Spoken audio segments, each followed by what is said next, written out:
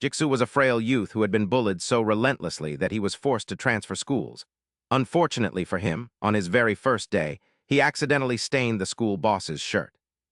He expected to be served a brutal beating instead of a meal, but to his surprise, the other boy was incredibly friendly and told Jiksu that it was perfectly fine. Jiksu later learned that bullying truly didn't exist at this school. At Lumen, everyone had to follow a rule that strictly prohibited any acts of campus violence. All grievances and disputes had to be settled through fair one-on-one duels. The person who established this new order was the student council president, Jang, who was also the strongest monster in the school. Now the leader Kang Ren appeared at the secret arena to seek revenge for his soiled shirt. Kang Ren publicly issued a challenge to Jiksu. With no other choice, he had to accept the man's challenge. However, because he was so terrified during the fight, the young man accidentally unlocked a new skill. He felt a violent churning in his stomach before vomiting all over his opponent. The arena fell silent, and the audience was left speechless by Jiksu's rather pungent knockout maneuver. From then on, he didn't just offend Kang Ren. He became the laughingstock of Lumen, and Jiksu was so humiliated that he hid in the restroom to avoid the prying eyes of others. He thought transferring schools would be a great opportunity, but the outcome was a total disaster. He believed that as long as he didn't go to the arena, there would be no more fighting. Thinking this, Jiksu hurried to find Jang to request his withdrawal from the arena. As soon as he spoke, the surrounding atmosphere immediately turned cold. Jang crossed his arms as his smile faded. Jiksu simply said he didn't want to hurt anyone and found no joy in such things. However, the young man had no idea that his decision was a catastrophic mistake. Jiang looked at him with eyes that were cold as ice. Then, as the student council president, he officially announced that from this moment on, the arena's protective shield for the freshman Lee Jiksu was revoked. Simply put, because he was no longer a member of Lumen, he would no longer enjoy its privileges. Jiksu had officially become the only student in school who could be bullied at will, and just then, a group of boys from another class entered. Their leader was the very man Jiksu had vomited on the other day. A hand grabbed Jiksu's hair and slammed his head down onto the cold wooden desk. Inside the classroom, everyone ignored the scene. It seemed that, to them, Jiksu being ganged up on was just a natural occurrence. Only then did he realize the arena wasn't just a playground. It was a set of hidden rules and a ruthless classification system, and he, the one who refused to participate, had turned himself into the only unprotected prey, a public target for every predator in the school. Hell had once again opened its gates to welcome him. After days of continuous beatings, Jiksu's body was broken and his spirit was decaying. He decided to drop out, using a lame excuse about studying for exams, not daring to utter a word of the truth. "I've tried my best, and I'm sorry, Mom and Dad, for being born such a useless son." That thought felt like a blade carving into his heart. On his way home during his final afternoon at school, he told himself that his student life had truly been a nightmare. But it was finally over, and starting tomorrow, he would live a normal life. However, just as he stepped out of the school gates, a familiar figure blocked his path. Jang stood there with his arms crossed, his gaze as sharp as a knife. "Why won't you fight?" he asked in a frigid tone. "Tell me, what on earth is wrong with you?" Jiksu was startled and lowered his head. "I'm sorry. Someone like you, a battle maniac, would never understand that I have psychological trauma from being tormented at my old school. I can't take it anymore. I just want to quit," he said, but before he could finish, Jang stepped forward and gripped Jiksu's shoulder tightly. He glared with visible contempt, stating that the boy was even more pathetic than he imagined. Jiang's voice suddenly roared with power. "Who said you had to fight like a professional? Skills? Throw that crap away. If you have no teeth, use your gums. If you lack strength, use your desperation. That is the true essence of a battle," Jiang stated, while a terrified Jiksu stammered, "President, what are you talking about?" But then Jiang grabbed him by the collar and hissed through his teeth that Jiksu didn't even want to protect himself. Fear and humiliation caused Jiksu's tears to burst forth. Why was he saying these things, and what had he done wrong? "Do you think the world out there is some kind of fairy tale garden?" Jiang demanded. Jiang yelled in his face, dropping out and running away. "No, you will forever be a failure, knowing on regret for the rest of your life." Those words were like poisoned needles driven deep into Jiksu's mind. He stumbled away, muttering, "What do you know? You've never been weak." But his terrible day was far from over. Up ahead, a familiar crowd was waiting for him. It was Kang Ren's gang. "Hey, Jiksu," Kang Ren sneered right in his face. "I heard you're quitting school tomorrow. How could you leave without saying goodbye to us?" Once you're gone, who's going to be my punching bag? He laughed hideously. You think dropping out is the end, you dog? As they dragged him into a filthy alley where the punches and kicks resumed. Jigsaw could only curl into a ball, using his hands to shield himself in vain. I'm going to die, please stop, he pleaded, while Kang Ren remarked between heavy breaths that he should feel lucky. If my older brother were still the boss of this school, you'd be dead meat. He pulled out his phone. This is the address you sent last time, right? One of them replied. Definitely, you know how good my intel network is. Kang Ren scrolled through the screen and read it aloud with a sinister smirk. Wow, our Jai-Su lives in quite a fancy place. Apartment 1105, Building 604, Ryu Condominium, Mangu City. Every word felt like a hammer blow to Jai-Su's head. That was his home address. We'll pay you a visit next time, Kang Ren said, his voice sickeningly sweet. Since you won't join the arena, we'll be seeing each other much more often. No, Jai-Su screamed, struggling desperately. What are you planning? Stay away from my family. His resistance only fueled their amusement. Kang Ren raised his phone, filming Jai-Su pinned to the ground, pathetic and hopeless. Why me? What did I do wrong? I thought this hell was ending, that I had escaped. How do I get out of this? Amidst the physical agony and utter despair, Jiang's voice suddenly echoed clearly in his mind. If you have no teeth, use your gums. If you lack strength, use desperation. You won't even protect yourself. The final thread of Jai-Su's sanity snapped. Fear vanished, replaced by something primal and much darker. A low growl erupted from deep within his chest. It wasn't the cry of a victim, but the roar of a cornered beast.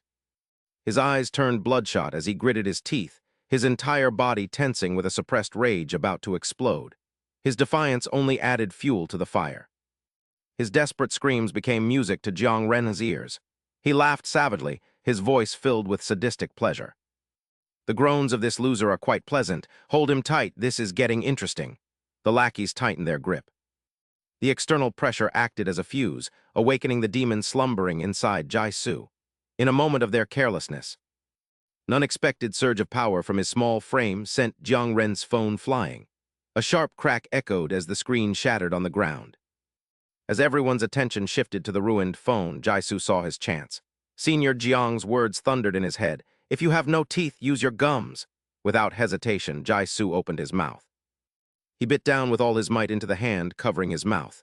Arg, you crazy dog, let go, Kang Ren shrieked in agony. The searing pain made his face pale. The more he screamed, the harder Jai-Su bit. If strength was lacking, then courage must suffice. But Kang Ren was no pushover. He swung his free arm, delivering a thunderous slap to Jai-Su's cheek. Jai-Su stumbled and fell flat on the ground. Trembling, Jai-Su pushed himself up and wiped the blood from his lip. His eyes glared fiercely at his enemy. How was it? Did it hurt? Kang Ren froze.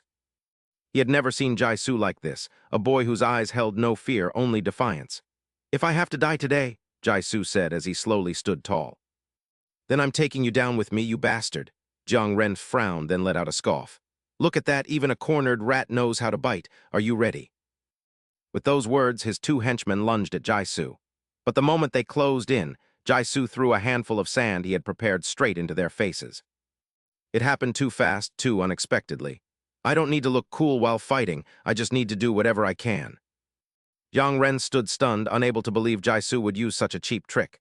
Catch him, he roared, but Jai-Su turned and bolted at full speed. I'd be crazy to stay and fight you all, he thought, at the Liumen arena. The atmosphere was electric with cheers and the sound of fierce impacts in the ring. Suddenly, the doors burst open, and Chairman Jiang, who was watching the match, turned around in surprise. Jai-Su, battered and breathless, rushed in and shouted toward Jiang, I want to join the arena. The entire hall fell silent as every shocked gaze fixed on the new student. Jai-Su gritted his teeth and repeated himself, his words clear and resolute. I will join the arena. Moments later, Kang Ren's gang arrived, panting. Seeing this, Jiang smirked meaningfully. He nodded at Jai-Su. You're more interesting than I thought.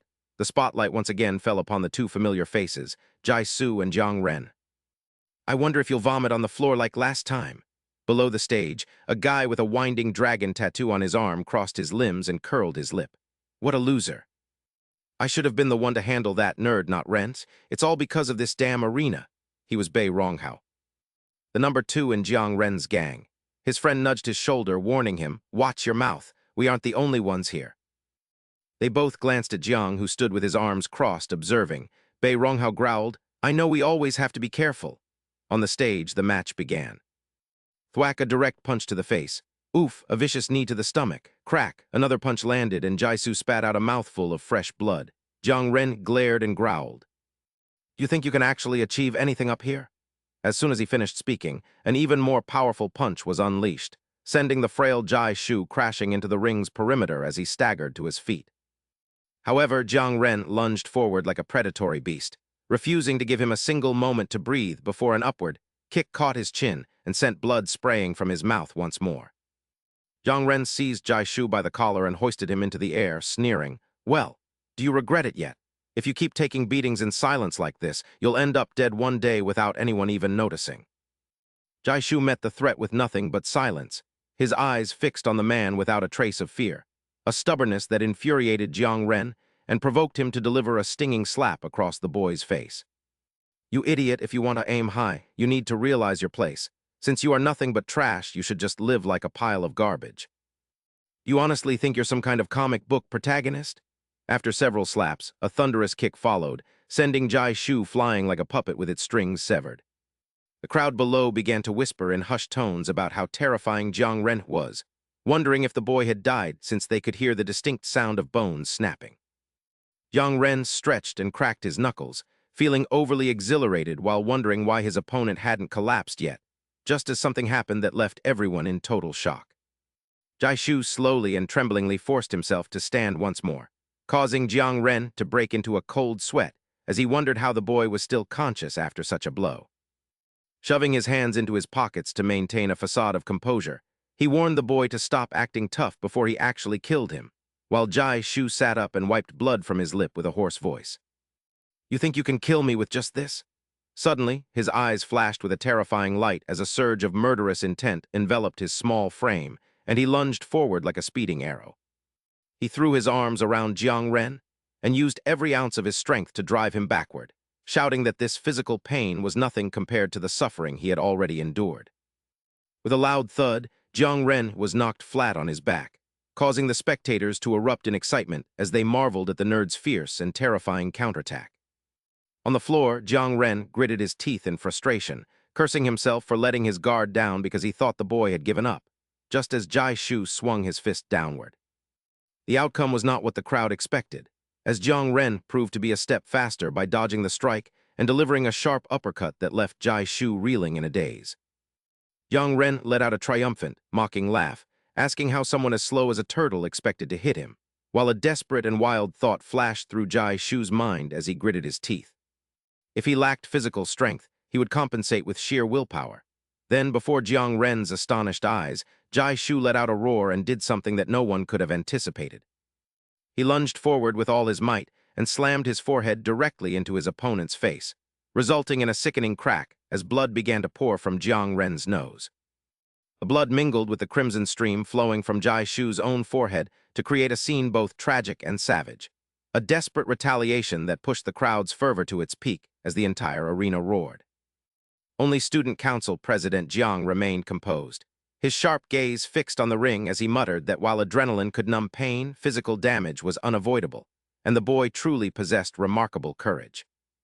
Immediately following that headbutt, a thunderous punch from Kang Ren landed squarely on Jai-Shu's jaw, followed by a spinning kick that sent him flying backward to collapse onto the cold floor. Kang Ren staggered to his feet and wiped the blood from his face, his eyes flashing with pure rage as he snarled, asking the madman if he truly had a death wish. Jai-Shu propped himself up with his hands and forced his body to stand, as his physical pain seemed to vanish, replaced by a strange and surging sensation from within. His eyes shone brightly, devoid of fear and filled with the defiance of one who had crossed the line between life and death, as he stared at Kang Ren and wondered if that was truly all he could do. He questioned if this was the extent of what the thugs he once feared were capable of in the arena, while the crowd around him began to chant his name, Li Jai-Shu, repeatedly. Those cheers acted like fuel to the fire of his newly ignited fighting spirit, prompting him to bite his lip and resolve to gamble everything regardless of the consequences. He vowed to take the man down, wondering why he had spent years trembling before such people, before letting out a roar and lunging at Kang Ren with a punch fueled by his last remaining strength. At that exact moment, a vicious uppercut from Kang Ren slammed into his chest, resulting in a knockout that turned his world dark as he collapsed to the floor while his opponent spoke coldly.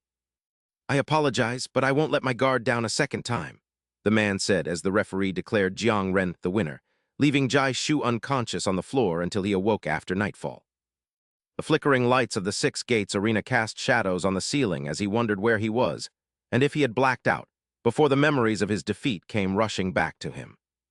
He felt that he had at least achieved something, knowing from the very beginning that victory was impossible, and that his only option was to charge forward. He had only hoped to land a blow on that bastard's face, and had done everything in his power, yet as he clenched his fist, he wished he had remained more composed during the fight. He wondered if he should have targeted the man's groin from the start, though he knew his opponent was too alert, and wished he were just a bit stronger when a voice asked if he was awake. A familiar voice interrupted his train of thought, causing Jai Shu to bolt upright to find Jiang standing there with his arms crossed, prompting him to ask why the man was still present.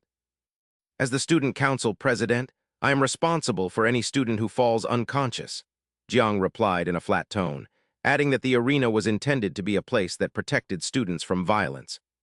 "This is not a place for fighting to the death. You should know that this privilege is for today only. Starting tomorrow, you will be barred from entering because you are not an official student of the Six Gates. Look after yourself." Upon hearing those words, all of Jisu's hopes crumbled. He lowered his head and asked in a despairing voice, "What should I do now?" Jiang turned to leave, but then came to a sudden halt. Jisoo looked up, his eyes burning with a fire of determination as he declared that he would not give up. He pleaded to be told what he must do, expressing his deep desire to become stronger. Witnessing the burning passion in the weak student's eyes, Jiang smirked, revealing his bright white teeth. He turned back around, his voice gruff yet filled with intrigue. "Training the weak is also part of the president's responsibility. Are you ready?" Before Jisoo could even process the words, Jiang delivered a thunderous punch to his stomach.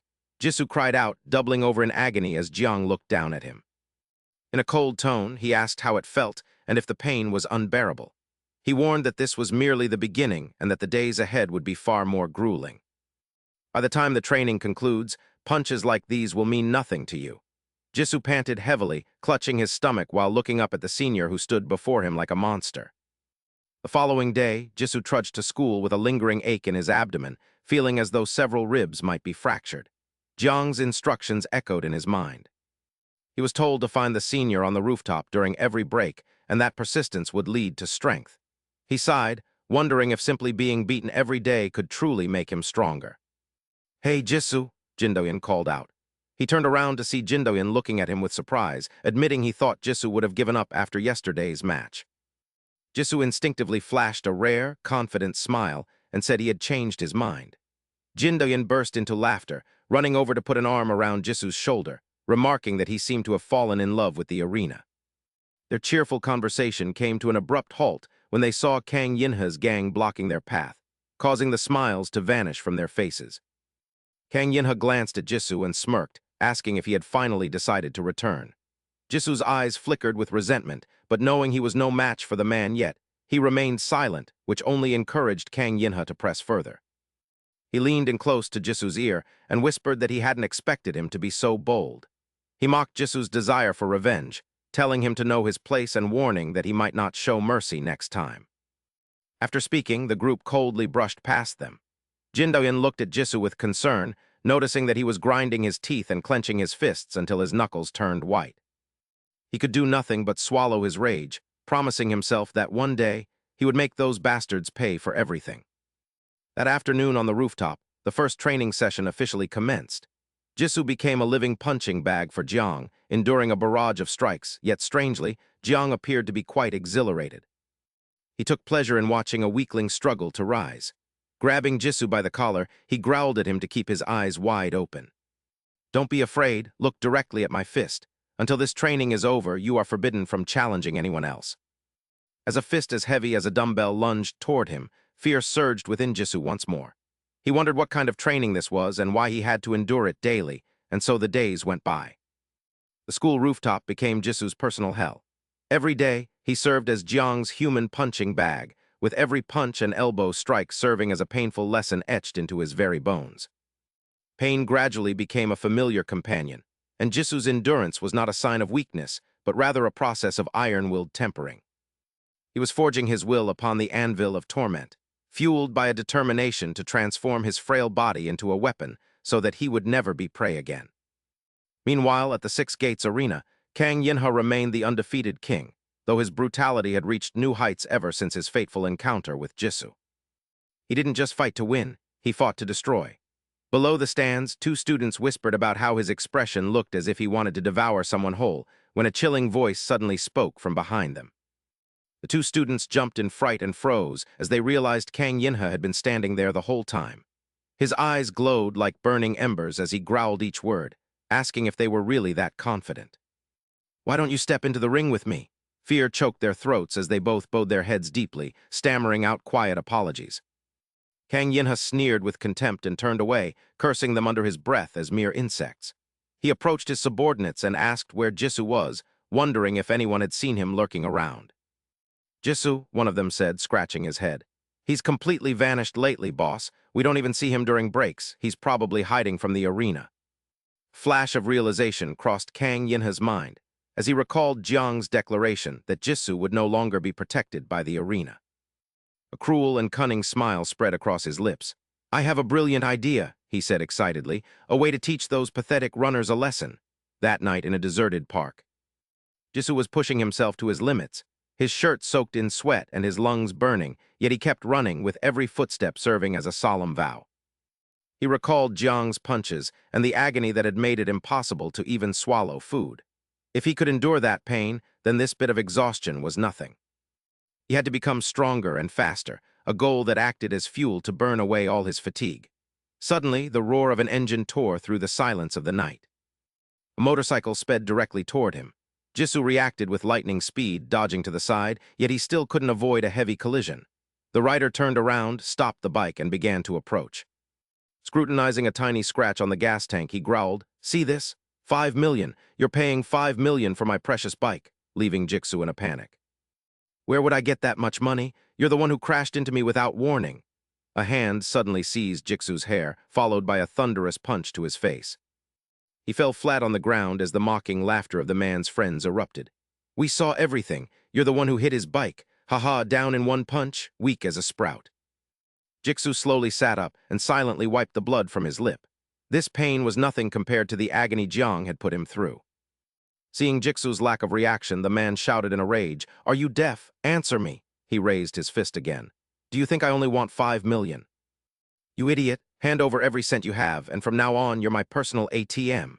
A realization suddenly flashed through Jisoo's mind, for he had long grown accustomed to being tormented by a literal monster. What were these Yukon Taipu thugs compared to that?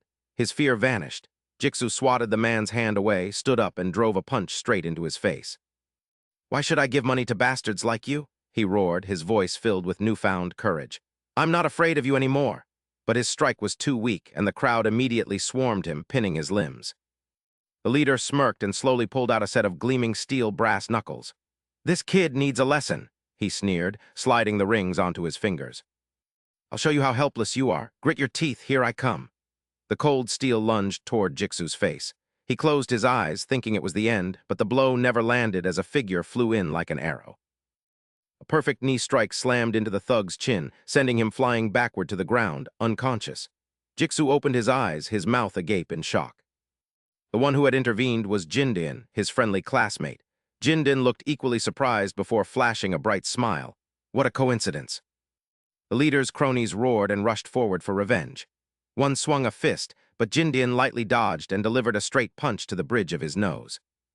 The second one, driven mad with rage, grabbed a wooden plank from the roadside and charged like a wounded beast. Jindin simply delivered an upward hook to his jaw. The dry sound of breaking bone echoed. In less than 10 seconds, the three thugs lay scattered on the ground, leaving only the leader's girlfriend standing frozen in place. She then panicked and ran over to shake her boyfriend, screaming in vain, but he was deep in the slumber induced by Jindin's knee strike. For the first time, Jisoo witnessed Jindin's fighting prowess firsthand. The quick, clean, and powerful strikes left him dazed, as he had thought his friendly friend was just an ordinary student. Who would have guessed he hid such formidable strength? Meanwhile, the girl who had been knocked aside scrambled to her feet, her face a mix of anger and resentment. She lunged forward with raised fists, growling, "Hey, you two dogs, do you know who we are?" We're the strongest freshmen from Jinsen Technical. Just wait until we call our seniors. You're dead meat. Just as she was about to swing, her boyfriend stopped her. He wiped the blood from his lip and squinted at Jindin with caution. Don't stop, look at his uniform, it's Lumen Academy. The friend standing behind also turned pale and muttered, We've hit a wall. I thought he was just weird, but he's from Lumen. Let's go. Without another word, they scrambled onto their bikes. With a deafening rev of the engines, they sped off like the wind, leaving Jiksu standing there in a daze. Hey Jiksu, Jindin said, his expression returning to calm. How did you get mixed up with those troublemakers? Jiksu recounted the whole story, hiding nothing, including his special training with Chairman Jang. Hearing this, Jindin's eyes lit up, his voice a mix of envy and admiration. He patted Jiksu's shoulder. Well, things are better now. At least you had the courage to stand up to them. That's what matters. Then Jindin stood up. He threw a few sharp punches into the air. If it were me, I wouldn't have dodged. The moment I saw them, I would have punched their arrogant faces. By the way, you're lucky to be personally trained by Brother Jang. For someone who rejected the arena like you, the most important thing now is to adapt to Lumen. This school isn't simple. The words of the biker from earlier echoed in Jiksu's head. Just seeing the Lumen emblem was enough to make them flee in terror immediately. It seems they left just because you're a Lumen student? Jiksu asked in surprise. Jindin flashed a confident smile. Of course, in this Rongnu district. Our school's reputation is no joke. Seeing Jiksu's skeptical look, he explained further. Lumen High is essentially a gathering place for the fiercest fighters in the entire region. It used to be a school gang with a chaotic history, a literal jungle where the weak became prey to school violence. Jiksu was horrified. He cried out, What? Lumen was like that, but it doesn't seem like it now. That's all thanks to Brother Jiang, Jindin replied, his voice full of respect. He single-handedly conquered this lawless school, established the arena, and set iron rules. Now all conflicts are resolved through solo matches. It's fairer and more direct. Mindless violence has been replaced. But if the arena ever collapses or Brother Jiang disappears, who can say for sure this place won't revert to the hell it once was? There are still many who crave the chaotic Lumen of the past. Back at the arena, the atmosphere remained heated. On the stage, a student who had just been badly beaten raised a trembling hand to surrender. Bai Yang, the victor, clicked his tongue in boredom. His opponent had collapsed before he could even warm up. He scanned his eyes around the stands. His gaze settled on a bespectacled student sitting in silence, who pointed at himself in shock as Pu Yinghao stared him down. Get up here, Pu Yinghao barked provocatively, claiming he was sick of the boy's intellectual look as the student hesitated. He sneered, asking if the boy thought he could refuse a challenge in this arena, while Jiang Yinhe and his crew watched mockingly from above.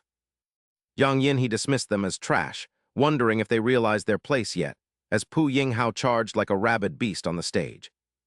He unleashed a flurry of punches that left the boy unable to defend himself, and though the student tried to surrender, Pu Yinghao ignored him.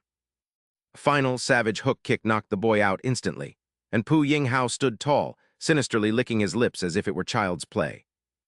After he stepped down, Jiang Yinhe stripped off his jacket to reveal his toned physique and growled that it was his turn before heading to the ring. Below the stage, a youth with parted hair whispered to his friend, wondering who the next victim would be and hoping it wasn't a freshman like them. From above, Jiang Yinhe's voice rang out like ice, asking what the boy was doing down there as his sharp gaze locked onto the youth with parted hair. Drag yourself up here right now, you dog, he commanded, leaving the terrified boy to stammer that they didn't even know each other. Jiang Yinhe descended the steps and cornered him, his breath reeking of danger as he asked why he would need a reason to hit someone he disliked. He explained that the arena existed for this very purpose and grabbed the poor student's collar, his voice dropping to a low, menacing growl. He asked if the boy intended to refuse like Jai Shu did, just as the door swung open and Jiang walked in with the imposing aura of a general. The air in the room froze as Jiang cast a frigid look at Jiang Yinhe, asking in a murderous tone what they thought they were doing. Jiang Yinhe released his victim and flashed a fake smile, claiming it was just a misunderstanding during a duel invitation. He tilted his head provocatively at Jiang, asking if he had broken any rules, his confidence stemming from a plan devised days prior. In a secluded corner of the school days ago, Pu Yinghao had asked if he found a way to bypass the arena's regulations. Jiang Yinhe smirked, saying that failure Jai Shu had dug his own grave by being the first to publicly refuse a challenge. He noted that at this school, Everyone was equal through violence regardless of their status, but some people only enjoyed watching others bleed. He claimed those cowards hid behind rules to enjoy a false sense of safety, while another member agreed that such people never had to struggle. Jiang Yin he nodded, noting that Jai Shu had accidentally exposed them, and wondered what would happen if they challenged those who hid behind the law. It would be forced to fight or suffer the same fate as Jai Shu, effectively turning the arena into their personal playground. Back in the present, Jiang Yin he faced Jiang without fear, receiving a cold warning that he had better hope his arrogance wasn't for nothing. Jiang Yin he just smirked and apologized for the noise, promising to be more careful before the scene shifted to the rooftop the next day. Jai Shu was once again acting as Jiang's human punching bag, but the blows today felt far more brutal, as if he might actually be killed. However, as Jiang's fist lunged forward, Jai Shu suddenly dropped his weight and raised both arms to execute a perfect block that stopped Jiang in his tracks. His eyes shimmered with shock as Jixu continued to tremble, but a newfound conviction began to take root within him, telling him he was no longer afraid.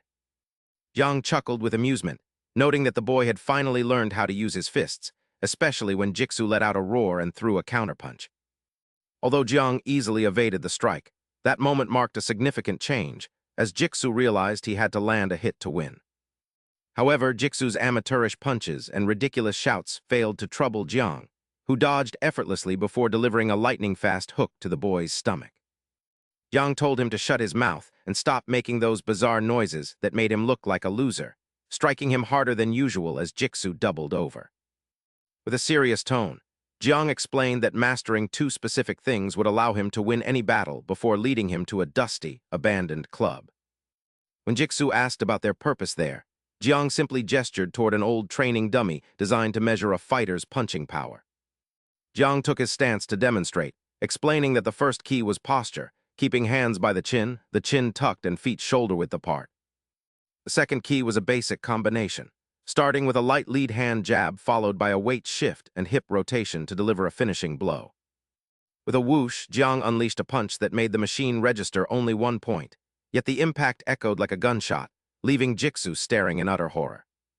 It was Jixu's turn, and he mimicked the movements perfectly, putting everything into the second strike, but he was dismayed to see the screen still showing 0.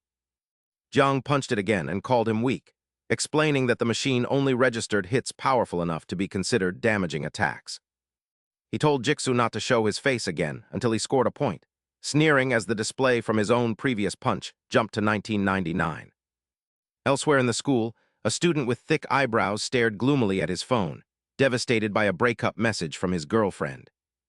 Lost in his misery, he accidentally bumped into Bei Yang and apologized profusely, but the bully had no intention of letting him go.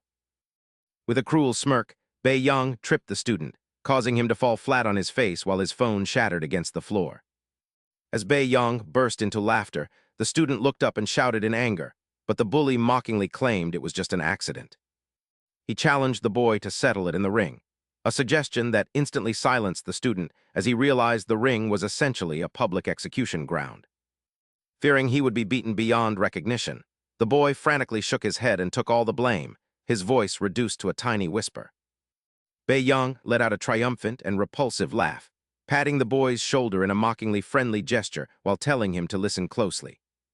He spoke loudly enough for everyone to hear, claiming this wasn't school violence but just a minor mishap, and told the boy to walk carefully next time. Having witnessed the entire scene from a corner, Jin Daoyan rushed over to support his trembling friend, hissing that the bastard had done it on purpose. He insisted they report the incident to the student council, but his dejected friend waved him off, saying it wasn't a significant matter. Jin Daoyan stared at his friend in disbelief, while Kang Yin's group walked away with their heads held high, acting like kings who had just granted a favor. With fire in his eyes, Jin Daoyan watched them leave and vowed to settle this debt for his friend, while Jixu sat in the canteen during lunch. Jixu tried to fill his empty stomach, frustrated that he had hit the machine hundreds of times during the break without gaining a single point. He wondered how much harder he needed to punch while eating ravenously, until a voice suddenly called out from right behind him. Before Jixu could even turn around, an entire tray of food was dumped onto his head, leaving rice and soup dripping down his face in a disgusting mess. Bei Yang laughed hysterically and offered a sickeningly fake apology, asking where Jigsaw had been disappearing to during every break. Calling him a dog, the bully claimed they missed him and began slapping Jigsaw's back repeatedly, each strike intended as a humiliating insult. His vile smile and aggressive actions were all part of a calculated plan that had been set in motion earlier. Kang Ren had previously ordered them to provoke Jigsaw into the ring to show him the consequences of resistance, and Jang had volunteered for the task. Jang had confidently stated he would drag the bug out of its hole, but now Jigsaw reached out and firmly gripped the bully's wrist. A flash of surprise crossed the thug's face before turning into a look of pure disdain, mocking Jigsaw for finally learning how to fight back. He told Jigsaw he looked cuter when he was angry, even as the boy's heart hammered against his ribs in the face of such malice. You grit your teeth as cold sweat pours out, having told yourself not to enter the ring until your training was complete, but things have come to this.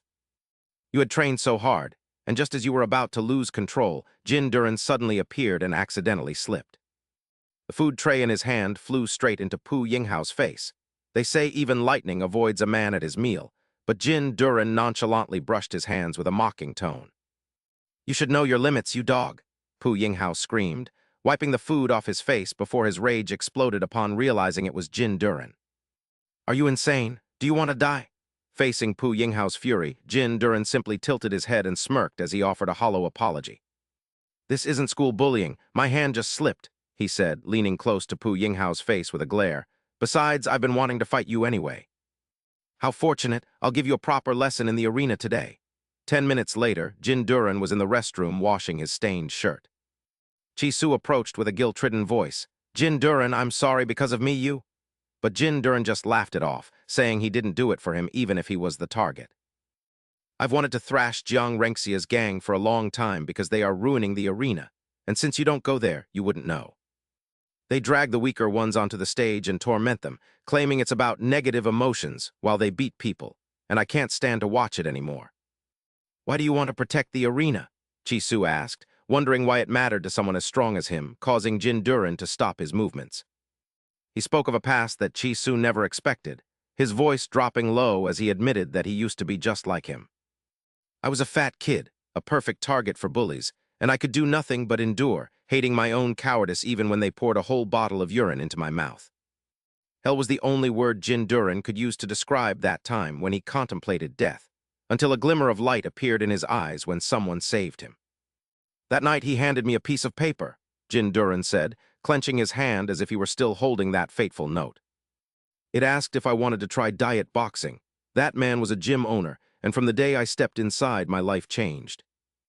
Every drop of sweat, every burned calorie, and every muscle ache molded me into who I am today. Boxing was the journey that saved me. It was a transformation full of pain and sweat as Jin Duren trained like a madman every day, turning his heavy body into a lean, agile fighting machine. His newfound strength became a weapon for justice, and every person who had bullied him in the past was forced to feel the fear they once spread. Jin Duren's presence became an obsession at looms because none of those amateur thugs were his match anymore, as he told Chi-Su with a confident glint. Brother Jiang's rules may seem harsh, but they allow me to fight with my own strength without the fear of being ganged up on. That's why I want to protect it. Just wait and see. I'll teach that bastard Pu Yinghao some manners. Today, the Lumen arena was hotter than ever. The air was thick with the sound of roaring cheers as everyone focused on the main event. Pu Yinghao versus Jin Duren, two rivals glaring at each other on the stage. The atmosphere was as tense as a bowstring as Pu Yinghao sneered.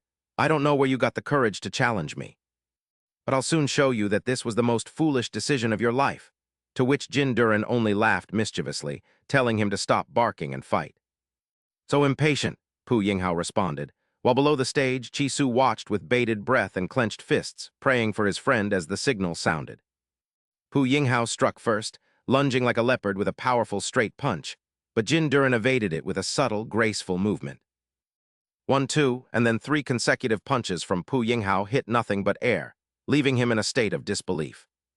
Then, in a moment of vulnerability, Jin Duren countered with a precise hook straight to Pu Yinghao's jaw, making the entire crowd gasp in shock.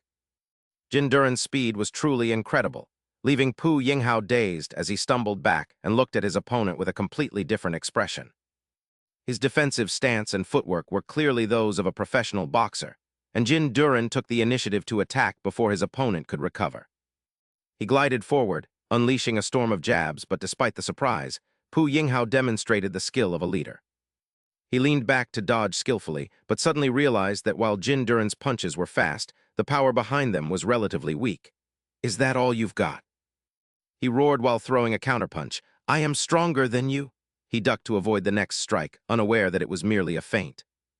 When Pu Yinghao looked up, another fist was already waiting, and he took a direct hit to the face as Jin Duran smiled triumphantly.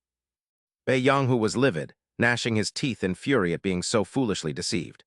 Below the stage, Jixiu's mouth hung open before he burst into a delighted laugh, marveling at the incredible power. Bei Yanghu couldn't even manage to touch him. The two amateur commentators behind them were also buzzing with excitement, sensing that Bei Yanghu's winning streak was about to come to an end. This match was becoming quite interesting. On the stage, Bei Yanghu seemed to lose his mind as he lunged forward, throwing a barrage of wild punches, but every single one was in vain. He couldn't understand why he wasn't landing a single blow. Jin Dian moved like a phantom, returning a strike for everyone he evaded, completely dominating the rhythm of the fight. A final punch, delivered with immense power and precision, sent Bei Yanghu crashing to the floor. Struggling to stand back up, Bei Yanghu panted heavily for breath. "Is that all you've got despite being covered in tattoos?" Jin Dian cracked his knuckles, his voice dripping with disdain, asking if such a weakling really thought he could cause trouble before telling him to get out and stop defiling the arena. Suddenly, Bei Yanghu's gaze shifted toward the stands, where Jang Renxia stood with arms crossed, looking down with a cold and piercing stare. That look of utter disappointment felt like a knife stabbing into his pride. Bei Yanghu forced a strained laugh, muttering to himself not to worry because he wouldn't lose. He stood up straight, his body seemingly surging with a fresh wave of energy. "Fine," he said in a low voice. "I admit your boxing is superior to mine. From now on, I'm going to fight seriously." He lowered his center of gravity and took a stance. Jin Dian immediately realized these were no longer street brawling moves, it was Muay Thai. "Come here, you dog," Bei Yanghu roared, promising to show him the true meaning of hell. Jin Dian was momentarily surprised but quickly regained his composure. He anticipated his opponent would use a kick. With a bold strategy, he also rushed forward, thinking he could land a sweep kick of his own, but he was gravely mistaken. Jin Dian's kick collided with Bei Yanghu's shin, producing a dry, sickening crack. It felt as though he had kicked a concrete pillar, leaving Jin Dian in a state of shock. Seizing the opening, Bei Yanghu launched a counterattack. He closed the distance, unleashing a series of lethal elbow and knee strikes that forced Jin Dian to retreat in a hurry. But Bei Yanghu lunged forward like a tiger, leaping into the air to deliver a devastating spinning kick, a signature technique of Muay Thai. Jin Dian realized Bei Yanghu's intention, but it was too late. The kick was simply too fast and powerful. He only had time to raise his arms in reflex before a terrifying force slammed into him. Jin Dian felt as if he had been struck by a speeding truck. His entire body was sent flying backward before he sprawled on the ground, his arms trembling violently as he struggled to understand what had happened. Even though he had clearly blocked the strike, the pain was still excruciating.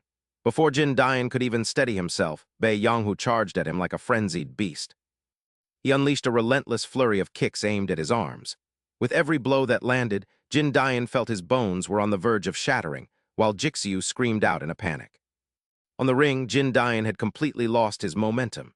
He staggered, trying desperately to maintain his balance, while Bei Yanghu stood across from him with a triumphant smirk. "What's the matter? Why don't you rush me like you did before? Are you scared now?" Jin Dian gritted his teeth, cursing the man and wondering why his kicks were so unnaturally powerful. They were on a completely different level compared to his punches. If another kick like that landed, it would be the end of him. "Now it's my turn," Bei Yanghu roared, lunging forward with a fist. Jin Dian's mind was now haunted by his opponent's powerful kicks. He completely forgot to defend against hand strikes, which proved to be a fatal error. He helplessly raised his arms to block, leaving himself open for Bei Yanghu to pummel him relentlessly. Taking advantage of the opening, Bei Yanghu suddenly lowered his stance. He delivered a brutal leg sweep to Jin Dian's leg. A sharp, agonizing pain shot through him as Jin Dian collapsed, his leg having lost all sensation. He could no longer stand up. Bei Yanghu had no intention of showing mercy, raising his leg and aiming directly for Jin Dian's head to deliver the final blow. But just as his heel was about to strike Jin Dian's temple, a figure rushed in. The referee intervened, and Jin Dian closed his eyes tight. He was prepared for the worst, unaware that he had just narrowly escaped death. The referee's knee had blocked the devastating kick at the very last second. The opponent is no longer able to fight. Continuing the attack will result in disqualification. His voice rang out with authority. It was He Gungsi, the class president of the 12th grade. Bae-young, who sullenly withdrew his leg and stepped down from the ring. He clicked his tongue at the crowd, his gaze lingering on Jixyu as he remarked that he was stopped just as he was warming up. Whatever, it's been a long time since I've had such an interesting match. I suppose that's why you cowards who were hiding finally dared to show your faces. His mocking smile and words cut deep into Jixyu's mind like a blade. Jixyu helped Jin Dian away, his friend's body as limp and lifeless as a rag doll. For Jin Dian, the physical agony was nothing compared to the shame of his defeat. His failure only served to embolden the arrogance of the thugs in the arena. Jixyu wondered how he had been winning at first, only for a single kick to completely shift the tide of the battle. Jin Dian reflected on the fight, noting that the man's kick was far stronger than he had anticipated, a suspicious level of power. It felt as hard as solid steel. Once they reached Jin Dian's house, Jixyu declined the offer to come inside for a drink, hurriedly saying his goodbyes before running off. Jin Dian watched Jixyu's retreating figure with a bewildered expression, unsure of where his friend was rushing off to, and the next day arrived at Jang Renxia's classroom. Several students from other classes brought a pair of brand-new designer shoes as an initiation gift to join the group. Jang Renxia accepted them coldly, stating he valued strength over gifts, but hoped for a good partnership. Pu Yinghao approached and noted that Jixyu seemed to be absent from school, prompting Jang Renxia to stand up and ask why he was even mentioning the boy instead of dealing with him. Jang Renxia let out a calculating smirk and told him there was no need because the situation had shifted entirely. He explained that defeating Jin Dian proved their dominance and targeting someone as weak as Jixyu would be shameful, leading a student with slick-back hair to ask if they should start recruiting members. Jang Renxia smiled deviously, announcing that the plan to take over the 10th grade was complete, and it was time to move on to the 11th grade seniors, where a famous upperclassman named Sun Shiyu stared at the uninvited juniors. Jang Renxia offered a sweet smile and greeted the seniors, claiming they had come because of their reputation, which only made Sun Shiyu sneer. He told them he had no time for immature 10th graders, but Jang Renxia kept his smile, acknowledging that in their eyes, the juniors were merely insignificant small fry. He called them the legends of the previous generation, which caught Sun Shiyu off guard before Jang Renxia's tone suddenly turned arrogant. He mocked them as legends kicked aside by Jiang, now hiding like washed-up old men, provoking an enraged Sun Shiyu to grab Jang Renxia by the collar and demand to know what he just said. After being threatened, Jang Renxia remained unnervingly calm, remarking that it was a pity they had to fight their battles alone back then. He noted that the situation had changed now, leaving Sun Shiyu stunned by the hidden strategy behind that repulsive smile, while the referee Su Jungsi stood on the windy rooftop. He spoke with concern to Jiang, stating that the arena was rotting from within and would be ruined if they continued to allow the rules to be bypassed. He warned that the place would become a graveyard for the weak and that this was no longer child's play, especially since it involved Jiang Hanxi's younger brother. He asked if Jiang understood the gravity of the situation, but Jiang remained silent, letting the words sink in before responding with a cold tone. With a cold, almost cruel tone, he stated that the rules were still the rules, shocking Su Jungsi into asking if he would just stand by, but Jiang didn't answer as his phone began to vibrate. The screen displayed the name Li Jixyu, and as Jiang entered the secret gym ready to deliver a lecture, he reminded the boy of his previous instructions. He had forbidden contact until the quota was met and asked if Jixyu was ready to quit, but the words died in his throat as he witnessed an unbelievable sight. Jixyu sat panting beside the punching machine, drenched in sweat, while the screen flashed a bright red maximum score of 9,999, leaving Jiang completely stunned. This weak boy had achieved the impossible, and as Jixyu looked up with a weary but defiant smile, he hoarsely asked what his next lesson would be. Memories of Jin Dian's match played like a haunting slow-motion film in Jixyu's mind, where the image of his friend being brutally beaten and Pu Yinghao's triumphant face became a fire consuming his soul. Immediately after leaving the arena, Jixyu rushed to the gym like a madman, using his hatred as fuel to forge himself into a weapon. He pushed for more speed and power, pouring all his resentment and humiliation into every strike until the machine rattled under his fury. Seeing the faces of Jiang Renxia and Pu Yinghao on the bag, he punched repeatedly, knowing that someone with nothing like him could only rely on sheer effort. While one punch might be weak, 1,000 would be different, and Jiang's advice to find his own unique attacking stance echoed in his mind. Jixiu identified the problem and widened his stance more than Jiang's to stabilize himself, lowering his center of gravity to feel the power surging from the ground.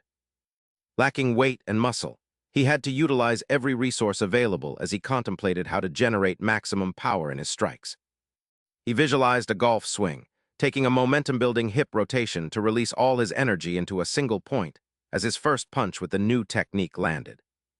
The screen showed a mere 3 points, a tiny number that served as a glimmer of hope amidst the dancing shadows cast by the neon lights of the entertainment district. The sound of steady, dry punches rang out as Jixiu found his rhythm, his body memorizing the movements as the scores climbed from 20 to 134, then 4,428 and 5,651, until he no longer felt any pain.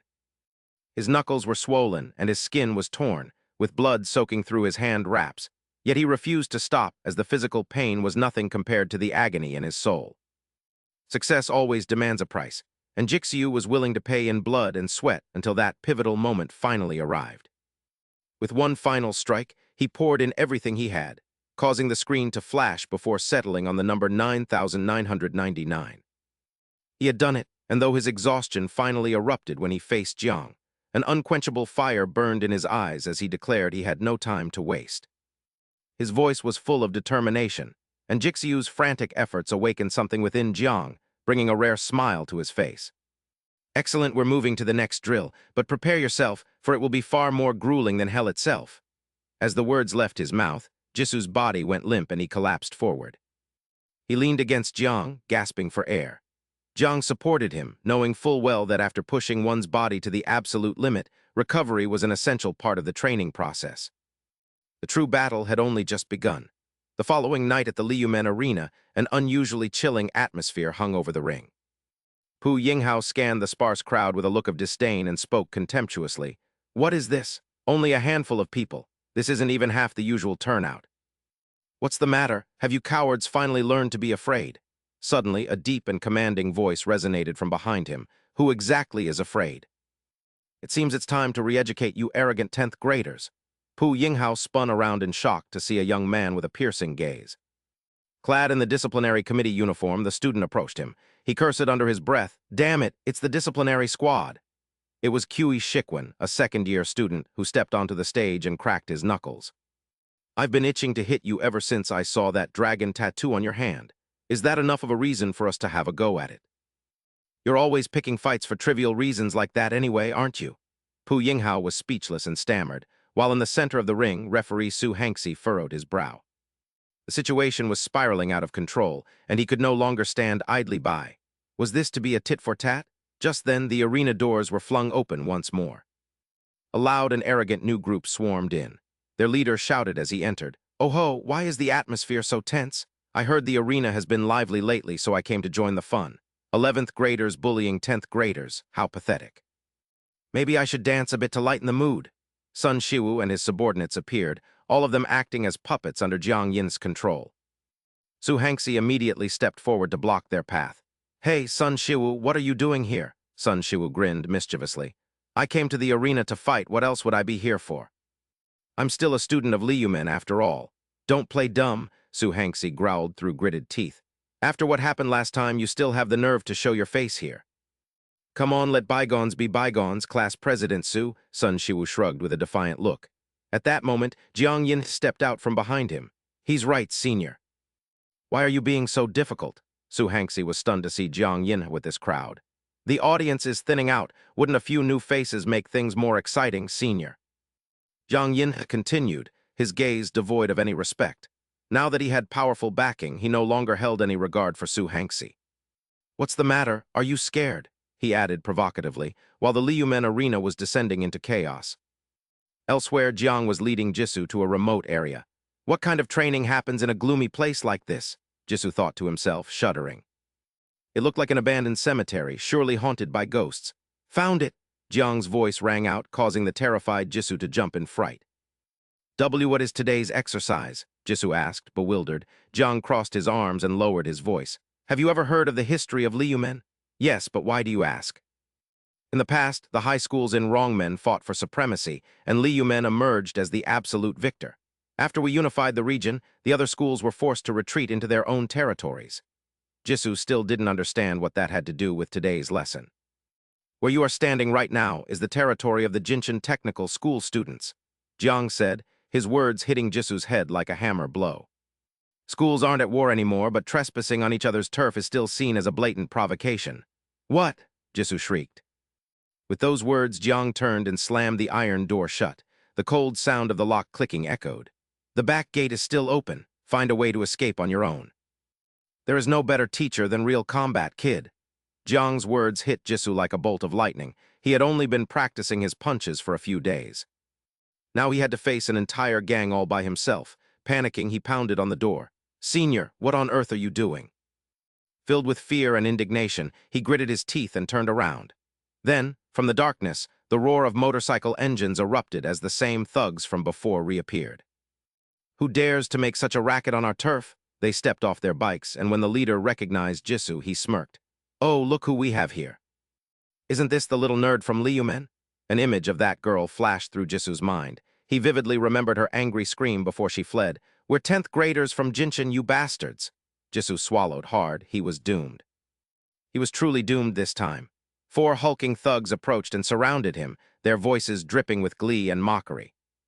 Look at this, don't you know the times have changed? It's a real pleasure to see you again. Heh, you've got guts wandering into our territory alone. You're dead meat today, kid. The leader stepped forward, his massive hand grabbing Jisoo's head and squeezing hard. What's the matter? Are you scared stiff, you idiot? To his surprise, Jisoo showed no fear. Instead, he was muttering something under his breath. Hey, what the hell are you mumbling? Speak up before I smash your face in. Jisoo didn't hear him.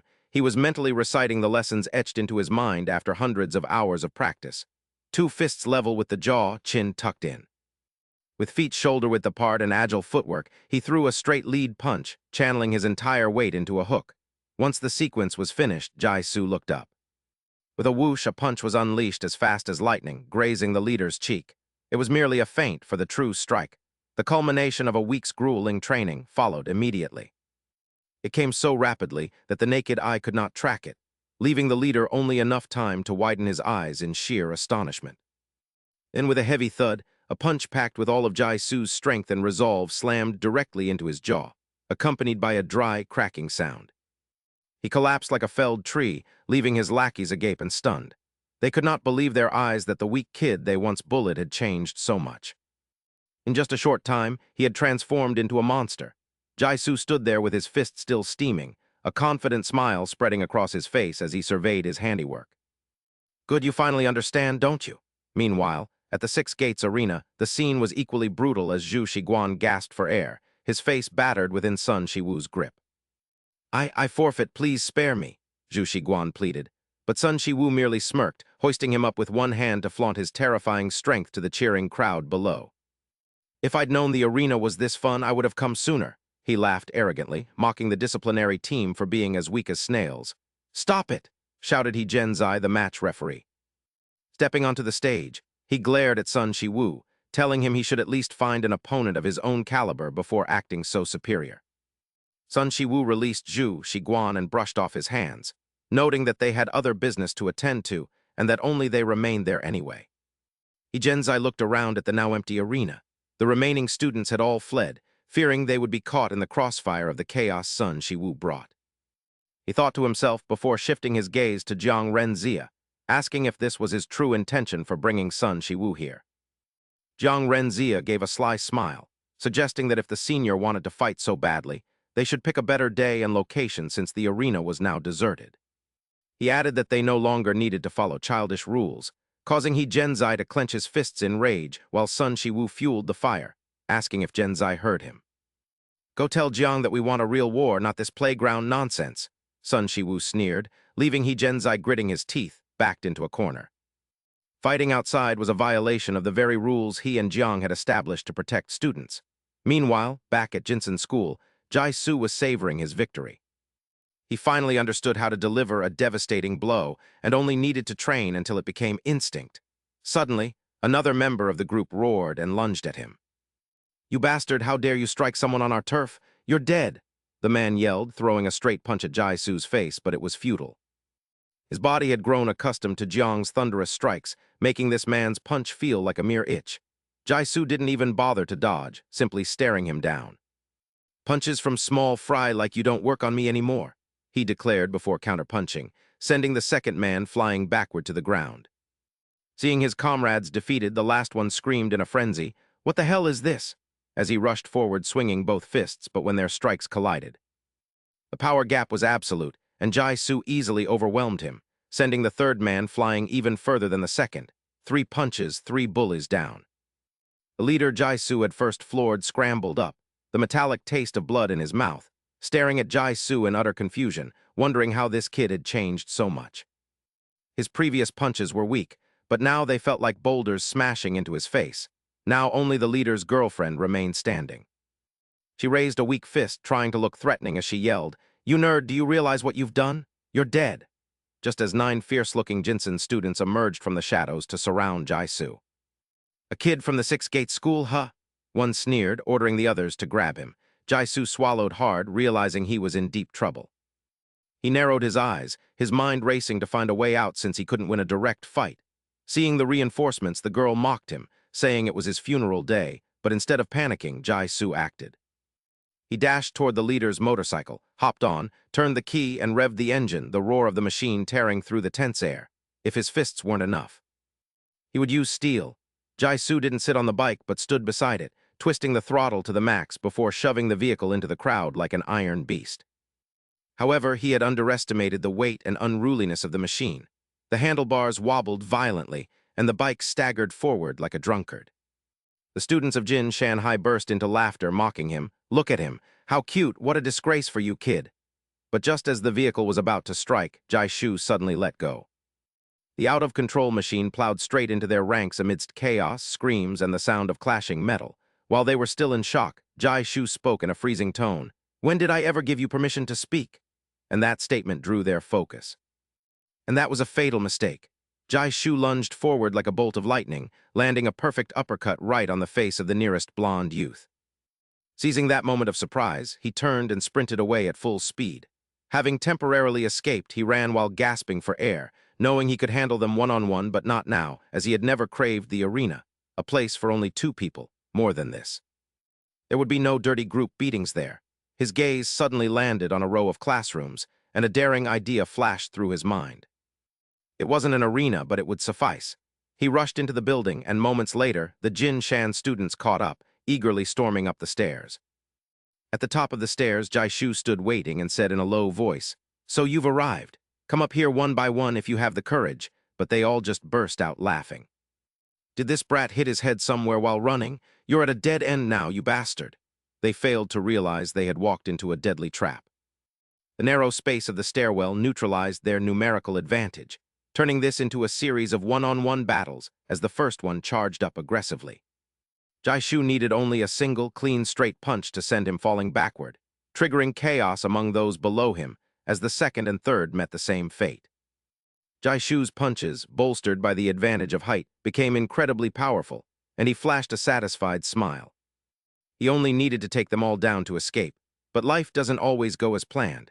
As Jai-Su shouted for them all to come at him, a bowl of instant noodles suddenly fell from above and struck his head, splattering hot broth and noodles everywhere.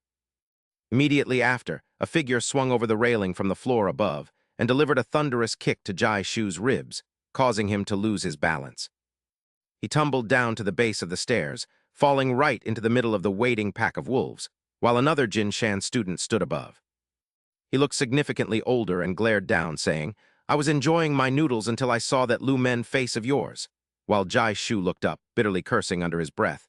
Damn it. There was someone above as well, and rage overwhelmed his reason as he charged back up the stairs. But the senior had already descended, delivering a direct, swift, and powerful knee strike. It slammed into Jai-Shu's mouth, sending him flying backward as he spat out a mouthful of blood, realizing this man was on a completely different level than the small fry from before. The senior glared at his subordinates and told them they had 10 minutes to deal with him and bring him over, glancing at his shattered noodle bowl with clear irritation. "No, make it 5 minutes. Finish him for me." With that, he turned and walked away, leaving Jai Shu surrounded by a crowd burning with a vengeful spirit. Despite being pinned to the floor and enduring brutal kicks, Jai Shu's eyes never left the person who had dumped the noodles on him. He watched the man's back as he walked away leisurely, gritting his teeth in hatred because the appearance of one leader had emboldened these cowards. The Luola gang's strikes grew increasingly violent, but Jai Shu's will remained unbroken. If he couldn't win with strength, there was only one way left. With a burst of strength born from desperation, Jai Shu struggled and broke free from the encirclement as the student walking down the stairs heard a strange noise and turned around. He clicked his tongue, muttering with disdain, "Sigh, I really can't believe these freshmen. A whole group of them can't even handle one nerd." But as soon as he finished speaking, a figure lunged down like an arrow. It was Jai Shu, who, despite being grabbed and pulled back, channeled all his strength to surge forward and roared that it wouldn't even take 5 minutes before striking with every ounce of his being. He slammed his head directly into the other man's face in a jarring collision. The man clutched his face in agony while Jai Shu lost his balance and tumbled to the bottom of the stairs as the man screamed in a fit of rage. He ordered his lackeys to seize Jai Shu, but below, Jai Shu wore a twisted smile, painful yet filled with immense satisfaction. He had succeeded. Taking advantage of the chaos, he scrambled up and sprinted toward the exit, with the back gate right before his eyes only 100 meters away. Freedom was within reach, but then the roar of a motorcycle engine echoed from behind as a bike sped past the gate and screeched to a halt, blocking the entrance. A new obstacle appeared, and Jai Shu froze as he saw the rider holding the student he had just defeated under his feet. The man looked at Jai Shu with a sneering grin and asked, "Is it you? The one who thrashed my subordinates? Damn, seeing you in person is even more annoying. To think they were beaten to a pulp by a scrawny brat like you, they really are useless. But you look decent enough. I like the cute ones." He stuck out his tongue and licked his lips in a revolting manner, his eyes fixed intently on Jai Shu. He was Huang Xianjin from Jin, Shanghai, and Jai Shu gritted his teeth, wondering who this guy was, riding a motorcycle on campus and even dragging someone behind his bike. Before his shock could fade, the students from earlier caught up from behind. Jai Shu turned around, his heart sinking as he realized he was surrounded by enemies with nowhere to run, yet an unexpected scene unfolded. Upon seeing Huang Xianjin, the students turned pale and bowed tremblingly, stammering, "Senior Huang Xianjin," as Huang Xianjin glanced at their pathetic state. "It seems you lot were given a hard time by this kid, weren't you? Just wait a moment. I'll soon make you look just as beautiful as he does." The leader cried out in a panic, "No, senior, that's not it. We'll take care of him ourselves." But Huang Xianjin was no longer listening. He resembled a wild beast that had just discovered its favorite prey, his eyes gleaming with a morbid light as his tongue flicked out like a viper's. "Hey," he growled deeply, "don't you dare lay a finger on my prize." The crowd stood frozen, and Jisoo was the most unfortunate soul among them, trapped within the wolf pack. He had begun to suspect that the man before him was the kingpin of this place, yet he looked small and scrawny, lacking any of the presence senior Jang possessed. "Don't be afraid," Jang said, "speed is everything." Reassuring himself, Jisoo remained silent, clenched his fists, and charged directly at Huang Xianjin. He threw a left hook with all his might, but Huang Xianjin evaded it with a simple duck. "How adorable," he smirked. "You actually dared to strike first." With that, he suddenly dropped his center of gravity, seized Jisoo's legs, and lunged forward like a bulldozer, lifting Jisoo clean off the ground. Overwhelmed by such immense power, Jisoo was sent flying backward with no way to resist, the impact of the fall agonizingly crushing his internal organs. Huang Xianjin didn't stop there. He stepped forward, grabbed Jisoo's collar, and hoisted him up like a tattered doll. "Don't pass out yet, kid. Let's play a bit more." He then executed a flawless suplex. He slammed Jisoo's head directly into the hard earth with a terrifying force, and as Jisoo drifted into a stupor, his final conscious thought was a silent scream. "I'm dead. I'm really going to die. Look at how pathetic he is. That's what happens when you mess with our school," a freshman jeered. The senior quickly barked, "Shut your mouth. Once he's finished with him, you're all next."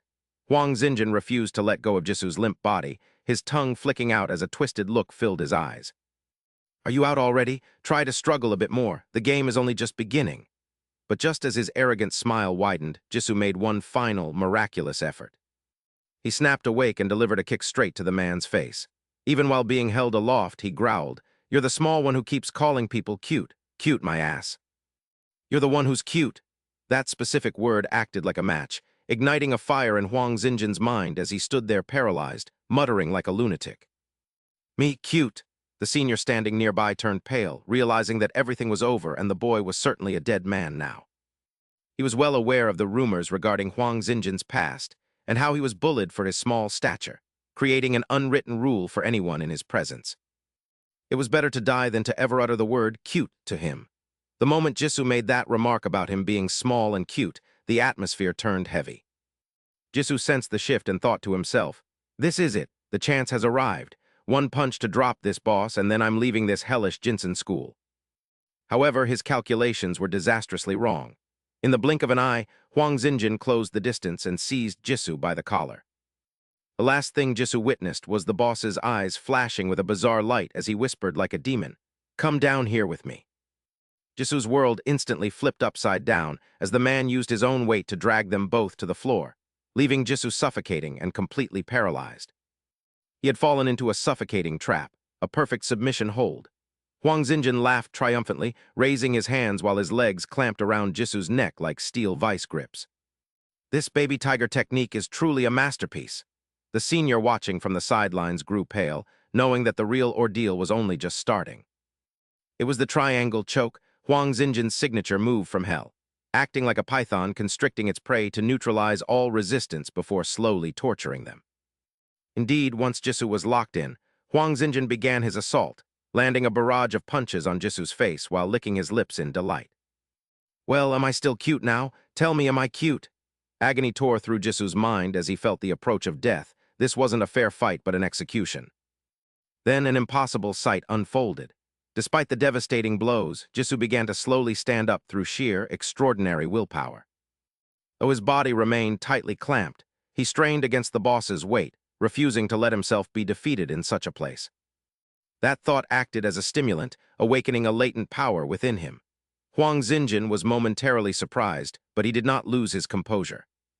With lightning speed, he shifted his body, transitioning from a front lock to a rear chokehold, making the situation far more dire for the panicked Jisoo. This was a technique Jang had never taught him. As Jisoo struggled more violently, Huang Xinjin tightened his grip and leaned back, dragging them both to the ground again. From this position, he could exert total control over his prey. The record at Jinsen School was 7 seconds before someone blacked out from this move. He wondered how long this brat from Liumen's school would last. Jisoo's consciousness began to dim, and he knew he would pass out if he didn't break free. "Don't lose. I won't let these bastards beat me ever again." But even will has its limits. His vision went dark, and Jisoo lost consciousness as Huang Xinjin laughed gleefully. Feeling Jisoo's body go limp, he stood up, grabbed the boy by the collar, and dragged him away like a heavy sack. The other students breathed a sigh of relief as the senior urgently signaled for them to flee before it was too late. But after Huang Xinjin had dragged Jisoo only a few paces, something strange occurred. Jisoo's eyes flickered open as he regained consciousness for a fleeting moment, a traumatic memory of the fainting game suddenly rushing back to him. It had been a cruel pastime for the bullies at his former school, who used to choke him just like this while he remained weak, helpless, and resigned to his tears. Yet those very moments of torture had taught him a vital lesson in survival, a way to break free from death's grip, and now his body began to stir. His fingers brushed against a cold, hard object on the ground, a stone, just as Huang Xinjin sensed that something was amiss. He turned around and froze in shock as Jisoo surged upward, teeth gritted and eyes burning with resentment, clutching the stone like a primitive weapon. This strike wasn't fueled by mere strength. It was the manifestation of every ounce of pain and humiliation he had endured, leaving Huang Xinjin wide-eyed and unable to react. With a sharp crack, the stone smashed into his face and shattered, sending him tumbling backward unconscious, while Jisoo wasted no time turning to sprint toward the back gate, now only meters away. Suddenly, a chill raced down Jisoo's spine as he sensed a beast far more terrifying than before, Huang Xinjin, charging toward him from behind. With eyes ablaze and his tongue lolling out like a wild predator, Huang Xinjin lunged at Jisoo like a leopard that had locked onto its prey, unstoppable in his pursuit. Jisoo glanced back, his heart hammering against his ribs, wondering how on earth the man could still run after taking a stone directly to the head. Damn it, he was so close. But at that critical moment, a figure descended from above and stood firmly between Jai-Su and the frenzied beast. Jang stood there with the majestic aura of a guardian deity, his piercing gaze fixed on Huang Xinjin as he commanded him to stop in a voice that wasn't loud. Despite the low volume, his voice carried an irresistible authority that froze both Jai-Su and Huang Xinjin in their tracks, and it was then that Jai-Su realized something. He had unconsciously run past the boundaries of Jinshin School, but Huang Xinjin remained undeterred, crouching low like a predator ready to pounce. "Jiang, I suspected as much. You're the one backing this brat," Huang Xinjin growled. "Fine, I've wanted to test you for a long time. The era of Liumen is over." As soon as he finished speaking, he lunged forward, but Jai-Su saw only a blur as Jiang's fist lashed out like lightning, striking Huang Xinjin squarely in the jaw. A sickening thud echoed through the air as Huang Xinjin, the supposedly invincible monster, was sent flying backward like a puppet with its strings cut. He collapsed motionless, spitting out a mouthful of blood and broken teeth, while Jiang coolly wiped his hands, remarking that the Jinshin lot needed to be taught a lesson. Turning to Jai-Su with a rare, satisfied smile, he declared that the boy had passed the test and that only one final challenge remained. "Meet me on the rooftop tomorrow morning," he said, his words sending a surge of unprecedented confidence through Jai-Su's chest. However, that final test never took place. The next morning, an eerie silence hung over Liumen School as the students moved about quietly. Only Jai-Su stood out among the crowd, throwing sharp, energetic punches into the air with every movement full of newfound resolve. After class, he walked straight up to Kang Ren and boldly declared that he would take them all down in the arena. Kang Ren's group was stunned that Jai-Su, their former toy, had officially declared war, his ironclad confidence built upon the memory of defeating Huang Xinjin, though Bo Yanghao was the first to snap out of it with a mocking laugh. "The kid who pukes wants to enter the ring?" he sneered, grabbing Jai-Su's wrist and mocking his injuries, telling him he should learn to defend himself first. This time, Jai-Su forcefully shoved his hand away, leaving Bo Yanghao stunned once more as Jai-Su roared with burning eyes, demanding an answer. "Do you dare to fight me this afternoon?" he challenged, prompting Bo Yanghao to laugh at his inexplicable confidence and agree to meet him in the ring. "I'll show you what true hell looks like on that mat," he threatened as he walked away, while Jai-Su watched him with clenched fists, and Jiang waited on the rooftop. Jiang gazed out into the distance, appearing somewhat restless as he waited for the boy to arrive. Suddenly, the door burst open, and Su Hengxi ran in breathlessly, asking Jiang where he had been last night, and reporting that Sun Shiwu had gone to the arena with Kang Ren. The situation was spiraling out of control, but unlike the panicked Su Hengxi, Jiang merely flashed an intrigued smile at the mention of Sun Shiwu. "What, the arena is about to collapse and you're acting like this?" Su Hengxi cried, but Jiang looked down at the schoolyard with total composure. He explained that if the arena could fall over such a trivial matter, it was worthless anyway, and that it only became interesting when it used its own internal strength to change, like a river purifying itself. In Class 1-3, Pu Yinghao was gesturing wildly as he dramatically recounted the story of Jishui's aggressive challenge despite his bandaged hands. He likely practiced somewhere and needs a proper beating this afternoon. He spoke with fervor, but Jiang Renxia remained silent, staring blankly into the distance. Jiang Renxia's mind was far away. "Hey Renxia, what's wrong?" Pu Yinghao asked in surprise, breaking the silence. "I just told such a great story, yet you didn't react at all." But Jiang Renxia was focused on a grander vision, no longer caring about a small fry like Jishui. His goal was to topple the monument known as Jiang. Now was not the time to deal with such small fry, Jiang Renxia replied coldly with a frown. "The priority is handling Jiang." Pu Yinghao laughed off the concern, patting his chest confidently. "Don't worry, I'll beat that pathetic kid until he's crippled this time.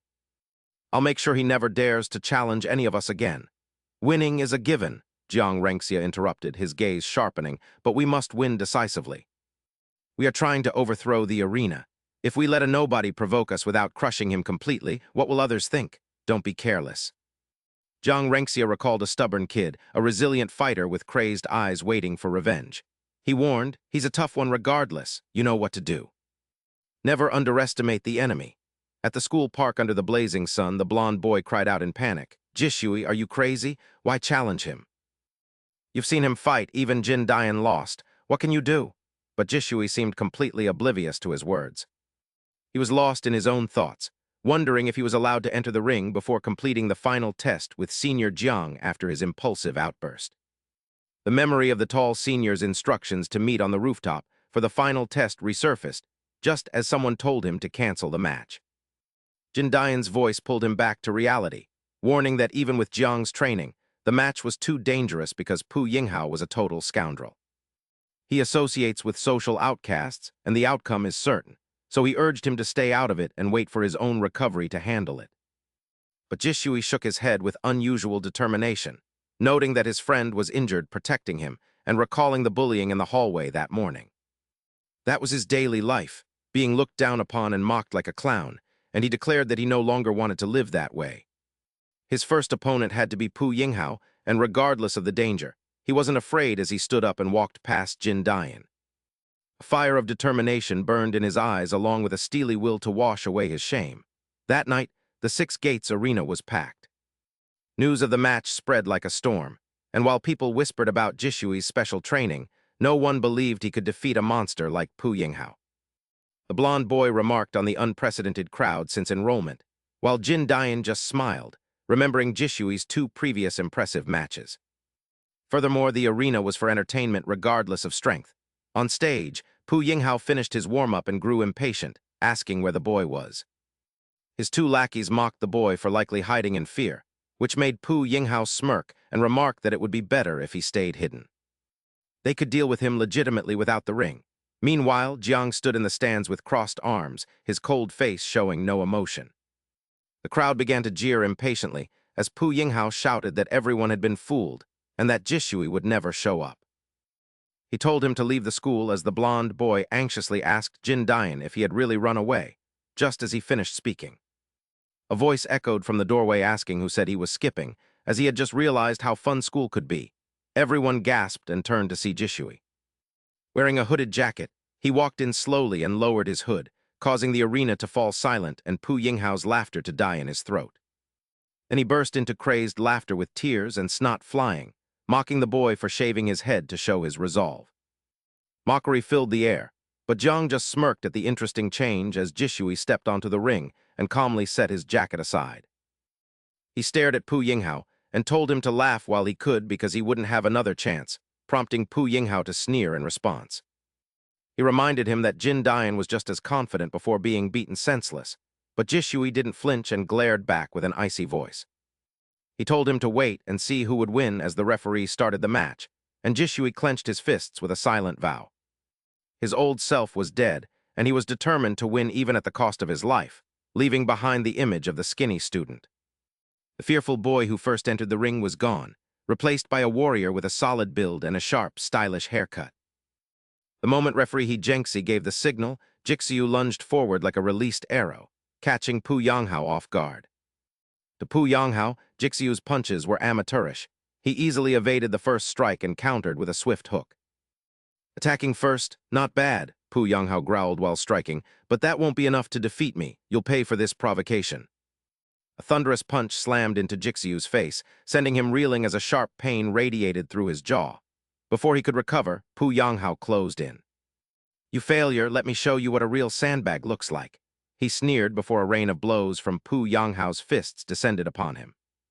With unpredictable speed and precision, the strikes rained down on Jixiu, leaving him with no choice but to raise his arms and endure the assault.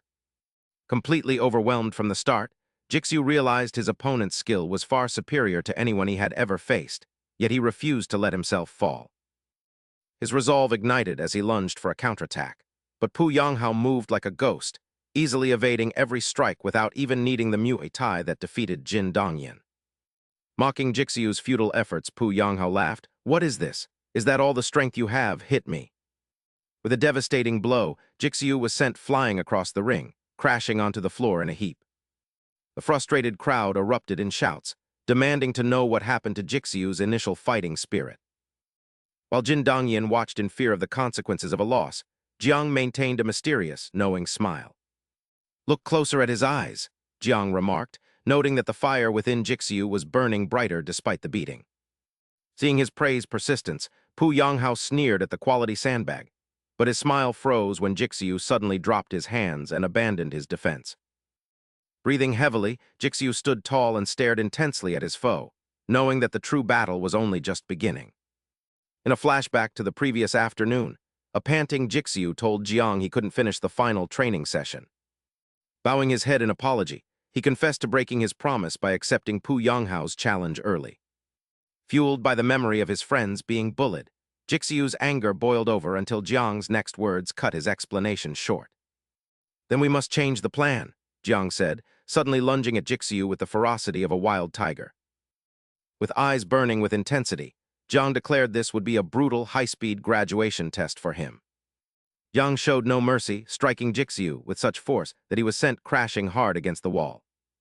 Gritting his teeth against the agony, Jixiu wondered if Jiang had lost his mind with such a violent assault. "Focus," Jiang commanded coldly. "Fight as if your life depends on it, or you will surely die here." Driven by rage and willpower, Jixiu scrambled up and launched a series of rapid-fire punches at his mentor. Jiang easily evaded the clumsy attacks, roaring that Jixiu was still far too slow to defeat anyone. "I know I've only trained for a few days," Jixiu screamed internally, "but I absolutely refuse to lose this fight." "I will definitely win," he roared, putting everything into a final punch that grazed Jiang, who merely licked his lips with a wild grin. "If you want to win, stop dodging and charge," Jiang challenged, bringing the memory back to the current match. The spectators, Jixiu looked insane as he abandoned all defense and charged blindly at Pu Yanghao. Jin Dongyan watched in horror, fearing that Jixiu's reckless behavior would turn him into nothing more than a punching bag. Pu Yanghao found the situation amusing, easily dancing around Jixiu's wild swings as if playing with a toy. "Do you think desperation alone can bridge the gap between us?" he mocked. "You are dead wrong." A brutal uppercut landed squarely, but Jixiu remained standing, his body now hardened against such intense physical pain. Seizing an opening after Pu Yanghao's strike, Jixiu lunged and used his entire body to pin him, leaving the man stunned as he tried to push him off. Jixiu clung to him like a starving leech, while the crowd dismissed the one-sided match, certain the sandbag was about to collapse. Jeers erupted from the stands, and Bo Yanghao, feeling humiliated, grabbed Jixiu's hair and drove a knee into his face, telling him that he should lose with dignity because struggling was futile. "Die," he snarled, but Jixiu endured the onslaught, knowing this was the plan and the painful lesson Jiang had taught him through blood and bone. Memories flooded back as Jiang had once gripped Jixiu's head and pinned him down, telling him to listen closely. Whether grabbing the body or the neck, the first goal after closing in is to lock the opponent's movement to gain the upper hand. A moving target is difficult to strike, but a stationary one is a different story, and Jixiu was currently putting that exact theory into practice. He withstood the knee strikes and elbow thrusts, but his grip only tightened, turning Bo Yanghao's own body into a cage of his own making. The past flashed back again as Jixiu struggled fruitlessly against Jiang's strength, while Jiang's stern, sharp voice commanded him to first make the opponent panic. He was told not to waste all his strength on the first blow because the real opportunity arises when the opponent loses their composure. And now Jixiu was turning that lesson into reality by using his clinch as a calculated tactic rather than an act of madness, as that man reacted exactly as predicted. He panicked and pushed Jixiu away, exposing a fatal opening that Jixiu immediately exploited with a swift, clean hook to Bo Yanghao's ribs. He finally understood Jiang's intent to keep the opponent guessing, and though Bo Yanghao launched a frenzied counterattack after taking the painful hit, Jixiu stood his ground. At this close range, every time the man landed a blow on Jixiu, he received one in return, turning the match into a brutal test of sheer willpower. It became a war of attrition to see who could endure more punishment until Bo Yanghao gnashed his teeth, realizing this brat was far more troublesome than he had anticipated. Jixiu seized that brief moment of distraction to unleash another punch, this time with several times more power than before. The spectators roared with excitement, while Jindayan watched in disbelief, finally realizing that Jixiu had closed the distance specifically to deliver more precise strikes. Bo Yanghao retreated in agony while cursing the boy, and across from him, Jixiu was drenched in sweat and gasping for air. However, seeing his enemy forced into a cautious defensive stance, he knew he had succeeded in making the man wary of his close-quarters strikes. After finishing his calculations, Jixiu suddenly lunged forward with a straight punch to Bo Yanghao's face, which the man smugly dodged while mocking him for thinking he could land a hit without getting close, all while Jiang watched silently from the stands. He recalled Jiang's final instructions that training was over, and he must fight his own way on the stage, as real combat is full of unpredictable variables. Jang had told him that learning was one thing, but fighting was another, urging him to persevere and never give up, and it turned out Jixiu's previous punch was merely a feint. While Bo Yanghao was gloating, Jixiu's hand had already slipped behind his neck, suddenly gripping his head and perfectly replicating the technique Jiang had taught him. With Bo Yanghao completely restrained, Jixiu knew this was his chance if he stuck to the strategy, while the man looked at the hand tightening around his neck in sheer terror. That earlier punch had been nothing but bait, and Jixiu glared at him with a cold gaze as his voice echoed through the roaring arena. Jixiu told him that he wouldn't be able to predict this move before putting all his strength into a devastating punch to Bo Yanghao's face that sent the man flying backward with a resounding crack. He fell sprawled on the mat as the entire hall went silent for a moment before erupting in astonishment, leaving everyone with their mouths agape in disbelief. Jixiu stood there with his fists clenched and his chest heaving, his eyes burning with intensity as he stared down his defeated opponent. As Bo Yanghao gnashed his teeth in pain and cursed at him, Jixiu roared with an overwhelming aura that he was just getting started and told the piece of trash to bring it on, causing the crowd's shock to turn into fervent enthusiasm. The entire arena seemed to explode as the spectators cheered for Jixiu's incredible performance.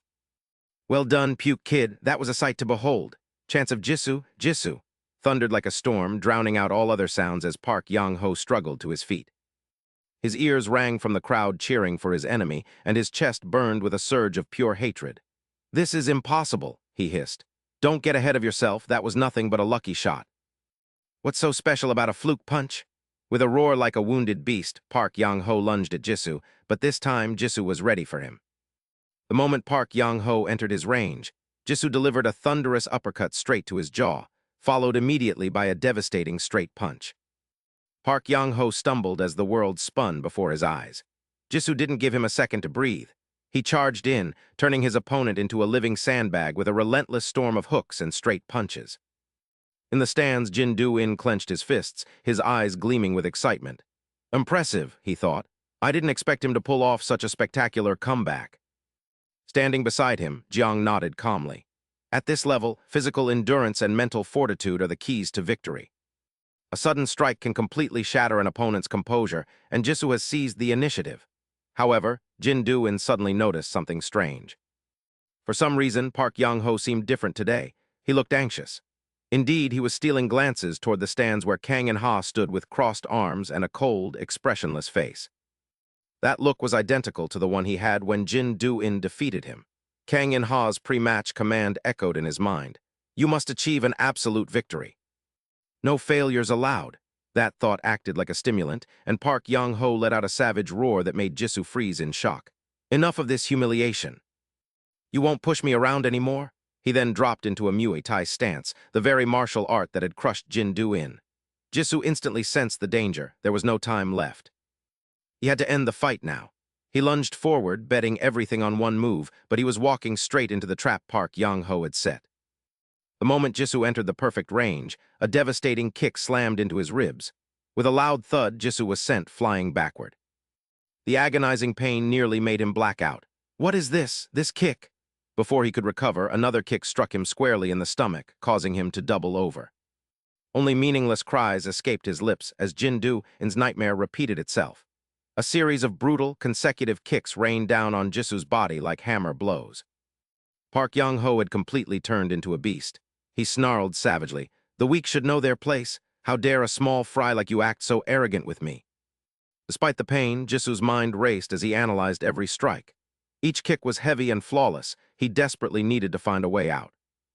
Jin Do-in's warning suddenly came back to him. "Be careful, he's done something to his legs. Those aren't normal kicks. You have to find a way to counter them." Now Jisoo understood. This didn't feel like being kicked. It felt like being struck by an iron bar. Across from him, Park Yang-ho took his stance. Ready for the finishing blow, he sneered. "That's right, that terrified look suits you perfectly, puke kid. Now get on your knees and beg for mercy." Another kick flew toward Jisoo before he could react. He was sent flying once again. As he watched his prey writhing on the floor, Park Yang-ho's eyes burned with a crazed fire, an expression Jisoo could never forget.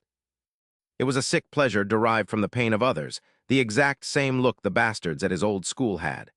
That realization pushed Jisoo to his limit, and he forced himself up with a roar from deep within his chest. Because you're just like them, I refuse to fall here. Seeing Jisoo stand up, Park Yang-ho launched another kick, but this time. Instead of being blown away, Jisoo did something completely unexpected. He spun around and used his buttocks to block the strike. With a loud thud, the entire audience fell silent. Jin-do-in and the others gaped in shock. Only Jisoo could have come up with such a bizarre move. He gritted his teeth and endured the impact. A thought flashed through his mind. Keep attacking. Thanks to the beatings I took in the past, I know exactly which parts of my body feel the least pain. The experience of a bullying victim had now become his weapon. Park Yang-ho burst into an arrogant laugh. "Ha ha, are you mocking me? Blocking with your backside? You think that joke of a move can stop me?" He charged forward with a powerful kick, but Jisoo, with an incredibly nimble movement, spun around again and used his rear to intercept the blow. A dull thud echoed as the kick was completely neutralized. Fury erupted within Park Yang-ho as he frantically unleashed a barrage of kicks. But Jisoo was like an eel, slipping away and using his unique defense to nullify every attack. The stands exploded with laughter. "He's blocking with his butt. Haha, what an eyesore. The new kid really has some tricks up his sleeve." "Jisoo, what's that move called? Teach me." Even Jin-do-in couldn't stop himself from laughing. "Well, the boy certainly knows how to use his brain. It looks absurd. But the buttocks are where the most fat and muscle are concentrated. That might be his only way to defend right now." After a tiring round of kicking, Park Yang-ho began to gasp for air. Realizing his low kicks were completely ineffective, he decided to aim for the head and launched a lethal high kick, roaring, "Let's see how you block this one." Jisoo simply ducked low as the kick grazed the top of his head, realizing he had more than enough time to evade. From the stands, Jin-do-in shouted as he noticed the man slowing down, memories of his own fight against Pu Yang-hao flooding back. He realized that while the kicks were powerful, they were rarely used. Perhaps such immense strength required a heavy price. Back in the ring, Pu Yang-hao began to struggle as every strike he threw was a beat slower than the last, allowing Jisoo to dodge. After a missed kick, Pu Yang-hao's leg stopped right in front of Jisoo, who left an opening while distracted by something strange on the man's limb. A punch landed squarely on his face and sent him crashing down as Pu Yang-hao laughed with delight, mocking his stubbornness. "No matter how tough you are, you won't survive this strike. I'll show you the consequences of your insolence." But as the kick drew near, a calm voice spoke from below. "Hey, Yang-hao." Pu Yang-hao was startled. "Your kick is far too slow." Jisoo's hand was already there, gripping Pu Yang-hao's ankle like a steel vise. The situation reversed in an instant, leaving Pu Yang-hao in a state of utter panic. Jisoo used immense force to slam him onto the floor. "Damn it, what the hell is this?" Pu Yang-hao screamed in a silent rage. Jisoo stared at the ankle that felt like a metal rod, noticing the slowing speed and something shiny before he tore Pu Yang-hao's pant leg open. Collective gasp of shock echoed through the arena. Wrapped tightly around Pu Yang-hao's ankle was a heavy iron shackle. The truth of his foul cheating was exposed, revealing how he had defeated Jin-do-in. Jisoo realized why the man's stamina had drained so quickly. "Now, do you have anything left to say?" That question was like a spark in a powder keg, causing the entire arena to explode. As the audience jeered at Pu Yang-hao, Jiangxi turned pale and considered stopping the match, but Jiang only smiled and said the second act was just beginning. Jisoo unleashed his fury upon Pu Yang-hao with a barrage of punches, yet he paused in surprise when the madman refused to surrender. He looked into the man's eyes and saw a reflection of absolute terror and helplessness, a gaze Jisoo had seen 1,000 times before. It was the reflection of his former self, but that old version of him was dead, replaced by strength, will, and courage. Having attained everything, he prepared to show everyone the rebirth of Lee Jisoo by concentrating all his past humiliation and pain into one final fist. He let out a roar that tore through the air, a cry of both rage and liberation, before delivering a final, purging strike. The punch shook the entire arena and knocked the man unconscious, ending the match as the referee's voice rang out clearly. Lee Jisoo was declared the winner, and as the arena erupted, he took a relieved breath despite his trembling legs. He had done it. Through his own fists, persistence, and bravery, he had taken down Pu Yang-hao, feeling the sweet sensation of victory spread through his body. Chants of Jisoo's name echoed like a heroic anthem to honor the arena's new champion, while Pu Yang-hao lay staring blankly at the ceiling. Drained and empty-headed, the villain couldn't believe he lost to a brat, whispering for Kang Ren not to abandon him as she walked away. Kang Ren merely glanced back and dropped a sharp, cold insult, calling him useless before leaving him to his shame. The spectators who once praised him now showered him with trash and bitter curses, leaving him to suffer his disgrace in silence. A shadow then blocked the light as Jixiu slowly approached and reached out his hand to the stunned Pu Yanghao. "Stand up," Jixiu said calmly. "You lost despite cheating. I should have beaten you to death, but rules are rules." He promised a fair rematch to settle things properly, leaving Pu Yanghao speechless after having treated Jixiu like garbage. Pu Yanghao was stunned. He had treated Jixiu like garbage, yet now the boy was offering him a respectful way out. Now that the boy was offering him a respectful way out, referee He Hanxi smiled with interest. High above, Jang also wore a proud smile, noting that he finally looked like a true Liumen student with immense potential. An arrogant voice cut through the air, mocking the Liumen school's pathetic state and questioning how anyone could watch such a childish match. The stands went silent as Sun Shiwu emerged from the shadows, grabbing Pu Yanghao's hair and mocking his failure to represent Liumen before his seniors. He had been observing everything from the start. Who was this man? At that moment, Jang appeared in the ring with an overwhelming presence. "Sun Shiwu, what do you think you are doing?" Sun Shiwu let go of Pu Yanghao. Turning to face Jiang, his smile was twisted and full of malice. "It has been a long time, traitor Jiang. Look at this pathetic arena you have built. I cannot endure this any longer. From now on, I will be the one to rule the 6 gates." Jiang merely gave a cold smirk. "I thought you were rotting away in some dark corner, but this is getting interesting. Fine, let me show you what a real fight looks like." With those words, Jiang raised his hands into a fighting stance for the most anticipated battle. The battle to decide the true king was about to begin. Both men removed their jackets, revealing bodies covered in battle scars as their eyes locked with intense killing intent. "I never expected to witness this before graduation," someone in the crowd exclaimed. Jishu turned to Jindin and asked in confusion, "Jindin, who is Sun Shiwu?" Before this arena existed, Jindin replied solemnly. He was the one who challenged Senior Jiang for the title of the strongest in the 6 gates. Jishu was terrified, wondering if he really rivaled Jiang. On the stage, Sun Shiwu began to warm up, his muscles bulging like a monster. He worked so hard to reach that position just to create this garbage. He roared and charged forward like a frenzied bear with a loud boom. An earth-shattering sound echoed as the ring shook violently, forcing the nearby spectators to retreat in fear of the terrifying power that seemed ready to collapse the stage.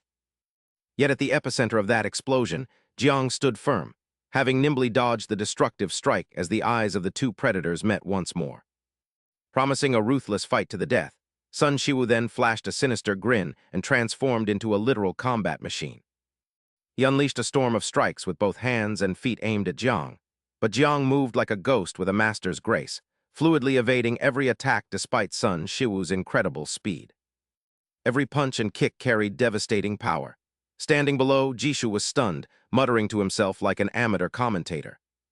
It is impossible for someone with such a massive frame to move so flexibly. Standing nearby, Jindin spoke with worry, noting how incredible it was that Senior Jiang could dodge everything. But what if he loses? What will happen then? Jishu turned as Jindin looked at the stage and said in a low voice that the arena would vanish and the 6 gates would return to chaos. Sun Shiwu is the embodiment of Kang Hanxi. That name left Jishu bewildered. On the stage, Sun Shiwu had completely turned into a beast. After a series of missed attacks, his eyes burned with destructive fire. "You brat who only knows how to dodge, forget your past victories. I am completely different now," he roared, charging like a bulldozer. He unleashed the peerless shadow kick, a series of illusory strikes aimed directly at Jiang, who leaned back to evade them. However, the opponent's speed was too great, and a spray of blood erupted as Jiang was hit. Sun Shiwu roared in delight, having finally landed a blow on his rival. The excitement pushed him to his limit. He charged frantically, raining down blows on Jiang, who struggled to defend against Sun Shiwu's sledgehammer-like punches. Blood began to leak from the corner of his mouth, and then, with a thud, a direct punch to the stomach sent Jiang flying toward the ring ropes. "You acted like a boss, but this is all you've got," Sun Shiwu shouted. "If I had known this, I would have finished you off a long time ago." Below, Jishu screamed in panic, unable to believe Senior Jiang could be defeated by this monster. Jindin turned pale, noting that while Jiang had better technique, Sun Shiwu's overwhelming power suggested he had been training in secret. On the stage, Jang collapsed. Sun Shiwu stood there, looking down at his motionless opponent with a smug smile on his face. His body felt different. The gift they had given him was indeed effective. An image of 5 dark silhouettes flashed through his mind. Sun Shiwu raised his leg, declaring that Jiang was no longer superior. Die, traitor. But at that exact moment, Jiang's eyes suddenly changed. As Sun Shiwu's kick came crashing down, a terrifying sound erupted. The crowd gasped, but not because Jiang had been defeated. They were shocked because Jiang had not only survived, but also launched a counterpunch with full force directly into Sun Shiwu's face, sending him flying like a broken puppet toward the opposite ropes. Before he could even stand, Jiang charged like a bolt of lightning. "This is a waste of time, let's end this," he said, unleashing a flurry of strikes. Demonstrating the true level of the Six Gates ruler, that terrifying power left Sun Shiwu in disbelief, as he had never seen Jiang like this before.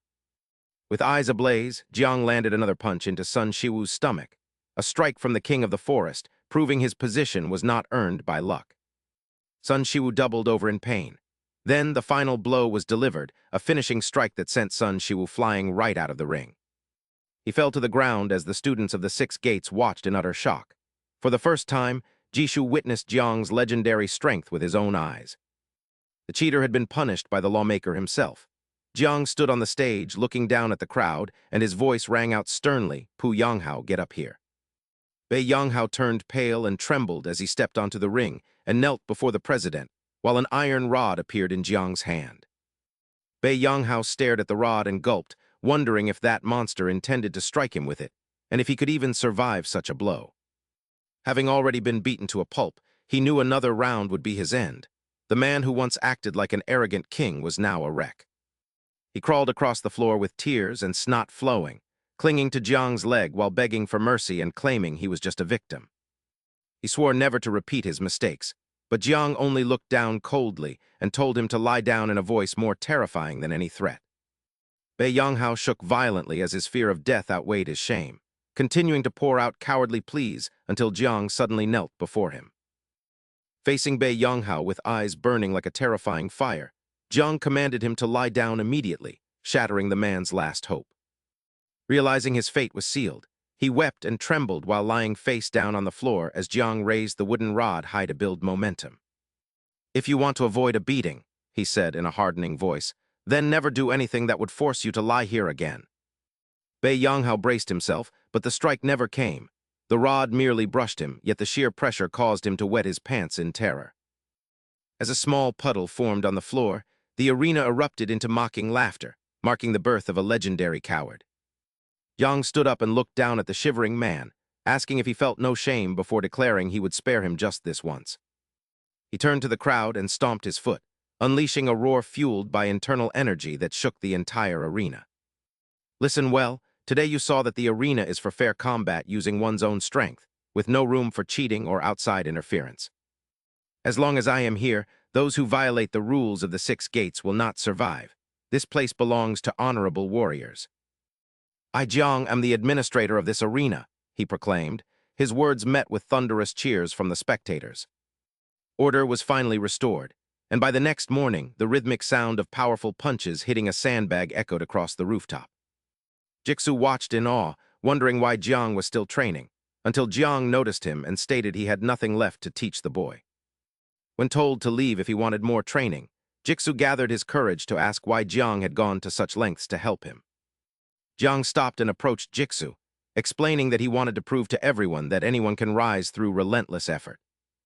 He placed a hand on Jixu's shoulder with a rare, warm gaze, making the boy feel the weight of his trust and expectations. Jixu bowed deeply, offering a sincere thanks from the bottom of his heart, even if he didn't fully grasp the depth of Jiang's words.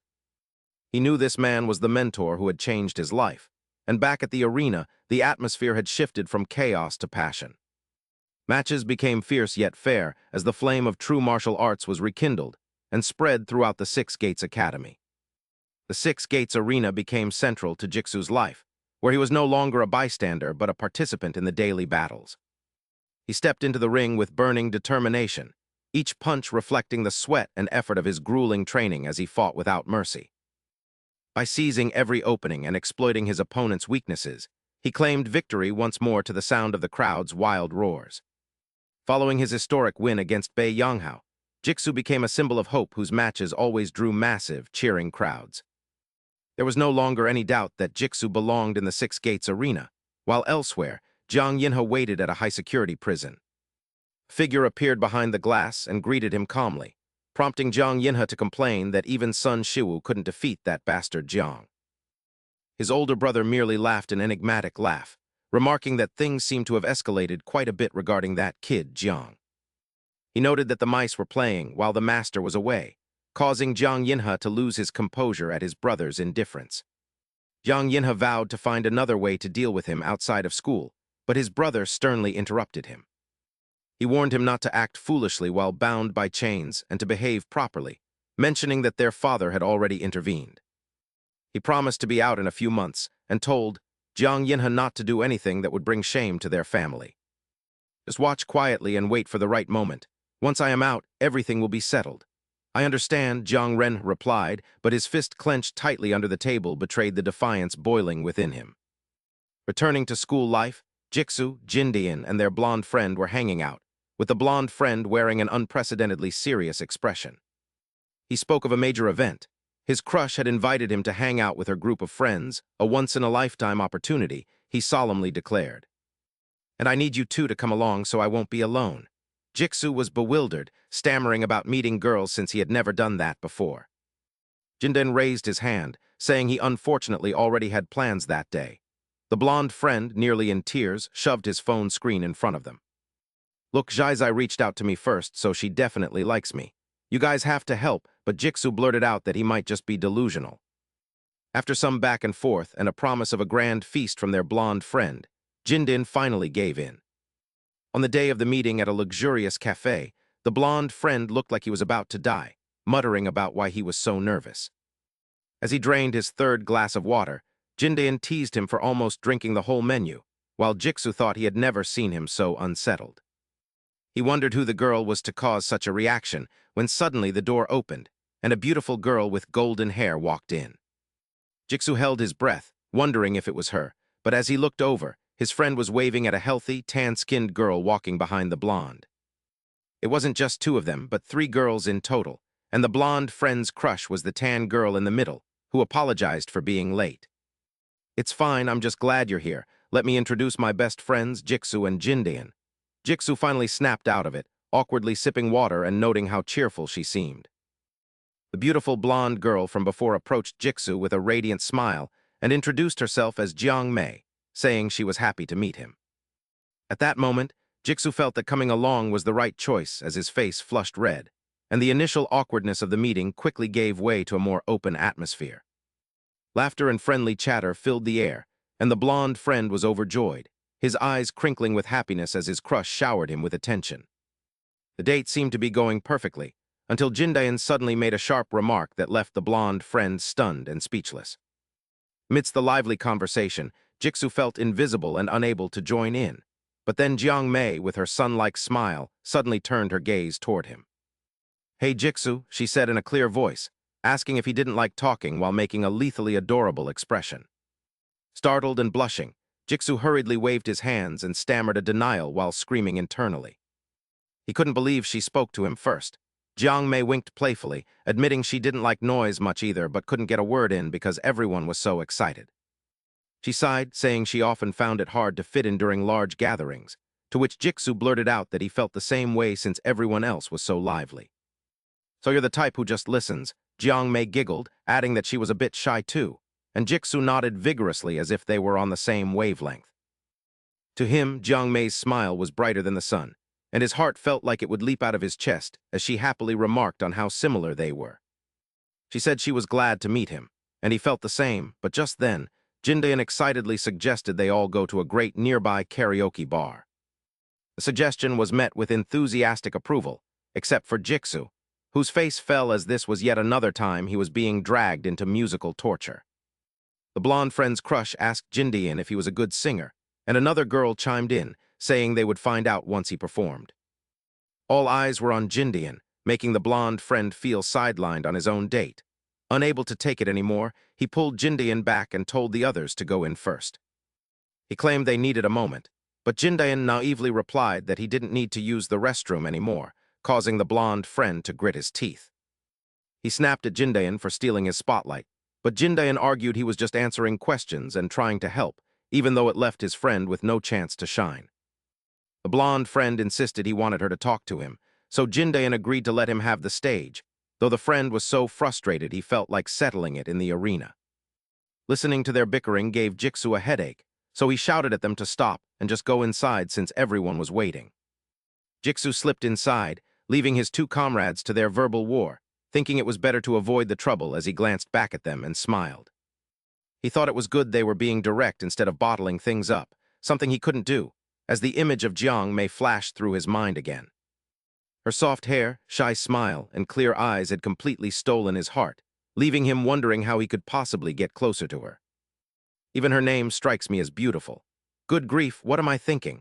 While lost in these idle thoughts, Jisoo is suddenly startled by a scream from ahead, where a tattooed thug is blocking Jiang Mi and her two companions. Hey girls, don't be so cold. Since you're out, why not hang out with us? I've got two buddies inside making us a perfect 3-on-3 match. What do you think you're doing to my friend? Jisoo suddenly interjected, his voice laced with irritation. The thug and the three girls all turned around in surprise. He scanned Jisoo from head to toe before letting out a mocking laugh. Your friend? This brat doesn't look like anything special. Why are you hanging out with someone like him? Forget him and come with me. My crew is full of high-quality guys. He tightened his grip on Jiang Mi's wrist. As she struggled, he became even more aggressive, seeing her being mistreated. Jisoo's blood began to boil. He charged forward, but before he could even make a move, Jiang Mi acted. She abruptly lowered her center of gravity and planted her foot firmly. Under the tattooed man's bewildered gaze, she executed a masterful grappling technique, hoisting him into the air before slamming him violently onto the ground. Thud, the young man lay flat on his back, unable to grasp what had just occurred. He could only see the fire in Jiang Mi's eyes and hear her frigid voice. If you won't listen to reason, then I'll have to use my fists. Jisoo stood paralyzed, his mouth hanging open and eyes wide at the incredible scene unfolding before him.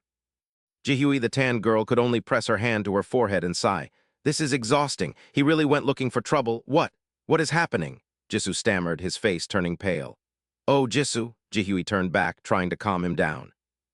Don't be too shocked. Jiang Mi might look like this, but she's actually quite gentle.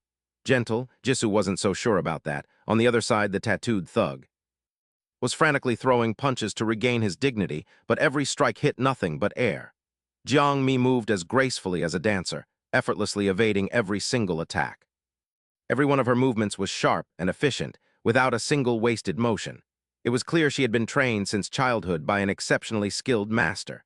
The outcome was sealed when Jiang Mi finished the fight with a flawless hook kick to the jaw. The tattooed man was sent flying backward and collapsed onto the floor. By the way, Jihui remarked, I believe Jiang Mi also studies at your Lu school. What? Jisoo was stunned. She's at my school? That's right. Her older brother's name is similar. It sounds quite distinctive. A bolt of realization struck Jisoo's mind. The surname Jang was far too familiar, and when he uttered the name, Jihui immediately confirmed it.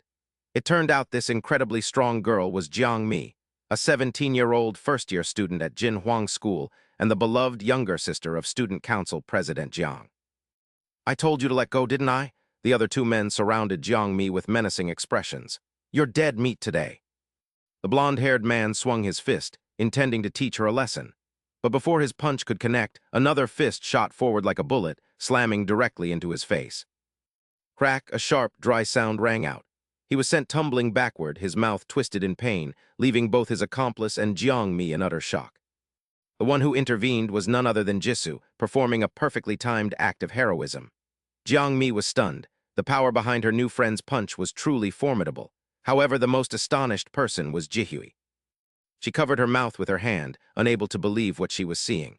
Jisoo grabbed the blonde man by the collar and roared, You bastards! How can you call yourselves men while bullying a girl? I never expected him to act like that, Jihui whispered to Jiang Mi. Students from Lu school really are on another level. After scaring the thugs out of their wits, Jisoo quickly turned to check on Jiang Mi. Seeing that she was unhurt, he finally breathed a sigh of relief. The thugs scrambled to their feet and fled as fast as they could. Just then, Jindin and his blonde friend arrived panting. What took you so long? Jihui snapped. Some thugs tried to pick a fight with us. Luckily, Jisoo was here. In a dark alleyway, the three thugs were nursing their bruises. Those bastards are from looms. You're right, they're strong, but the stronger they are, the more the boss will like it. This time they're going to pay the price. The group strolled together down the bustling street. Jihui seemed to be getting closer to Jindain, which left the blonde friend looking quite disgruntled. Walking behind them, the tension between Jisoo and Jiang Mi began to fade. "That punch of yours earlier was truly powerful," Jiang Mi complimented, her eyes shimmering. Heart racing from Krat's praise, Jisoo felt bashful while Jiang Mi's smile radiated brilliantly under the glow of the streetlights. "It has been a wonderful day, and I never expected Senior Jiang to have such a charming sister. You must have put in a lot of effort into your training, right?" Jiang Mi asked, to which Jisoo replied that his brother had forced him to learn martial arts for self-defense because he was always so overprotective. "But thanks to that, you were able to deal with those thugs, and I have also learned a great deal from your brother. Are you also his disciple?" "I transferred here and ran into some trouble, but luckily the senior gave me some guidance." Hearing this, Jiang Mi suddenly let out a cry as her eyes widened. "So it turns out you are that transfer student, and I never imagined I would meet you here." Jisoo felt flustered and asked if her brother had told her about him. Oh no, he suddenly remembered Jiang's final words before they parted about wanting to show his sister that anyone can become strong through constant effort. It turned out that he had been part of the man's plan from the very beginning, making him wonder if the senior had intentionally said those things for Jiang Mi to hear. A wave of panic washed over Jisoo as he realized the man had told her everything, including all of his most pathetic failures. She knew all about his weakest moments, and a sense of shame and humiliation overwhelmed him as he cried out in his mind. He feared the good impression he had just started to make on Jiang Mi had vanished, but she simply smiled and held out her phone. "When I heard Brother Jiang's story, I really didn't think that person was you, so isn't it like a miracle that we met like this?" Her suggestion that they stay in touch sent a jolt through Jisoo, causing his entire face to turn bright red. His brain seemed to freeze for 5 seconds during that wonderful moment, and he tremblingly took the phone with a dazed expression he couldn't hide. This was truly the luckiest day of his life, but at a nearby unfinished construction site, a brutal scene was taking place under the dim lights. A group of young men surrounded a man and beat him relentlessly while he groaned through a hood, begging them to stop. The blonde leader spoke in an irritated tone, telling the man that if he wanted to live, he had better cough up the money. The man claimed he truly had no money but promised to pay, prompting the blonde man to rip off the hood and mockingly tell the former track athlete to run for him.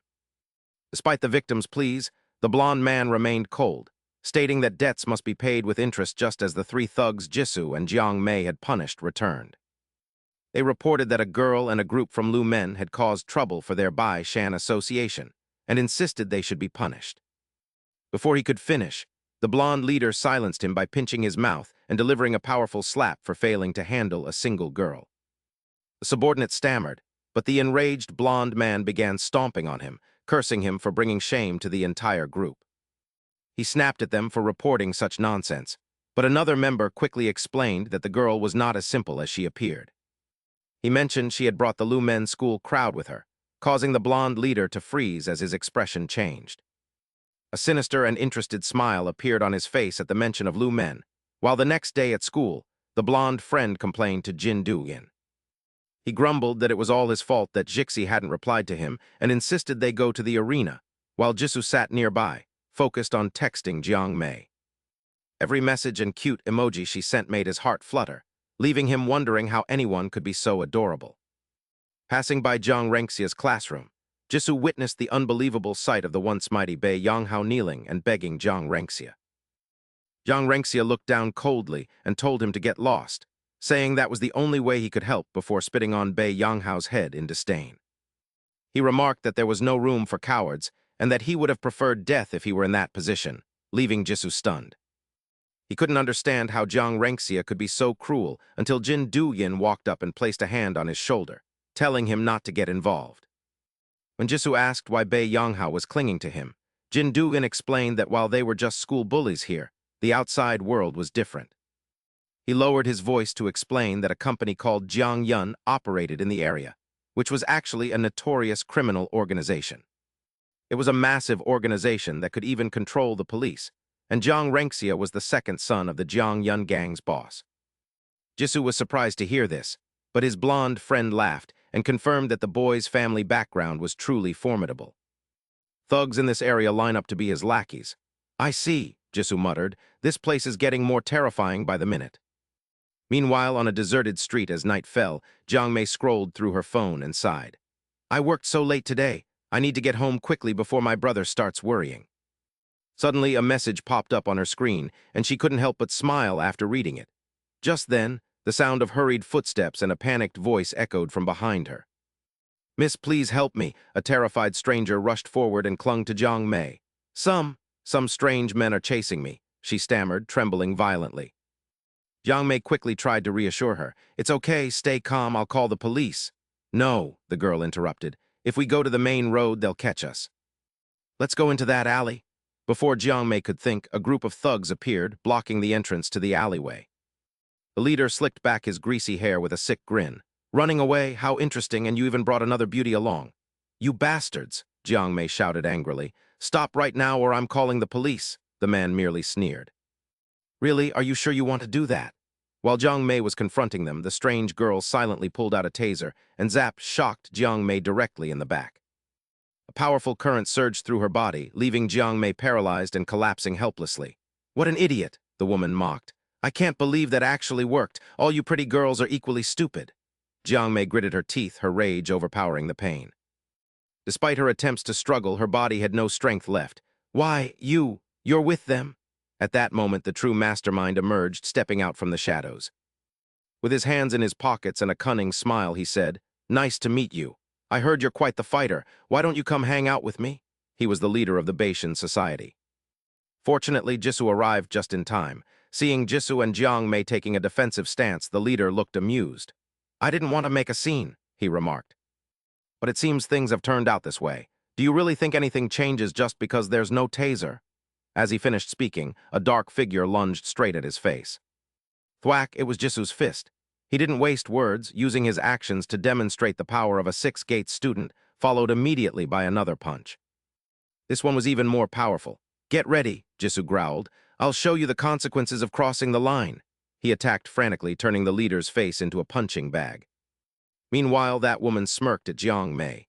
You have good endurance, but you'd better stay down. Nothing good will happen if you try to get up. I'll take you down even with my bare hands. She took a fighting stance, but Jang Mei showed no fear. On the contrary, she seemed excited. Cracking her knuckles, she lifted her head high. Lying down might be comfortable, but I despise injustice. Just stay right there, you wretched woman. I'll make you submit. The woman roared and charged at Jang Mei, back to Jisoo after a series of strikes. The Bashan society leader fell backward. Jisoo looked down at him, cracking his knuckles with a contemptuous tone. Ha, you're nothing special, you piece of filth. But then the unthinkable happened. I've been waiting for this, the leader said as he sprang up, his voice changing. The warm-up is over, now the game truly begins. He covered his mouth, quickly popped a pill, and swallowed it. Instantly, he lunged toward Jisoo with terrifying speed. A barrage of powerful punches rained down. Jisoo was shocked. What, he can still move? Such incredible endurance. While he was still stunned, a punch slammed into Jisoo's stomach, the sharp pain making him double over. The leader laughed triumphantly. I've finished testing you. Now you won't even be able to touch me, you bastard. With that, he channeled all his strength into his knee. He delivered a vicious blow aimed straight at Jisoo's face. Jisoo lay sprawled on the ground, his body shattered, every muscle screaming in agony. This power was no joke. What kind of monster was this man? Jihao, the leader of the Bashan society, didn't give Jisoo a single second to breathe. He charged like a rabid beast, raining down punches. What's wrong? Did that beating wake you up? He growled. Where's that six-gates brat's arrogance now? But he had made a mistake. He didn't realize that for Jisoo, pain was fuel. The fire of his will, which seemed extinguished, suddenly flared up. The image of Jihao's mocking smile awakened the monster within Jisoo. No. I won't fall here. He braced himself, channeled strength into his legs, stomped the ground, and sprang up. Jihao was slightly surprised. He was facing a wall. A man known as the King of Resilience, and that wall was fighting back. Jisoo reached around and grabbed Jihao, attempting to wrestle him to the ground. But Jihao's strength was too overwhelming. They grappled, neither willing to yield. As his energy faded, Jisoo decided to use his final move. He roared and slammed his head into Jihao's face. Thud, his famous iron head technique. Both stumbled, blood poured from Jihao's nose and Jisoo's forehead throbbed, but now they were equal. They lunged at each other, trading frantic blows. No defense, only offense. Jihao had never encountered such a reckless opponent. Finally, Jisoo found an opening and delivered an uppercut. It connected squarely with Jihao's chin, leaving him dazed. Jisoo didn't miss the chance. He screamed, his voice full of pride and resentment, "This is the skill of a sixth-grade student." "You were curious, weren't you? Watch closely. This is the fist of a 10th-grade student." He threw one final punch, concentrating all his effort and will into it. A punch packing the power of 9999 sent Jihao flying backward until he collapsed unconscious. Jisoo exhaled in relief and stumbled forward, muttering, "You shouldn't have." Challenged a person's foundation. He suddenly recalled that Jihao seemed to have consumed something before charging in, but another matter was more urgent, Jiang Mei. He turned around in a panic, only to freeze. Jiang Mei had finished her fight long ago. She stood majestically with one foot on the woman's face, clapping in approval. "It's over already, but it seems you were enough to handle them all on your own." Jisoo scratched his head sheepishly, thinking she looked exactly like Senior Jiang right now. Suddenly, Jiang Mei's suppressed rage finally erupted. She grabbed the woman by the hair and growled, "Why did you play so dirty?" I don't know," the woman stammered. "I didn't want to get involved with the Bashan society. I only did it for the money." The Bashan society. Jisoo suddenly remembered the man who had harassed Jiang Mei at the karaoke bar. "What is the Bashan society? Why did they pay you to attack her?" You don't know," the woman asked in shock. "The Bashan society is a high school alliance that suddenly appeared in Rongnan about 6 months ago. Their scale is far larger than a typical gang, with every notorious figure gathering under them. Their rate of expansion is truly terrifying." "A high school alliance?" Jisoo frowned, wondering why they were involved. The target Jihao mentioned was a student from Lumen. She recounted her conversation with Jihao. He claimed that by making toys out of Lumen students, he could join the Wulong. They were targeting Lumen. "It wasn't Jiang Mei," Jisoo was stunned. "But why?" Most schools in Dongnan had already been swallowed by the Bashan society, leaving only the northern region. That was the territory occupied by Lumen. Jisoo recalled Jihao's words about being curious about Lumen's skills. It turned out this was all just a test. "I've told you everything. Please let me go," the woman pleaded. But Jiang Mei wasn't one to forgive easily. She gripped the woman's collar, her smile both beautiful and terrifying. "It's time to settle the debt for that taser." A blood-curdling scream rang out, signaling the end of the conflict. After the incident, Jisoo and Jiang Mei walked home together once again. Their bond, forged through battles and shared secrets, had grown significantly closer. On the way back, Jisoo turned to Jiang Mei with a regretful tone. "I'm sorry you got dragged into this again just because of my school." Jiang Mei simply gave a soft smile. "It's fine. How is any of this your fault? Besides, I have an inseparable connection to Lumen myself." Jisoo suddenly remembered and pointed at her, exclaiming like a child, "That's right, Senior Jiang." Jiang Mei playfully interrupted him. "Perhaps destiny intended for our paths to cross like this." "I'm glad you feel that way," Jisoo replied with a smile, his eyes gleaming with newfound confidence. No matter how aggressive the Bashan society is, they're no match for Lumen under Senior Jiang's leadership. Those guys today weren't actually that scary.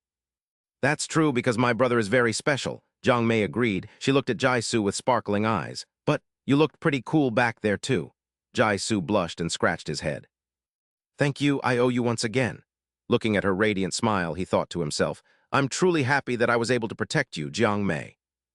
In another dark corner of the city, Jihao, the leader of the failed Bashan squad, knelt on the ground trembling and begging as a stranger gripped his collar. One of his subordinates spoke in a voice as cold as ice. "Brother, I didn't mean to mess things up," Jihao pleaded desperately.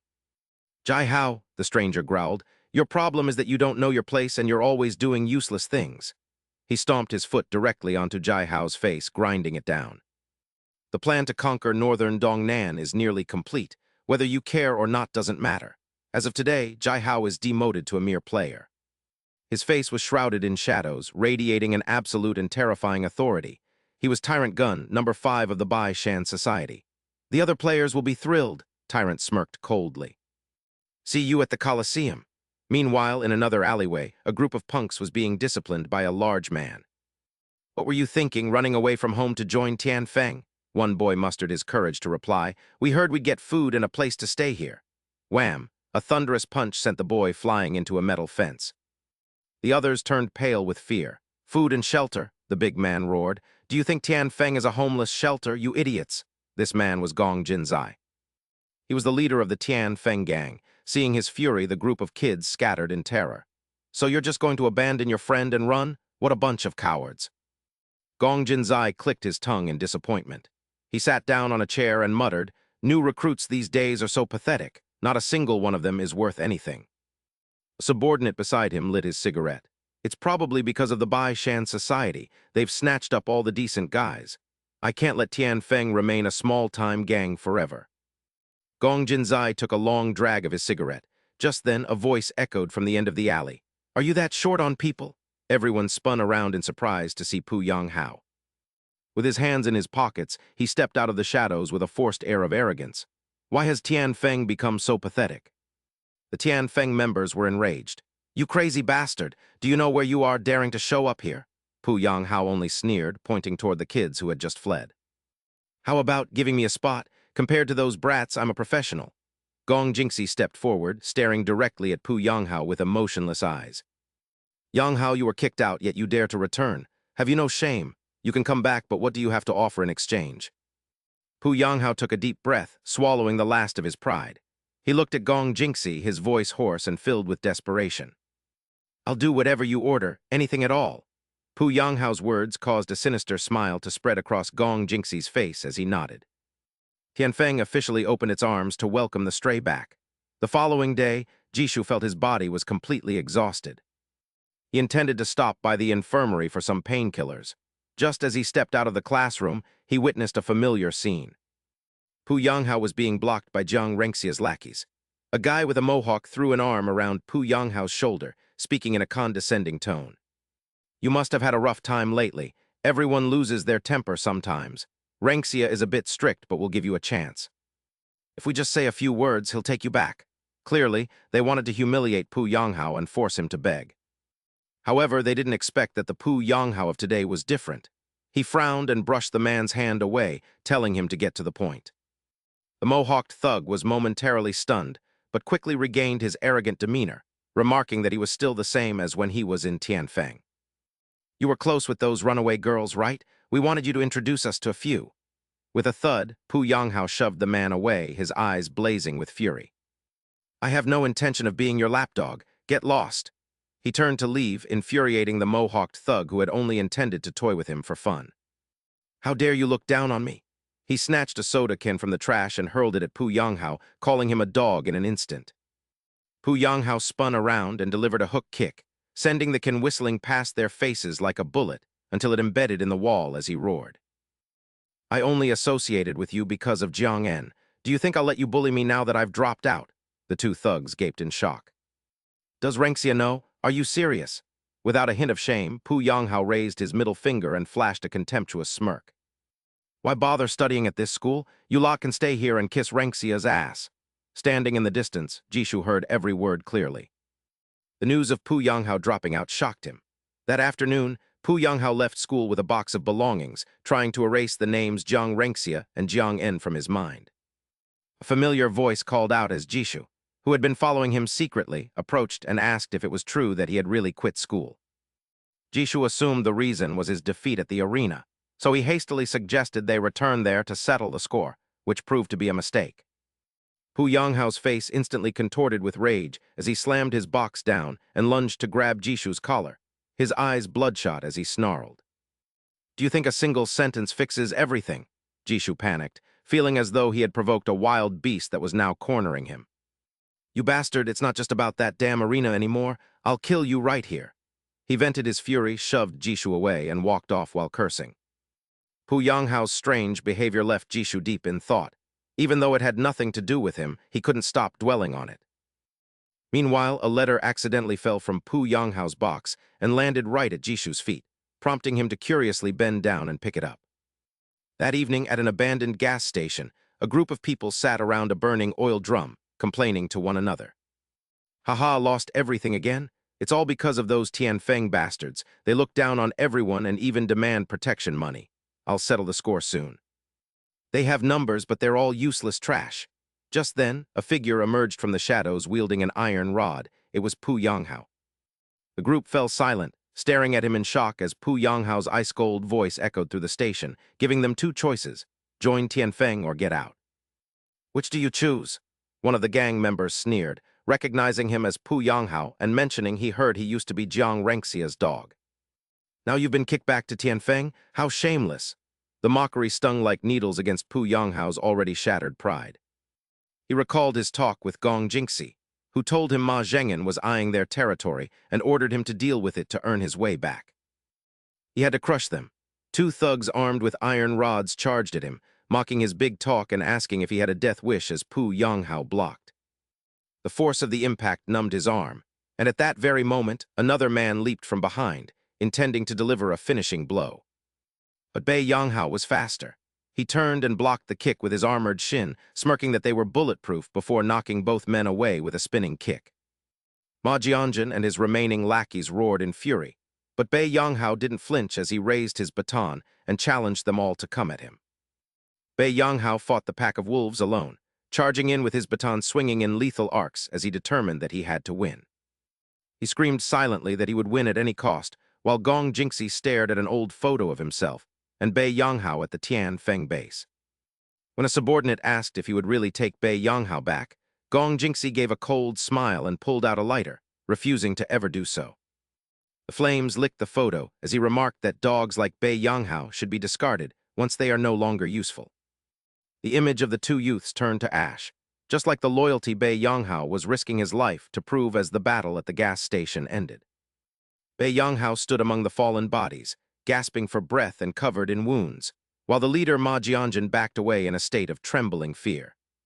Ma Jianjun stammered, asking if he was a monster since he wasn't this strong before, while Bei Yanghao wiped blood from his face with a sinister smile.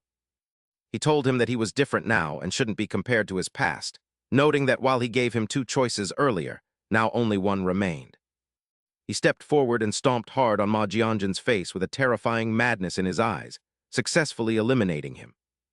At Liumen's school, two students carrying old boxes complained that the cursed Bei Yanghao was still causing trouble even after dropping out. They gossiped that he returned to Tianfeng to settle scores with those he hated at Liumen, warning that the Tianfeng gang members were lunatics. Jixiu overheard the rumors and asked Zhendun if he had heard about Yanghao leaving school, to which Zhendun simply shrugged. He remarked that Yanghao had to quit after being abandoned by Kang Ren, as he couldn't survive at school without her, leaving Jixiu with a sense of unease. The story of Bei Yanghao didn't seem over yet, and Jixiu's curiosity was piqued as he wondered if the boy really had no one to associate with. A blonde student contemptuously added that no one wanted to be his friend, because he was just an isolated loser without Kang Ren's protection. Jixiu responded awkwardly before visiting an orphanage that afternoon where children were playing. The hibiscus flowers have bloomed in the yard. The scene was peaceful as one child recited a chant, while others tried to approach without being spotted, creating a joyful atmosphere. The children stared at Jixiu curiously, until he awkwardly explained he was looking for someone named Ronxian. A clear female voice asked what he wanted as a pretty girl with a fit physique stepped out from the gate. Identifying herself as Ronxian, she sat on a stone bench as Jixiu handed her a crumpled letter he found while Bei Yanghao was clearing his things. Seeing the address was for her at the Dongnam charity home, Ronxian felt a surge of emotion upon hearing that Bei Yanghao had dropped out. Jixiu explained he followed the address on the letter, but Ronxian helplessly admitted she didn't know how to return it to him either. When Jixiu asked if they were close, she explained she lost track of his home after he left the orphanage and only knew his school address. Jixiu was stunned and blurted out in surprise, asking if Bei Yanghao was actually an orphan from that very place. Ronxian sadly confirmed they grew up together as orphans and began to recount their shared history. She told him how she was once bullied by older thugs who frequently came to extort the parentless children, arrogantly mocking their situation. The thugs told them to pay up or complain to their parents, but a small hero named Bei Yanghao would always step forward to protect them. He became a sturdy shield for his weak siblings, yet ironically, that hero was also a victim himself. Without his siblings around, Yanghao was often ganged up on and beaten by other cruel street thugs who mocked his status as an orphan. They told him to know his place, and this painful cycle only worsened as he entered middle school, changing the once cheerful boy. The boy who used to smile often became sullen and gloomy, until he eventually sought out a place called Tianfeng during his darkest hour. Standing before a luxury mansion after running away from the home, Bei Yanghao decided to sell his soul to the devil. He returned much later, no longer the hero he once was, but a man whose body was covered in fierce tattoos. Even Rong Xuan felt a sense of dread toward this total stranger who had changed forever, yet his demeanor shifted whenever he reunited with the children. Pu Yanghao seemed to transform into a different person, his aggression vanishing to make way for a warm smile as he played joyfully. He embraced each child like an eldest brother returning from a long journey. Despite his fierce exterior, he possessed a surprisingly tender heart. Rong Xuan continued in a trembling voice, explaining that he brought gifts every month but had recently stopped coming, and she was worried now that he had quit school. She felt helpless, leaving Jai Shu stunned as the Pu Yanghao being described sounded like a complete stranger while Rong Xuan's hands shook. Tears began to stream down her cheeks as she confessed her fear that the brother Yang Hao she knew might one day vanish and become someone truly terrifying. Seeing Rong Xuan weep made Jai Shu's heart heavy with a desire to comfort her despite not knowing what to say. While that night at the Tian Feng Villa, Gong Jinzai was in a fury. He used a wrench to mercilessly beat a subordinate for failing to meet a quota, only stopping when the man begged for mercy and promised to compensate him next month. He ceased the beating, but left a stern warning before approaching Pu Yanghao and muttering about how weak the youth were compared to their own generation. He patted Pu Yanghao's shoulder, calling him a necessary madman, and mentioning he had heard he survived after wiping out Ma Zhongen's entire gang. Pu Yanghao coldly replied that those people were insignificant, prompting Gong Jinzai to sit down with a mocking tone. He suggested that the debt might be settled, and he would consider letting him rejoin Tianfeng, words that acted like a fuse and made Pu Yanghao roar in confusion. Pu Yanghao questioned if defeating Ma Zhongen wasn't enough to return, but Gong Jinzai laughed and said evaluation standards had tightened since his betrayal. Pu Yanghao gritted his teeth to suppress his rage and asked what else was required, to which the other reminded him he had promised to do anything. Gong Jinzai flashed a sinister grin and asked if he was capable of murder, a question that hit Pu Yanghao like a bucket of ice water and left him stunned. Observing Pu Yanghao's panicked expression, Gong Jinzai burst into uncontrollable laughter at how easily the fool had believed him. He slapped his thigh and mocked him for believing it, telling him to lose the stupid look while Pu Yanghao felt like a clown and roared in anger. He warned him not to take the jokes too far, causing Gong Jinzai's smile to vanish as he stubbed out his cigarette and spoke in a dangerous tone. He claimed the actual task was just as thrilling as murder while flicking a lighter and holding the flame directly in front of Pu Yanghao's face.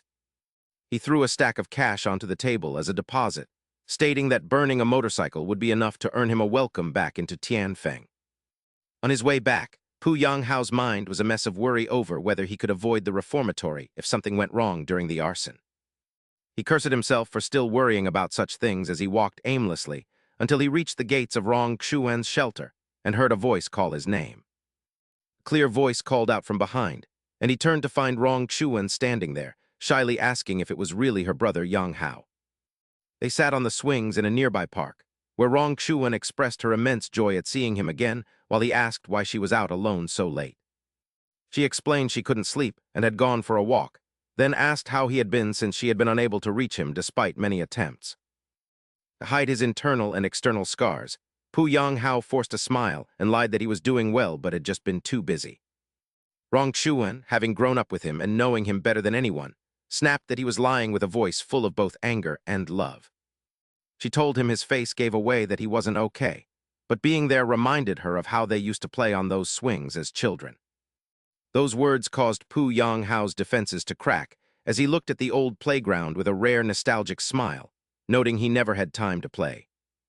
He recalled always pushing the swings for the other kids, sometimes two at once, as a flood of memories regarding their past began to return. They shared stories of their time at the shelter, from their mischief to their petty childhood arguments, and for the first time in ages, Pu Yanghao laughed. A genuine smile, free of calculation or defense, crossed his face as he forgot the harsh reality and lost himself in sweet memories. But then Rong Xian suddenly spoke, pulling him back to reality as silence fell, and Pu Yanghao held his breath, sensing something before she asked why he no longer returned home. Rongxian's voice wavered as she asked if they could live together again, a question that pierced Pu Yanghao's heart like a blade. He lowered his head as his previous joy vanished into raw agony. Then he stood abruptly, thanked Rongxian, but admitted he had gone too far to return soon, telling her to mind the children and not worry before turning away. With every heavy step he took, Rongxian watched his lonely figure in a panic, her voice choking with tears as she asked what was wrong. It felt as though that was their final meeting, and by the following night, Pu Yanghao was in a deserted parking lot carrying out a task for Gong Jingxi. He poured gasoline onto a motorcycle without hesitation, noting the lack of cameras or witnesses as everything went according to plan, while a small flame flickered at his fingertips. This was his only path to survival, yet the light illuminated a dark sky of memories from a childhood spent alone against the world, where things like a home or a family meal were luxuries he could never have. To him, those were distant dreams in a world that was a jungle where the strong devoured the weak, and from the very beginning, he had been one of the weak.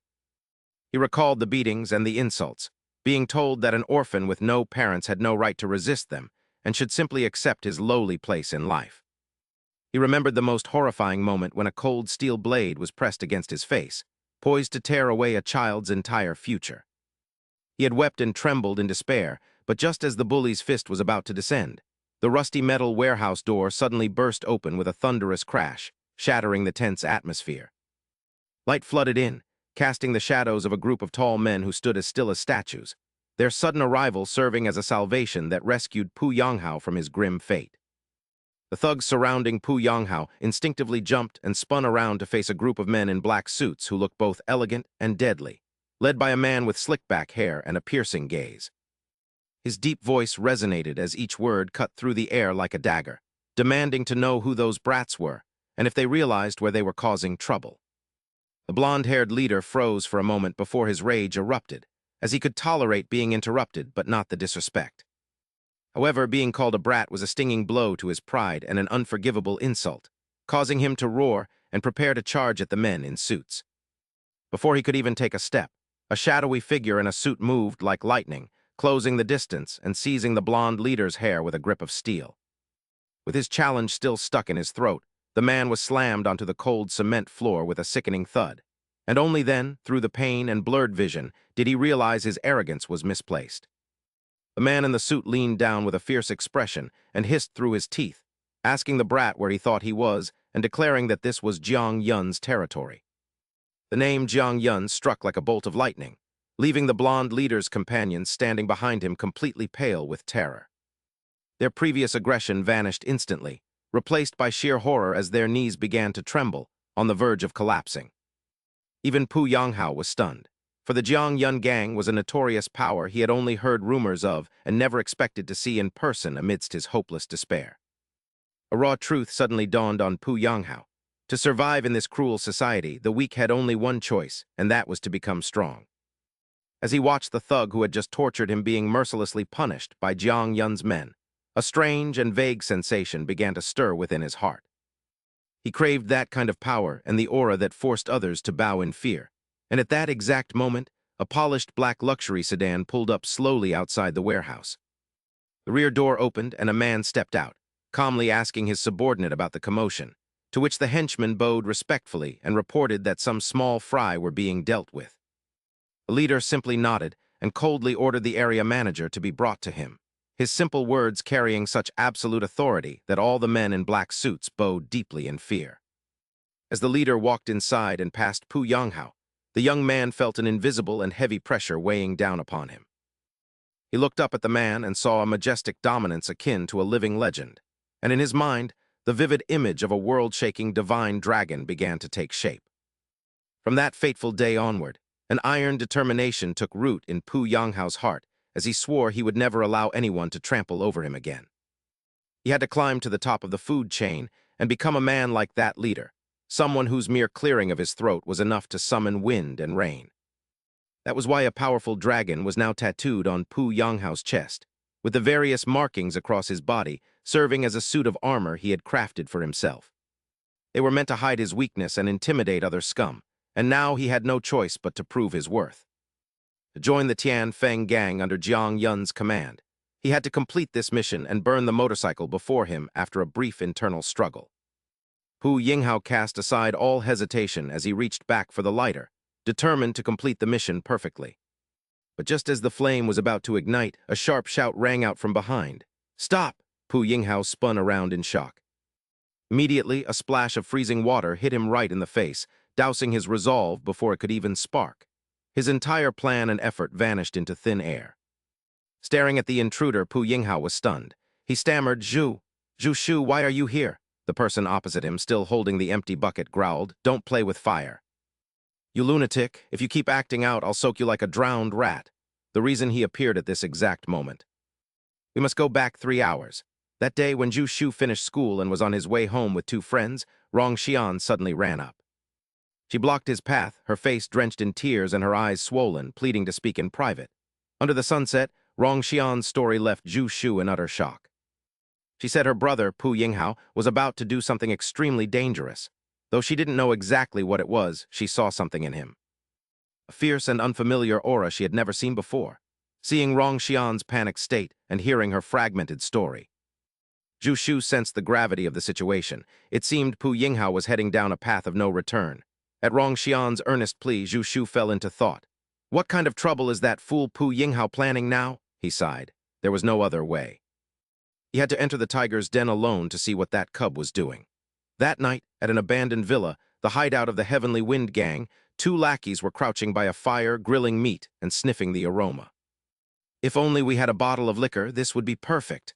While they gossiped about worldly pleasures, the heavy iron gate creaked open. Both were startled, their faces turning pale, thinking their leader Jin Ta had returned. If caught drinking and eating like this, they would be finished. Fortunately, the person who entered wasn't the boss, but Zhu Shu. He had found his way here following a friend's tip that the Heavenly Wind base was right next to the amusement park. Seeing his thin, scholarly appearance, the 2 lackeys immediately tried to drive him away. "Get lost. Heavenly Wind doesn't take weaklings like you." Zhu Shu ignored them. He knew he was in the right place. Awkwardly scratching his head, he approached the 2 eating grilled meat and asked, "I'm not here to join. I'm looking for someone. Do you know Pu Yinghao?" The 2 lackeys looked up, exchanged surprised glances, and burst into laughter. One asked while chewing, "Pu Yinghao, why are you looking for him? Are you his friend?" "I just want to know where he is. I need to talk to him but can't reach him." "It's too late, buddy. By now he's probably digging his own grave." The other lackey sneered. Hearing this, Zhu Shu froze. Digging his own grave? What on earth were they talking about? The lackey continued in a contemptuous tone. "I knew exactly how someone like him would end up. You better get out of here before I lose my temper." Before he could finish, Zhu Shu lunged forward. With lightning speed, he grabbed the man's mouth, raised a fist, and roared. "I intended to speak civilly, but it seems that won't work. Where is Pu Yinghao? Tell me." Because of that, Zhu Shu arrived here at the most critical moment. Back to the present, Pu Yinghao is stunned. Why did Zhu Shu show up here? Ignoring his surprise, Zhu Shu hurriedly tried to dissuade him. "Don't do anything foolish. You're committing a crime?" But those words only added fuel to the fire. Pu Yinghao flew into a rage and charged at Zhu Shu. "Who do you think you are to give me orders?" he screamed, grabbing Zhu Shu's collar. "What do you know about me? Do you have any idea how I've had to live?" Pu Yinghao's fist was raised, ready to strike. But facing that wild beast, Zhu Shu remained strangely calm. "No, I don't know how you've lived." He replied softly, "But someone still believes in you. A girl from the Dengneng shelter asked for my help. She said she didn't know what you were going to do." The name of the Dengneng shelter was like a knife to Pu Yinghao's heart. He froze. Could it be Rong Xian? Zhu Shu continued, "She thinks you're a good person. She's worried about you. So worried that she asked a stranger like me for help. Don't ruin your life. There's still someone who believes in you." Hearing this, Pu Yinghao's fist slowly loosened. He couldn't hurt the girl he had always cherished and protected. But the tragedy didn't end there. "Oh my, it's just like a Korean drama, isn't it?" A mocking voice rang out. "I'm almost in tears, right, Yinghao?" Jin Ta and his lackeys stepped out from the shadows. Pu Yinghao was shocked. "You? When did you start following me?" Jin Ta held up a phone. On the screen was a video of Pu Yinghao pouring gasoline on the motorcycle. "You're just a pawn, Yinghao," he sneered. "A disposable orphan brat." Those words were the final straw. Pu Yinghao roared and charged at Jin Ta. "You bastard, stop right now." But it was too late. Jin Ta threw the lit lighter toward the vehicle. He grinned, certain that this time Pu Yinghao would rot in prison. Suddenly, a shadowy figure dashed forward. He kicked the lighter away. It was Jin Dun. Following behind him was his blonde friend struggling to climb over the fence. "We're not too late, are we?" Pu Yinghao stood there, speechless. Jin Dian, his former adversary, had come to his aid, causing Jisoo to flash a proud thumbs-up just in time. Meanwhile, a few minutes earlier. "Arson, Tianfeng only has 2 puppets here. Where are the rest of them?" In that critical moment, Jisoo had already taken action. He had quickly messaged his 2 best friends, a wise decision that brought them here now, as Jisoo looked toward his companions. He silently offered his thanks, realizing that friendship could be the most powerful weapon. "What's this?" Jin Zai sneered mockingly. "Did you get rid of Pu Yanghao just to play with these brats? Don't you dare mention Pu Yanghao," Gong Ming roared with fiery eyes. "We came to save a friend. I even had to cancel a date, which means I'm currently in my strongest combat state." He lunged forward like an arrow, but another figure intercepted him, meeting his swinging fist with a direct punch. Gong Ming screamed in agony as a sickening crack echoed, his hand bloodied by the attacker's spiked iron gauntlet. "Your new friends seem quite amusing, Yang Hao," the man sneered before delivering a powerful uppercut to the blonde's stomach. He collapsed, unable to breathe, as the man arrogantly introduced himself as Huang Zicheng, the number 3 of Tianfeng. "Gong Ming!" Jin Dian shouted, rushing forward only to be blocked by a wall of men as his opponent launched a lightning-fast barrage. Jin Dian struggled to evade the swift punches, realizing he would eventually be hit if he only focused on dodging and countering.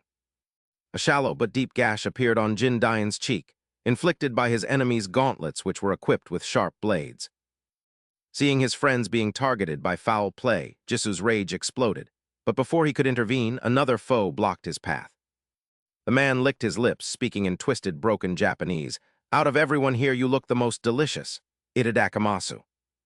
This was Kenkoshi, the number 1 of Tianfeng, who lunged like a predator.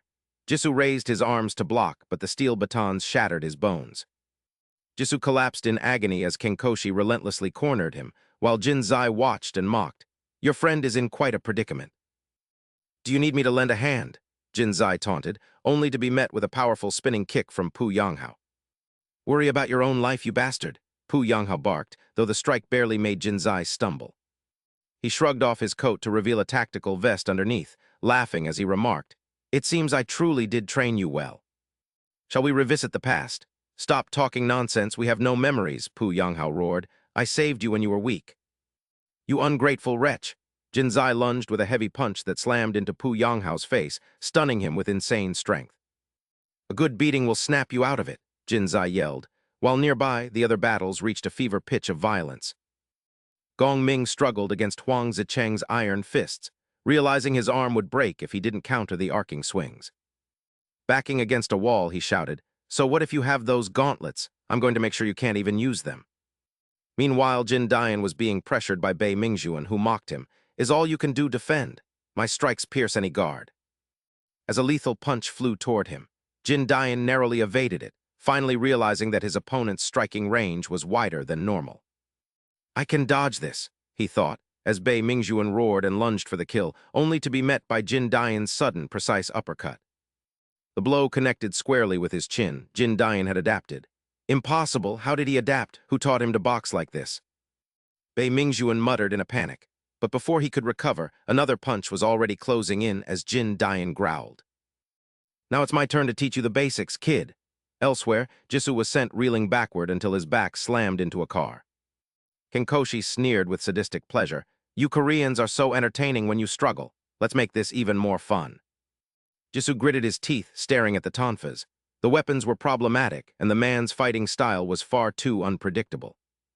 "I have to get closer to see his movements." "What kind of Japanese gibberish are you spouting?" Jisoo roared. "This is Korea, you bastard."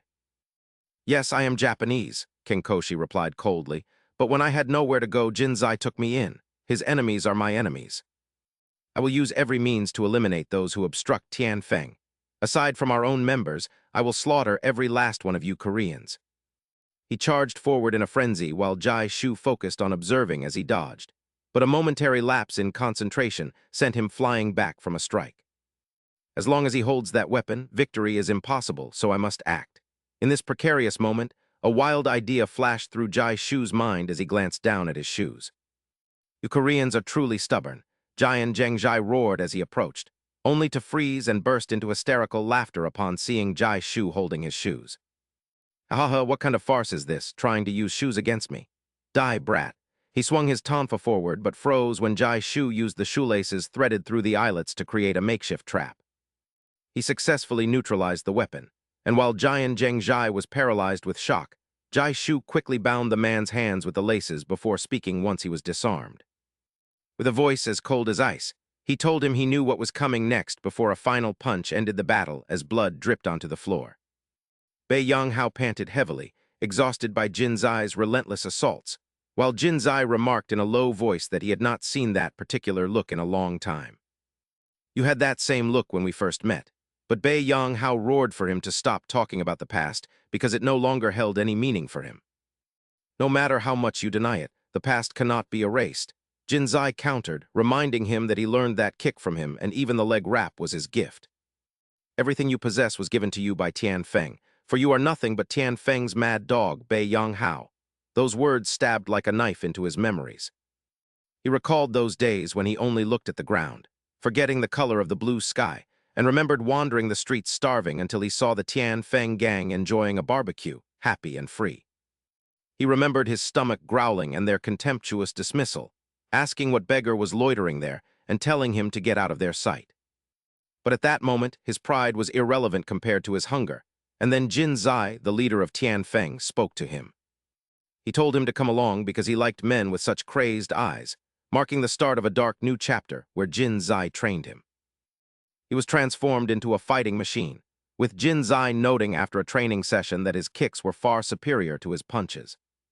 I have found a powerful right-hand man, so keep practicing, he said while handing Bei Yanghao a weapon to amplify his strength, telling him to listen closely. In this world, it is not the strong who win, but the winners who are strong, so never forget that.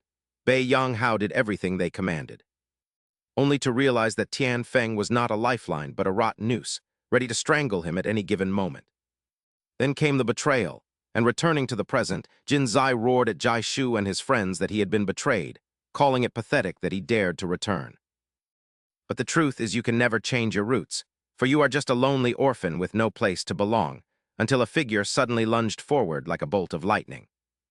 A fatal blow was parried with a sharp metallic clang as Yu Zhu arrived just in time, leaving Jin Zai stunned with a look of utter astonishment in his eyes. He could not believe someone would risk their life to protect a piece of trash, a rotten orphan like Bei Yanghao. He spat blood-stained saliva onto the ground and roared bitterly that he finally understood the strength that comes from protecting others. I would also be invincible if I possessed that, but you bastards acting so bold just because of your weapons is ridiculously arrogant. His gaze swept across the desolate battlefield behind him, where his elite subordinates now lay scattered and writhing in agony. His Tian Feng gang, the power he had built, had been utterly defeated. Meanwhile, the injured Bei Yanghao suddenly spoke in a raspy voice, telling the other to stay out of his business. Jin Zai chuckled sarcastically, saying he didn't understand why they would go so far for Yanghao, warning them that it wasn't worth doing all this for a damn traitor. To prove his point, Jin Zai's memories swirled back to the night Yanghao begged to rejoin Tian Feng, recounting how he proved his loyalty by slaughtering a group of youths, while his voice hissed with resentment about how he had screamed at him in rage. How dare you failures interfere in Tian Feng's affairs? In the flashback, a young man with a bruised face lay on the ground, clasping his hands to beg Yanghao for mercy. Yanghao, I'm sorry, it's all my fault, please have mercy on us. But Yanghao only gave a savage smirk and asked if he should really spare him. Those were the same words I once spoke, but did any of you ever listen? Since your useless ears only serve to make your head heavy, I will help lighten your load. With those words, Bei Yanghao coldly drew a sharp dagger, and as the blade sliced through the air, the victim let out a piercing scream. He severed the man's ear and walked away in silence, leaving behind a victim clutching his wound and screaming in despair. After rejoining Tian Feng through bloodshed, Bei Yanghao finally escaped his status as weak prey to become a true predator. He was addicted to the sweet taste of power and craved even more, willing to do anything to prove his strength. One day, Yang received a new assignment. It was a perfect fit for a daredevil like him. It's time for Tian Feng to make some real money, he thought. A business deal? Yang frowned. There was another offer from Gang Yun, and it was far more lucrative. Do you remember that BPU Jang guy, the phone scammer from last time? Do you recall him? I do, but that's far too dangerous. What if you could take the money without any of the risk? We won't be doing the work ourselves anymore. We just need to provide the manpower for BPU Jiang. Where will we get it? You know the Dongdi orphanage. The director there is a gambling addict drowning in debt. I heard he plans to sell the children to pay it off. A real cash cow, isn't it? Haha. That was the final straw. Bei Yang once had a family of his own. He might not have cared about anything else, but those children at the Dongdi shelter were different. Once someone dared to lay a finger on his family, he would never forgive them. That night, he grabbed a club and stormed directly into Director Q's gambling den. He crushed the playing cards and seized the man by his collar. "You never gave a damn about those kids," he roared, his voice as cold as ice. "You're using them to settle your gambling debts. You've crossed the line, you piece of filth." He pressed the club against the man's throat. "I truly want to kill you, but I'll give you one chance to live. Listen well. Leave the orphanage immediately or I'll expose every one of your crimes, and then I will kill you. Do you understand?" Director Q. The sound of shattering glass rang out sharply, piercing the silence of the night. A girl from the shelter rushed down, thinking the children had simply mistaken thunder for something else. She tried to calm herself, but she froze upon reaching the final step.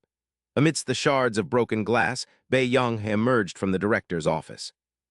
His gaze was icy as he walked past the girl without a hint of emotion, silently vanishing into the shadows.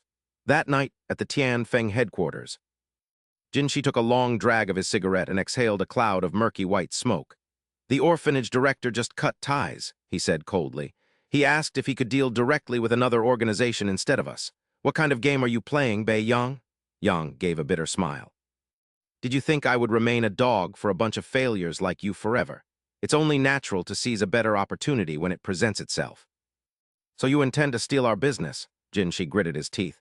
"Damn it, I knew I shouldn't have raised such an ungrateful wild beast." Returning to the present in the midst of their life-and-death struggle. "That is why you must die," Jinshi roared, "because you chose those orphans over Tianfeng. I intended to wait for my chance at revenge, but I'm glad you crawled back here on your own. You bastard, I'm ending this today. Didn't you hear what I said?" Jixu screamed, "Why won't you just retreat?" He looked around, 4-against-1. Jinshi let out a sinister, infuriating laugh. 4-against-1? Who said it was just one? At that exact moment, dozens of figures emerged from the darkness, silently surrounding them. Every one of them was a member of Tianfeng, and they were all heavily armed. Jin Duran looked at the blonde youth in terror. "These bastards! When did they get here?" He was met with sneers and bloodthirsty glares. "Kill them all," Jinshi commanded. A pack of hungry wolves lunged forward. Jixu and his friends had just finished a battle and were nearly spent, but Jin Duran remained composed amidst the chaos. "Regroup," he shouted. "Form a triangle to cover each other's blind spots. We can surely take down a few of them each." The blonde youth agreed. Bei Yang was stunned. This had nothing to do with them, yet they stayed to fight by his side. A warm sensation, something he had lost long ago, began to seep into his frozen heart. "Yang, where do you think you're looking?" A sudden punch from Jin, she snapped him back to his senses. "Our business isn't finished yet? Fine, let's put an end to this cursed fate." The battle erupted on two fronts. Jixu, Jin Duran, and Kang Min formed a solid wall against the sea of enemies, while Bei Yang had charged at Jinshi. It was a war of hatred and betrayal. Yang unleashed a barrage of kicks against Jinshi's armor, but it was like scratching an itch. "Is that all you've got?" Jinshi mocked. "Leaving Tianfeng was the greatest mistake of your life." He threw an ironclad punch. Yang hurriedly raised his leg to defend himself, crack his protective greave. His weapon and his symbol shattered into pieces. Yang panicked. He had lost the only thing he still trusted. What would he do now? "Yang," Jinshi laughed like a demon. "I'll make you remember just how pathetic you used to be. Die, you traitor." He lunged forward. A devastating blow struck Bei Yang, sending him to his knees as blood trickled from the corner of his mouth. "Do you see now?" Jinshi roared, "Without Tianfeng, without me, you're nothing more than a useless failure." Bei Yang looked down at his ruined greave. His heart felt heavy. Was it truly over? Was he really going to lose in such a pathetic manner? Just then his gaze shifted toward Jixu, despite being surrounded. The three of them were still fighting valiantly, taking down enemies one by one. Watching them, a sense of shame welled up within Yang. Why was he giving up before they did? Jinshi watched in astonishment as Bei Yang decisively tore off his remaining greave. "I don't need this anymore," Yang roared. "Take it back. Now I'll show you who I really am." He took a Muay Thai stance, imposing and fierce, yet he was trembling deep inside. He was uncertain of what would happen without his protection. "Do you really want to die?" Jinzai sneered at Pu Yanghao. "I told you never to take it off. Now face the consequences." Jinzai charged like a rabid beast. Pu Yanghao knew one hit would be fatal, so he closed his eyes and focused entirely on evading. Then miraculously he did it. The punch missed his ear by a hair's breadth. His steps felt much lighter. He could dodge everything. At that moment, Pu Yanghao realized the leg guards he once viewed as protection were actually shackles that had been restraining him all along. Now that the burden was lifted, his body became incredibly agile and flexible. He lunged forward, driving a lightning-fast knee into Jinzai's face. "So fast, is this my true speed?" Jinzai staggered back. "What the hell is this, some kind of protagonist aura?" "You're just buying time, kid." He attacked again, but Pu Yanghao leaped into the air, recalling Jinzai's old words. "The strong aren't those who win are the strong. These leg guards will protect you." It was a lie. They didn't protect him, they imprisoned him, and now that the chains were gone, Jinzai was defeated. He collapsed, unable to believe the truth. Why did I lose to a piece of trash like him?" He remembered telling his lackeys that the orphan could be discarded once he was squeezed dry. "I am Jinzai of Tianfeng. I can't lose to garbage like you." He made one final, desperate charge, but the current Pu Yanghao was a completely different man. A lightning-fast, powerful kick brought everything to an end. "The strong aren't those who win." Pu Yanghao stood there, panting. "Those who win are the strong." "You're the one who taught me that, right, Gong Jingxi?" Seeing their leader fall, the Tianfeng members panicked. "Impossible! Did Pu Yanghao actually win?" "What should we do?" Just then, Kixu turned back with a challenging tone. "What are you dogs whispering about? If you want to fight, step up, don't be so slow." Seeing the fierce momentum of the three, the group lost all their courage and fled in terror. On the battlefield, Pu Yanghao collapsed to the ground, completely exhausted. He still couldn't believe he had succeeded. Suddenly, a hand appeared before him. It was Kixu. "What are you doing? You won, so get up. You fight much better without those leg guards, don't you?" This gesture and these words stunned Pu Yanghao, as they were identical to the time he lost to Kixu in the arena. He remembered Kixu's promise to have a fair fight next time. "I've always found you annoying," Pu Yanghao muttered, but his emotions suddenly choked him up. He reached out and took Kixu's hand in a silent gesture of gratitude. He finally understood that when a lost soul turns back, there will always be someone there to meet them. "Don't thank me," Kixu said, nodding behind him. "Go thank that girl over there." "Brother," Pu Yanghao started. Jangxian was running toward him with tears streaming down her face. She threw herself into his arms. "Where have you been? I missed you. Are you okay? Do you know how worried I was?" For the first time in many years, Pu Yanghao felt the warmth of genuine affection. A sincere, happy smile finally bloomed on his lips. The battle had ended and everyone was safe. The next day at Lumen School, Kixu was frantically searching through his backpack. "Damn it, where is my wallet?" Panic washed over him. His bank card, student ID, everything important was in there. Just then, two students walked past. Their whispering caught the attention of Kixu and Zhendu. "Hey, did you hear about Tianfeng? Haha, you mean Pu Yanghao's gang? I heard someone wiped them out. That Pu Yanghao guy even got caught up in it and had to go to a reform center." "Nonsense," Kixu muttered, but then he froze, standing right in front of those two. Was Pu Yanghao. The smiles on the two boys' faces vanished when they met his razor-sharp gaze. This dropout, why is he at school?" one stammered. "What's it to you?" Pu Yanghao replied curtly. "Mind your own business from now on. If I catch you again, I'll see you in the arena." Watching that scene, a warm feeling of relief spread through Kixu's heart. He realized he had made the right choice. Sitting alone in classroom 13, Bei Yanghao sighed, reflecting on how long it had been since he last attended school. It was exhausting, and he felt he didn't belong there. He recalled his deal with Rong Zian, her tearful eyes, and her plea for him to promise to return to school. Thinking of Rong Zian's smile made him grin instinctively, knowing he had to keep his word, until the door was suddenly thrown open and Kang Ren entered with his lackeys. "I thought you had vanished. I heard you leveled Tianfeng and your skills are still top tier," Kang Ren remarked, but Bei Yanghao didn't bother to respond. He no longer cared about Kang Ren, who continued condescendingly. "Tianfeng is gone, so you have nowhere to go. Joining the Gangyun reserve team is your only way out." But Bei Yanghao just brushed past him.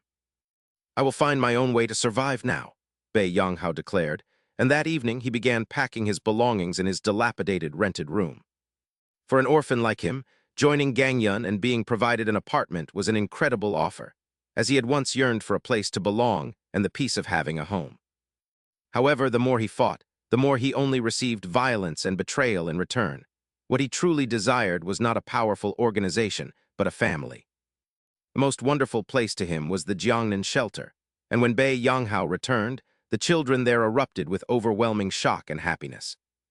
Their hero had finally come home, and under the warm glow of the lights, he was surprised to see Kishu, Jidaoyan, and their blonde friend standing there with bags of fruit.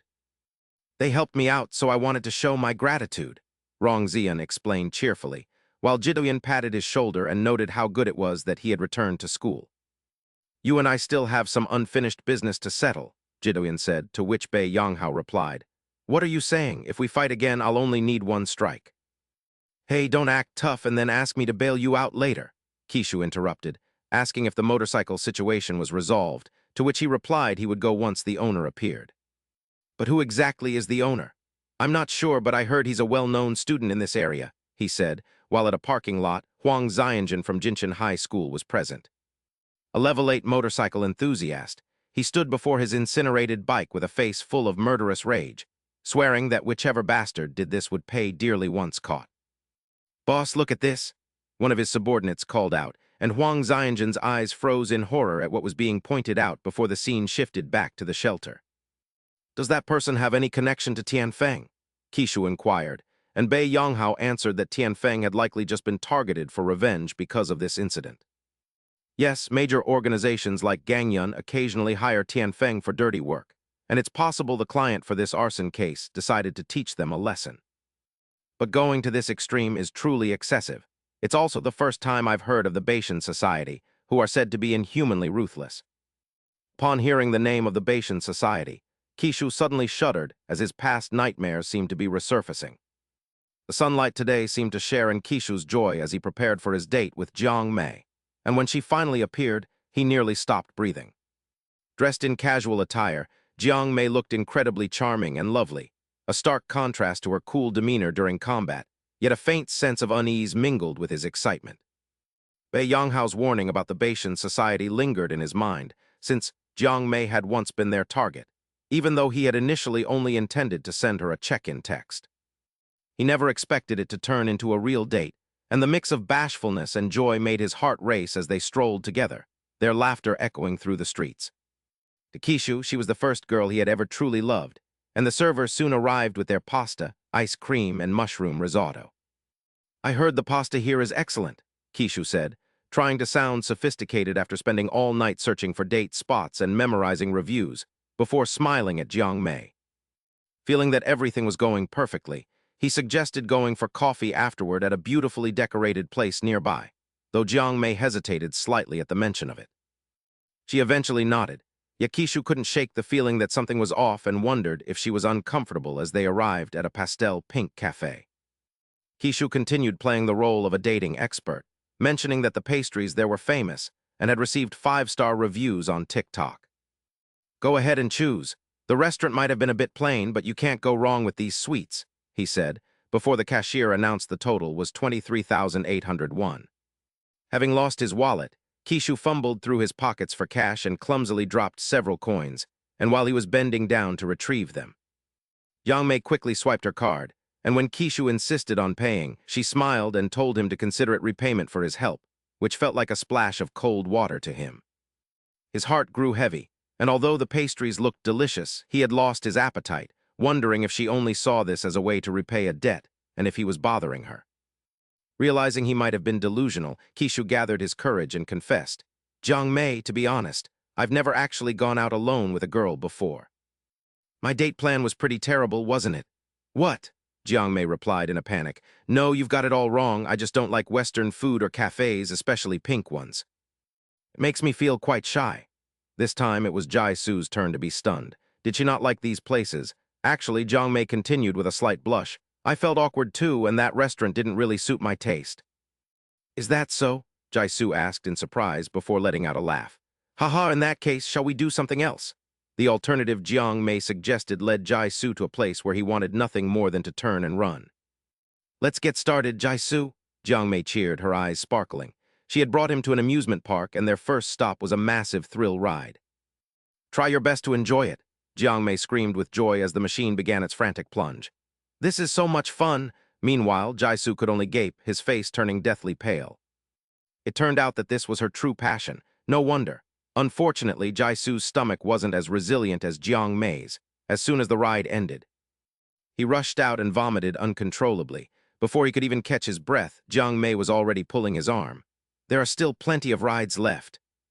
Let's go, the roller coaster, Jaisu. This feels even better than the last one. Then came the free-fall tower. Jaisu no longer knew who he was or where he was. He could only cling tightly to the safety bar, his soul seemingly drifting somewhere far away.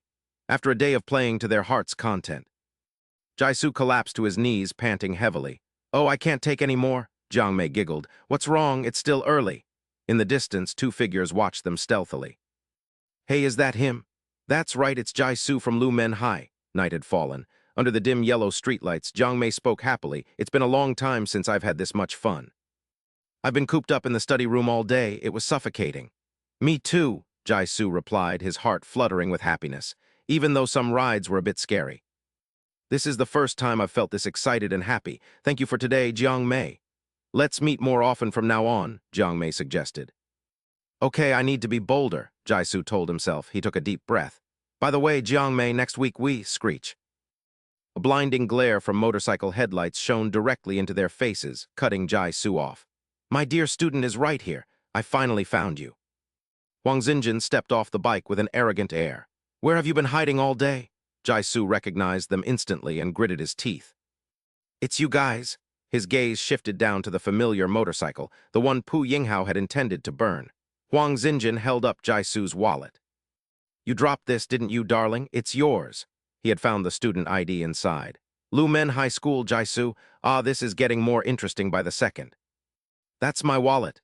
You dared to damage my precious bike, and then you have the nerve to go on a happy date like this," Huang Xinjin roared, his tone shifting completely. "I'll make you regret ever being born into this world. It's just a misunderstanding. I didn't do it," Jaisu tried to explain. "I'll have to give you a beating before you'll tell the truth, won't I?" With those words, Huang Xinjin charged like a mad beast. Jaisu was well aware of his wrestling moves. He quickly sidestepped to dodge. Huang Xinjin missed his grab, but he wasn't angry. Instead, he flashed a sick smile. "You dodged it," looking closely. "Your body isn't half bad either." "Stop it," Jiang Mei shouted, running toward them. "Why are you attacking people like this? What the hell, this girl is too noisy." Huang Xinjin frowned. "Jiang Mei, be careful, don't come over here," Jaisu shouted in concern. However, two lackeys blocked Jiang Mei's path. "Our boss is busy, don't interfere." "Move," Jiang Mei glared at them, her eyes as sharp as knives. "Haha, is this girl crazy? We don't hit women, scram while the coast is clear." As soon as he finished speaking, Jiang Mei launched a dangerous high kick. "I told you to move while I was being polite." The man nimbly caught her leg and smirked wickedly. "Wow, at this level, I won't feel guilty about punching you. You blocked it. It's been a while since I've had a chance to exercise," Jiang Mei sneered. Seeing Jiang Mei in danger, Jaisu roared in fury, "You dogs, don't you touch my Jiang Mei." Just as he was about to rush forward, a hand gripped his collar tightly. It was Huang Xinjin. "They're having fun, let them play," he whispered. Then, using terrifying strength, he sent Jaisu flying backward. A malicious glint appeared in his eyes. "Let me deal with this cute brat first." Jaisu realized that reasoning had become useless. Only fists could resolve this issue. There was no other way, since it had come to this, he had to win. He stood up and took a fighting stance, ready for a life-or-death battle. Inside a luxurious villa, Kang Ren hurried toward his father's office. Sweat poured down his forehead. "Father, why did you call for me? Do you still visit your older brother regularly?" "Yes, he's doing fine. Help him with whatever he needs, but what about you?" "Is there no good news?" His father's voice was cold. "At your age, he was already the head of an entire school, and you." The boss of Gangyun, Kang Yu, stared directly at his son.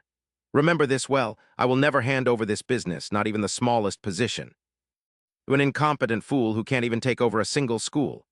Kang Yin bowed his head, his hands clenched until his knuckles turned white, struggling to swallow his helplessness and hatred. "Please rest assured, father, I have a plan of my own."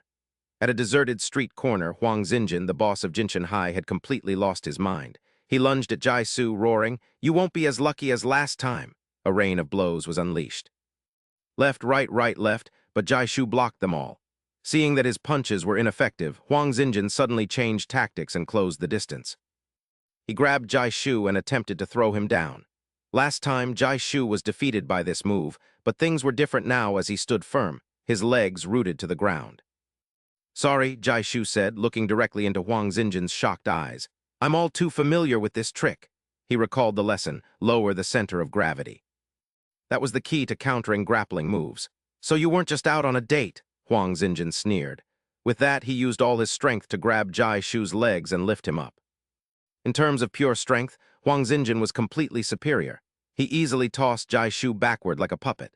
Jai Shu fell straight into a puddle of dirty water, his body soaked and heavy. Before he could recover, Huang Xinjin rushed over and shoved his head into the puddle. A feeling of suffocation and helplessness washed over him. You think blocking a few hits means you can beat me?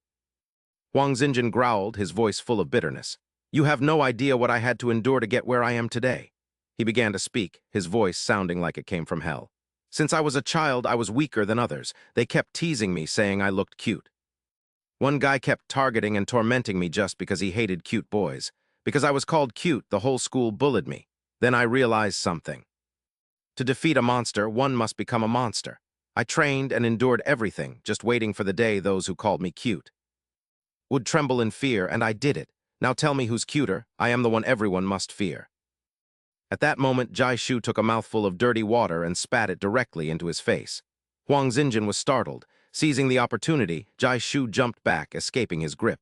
I know you're bitter about the bike, but I didn't do it. Jai Shu shouted, You bastard, how dare you play dirty? Huang Xinjin roared, charging forward and pinning Jai Shu against the wall. He squeezed him tightly. Of all the kids I've beaten, you're the most adorable. How interesting. Pinned down, Jai Shu knew he needed to buy time. He decided to use psychological warfare, aiming straight at the man's trauma. You haven't changed at all, have you? Jai Shu sneered. Still just a cute little boy. The word cute acted like a fuse, and Huang Xinjin's rage exploded. He squeezed harder, making Jai Shu scream in pain. However, that scream wasn't out of agony. It was a signal. Huang Xinjin never expected that from above. Jiang Mei was flying down like a goddess of war. His subordinates were already scattered on the ground. I won't forgive you, you bastard, Jiang Mei roared, her voice filled with killing intent. I was in a good mood, and you dogs ruined everything, she landed. She delivered a powerful kick to Huang Xinjin. You're all dead meat now. Huang Xinjin tumbled to the ground. The battle was over. Jiang Mei, are you okay? Jai Shu asked quickly. It's nothing, Jiang Mei said, brushing it off before playfully winking. I must admit we make a pretty good team, but why did the Jinshan students attack you? It's a long story, Jai Shu sighed, looking at his strong friend with silent gratitude. Suddenly, Huang Xinjin's shadow appeared on the water. There you are. He flashed a disgusting smile. My dears, seeing him suddenly stand up left Jiang Mei bewildered. He's standing, I clearly hit a vital spot. Jai Shu was also startled, thinking, this guy is too tough. Huang Xinjin looked at them both with a challenging gaze. This is just like an itch. It's not enough yet. Sensing the situation was bad, he quickly turned and warned Jiang Mei. Get back, it'll be dangerous if you stay involved. Just as he finished speaking, Huang Xinjin suddenly lunged forward to attack. Come on, let's keep playing. With that, he slammed the boy hard against the wall. By now he was so angry he grit his teeth and cursed. Cute, you really think I'm cute? Seeing his terrifying strength. Jai Shu was shocked. This bastard, is he a monster? I thought I had grown stronger, but I'm still nothing to him. At that moment, Jiang Mei rushed in from behind in a rage. You jerk, get your filthy hands off him. He lost his cool and kicked her, making her scream in pain. A wicked smile spread across Huang Xinjin's face. I have to return what I received. I'm not the type to leave a debt unpaid. Before anyone could react, he pulled Jai Shu up again. Truly adorable children, using all his strength. Huang Xinjin slowly lifted him into the air. This time the boy's face turned pale with fear. I'm dead for sure. He decisively threw him to the ground. It was going to be a clean finish. At that critical moment, the silhouette of a motorcycle came sliding in. This left Huang Xinjin frozen in confusion. What the hell? What is that? The familiar vehicle left him bewildered about what was happening. My bike, the motorcycle sped by, suddenly separating Jai Shu and Huang Xinjin. Unable to take it anymore, he screamed at the top of his lungs. Damn it, who are you? How dare you touch my bike? He slowly sat up as a calm voice echoed. If you're going to hit someone, you should do a little research first. Hearing the familiar voice, Jai Shu quickly looked up. You are. He coldly declared, stop snapping at everyone for no reason. His sudden arrival left Jishu completely bewildered. It was Bei Yanghao. The scene shifts back to 1 hour ago at a large internet cafe in the city, where defeat messages repeatedly flashed across the screen. This infuriated Yang Hao. Damn it, he cursed, sighing and scratching his head in frustration. Despite carrying the team, the bottom lane played terribly. He really had the worst luck with teammates. Yang Hao muttered to himself, I'm starving, time for some ramen. Just then, a hand was placed firmly on his shoulder. Startled, Yang Hao looked up and saw an unfamiliar face. The man slowly turned away, muttering, it's not this damn guy. However, this successfully provoked Yang Hao. Already annoyed by his loss, he snapped, what the hell, you psycho? And immediately confronted him, demanding, hey, who are you? You touched me, so say something? It seemed the man was searching for someone and had mistaken him because of his Liumen gym uniform. It's nothing, just go back to your game, the man said, struggling to maintain his composure. The man even flashed a smug grin and flipped him off. I get that you're mad about losing, but I have no business with you. Yang Hao immediately lunged forward and grabbed the man's collar. Do you want to die, you brat? The man also began to lose his temper, cursing, I'm busy as hell and you're starting trouble. I'm not looking for you, I'm looking for someone else. Confused, Yang Hao glanced down at the man's phone screen to see who he was after. On the screen was a message containing a photo of Jishu. Accompanying it was a text from Huang Xianjun. Urgent, capture the Liumen freshman Li Jishu, bring him here immediately. After reading this, Yang Hao was quite surprised. Li Jishu, he suddenly gripped the man's hand. Hey, who are you? Why are you looking for him? The man laughed mockingly and asked, why do you need to know? Liumen kids don't need to know. Seeing this, Yang Hao raised his fist. You lunatic, talk now? Suddenly, the man's accomplices appeared to stop him. I told you don't need to know. Pushed too far by the constant provocation, he couldn't take it anymore. A lot of people are grabbing my shoulder today, huh? Well, I've decided I do need to know. A short while later, the subordinate's face was beaten swollen. Brother Huang Xianjun. Huang Xianjun sighed, understanding the situation after hearing what the boy had to say. You've all made a serious mistake. He glanced toward Jishu's group. What do you mean by mistake? Are you saying someone else did it? Yang Hao calmly pointed at himself and declared, I'm the one who did it.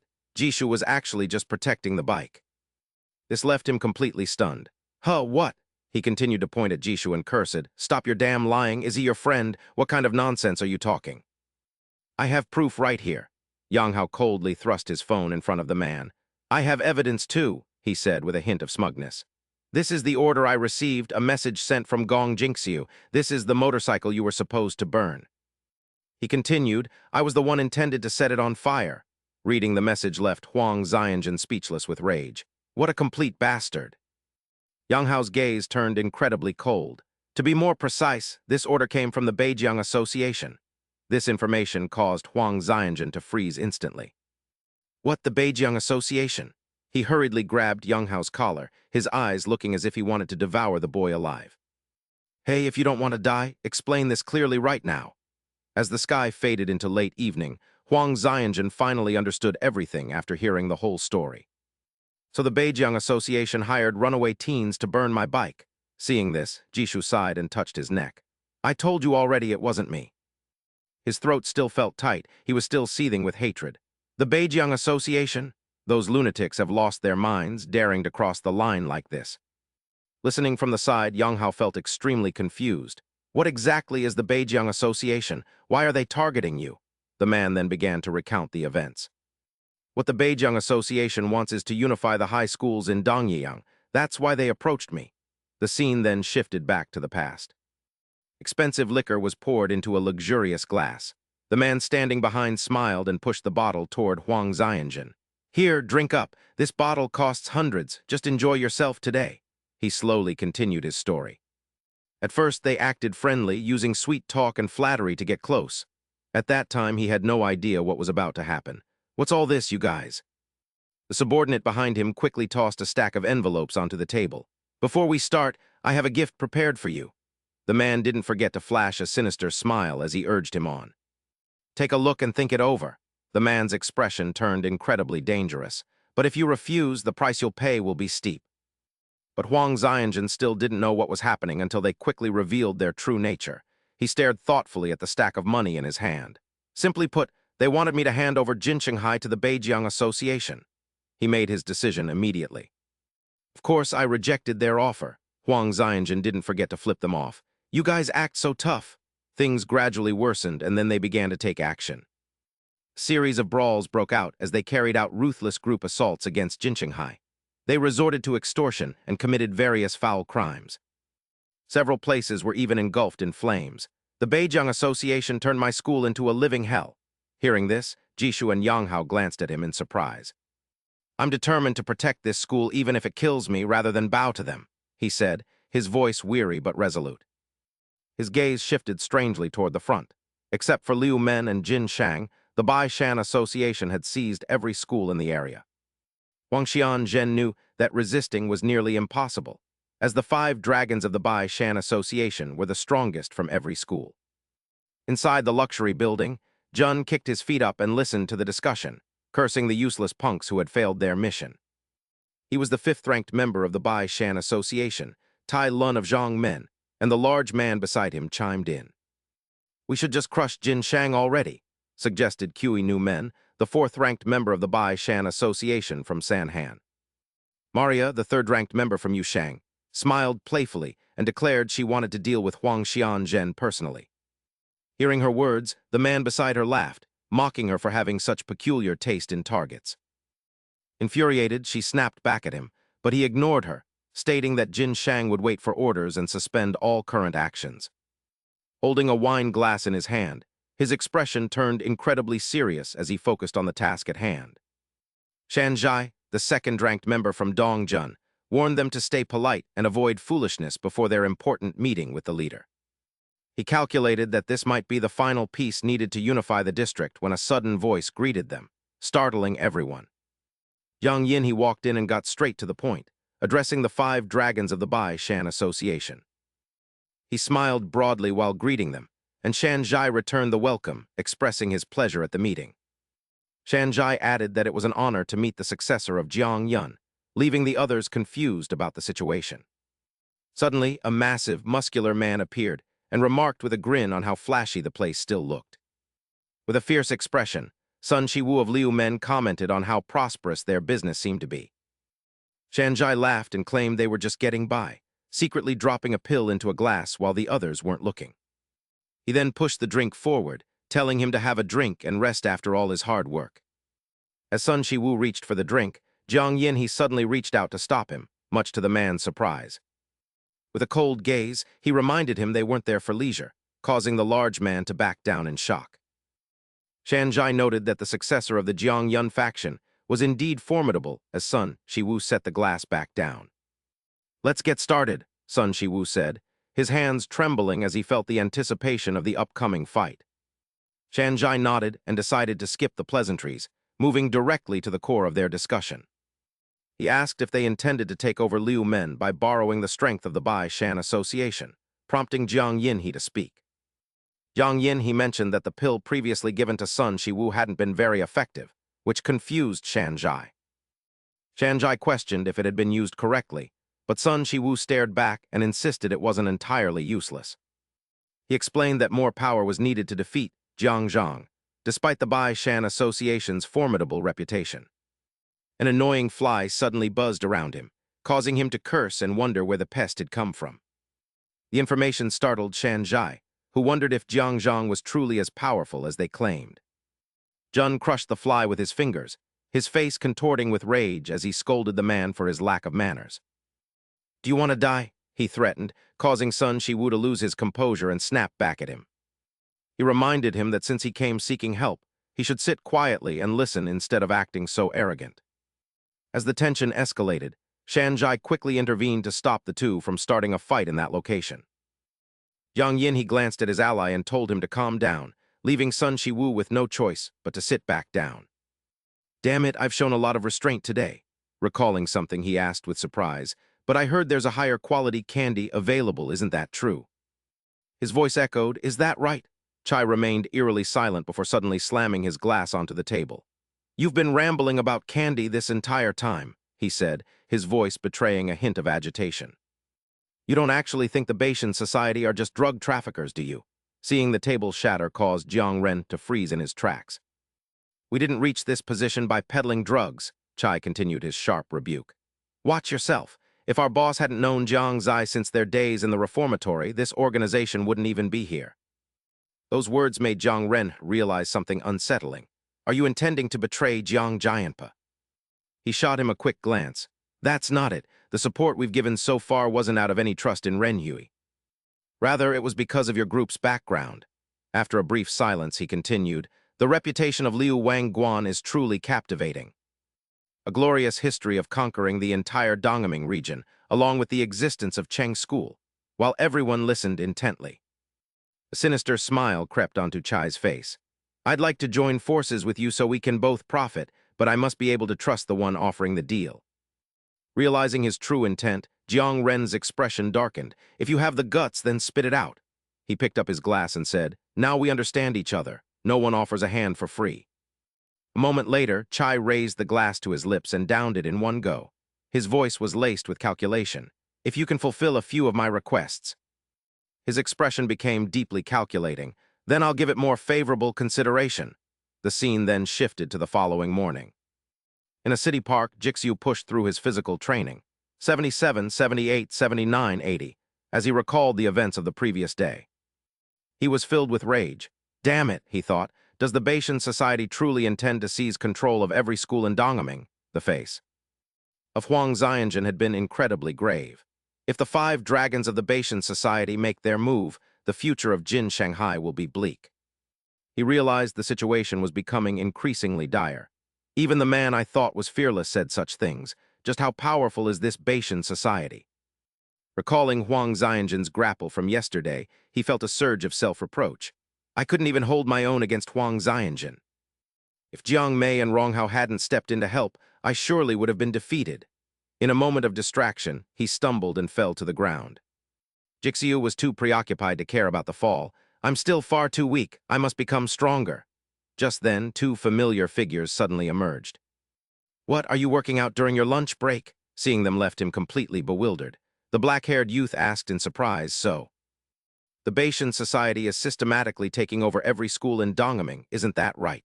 He nodded immediately to confirm. I heard that aside from Liu Wangguan and Jin Shanghai, no other schools remain. They really are that powerful. He was well aware that the conflict was escalating. The schools they conquered were essentially being turned into their slaves. It's a literal hell on earth. The orange-haired youth nearby listened with a hint of curiosity. Regardless of whether it's the Bashan society, they can't possibly touch us, can they? Liu Wangguan isn't exactly a group of pushovers. Jixiu sighed and nodded in contemplation. I'm not particularly worried about Liu Wangguan itself. It's just that I've been feeling quite weak lately. He glanced toward the black-haired youth with a specific intent. Especially when I'm caught by someone skilled in grappling, I'm helpless. Zhu Yin, do you know a way to counter that? His expression turned thoughtful as he pondered the question. Dealing with a grappling specialist isn't easy for me either. It's an entirely different discipline from striking. Hearing this, Jixiu sighed in frustration. If even Zhu Yin felt that way, was there truly no solution? Suddenly, Zhu Yin spoke up. Actually, if that's the case, there is one person who comes to mind. The orange-haired youth seemed to realize something as well. You don't mean that senior, do you? Their strange behavior made Jixiu freeze. A senior? Who exactly are you talking about? Elsewhere, a ball was hurtling forward as a group of people played a lively game of soccer. Seeing the ball go out of bounds, the goalkeeper shouted in anger. Hey, what kind of kick was that? Go get the ball. The young man bowed his head repeatedly, apologizing. He felt a pang of regret about his last shot, as it had nearly been a goal. Suddenly, his friend reached out to stop him. Wait! To their surprise, the ball had rolled straight into the Liu Wangguan training grounds. This filled them with dread. Damn it, of all places, it had to go there. Seeing where the ball landed, the orange-haired youth quickly turned to leave. Hey, just leave it, don't get involved, it's too much trouble. They continued to grumble as they walked away. Today's game is ruined. Why on earth did you kick it that way? This caught Jixiu's eye. The sign standing before him left him somewhat stunned. It was a vacant lot marked as the Liu Wangguan training grounds. So, this is the training area, he muttered. Looks quite eerie. Just then, the sudden crow of a rooster echoed through the air.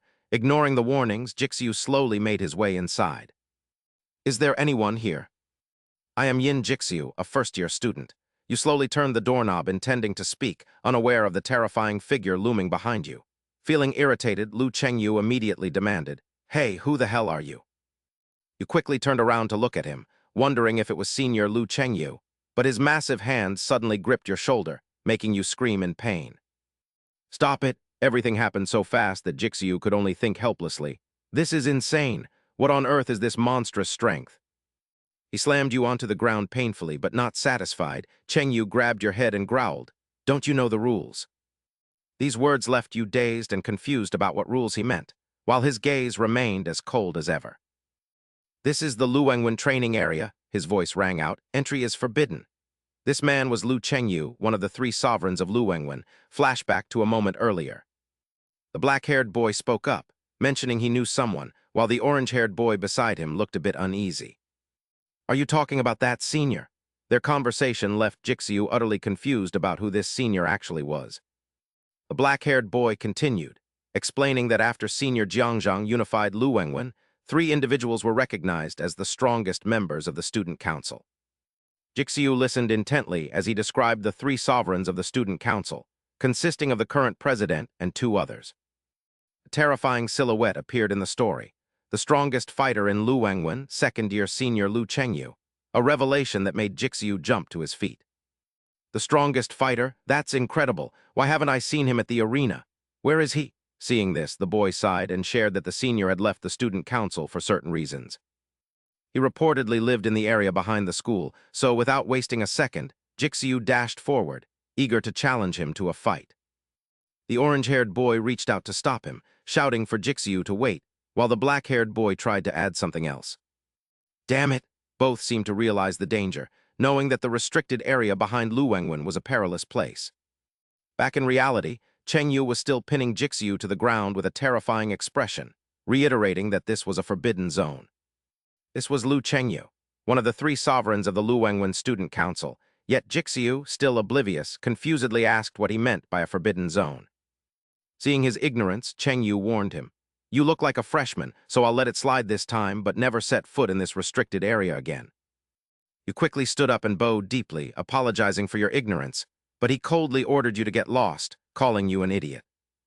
Watching him walk away, Jixu stared at Chengyu's back in surprise, wondering who that senior truly was. As evening approached, Chengyu slowly entered a warehouse carrying a bag of supplies. Recalling the earlier encounter, he found it strange that someone would wander in so fearlessly, wondering if the boy was a transfer student. Suddenly, a voice from inside caught his attention, crying out, "Brother," to which he gently responded, calling out for Wyan. "You were scared, weren't you? It's okay now, you can come out," he said, as Wyan wiped away tears and began to explain what happened. "I was sleeping when I heard a noise and the door suddenly opened, which terrified me," Wyan said, but Chengyu knelt down and reassured him that the intruder had been dealt with. "Really, is it safe now?" Wyan asked, and he nodded firmly, promising that the place would always be safe as long as he was there. He pointed to his bag and mentioned he bought Wyan's favorite tea diakbaki, making the boy forget his fear instantly, as Chengyu later asked him how it tasted. "Is it good?" he asked, and Wyan nodded happily, though he soon wondered why his brother wasn't eating, to which Chengyu simply smiled and shook his head. He claimed he was still full from a large lunch, prompting Wyan to realize it was his brother's birthday and assume the school lunch must have been special. With a hopeful smile, Wyan expressed his desire to go to school soon, excited about the delicious treat he received just before the birthday. Chengyu listened in silence as Wyan asked what he wanted for his birthday, insisting there should be gifts and a surprise party. He smiled and told the boy that having Wyan was enough, promising to return as soon as he finished work the next day, while Wyan held a piece of tea diakbaki. As he continued eating, Wyan mentioned how nice it would be if their mother were there, causing Chengyu's expression to turn somber at the mention of family. "Mom is busy chasing away those bad men, right?" Wyan asked sadly, but Chengyu gently reminded him that she promised to return once everything was settled. Wyan kept eating while lost in thought, and though Chengyu knew he was sad, he could only urge him to wait just a little longer. By the next day, the black-haired and orange-haired boys were teasing Jai Shu, who insisted they let him finish speaking first. They were shocked he got beaten so badly, and as he complained about the lingering pain, he sighed about the rule against entering the cage area. The black-haired boy added that the senior wasn't always so irritable, which made Jai Shu curious about when the change happened. He shared that the senior had many friends in his first year, but since his second year, he had isolated himself in the cage area and turned strange. Senior Zhang had issued a ban so no one could approach the cage, and Jai Shu worriedly recalled how he was easily crushed by just one hand. The black-haired boy approached and asked if the first impression was ruined, suggesting they find a wrestling expert at the gym instead. Even if this method fails, he has no intention of giving up, believing he must learn from a true expert to grow strong quickly. In the blink of an eye, a few days passed at the massive school, and Cheng Wu walked alone, preparing to return to his usual spot. He didn't notice that Jai Shu was following closely behind him with a smug smile, ready to put his plan into motion today.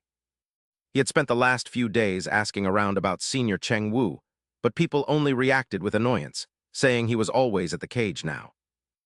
This left him deeply disappointed as he had gained nothing, but just as Jai Shu was at a loss, Yang Hao suddenly spoke up with a lead. He mentioned seeing him once before, which gave Jai Shu a glimmer of hope as he urgently asked for the location.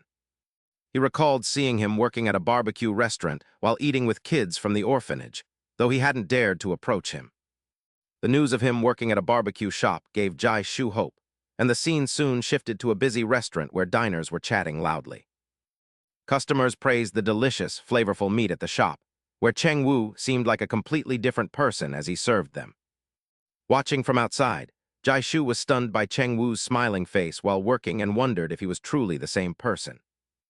Suddenly, a large hand slammed onto a table as someone shouted for a waiter, drawing Cheng Wu's attention to the strange commotion.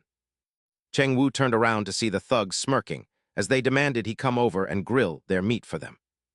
His reaction shifted instantly upon seeing them, and he coldly asked why they were there while they mocked him with delight. They teased him about playing hide and seek, saying they had to track him down, leaving Jai Shu confused about their identity. Jai Shu wondered who they were, as the thugs remarked that Cheng Wu was better than his mother for sending money while in hiding. They insulted his mother for leaving her son behind with nothing but debt, causing Cheng Wu's expression to darken. He asked why they were there since he had already sent the money, but they just told him to relax.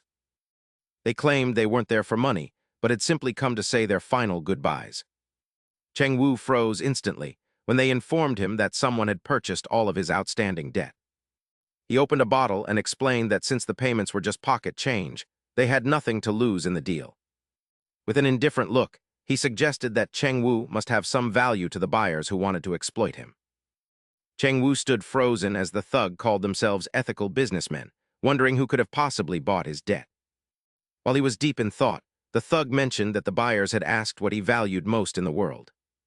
He mockingly revealed they told them about the boy he was raising for his terrible mother, causing the glass in Cheng Wu's hand to shatter. Mentioning his family pushed Cheng Wu past his limit, and he cursed at the man as the other patrons looked on in shock. He seemed to have completely lost his reason, as he warned them never to lay a finger on Ryuan. The thug wasn't intimidated and told Cheng Wu that instead of getting angry, he should go check on the boy. Cheng Wu decisively slammed the man to the ground and turned to leave, threatening them if anything happened to Ryuan. With a murderous glare, he declared they would all die before storming out of the restaurant. He rushed off in a desperate hurry toward a certain direction, leaving Jixiu startled as he watched his senior's sudden departure. Meanwhile, Cheng Yu's mind was flooded with frantic thoughts, fearing that his secret location might have been discovered. He raced back to his familiar warehouse and immediately called out for Dun the moment he burst through the door. However, the place was in total disarray with no one in sight, causing Cheng Yu's expression to turn grim with uncertainty. It seemed impossible for anyone to find this place, yet a paper chicken origami was lying there on the ground. Elsewhere, Dun was walking happily down the street, delighted to have finally found some beautiful colored paper for his brother. As he imagined Cheng Yu's happy face at the surprise birthday gift, a voice from behind suddenly called out to him. The sight of the large men standing before him made the boy jump in surprise, while they flashed wicked smiles and began to speak. They claimed to be his brother's friends and asked him to play, while later that night, Cheng Yu searched the area exhaustedly for him. He wondered why the boy had wandered off, but then a voice called "Brother," and he turned to see Dun running toward him. Relieved to see that Dun was safe, Cheng Yu quickly ran toward the boy and called out his name. He asked where the boy had been out of pure worry, but Dun just smiled and said he wanted to throw a surprise party. He ignored the explanation and hugged the boy tightly, his face softening into a rare and gentle smile. He told Dun that he was all he needed and asked why he didn't listen, while the boy tried his best to comfort him. Dunn mentioned that his brother's friends had helped him get home safely, just as a group of thugs led by a massive man approached. The man asked if he was Lu Chengyu while wearing a sinister grin, suggesting that they have a more thorough chat. This was Jin Zhu Yu, the 190 cm tall director of the Baixian group, who reminded him of the debt collector's warning at the bar. Chengyu's expression became grave, as he realized these men had bought up all of his outstanding debts. They stared him down and declared that from now on, he would be answering to the Baixian group for his repayments. They told him to think of them as his new masters, though he seemed completely indifferent to their words. He turned to leave with Dunn, telling them to get lost, while secretly worrying that a fight would put the boy in danger. Suddenly, a massive hand grabbed Dunn's arm as Jin Zhu Yu let out a cold and wicked laugh. With a malicious intent, he snatched the paper chicken and mocked the idea of letting a little Santa Claus escape with a gift. Dunn begged for the birthday gift back, but the man ignored him and coldly crushed the origami in his hand. Jin Zhu Yu then tossed it aside and told the boy that the world is a cruel place for those with penniless guardians. These actions completely provoked Chengyu, but suddenly Jixiu rushed in and delivered a powerful kick to Jin Zhu Yu's face.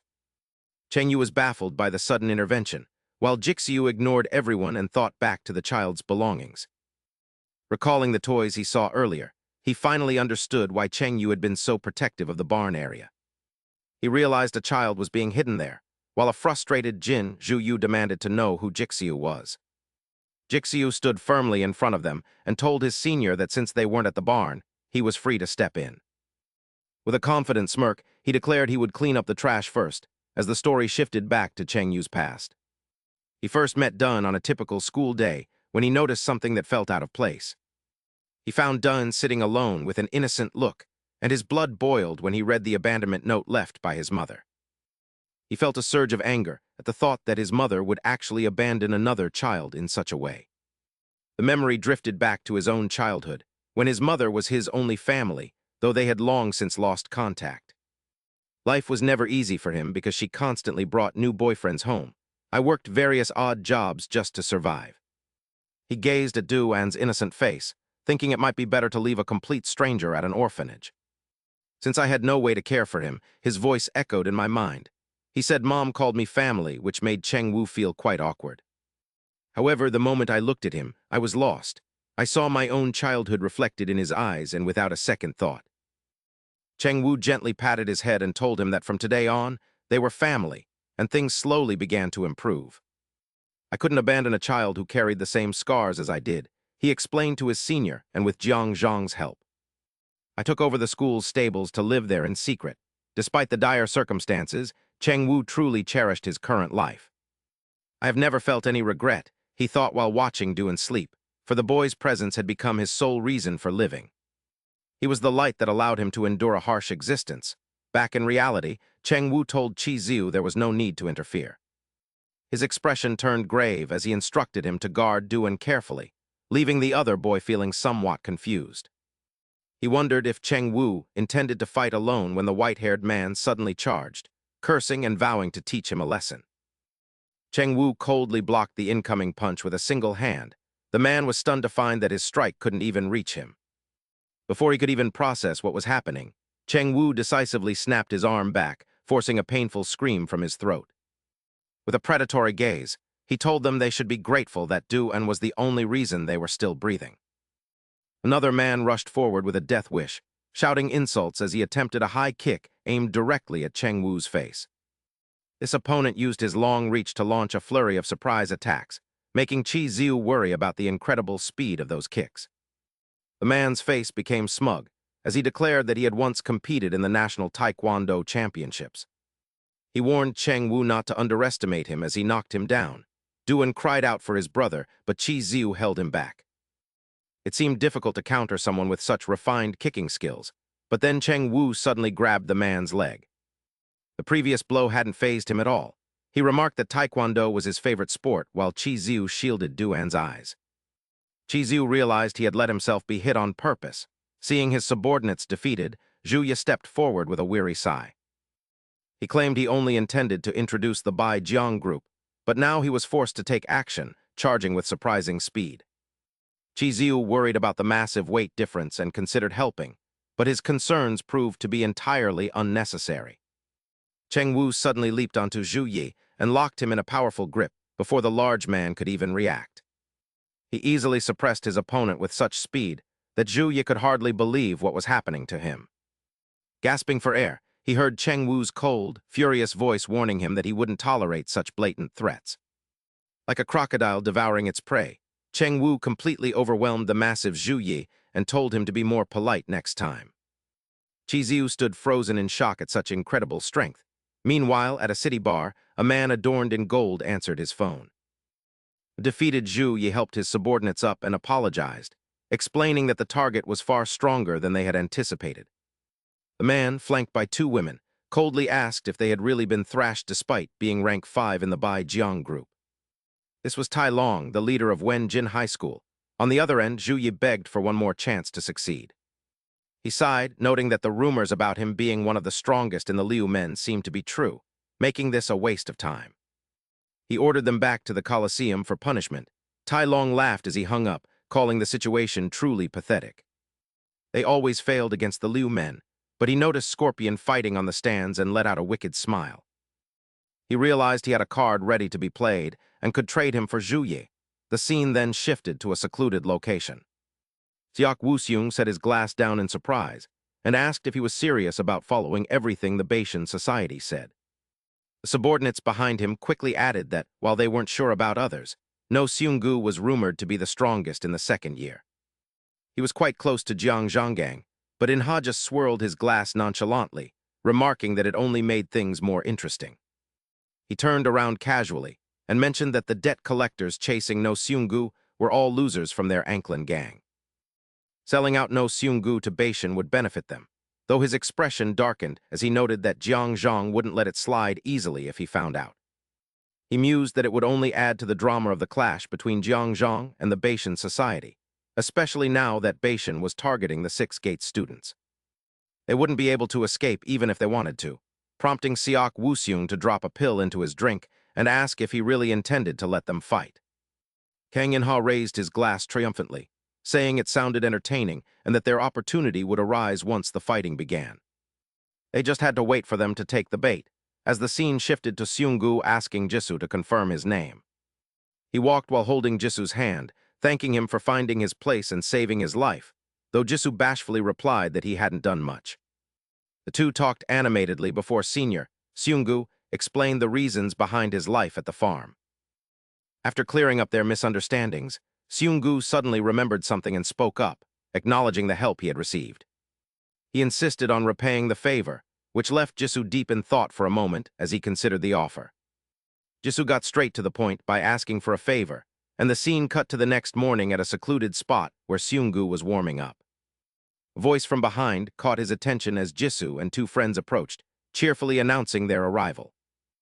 Flashing back to the previous night, Seunggu looked bewildered when Jisoo took a deep breath and made a loud request. He begged to be taught how to fight, specifically mentioning the grappling techniques he had seen the day before. Seunggu laughed at the thought of being a teacher, while Jisoo and his friends excitedly discussed how lucky they were to learn those moves. He silently noted that the Six Gates crowd hadn't changed at all, but his expression suddenly turned serious as he recalled something. He pointed out that he had requested an even number of people, and they were one short, causing a worried Jisoo to explain that the last person would arrive soon. A familiar figure appeared as Yang Ho grumbled about being called out on a weekend and asked what they were supposed to be doing. Jisoo was relieved to see Park Yang Ho, though the black-haired boy was shocked they invited him, while the orange-haired one complained about his arrogant attitude. They joked that he probably had no other friends and kept visiting their class to find Jisoo, teasingly questioning if it was true love. He snapped at them for badmouthing him to his face, but Seunggu cut them off, ordering everyone to be quiet and listen carefully. They nodded as he listed various techniques like heel hooks, chokes, armbars, half guards, open guards, toe holds, imanari rolls, and kimura locks. Regarding the ground grappling techniques they wanted to learn, he sternly told them to just look them up on YouTube and practice themselves. Everyone was stunned by his words, but he ignored their confusion and picked up a stone, stating the most vital element of ground fighting. As they watched in bewilderment, Seunggu crushed the stone into pieces and declared that the key was grip strength. He lectured them that a grip strong enough to prevent an opponent from escaping once caught was the most powerful weapon they could possess. He emphasized that techniques could be learned later, leading Jisoo to nod in understanding and ask what their first task would be. He tossed a rope in front of them and coldly announced that it would serve as their rock-climbing line from now on. He ordered them to split into 2 groups and start climbing, leaving everyone frozen in shock at the realization of what they had to do. Much time passed as Yang-ho placed his hands on the cliffside in despair, lamenting the waste of such a beautiful weekend. He screamed in frustration, questioning why he had to do this, while Jisoo simply turned back to respond to his complaints. Jisoo reminded him that he had come of his own volition, and thus Senior Seunggu's training session officially began with rope climbing. During practice, Jae-shu accidentally stepped on Yang-ho's face, but everyone continued their intense training through various challenges. Cheng-yu stood still, counting the seconds on his phone. 331, 332, while Wang Xianzhen and Jae-shu struggled to conserve their energy after the tree climbing exercise. Next came perilous drills like hanging from bars and balancing heavy logs, and the intensity only increased as time passed. Jae-shu pushed himself until his body trembled, his hands already covered in scars and cuts from the relentless training sessions. He and the others lay exhausted on the ground, yet despite the daily brutality of the training, the results were becoming clear. Finally, all 4 reached the summit of the cliff together, and seeing their progress, Cheng-yu slowly opened a bottle of water. He handed the bottle to Jae-shu, remarking that they did better than expected, but warned them not to relax as this was only the start. Stunned by the news, Jae-shu could only wonder if it was truly just the beginning before hurriedly gulping down the water. However, he knew this would help them grow stronger quickly, and after a moment of silence, Cheng-yu suddenly spoke up. "Why do you want to become strong?" he asked, as Jae-shu looked at him with curiosity, wondering what drove such unprecedented determination. While Cheng-yu was still puzzled, Jae-shu's face broke into a confident smile as he explained that Liu Men was special to him.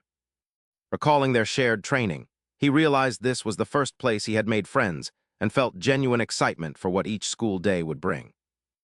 Those happy times were short-lived, as Jae-shu sadly noted that there were people currently threatening the safety of Liu Men. He refused to stand by idly, leading Cheng-yu to wonder if the threats he mentioned referred to the Bashan Association. Jae-shu returned to the question of why he wanted to be strong, as painful memories from his past began to resurface. He once lacked even the will to defend himself, but now his eyes burned with the resolve to protect what was precious to him. That was his reason for seeking power, and understanding his resolve, Cheng-yu smiled and shared his own thoughts. "Now I see why Senior Jang trained you," he said, noting that Jae-shu resembled someone the senior cherished before the scene shifted to a large house late at night. A man rang the doorbell, and a woman greeted him with a smile, remarking on how long it had been since his last visit. Seeing her, Jang apologized for his infrequent visits, but she quickly reassured him that it was fine. She invited him to visit whenever he could, and as he stepped inside, she mentioned that someone would be very happy to see him. Jang nodded and headed upstairs, knowing that his presence would be welcomed. He saw leftover dishes and grew pensive before asking through a closed door how the person inside had been after all this time. With a rare smile, he began recounting the interesting events at school, his voice echoing softly into the silent room. "There is a story I want to tell you," he said, hoping the person was listening closely as the man inside slowly turned his head. Yang spoke of the first-year transfer student who initially struggled to fit into Liu Men and even considered dropping out. But after his first victory in the arena, the boy had fully adapted, and Zhang continued his story with growing excitement. "What do you think, Yue Rang?" he asked hopefully, reflecting on how massive the arena they created had become. Inside a gym, the sound of impact echoed as Zhang struck a sandbag, while a friend nearby asked how his meeting with Rong went. Recalling the feeling of standing outside that door, Zhang continued his workout as if nothing had happened. "He's the same," he replied, noting the lack of response, and his friend suggested giving him more time until he was ready to speak. The friend privately noted how Zhang's mood always soured after seeing Rong, then suddenly remembered something important. With a grave expression, he informed Zhang that the Bashan Association was far more dangerous than they had anticipated. Zhang turned in surprise, asking for details, and his friend explained that despite being new, The group had already taken over several schools. He warned that while details were scarce, the group was clearly malicious, and anyone involved with them ended up in trouble. It was all drugs and violence, but what annoyed him most was Zhangyun listening intently as they bragged. They intended to swallow Dongning City whole, while back in the past, Jiang Mei called out his name repeatedly. "Opa, I find this Beekjan society very strange. You should look into it before it's too late." This made Jiang Zhang ponder silently, as it was rare to see Jiang Mei so serious. Suddenly, his fist clenched tight. There was definitely a foul stench here. He poured all his strength into a punch against the sandbag until it burst apart. Jiang Zhang sighed and spoke coldly.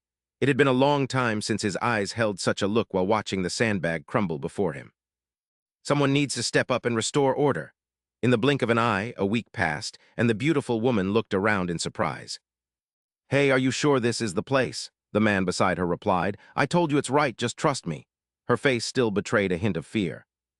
"But how could there be a club in such a remote area?" The blonde man kept urging her. "Sister, believe me, we're almost there." He suddenly pointed toward a tall building. "There, look, that's the place I mentioned." This startled the woman in disbelief. "What?" Her eyes widened with an indescribable look.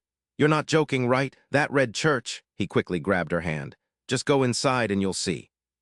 As they walked toward the spot, the woman kept threatening him. "Hey, don't lead me astray or I'll call the police immediately." But as soon as she entered the new space, her expression completely changed. Inside, crowds of people were dancing incessantly. Her eyes suddenly lit up. "There really is a club here." Seeing this, the blonde man smiled smugly. "I told you I promised to find a great place to learn to be a DJ, and I did." Sensing something was off, the woman grew anxious.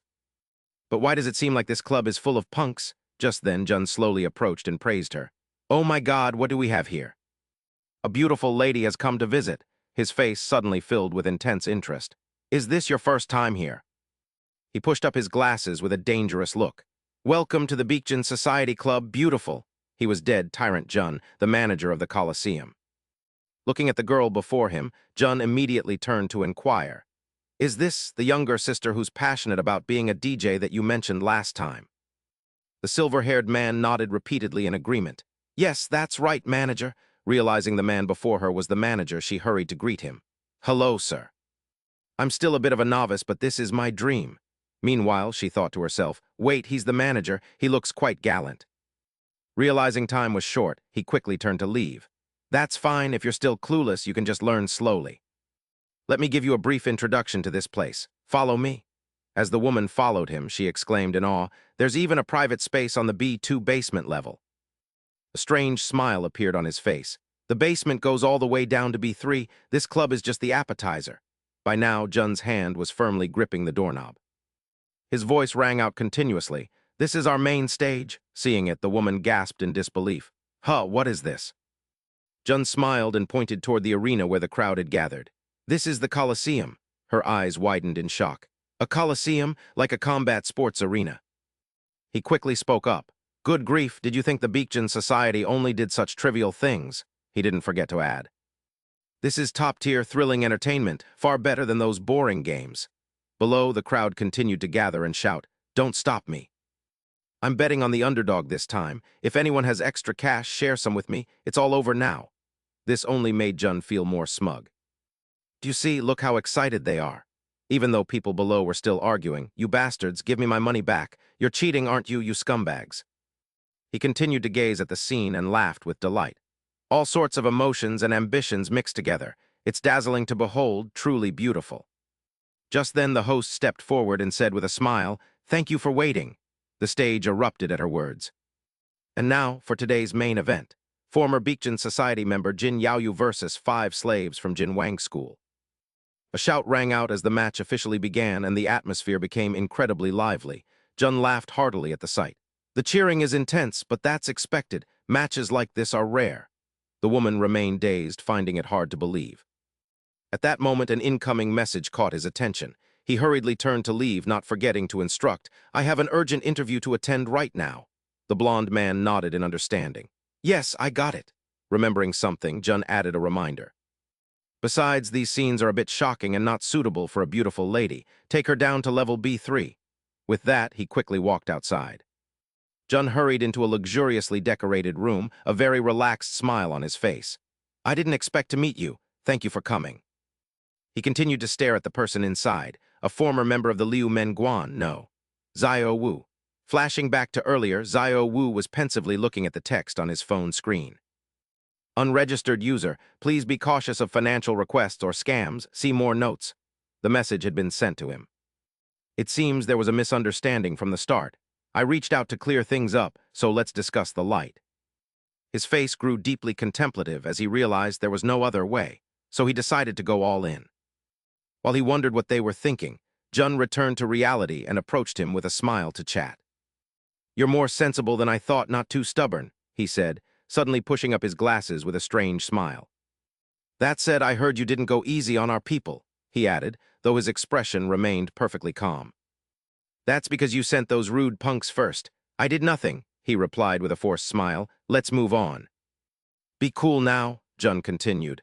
I invited you here because I want to collaborate on a business deal, piquing his curiosity. He spoke excitedly about the Bashan Society's amazing work, pointing to a door opening to reveal a shocking scene to Cheng Yu. Could it be him? Below the arena, the announcer shouted. Past glory is gone. In the red corner, Bashan member Jin Duo. Emaciated youths held sticks. I'll pay my debt with my body, as the announcer introduced the 5 mind slaves of King One Go. The crowd screamed, kill that pig, I bet on you. If you lose, I'll kill you myself, as they were blinded by greed. The match began intensely as Jun explained. The Bashan Society's Coliseum is one of our key projects, with great enthusiasm. In short, it's a private gambling arena, he said, leaving Cheng Yu utterly confused by the situation. He laughed at the brutal fight, noting, of course, don't mistake this for a normal tournament. Weapons, forbidden moves, and handicaps are all allowed in these bloody battles, he said, clearly accustomed to the violence. Everyone is drawn to these lethal fights, he noted as the audience screamed for the underdogs to win their bets.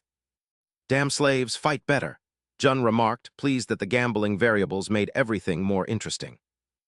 Cheng Yu was bewildered by the madness of the fight, wondering how they could be so reckless. Jun laughed and approached him. Does watching this make your blood boil, with Liu Men Jim's fame and your skills? Your value as a fighter is immense, he said, pointing to the massive betting pool displayed on the electronic screen. With those stakes, the winner's payout is substantial, he added, a figure that left Cheng Yu stunned for a moment. 1.2 billion. Can one earn that much in a single match? Jun asked, sensing his desire to escape a life of debt. With your talent, it's possible, he whispered, and if you work with us, this is only the beginning. He spoke with clear intent. The Coliseum is just the start, while the woman nearby looked on in confusion. This third basement is like an anthill. Why is it so dark? She asked, as the blond man explained its importance. As she stood dazed, the door slowly opened, and a voice from within invited them inside. Welcome to paradise, the blond man announced as the woman froze and Jun's smile became increasingly twisted. Partnering with Bashan offers more than just the Coliseum. You'll have profitable and unforgettable experiences with us. So Cheng Yu, does that sound appealing? He asked, leaning in close to see if he was interested. After hesitating, he replied, I need time to think. I have someone to care for and can't afford to get hurt. Jun nodded reluctantly. Fine, think it over, but give me an answer before the weekend, as he handed over a business card. He looked pensively at the card as Jun added with a terrifying smile, contact me if you have any questions. Remember, we're being very polite and kind to you right now, he warned as Cheng Yu gripped the card tightly. Think carefully, he concluded, as the scene shifted to the warehouse where a small hand fed a chick named Tarano. Cheng Yu smiled and asked, Duan, you really like Tarano, don't you? And she nodded, happy to be out for the weekend. He had to make the most of it, so she went back to feeding the chickens. Be good, you're so cute, she cooed. At that moment, Sheng Wu's expression became deeply pensive. He recalled the scene in the arena. Although it was a gamble, if he could endure it, he would finally be free from the loan sharks. He realized he needed to provide her with a better life, and Duan would have a brighter future. Suddenly, his face twisted in discomfort, speaking of which. Realizing Chi Ziu was still monitoring him, he couldn't stop himself from shouting, Can't you just let me rest for a bit next weekend? He flashed a forced smile and quickly explained, I didn't mean to bother you, senior. I just wanted you to evaluate my assignment.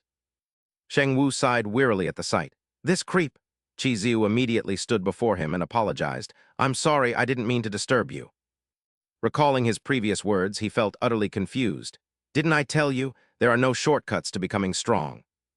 Train relentlessly without exception. Keep going. Though bewildered, he nodded.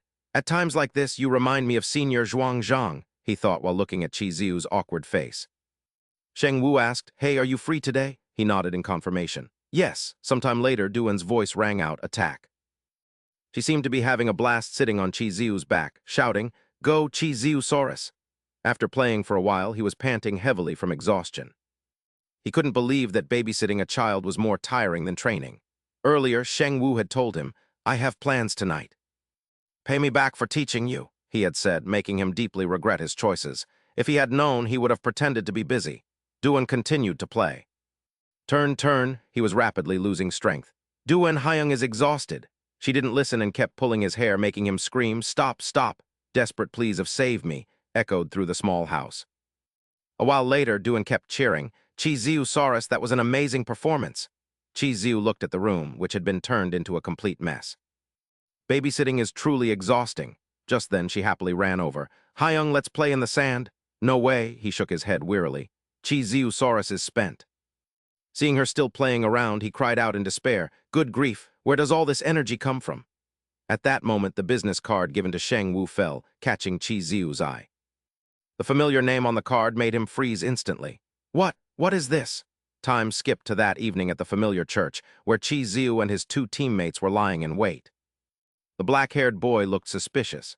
Are you saying Senior Sheng Wu has a business card with this address? He nodded firmly. He continued to watch the crowd gathering there. Just the name sounds like it's connected to the Beopkin gang. What exactly is this place? The orange-haired boy beside him blushed and spoke up. Something is definitely wrong, making people line up outside a church dressed like that. Just then, a familiar figure approached and spoke. Hey, you idiots! Ying Hao walked up with a smug look. Is this place you brought me to a club? Seeing Chi Xiu's secretive and awkward expression, the others laughed and teased him. Trying to act normal now? I've been getting sick of seeing you lately. Hearing them, Chi Xiu was still confused. Wait, what did you just say? He turned his head in bewilderment toward the people still waiting in line. Is this a club? He looked at the others blankly. Didn't you know that when you called me here? The others quickly replied. How would we know? We just followed Chi Xiu's word. Ying Hao sighed and said, Anyone who likes clubbing knows this. This is a place that accepts everyone, whether they're minors or adults. Hearing this, the orange-haired boy glanced at Chi Xiu. Great, I'm actually an expert at clubbing. It seemed he was the only one who didn't know. Really, this is my first time. The black-haired boy added his thoughts. Probably. At most, you guys could only get into a boxing club.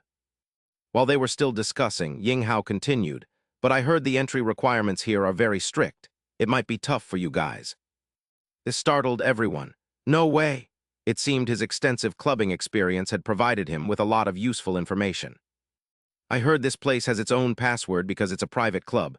Otherwise, how would they dare to operate so openly? Chi Xiu turned his head in surprise.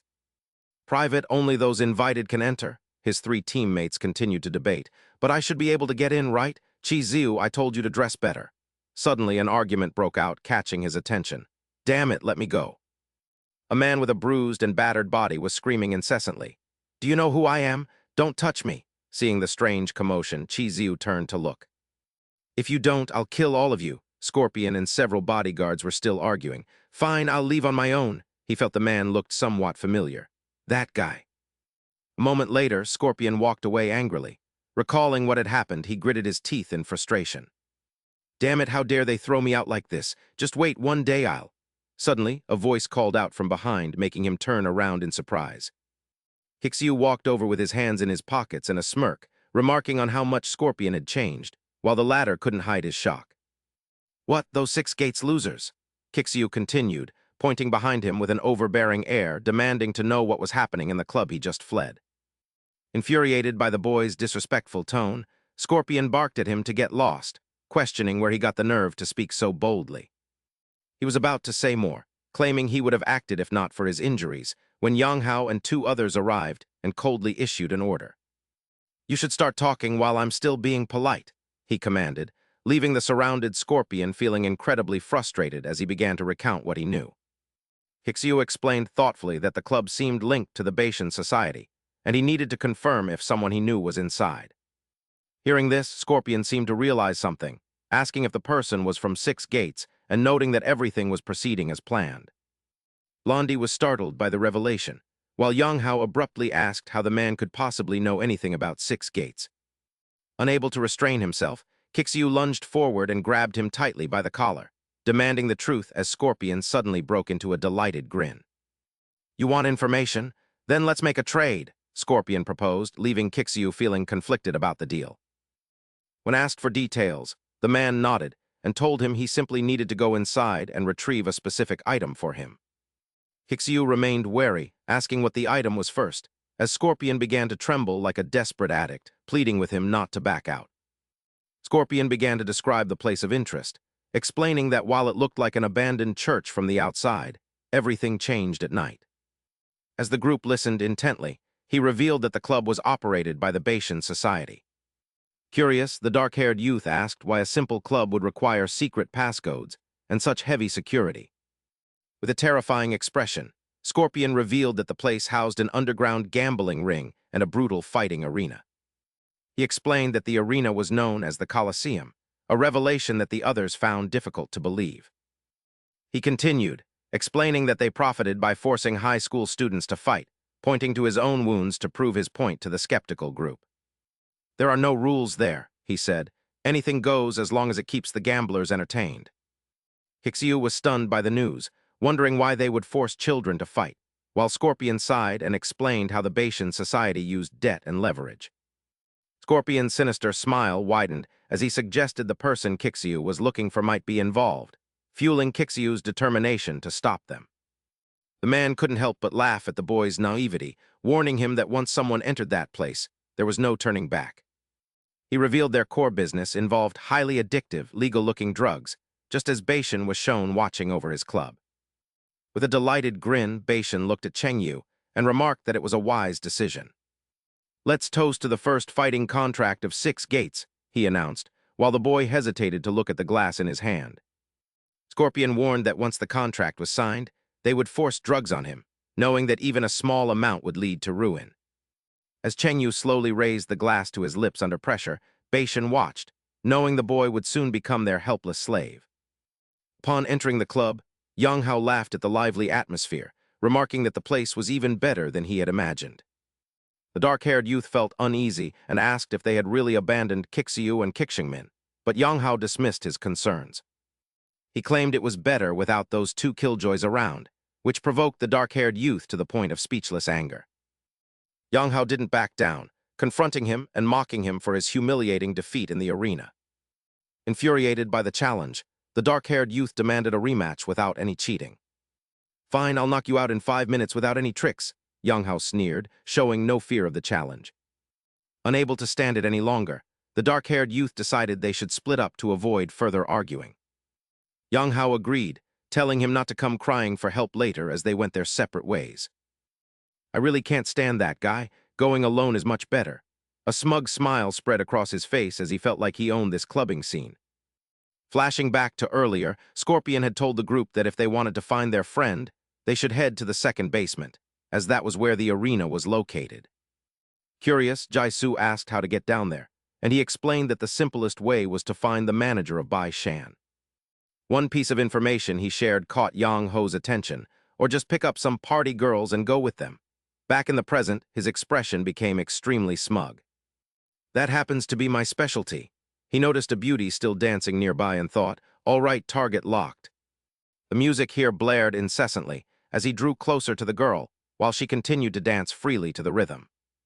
Then Yang Ho pretended to accidentally bump into her. "Oh my!" Seeing what happened, he slowly turned his head and said, "I'm sorry." Her face suddenly flushed red. "Look at me, I'm all wet, but hey, you're quite stylish, Opa." Her behavior made Yang Ho freeze for a moment. What's wrong with her? Is she drunk? Her reaction is a bit strange. She kept approaching him. "Perfect timing, I was feeling lonely, let's have some fun." This made him even more smug. So easy, she took the bait immediately. He quickly whispered into the beauty's ear, "By the way, this is my first time here." "I heard there's a place even better than this club." She quickly caught his drift and gave an excited smile. "Are you here for that?" Although he felt a bit confused, he still nodded. "That's right, for that." At that moment, the woman suddenly pulled him forward. All right, follow me. Outside, Jaisu stared blankly at his hair, wondering if it really looked okay. Orange Hair kept adjusting it for him, saying, I told you it's fine, lift it up a bit more. He hurriedly reminded him. You're putting on too much wax. Orange Hair continued to carefully fix the hair. Trust me, if you don't use enough, the club lights will make it look dull. This made Jaisu even more expectant. Really? Then lift it a bit more. Their actions left Scorpion standing to the side, speechless. What on earth are those idiots doing? Don't tell me they got blocked from entering. After assessing the situation, Orange Hair sighed and said, Jaisu, your fashion sense is even worse than your hairstyle. Jaisu turned around in surprise.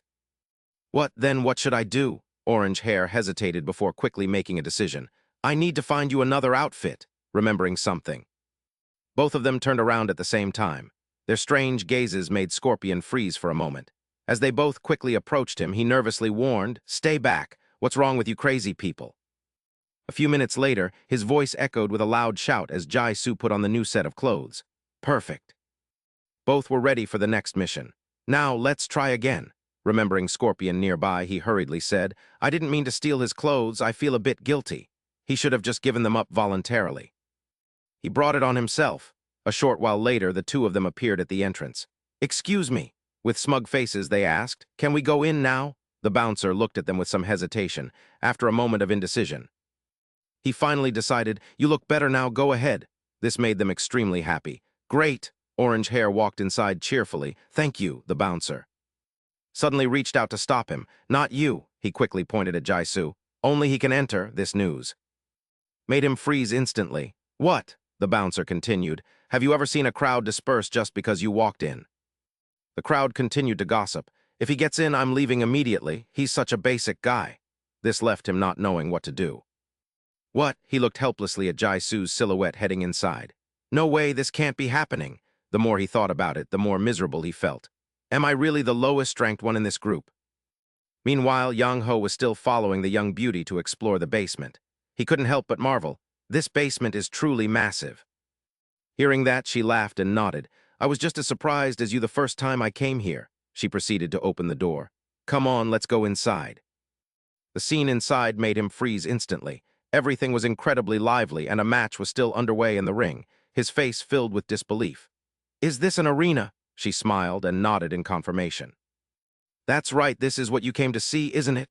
The sight before him left him unable to hide his amazement, a perfectly professional octagonal ring. There was even a giant LED screen. How did the Bashan society manage to build something this luxurious? Just then, a familiar voice caught his attention. So you finally made it. Two young beauties were now clinging to the black-haired man. He smiled mockingly. You seemed so confident before, yet you showed up after me, didn't you? The more Yang Ho thought about it, the more confused he became. What, Jin Jo-in, how did you get here first? Yang Ho hurriedly pointed to his side. Wait, who are those girls? He then remembered something. Thanks to them, I got here much faster. With a somewhat innocent look on his face, he said, After splitting up with you guys, I just stood there waiting. The two girls beside him continued to whisper. Call me when you leave. No, call me instead of her. He continued his story, and they just came up and told me about this place themselves. All that information left Yang He feeling incredibly frustrated. Why was it always Jin Do-yin? Even the girl beside him couldn't help but marvel, exclaiming that the man was even more impressive. Just then, the host suddenly appeared and spoke up, announcing that the most anticipated match of the day was finally about to begin. Her voice rang out, stating that betting would continue through every round, prompting everyone to hurriedly pull out their phones as the event started. Ready to play, some decided to bet on the underdog, while she urged everyone to keep placing their wagers until the very last second. As the numbers on the screen climbed higher, Yang He watched in disbelief, unable to hide his shock at the massive amount being wagered on the fight. The black-haired man beside him nodded in agreement, noting that the total had already reached tens of millions as the host began the introductions. She invited the crowd to meet today's competitors as a group of dangerous-looking masked men appeared, starting with the undefeated five-man team in the red corner. Seeing the slasher crew, the black-haired man was stunned that they were actually pitting someone against an entire armed group. He questioned the insanity of the rules, while the host flashed a mysterious smile and introduced the blue corner to the cheers of the crowd. A familiar figure gradually emerged, a powerful warrior from the Rong Naiyang region and the opener for the Six Gates, the fighter Cheng Wu. Cheng Wu's gaze turned terrifyingly sharp, and his sudden appearance on the stage left the two onlookers completely frozen in shock. They couldn't believe senior Cheng Wu was going to fight the undefeated slasher crew, who stood before him as his opponents on the arena floor. It was indeed the undefeated slasher crew against the Six Gates warrior aiming for total dominance, but as the match was about to start, Yang He's voice suddenly rang out. He told them to put an end to this insane fighting immediately, and seeing the two of them there left Cheng Wu visibly startled. He stammered, asking how they had managed to get inside, while the host stood there in a daze at the unexpected sight of spectators storming the ring. The crowd below began shouting insults, telling them to get out and not ruin the flow while questioning the arena's security. Yang He turned back in a rage, yelling that they weren't just spectators but members of the Six Gates, and told the fools to come down and fight if they were unhappy. The host quickly cut in, reminding them that they weren't official fighters and requesting that they leave the stage immediately. The black-haired man stood his ground, suggesting they just scrap the bizarre match, while Jun observed the scene and realized it could be framed as a special event.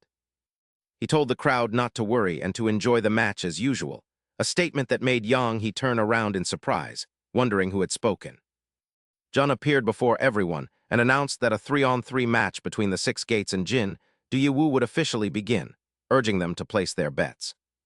His words prompted the crowd to start betting again, with some wondering if the odds should change now that more Six Gates members were involved. The audience found it highly entertaining, but Yang He realized the man's true intention was to turn them into a spectacle for profit.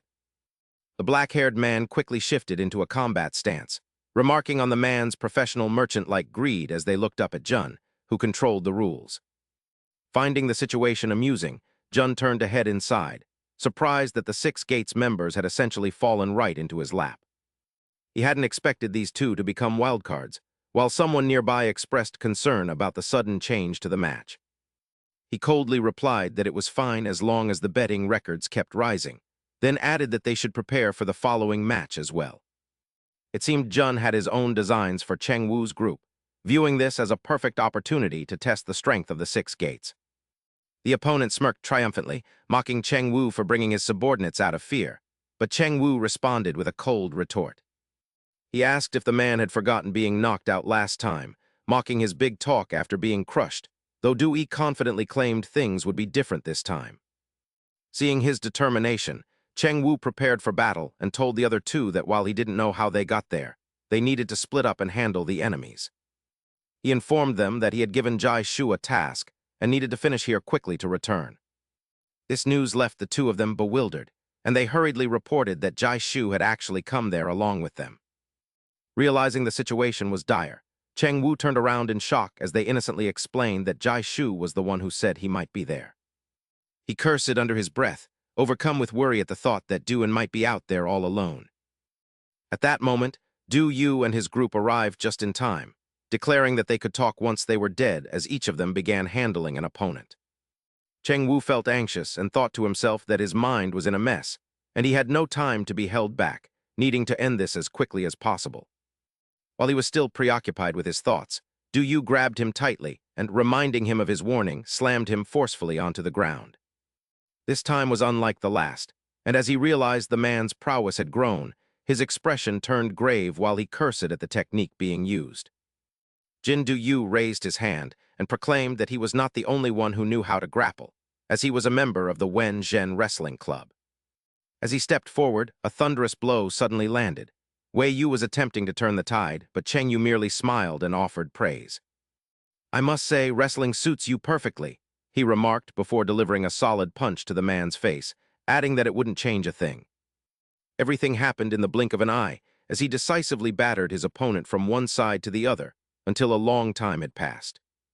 Wei Yu remained unable to retaliate as his injuries mounted, driving him to despair. Meanwhile, Cheng Yu raised his fist and dared him to use every grappling move he had. He leaped backward and shouted that the result would be the same, only to turn his head in surprise as he noticed the situation behind him. Yang Hao and Black Head continued to overwhelm their opponents, mocking the fools for underestimating Liu Men and asking if they wanted another beating. Below the stage, the crowd continued to cheer wildly, shouting that the Liu Men members were truly impressive and top-tier fighters. Cheng Yu wiped the sweat from his face, feeling his subordinates were reliable, but he froze upon seeing Wei Yu suddenly sit up and stuff pills into his mouth. "What are you doing?" he asked as Wei Yu's gaze shifted. The man coldly declared it wasn't over, and Cheng Yu realized those were the same drugs from that man. A nearby teammate hurriedly warned Wei Yu that taking even a single dose of that substance was pure madness. He tossed the bottle to his companions, telling them to shut up and take the drug if they wanted to stay in the Bashan society, as losing meant death. Wei Yu's footsteps grew more powerful as his resolve to crush Cheng Yu intensified, knowing there was no longer any path for retreat. He charged forward without hesitation, vowing to finish them all, but Cheng Yu met his advance with a cold strike to the face. Wei Yu suddenly grabbed Cheng Yu's face before he could react, slamming him violently into the ground while telling him not to be so arrogant. "Die!" he screamed, his newfound strength inflicting unbelievable pain on Cheng Yu, who wondered how his opponent had suddenly become so powerful. The man continued to rain punches down on his face. Consumed by hatred, he had completely lost his sense of reason. "Did you think making a fortune was easy? Money is power," he yelled, his mind drifting back to the bright future he once had. He revealed that before joining the Bashan Society, he had been invited to become a professional wrestler, but things didn't go as planned. At the same time, the Bashan Society had offered him a position as a leader, and the immediate benefits caused him to lose all rationality. "The amount they offered was double a pro contract, making me realize how pathetic my life was," he said, looking at Cheng Yu's battered face. He raised his hand for the final blow, convinced that wealth and power had granted him victory over the fool before him. A loud crash echoed, a sight so brutal that no one dared to watch, but then a voice asked if he really thought those things made him stronger. Cheng Yu coldly blocked the man's hand, telling him that he had been wrong from the very beginning, leaving Wei Yu stunned. Fear filled the man's eyes as he realized the situation had turned. He couldn't understand how his opponent was still so strong. Cheng Yu delivered a decisive blow to his face, momentarily recalling the happy times he spent taking care of Duel. Finally, he tightened his grip around Wei Yu's neck, declaring that one only becomes truly powerful when they have something worth protecting. Nearby, Jai Ziu finished off the managers while Zai watched and clapped, remarking that he was impressed enough to become a fan. Realizing time was running out, Jai Ziu coldly signaled for them to join up immediately, and the man nodded in agreement. "Fine, you put on a good show, so now it's my turn to return the favor," he said, warning that he might get a bit violent. This only annoyed Jai Ziu, who secretly panicked that the situation was taking much longer than he had anticipated. He realized he had to return to Duan quickly. Meanwhile, inside the house, Duan sat in a corner, terrified because he hadn't come home yet. Suddenly, a noise from outside made her jump. Trembling with fear, she stammered, asking if it was Jai Ziu. The silence from outside the door only made her cry harder as the pounding on the door grew more urgent until someone finally entered. Duan clutched her head in despair and screamed, her voice gradually fading as she desperately asked who was there. The sight before her left her frozen in shock, and without wasting a second, Jai Ziu charged straight ahead to attack. But it seemed Jun was a more formidable opponent than he had imagined, effortlessly evading every one of his strikes. Jisoo realized that if the fight continued at this pace, it would last until morning, leaving him feeling utterly powerless. "This guy," he thought to himself, "his speed is truly incredible." Despite that, he had no intention of ever surrendering. Jisoo threw a full-power punch toward Jun, shouting that there was a wall behind him and he couldn't keep dodging. However, Jun managed to block the strike, prompting Jisoo to wonder what would happen next. The heat of battle only fueled Jun's excitement as he asked what Jisoo planned to do next. Seizing upon a weakness, he suddenly hurled a wine glass forward. "I don't fight as boringly as you do," Jun declared, leaving Jisoo unable to react in time. As Jisoo cursed him for playing dirty, Jun lunged forward and smashed a wine bottle over his head, mocking him by saying that fighting was meant to be dirty and he would never lose to someone so unskilled. A barrage of underhanded tactics left him unable to respond as shards of glass pierced his eyes. Taking advantage of the opening, Jun repeatedly kicked him backward. "Don't lose focus, my friend," Jun taunted, but fortunately Jisoo managed to regain his footing and create some distance, noting that his opponent certainly knew how to play dirty. Recognizing that Jisoo's strength was nothing to scoff at, Jun offered a word of praise, admitting that the previous strike was serious and expressing surprise that it had been blocked. Jisoo tightly shut his injured eyes, knowing that a reckless strike in this condition would only invite disaster. Instead of fleeing, he charged at Jun once more, aiming for his planted legs to initiate a grappling maneuver. Seeing the effort he was putting in, Jun let out a surprised laugh and asked if there was anything he couldn't do, just as he sensed something was amiss. Jisoo's expression suddenly turned grave as he wondered why the man looked so composed, only to realize that no matter how hard he tried, he couldn't move.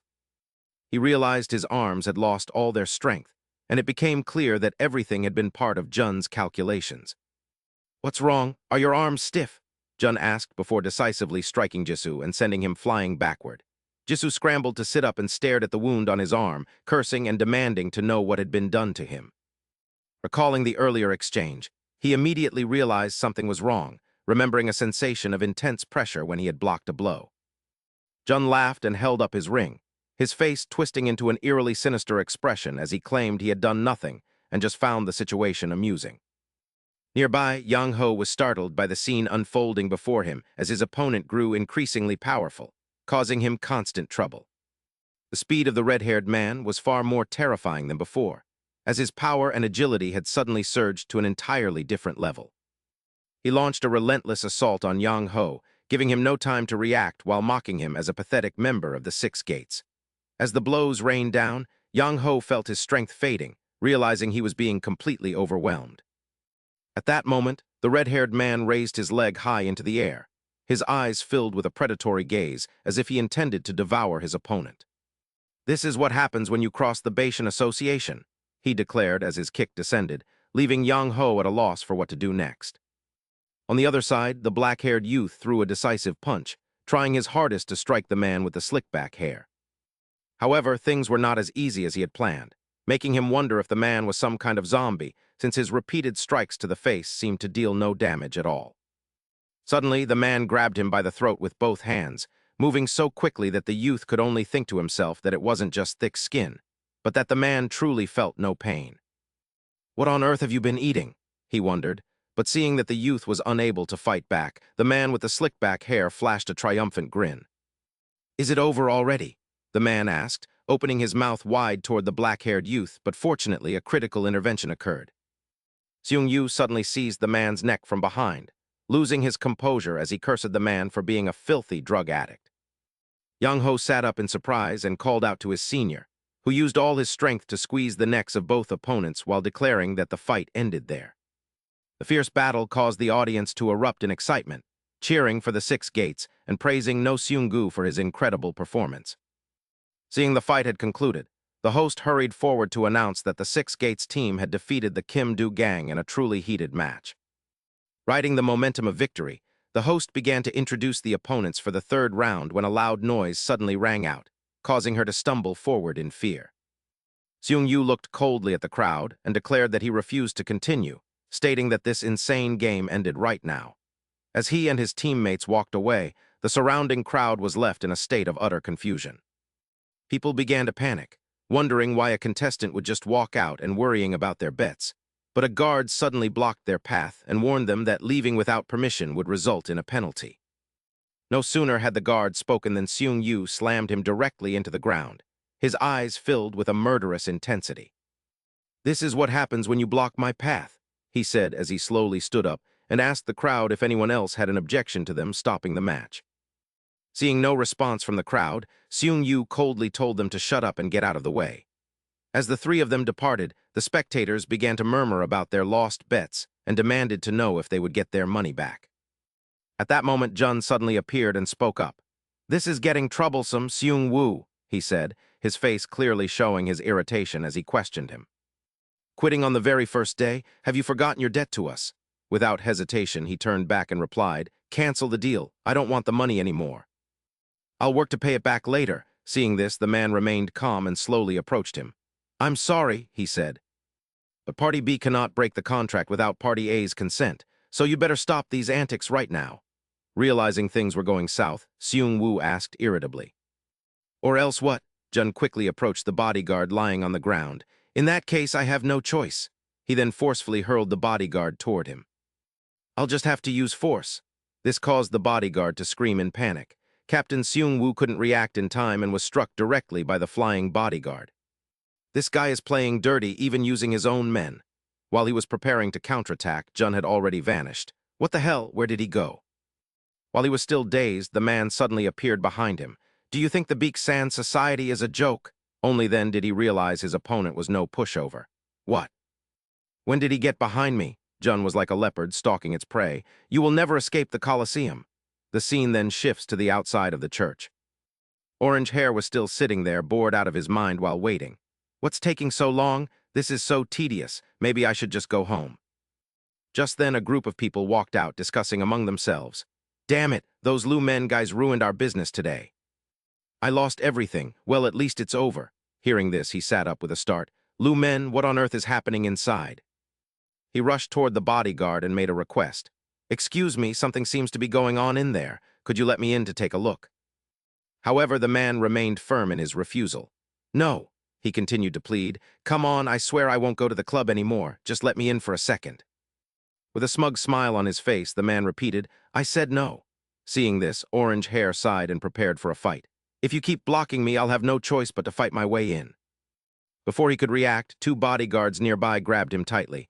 Huh, what's this? The man slowly raised his fist. I told you no, but you just love looking for trouble. Seeing the fist flying toward him, he was paralyzed with fear. Why am I so unlucky today? Finally, a thud echoed. Orange Hair thought he had been hit, but when he felt no pain, he slowly realized what happened. Sensing something was off, he slowly opened his eyes. At that moment, Jang had blocked the blow for him. Stop it. He was stunned to see him suddenly appear.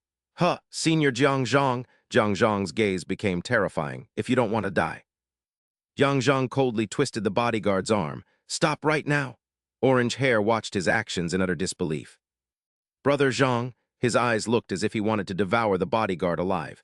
Do you have a death wish? Noticing Zhang's actions. Another bodyguard rushed over to stop him. Hey, kid, who do you think you are, barging in and ruining someone's business? Before the man could finish, he was swiftly taken down. With a cold stare, Zhang asked, Are you guys part of that Beak Sand Society or whatever? The remaining bodyguard suddenly lunged at him to attack. You bastard! You know who we are and still dare to show your face. Zhang quickly used his large frame to pin the bodyguard down. He calmly raised his fist and said, It seems I've come to the right place. A few hours earlier, a Kakao Talk message popped up on Jiang Mei's phone. She looked at it in surprise. Huh, a message from Jisoo. The information on the screen made her freeze instantly. The message was from Jisoo, Jiang Mei. Can you do me a favor? It's about the Beak Sand Society. Please look after a child for me. I'll explain everything later. The location is the Lu Men School warehouse. Reading this left Jiang Mei bewildered. What on earth? Despite her confusion, she went out to do as he asked. The Beak Sand Society and babysitting. I hope he's not in serious trouble. Noticing Jiang Mei was about to leave, Zhang was puzzled. Where are you going in such a hurry? She then slowly explained the situation to him. Well, brother, actually. Her voice trailed off. Are you free? Zhang looked confused upon hearing this. The scene then shifts to Seung Woo's familiar small house. Looking at the house, Zhang asked in surprise. Jisoo asked you to watch a kid because of something involving the Beak Sand Society. Jiang Mei nodded. Yes, and the location is the Lu Men warehouse. This made him even more perplexed. He kept everything about Duan a secret.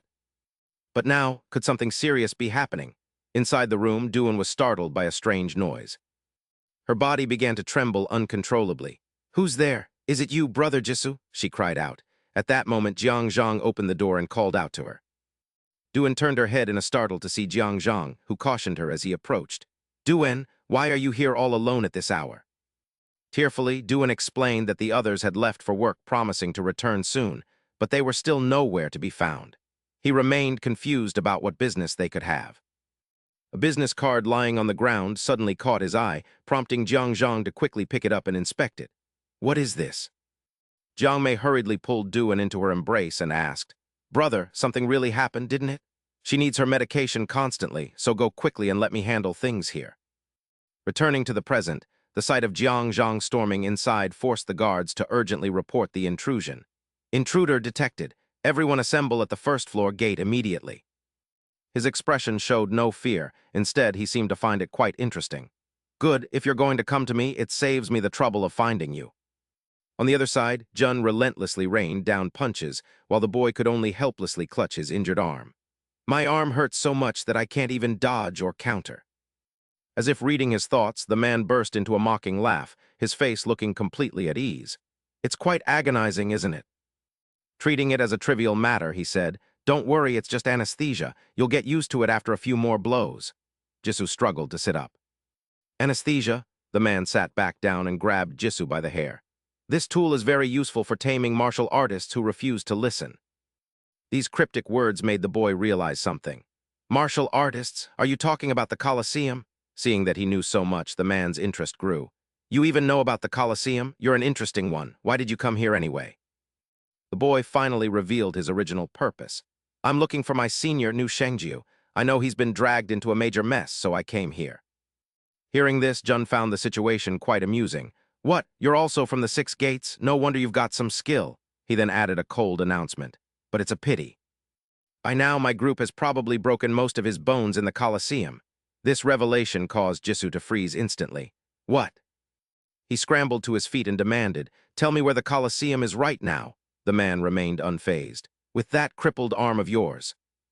He then struck the boy directly in the face. I can see you can't even stand straight. Because of his injuries, Jisoo couldn't react as Jun lunged at him with a wine bottle.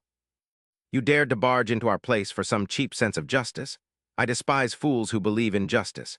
In this world, there is no justice, only the law of the jungle. The scene shifted to his childhood, showing he was once a pitiful child. I lived in a world where I had to bet everything just to survive. Back to reality. He raised the wine bottle high. To me, this is what fighting is, kid. Without hesitation, Jun slammed the bottle into Jisoo's face. As expected, you're just a weakling. The shards of glass and the relentless assault left the boy unable to respond. No, my body, I can't move anymore. In the midst of the brutal beating, Jun's phone suddenly rang. He picked it up to check the situation. Hello! The information from the other end confused him. What, the Colosseum is in an uproar? His voice grew increasingly anxious. Hey, speak clearly. What exactly is going on? Jisoo struggled to sit up. Could it be my senior and the others? After hearing the next update, Jun laughed in surprise. What, the big boss already handled everything? I guess the Six Gates really are nothing special. He spoke into the phone. Okay, I'll head down to see how this ends. Seeing this, the boy reminded himself, No, senior, I have to stop them. The scene shifted to the past, where Jisoo was training intensely. I must. He tried to push his trembling hand forward. I can't climb up, I'm almost out of strength. His lack of strength left him in despair. I've reached my limit. Just then, a hand gripped his tightly. Shang Yu looked at him with concern. Be careful. Jisoo was deeply moved. Senior. He flashed a joyful smile. Thank you for saving me, I almost fell. These words made the man laugh in surprise. Saving you, what are you thinking? He decisively let go, forcing the boy to start over from the beginning. The real training starts now. Jisoo froze in shock. What? All his hard work had to start over. What on earth is this? Fortunately, at the critical moment, he managed to grab onto a rock. It felt as if a surge of energy flowed through Jisoo's body, and his eyes became more determined than ever. His trembling hand gripped the rock tightly. I finally caught it. He didn't understand what was happening, but he wondered about this newfound strength. Shang Yu, watching from above, laughed in surprise. How was it? Exciting, right? Just as I thought you could do it. He continued his lesson. Remember that feeling right now. This made the boy realize something. Don't tell me you created this situation on purpose, while he was still thinking. The man reminded him, the power that rises when death is near is humanity's hidden potential. As long as you have the strength to lift a finger, any situation can be overturned. Back to the present. Jisoo quickly lunged at Jun from behind. Never give up. Seeing a counterattack coming, the man was completely bewildered. Oh, your eyes are filled with nothing but hatred. A guy like you only needs one hand to be dealt with. Jun never expected this move from him. This lunatic won't give up. He abruptly pulled back, slamming him against the wall behind. What on earth are you trying to do? He even repeatedly used his tools to strike him directly in the face. What can you achieve with just one hand? Let's see what you can do. No matter how brutally he was beaten, Jixiu refused to surrender. It's almost over. He recalled the images of Sheng Wu and all his comrades. However, to protect those dear to him, he couldn't give up. This fueled his resolve to grip Jun's neck tightly without budging. That's exactly why I wanted to become stronger. Because he held on so tightly, the man began to struggle for breath. How is this persistent monster still holding on? Enraged, he tried to reach for a wine bottle on the ground. Thinking it was over, I let my guard down. I must finish him off for good this time. But Jixiu only needed one hand to squeeze Jun's neck, preventing him from moving. I told you, one hand is enough. The scene shifts to the second floor, where a fierce battle is unfolding. Jun laughed triumphantly, bringing a cigarette to his lips. What a pity. He mockingly held Shang Wu's head while commenting. I used to really like you, Shang Wu, but now it's come to this. Immediately after, he opened the medicine bottle in his hand, but it doesn't matter. Jun's eyes were full of anticipation as he prepared to pour the various drugs into his mouth. Eventually, you will become our slave. Just then, a loud explosion erupted ahead, catching his attention. Zhang slowly approached and asked irritably, "Are you the ringleader here?" Seeing him appear there, the man couldn't hide his surprise. Impressive. I didn't expect Zhang to show up in person. Don't get ahead of yourself. He looked at the ground before him. Get ready. He continued to look at Yanghe's group, who were lying unconscious there, messing with the Liu men means. Even Shang Wu couldn't escape this miserable fate. You're about to learn the consequences. Zhang was infuriated by the sight. I'll show you clearly. Over here, Zhai was still casually eating grilled meat skewers, as expected of a descendant of the Jiang Yun sect. To think you'd hand over a big catch like Shang Wu. Kang Yin spoke to him with a cold, serious tone. Do you think the Liu men will collapse just by dealing with that one guy? Keep dreaming. Do you have a next move? He nodded firmly in response. Of course, instead of confronting the beast in the pack. Why not lure it into our own den? This information left him feeling quite confused. But even if you manage to isolate Zhang, are you strong enough to handle him? Even Sun Tzu couldn't win while using the drugs. Zhai remained calm, raising his glass to his lips. Sun Tzu isn't even on the same level as the 5 dragons. He still didn't understand what the man meant. What? He winked and continued speaking. That's how vast the power gap is. Is it really worth deploying all 5 dragons just to capture Zhang? It's not worth it. Kang Yin hesitated, wondering if he could trust those words. While the two were still talking, a voice suddenly rang out. You're being too suspicious, unlike your brother. He sat there and commented coldly. Your role ends here, now just sit back and watch. He was Taishan. His gaze became terrifying. The Bashan society will swallow the Liu men whole. He is known as the #1 of the Bashan 5 dragons. Hearing his opinion, Kang Yin immediately nodded in agreement. Fine, I'll trust you. However, his expression remained somewhat grave. Don't forget the price for handing Shang Wu over to us.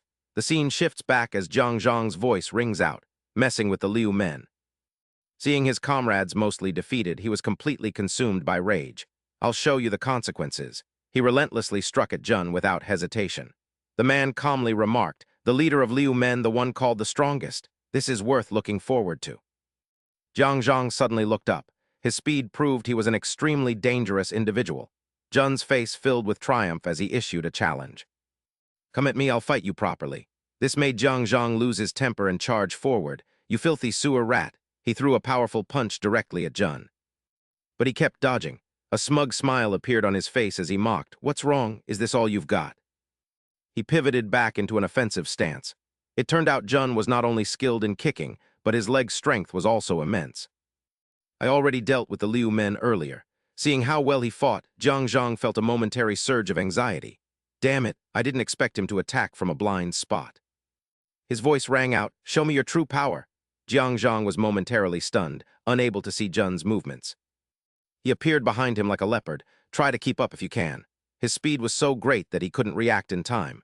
Seeing Zhang struggle, the man grew even more arrogant. How is it? Have you realized the reality yet? He repeatedly landed punches directly on his face. A while later. You cannot resist these powerful strikes. A person like you thinks he can save others. How pathetic. The only thing Zhang can do is endure. His speed is incredible. I can't predict where the next blow will land. Recalling something, Jun laughed with delight and announced that New Shengyu owes them a debt. Since you're so close to him, why don't you pay it off? He decisively knocked him backward. That is the only way to save your friend. The more he fought, the more comfortable he felt. I'll give you a slot in the arena. The bubble fighter duo of the 6 gates will surely sell out. Conversely, Zhang's expression grew grim. Flashing back to the past, a sign was suddenly slammed onto the table. I'm sorry. Senior, I have some business and probably can't continue working. Zhang silently watched New Shengyu leave, recognizing the hardship he was facing. Zhang stepped forward and gently placed a hand on his shoulder. It's fine, come back whenever you can. A very gentle smile appeared on Zhang's face. Your spot will always be here. Those warm words deeply moved Nu Shengyu. Thank you. If anything happens, I will return immediately. Returning to reality, Nu Shengyu still lay there, unable to move. Zhang's voice rang out, I know you people are just trash. He cursed Jun while attacking, but seeing it with his own eyes was even more revolting. Seeing him so enraged only made the man more smug. Go ahead and flail 100 more times, but with your snail-like speed. He continued to respond with kicks. Who said I was slow? He couldn't react in time. Jun was kicked backward by him. This is the penalty for annoying me. He quickly regained his composure, thinking it was just a fluke. He quickly used his speed to lunge forward, reminding himself to adjust his footwork. Zhang's voice rang out, causing Jun to freeze instantly. And this is... It seemed he had transformed into a completely different person as he struck the man's face hard. The price for touching the 6 gates. His eyes widened in disbelief. Impossible, was I? Caught. Flashing back to the past, Jun was just a weakling, it couldn't be. Back then, a group of wicked people completely burned down the church that was also his home. My family followed my father, a missionary, to a foreign country. And we became the targets of a starving criminal organization. Jun's eyes were filled with despair as he pleaded, Please spare us, please, I beg you. The group remained cruel and kicked another boy. After the massacre, I was the only survivor, with nowhere to turn. While he was still confused, a knife was thrown hard onto the ground. Then, those wicked people coldly released a pack of dogs and declared, If you want to live, you must kill. Seeing this, the young Jun became terrified, to survive among those who murdered my entire family. I had only one way to prove my worth. With no other choice, he could only raise his blade until he gradually grew up. Time passed, and the two became a perfect duo. Eventually, we grew so powerful that we could no longer be restrained. But things weren't that easy. Both were quickly apprehended. The police looked at the 2 young men and questioned them. Hey, where are you from? Jun's voice faltered as he replied, Korea. Everything immediately took a different turn toward a strange homeland I had no memory of. I returned here as a transfer student from abroad, a place so peaceful it was boring. In his eyes, everyone whispering about him was nothing more than a sheep. What's this? What's wrong with his hair? Where are you from, Africa? I heard he doesn't have a mother. Should we give him a taste of Korean spice? His face already stinks. But a predator devouring weaker prey is a natural law. What he enjoyed most was likely taking down each of those sheep. I will stand at the peak of power and never let the past repeat itself. Returning to the present, Jun wiped the blood from his mouth. Hiding your strength to test me? Looking at this relaxed attitude, the title of Dongdaemun Overlord wasn't just luck. Jang coldly stepped before him and declared, Not yet. Today I'll beat you until you're on your knees begging for mercy. Realizing he couldn't defeat him with his current strength, he hurriedly took some drugs. Now I'm going to get serious, his voice rang out. Thank you. This left Jang a bit confused. Jun's gaze had now completely shifted. Thanks to you, I've regained this wild sensation. He suddenly leaped toward him. Get ready. Realizing something was wrong, his expression turned serious. What is this? His aura has completely changed. Before he could react, Jun struck him directly in the face. After taking the drugs, his power had completely exploded. Where are you looking? Zhang fell back in pain, thinking desperately, this guy, his speed just skyrocketed. Before he could catch his breath, the man lunged forward again in a frenzied assault. Sooner or later, you'll have to kneel before the Beak-san Society. This barrage of attacks left him unable to react. He simply couldn't keep up. Jun's fist slowly rose high. The system established by the Beak-san Society could never be compared to the half-baked power of the 6 gates. The battle grew increasingly violent as the enemy's power exploded, forcing Zhang back until he was nearly spent, only for the man to mockingly ask if that was the extent of his abilities. Jun picked up his phone with a smirk and told himself that Tai Shan would be thrilled to learn they had secured such a high-quality target. He announced that the attack on the Lu men was over since the matter was settled. But at that moment, Zhang slowly stood up and declared that it was not yet finished. The man could not hide his astonishment at such formidable strength, wondering how it was possible for the boy to still be standing and ready to fight. He marched directly toward his opponent and stated that things were only just getting started, questioning if the man had already exhausted his entire arsenal.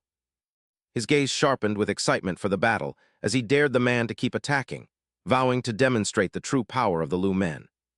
Jisu's expression turned to one of pure bewilderment as he looked at the bodyguards strewn across the ground, wondering if a war had broken out while remembering the words Jun had spoken. What's going on? Did you take them all out? His expression grew strangely anxious. Wait, could a major battle be breaking out? I have to hurry over there. Jixiu struggled to move his arm, cursing his unresponsive body. Suddenly, a voice called out from behind as the orange-haired man shouted his name in concern. Are you all right, Jiang Min? How did you end up like this? Where are the children and Senior Cheng Yu? Jixiu's voice trembled as he insisted they reach the arena. Everyone is in grave danger. Hearing that, the orange-haired man calmly replied that Senior Jiang Zhang had arrived, a revelation that left him stunned. What, the senior?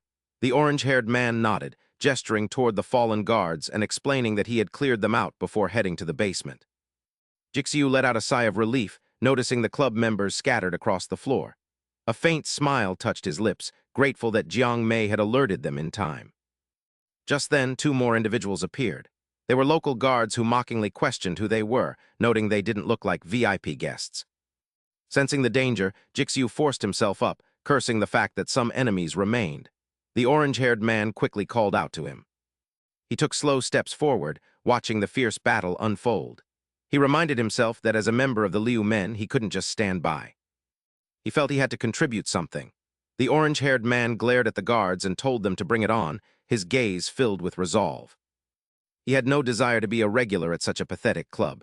Meanwhile, Jiang Zhang charged forward, determined to show them his true power. He launched a barrage of attacks at Jun, who managed to evade them. He wanted to demonstrate the Liu men's true strength, but Jun just smirked. It was a brutal exchange, but the gap in their power was evident. Jun taunted him, asking if that was all he had as Jiang Zhang's strength began to fail. He was bewildered by the man's incredible speed and typical outsider style. His gaze showed a hint of helplessness regarding the opponent's sheer power. While he was distracted, Jun landed a blow on his face. He endured it and seized the opening, reaching out to grab the man while shouting that he had him. The man's agility was superior as he quickly dodged to the side, remarking that there are certain walls in this world that can never be overcome. He launched a relentless counterattack, clearly relishing his current dominance. He boasted that his opponent would never be able to land a hit on them. Flashing back to the past, Jun recounted his history of being at the pinnacle of power and ruling over his school. However, he realized he was still missing something vital. His expression turned pensive as he identified that missing piece as money. He and his companion fell into harder times, realizing that in a capitalist society, money is the only way to obtain what one desires. Jun frequently worked part-time jobs at shopping malls, lamenting that he had nothing but his physical strength and deciding it was time to start earning. He believed diving into business would change his life, but reality proved harsh when local gangsters began to take notice of his activities. They coldly threatened Jun and his followers, questioning how a mere brat dared to open a shop within their established territory. They demanded he hand everything over if he didn't want his men to die. He realized that an organization led by an amateur would always remain at the bottom of the food chain until a blade was at his throat. He despaired over having no place even in Korea, wondering if he was destined for a low-class life. Suddenly, amidst the tension, a loud noise erupted. An explosion suddenly rang out, prompting the thugs to angrily demand who the intruder was. Zhai appeared and responded with a mocking laugh. He mentioned hearing about an interesting business venture and came to investigate. He seemed quite intrigued by Jun, despite the presence of so many nuisances. The crowd was instantly terrified by the brutal combat unfolding before them. Jun stood frozen, overwhelmed by the sheer intensity of the scene. For the first time, he was facing an organization on an entirely different level. He realized they possessed a solid system and absolute power. Jun saw a potential path to wealth there, and more importantly, he was awestruck by the massive amounts of money they were able to generate. The Bashan society's system was terrifyingly perfect. Later, Zhai placed a glass in front of Jun and remarked that his past was quite intriguing. With an enthusiastic smile, he asked if Jun wanted to join the Bashan society to realize his dreams. Without hesitation, Jun picked up the glass of liquor. It didn't sound like a bad deal, and thus he found his place. Back in the present, Jun relentlessly pummeled Jiang Zhang, calling the Liu men a bunch of useless trash. He mocked them for clinging to an outdated reputation while daring to oppose the Bashan society, delivering a decisive kick that sent the man flying backward. The blow was too fast for him to react, slamming his body hard against the wall.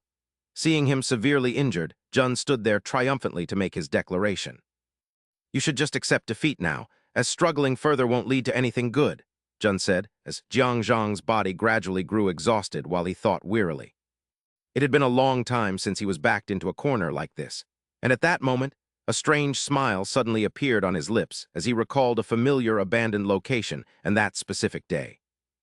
Witnessing the scene before him caught Jun's attention and made him startle, but seeing the man continuously tearing his own shirt made him burst into an amused laugh. "Hey, what the hell are you doing? Have you gone mad from being beaten so much?" Jun mocked, but Zhang replied, "I just thought of a way to send you to hell." Zhang slowly tied the piece of fabric behind his head and quickly announced, "Come here, I'll finish this in an instant." Seeing this, Jun did not hesitate to charge forward again, unsure of what trick was being played, as he unleashed formidable power in a relentless assault on Zhang, shouting that if he wanted to be a punching bag, he would beat him until his last breath. As the fight grew more frenzied, he remembered his master's past advice not to let his vision deceive him, warning that his very eyes were his greatest obstacle.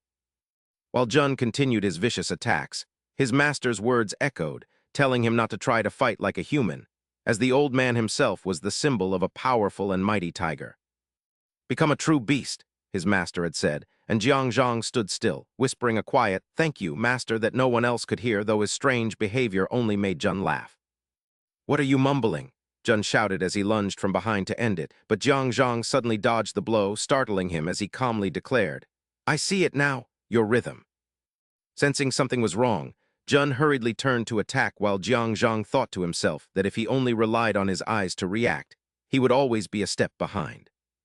He was trying to sense everything without using his eyes, knowing that once he felt the opponent's striking habits and attack tempo, he could predict their moves, even as Jun grew more frantic at his strange behavior. The man became even more enraged, barking out, "What kind of trick is this, you dog?" But Zhang lunged forward with decisive speed before he could even react. A powerful punch hurtled toward his face as Zhang thought, "My strike has arrived," while elsewhere Jixiu and the orange-haired boy were walking forward. With a pensive look, Jixiu remarked that it might have been better if they had fought together from the start, noting that while they won, the other's physical condition was a mess. Strange sounds made him suddenly stop and look ahead, wondering what the noise was, only to be left stunned by the sight that followed. "What on earth is that?" he gasped as he saw Zhang's powerful fist slam into Jun's face, sending the man flying backward in agonizing pain before he could even process the blow. He screamed out in desperation that this was impossible, while Zhang stood calmly and said, "While you swung 100 punches." Looking like a predator devouring its prey, he declared with contempt that a single perfect strike was enough, stating the difference between them was that one fought with conviction while the other fought only for desire. Watching from above, Jixiu told Zhang to get ready, but he was suddenly startled to see Cheng Wu lying still nearby, and his eyes darted around to his other fallen comrades. Dai Yanghao and even Cheng Wu were taken down, he muttered as his expression turned grave, realizing that the Bai Jian gang was indeed as formidable as expected. Jixiu felt a wave of emotion as he looked at Zhang's silhouette, knowing that if he hadn't arrived in time, their entire group would have been wiped out. After dealing with Jun, he coldly announced that the club was officially closed, though the defeated man managed to mutter that things wouldn't be that simple. Before he could finish, Zhang angrily stomped on his face, declaring he had no interest in excuses and warning with a predatory glare that if they were seen lurking there again, it would mean war with the Liu men. A few days passed, and the story took a turn for the better now that the battle with the Bai Jian gang had finally come to an end. Everything felt like a dream as life returned to its normal routine, though Jixiu sighed and complained while clutching his arm, noting that his hand was still in bad shape.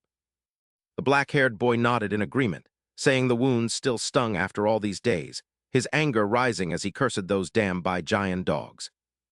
"I'll make them disappear if I see them again," he vowed as they walked, until a voice called out and Cairo Ming approached with a middle-part hairstyle, waving and smiling as he greeted them for the morning. "Seriously, what happened to your head?" they asked, prompting Cairo Ming to shyly explain that after being kicked out of the club, he had realized a few things and decided to change his style for a fresh start. "So, does it look good?" he asked, leaving Jixiu speechless and wondering what kind of enlightenment he had supposedly found, while the black-haired boy laughed mockingly. "I think you're not just banned from the club now, but from social interaction entirely," he teased as the three of them continued their lively conversation. What did you say, Cairo Ming? But seriously, this hair is a bit much. Even Jixiu thinks so, they joked as the three of them made quite a scene. Cheng Wu called out in annoyance, telling the noisy bunch to get to class immediately, his sudden appearance catching the three of them by surprise. "Oh crap, it's Senior Cheng Wu," they muttered as he approached Cairo Ming, pausing to ask why his hair looked like that of a playboy, leaving the boy flustered. "Wait, hasn't the school allowed hairstyle freedom for a long time?" he stammered, but Cheng Wu quickly took out his notebook, stating he didn't care and that any hair that offended others would be penalized, causing the boy to scream in despair. I too immediately mocked him from the side. "I'll admit it, Senior, you were wailing in total despair. Just you wait, I'll settle the score in the ring." Jaisu smiled at the sight and thought, "Senior Cheng Wu, are you returning to the discipline committee?" In the blink of an eye, the afternoon faded into evening. Cheng Wu quickly carried the cardboard boxes outside, finishing the cleanup while grumbling about being sick to death of that cramped cage. Yet as he prepared to leave, a strange feeling lingered. Seeing him ready, Jaisu asked in confusion, "Oh, Senior, is everything packed already?" He asked Jaisu if something was wrong, and the boy smugly pulled on his gloves, saying it would be rude to ignore the news of his departure. Cheng Wu pointed at the boxes and remarked on the boy's loyalty before asking for help, reflecting on the long time he had spent there. Jaisu stood there panting with exhaustion, amazed at how quickly a house was found, while Cheng Wu explained that the barbecue shop owner had listened to his story. The owner had happily helped by providing a few months' salary in advance, bringing a joyful smile to the boy's face at the thought of finally escaping that boss. "That's pretty good," he noted, and though he agreed it was lucky, Cheng Wu's expression turned serious as he corrected himself, saying it was actually quite unfortunate. It seemed an unexpected stroke of luck had found him, as he discovered his entire debt had been fabricated on paper by those loan sharks.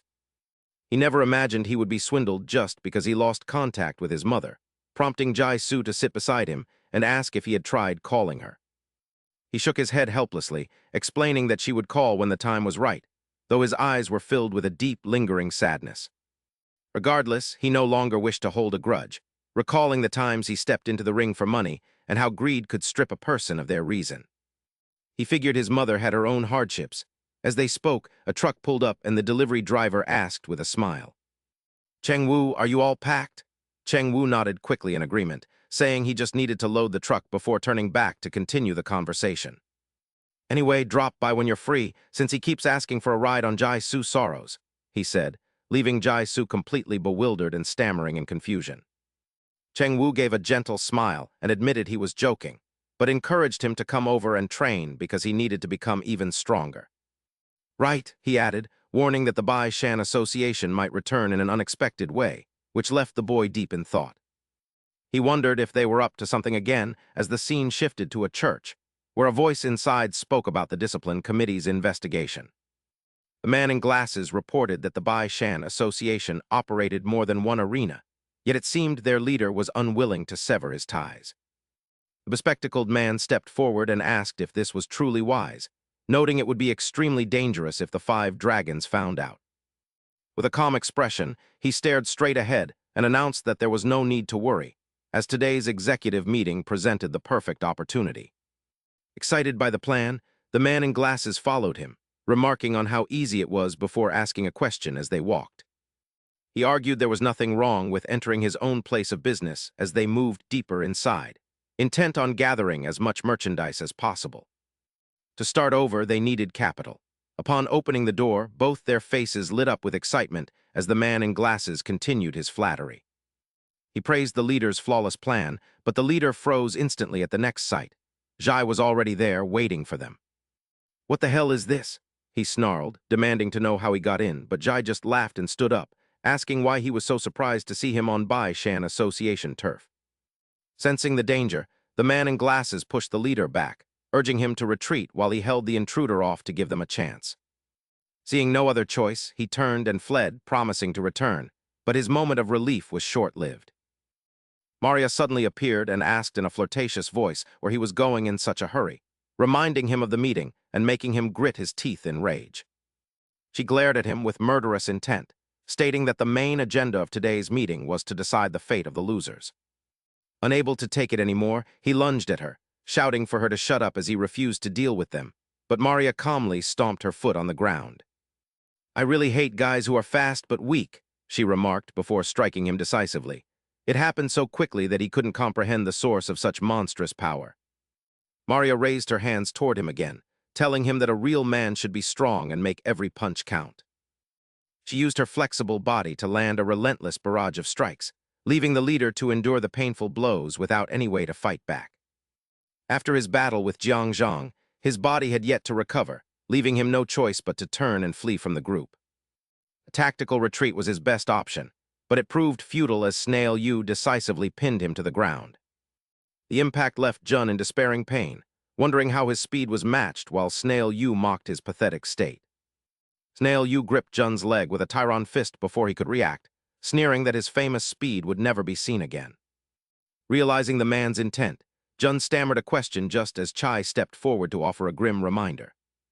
Chai told him to kneel and beg for mercy since he'd lost, accusing him of stealing their goods with a twisted smile.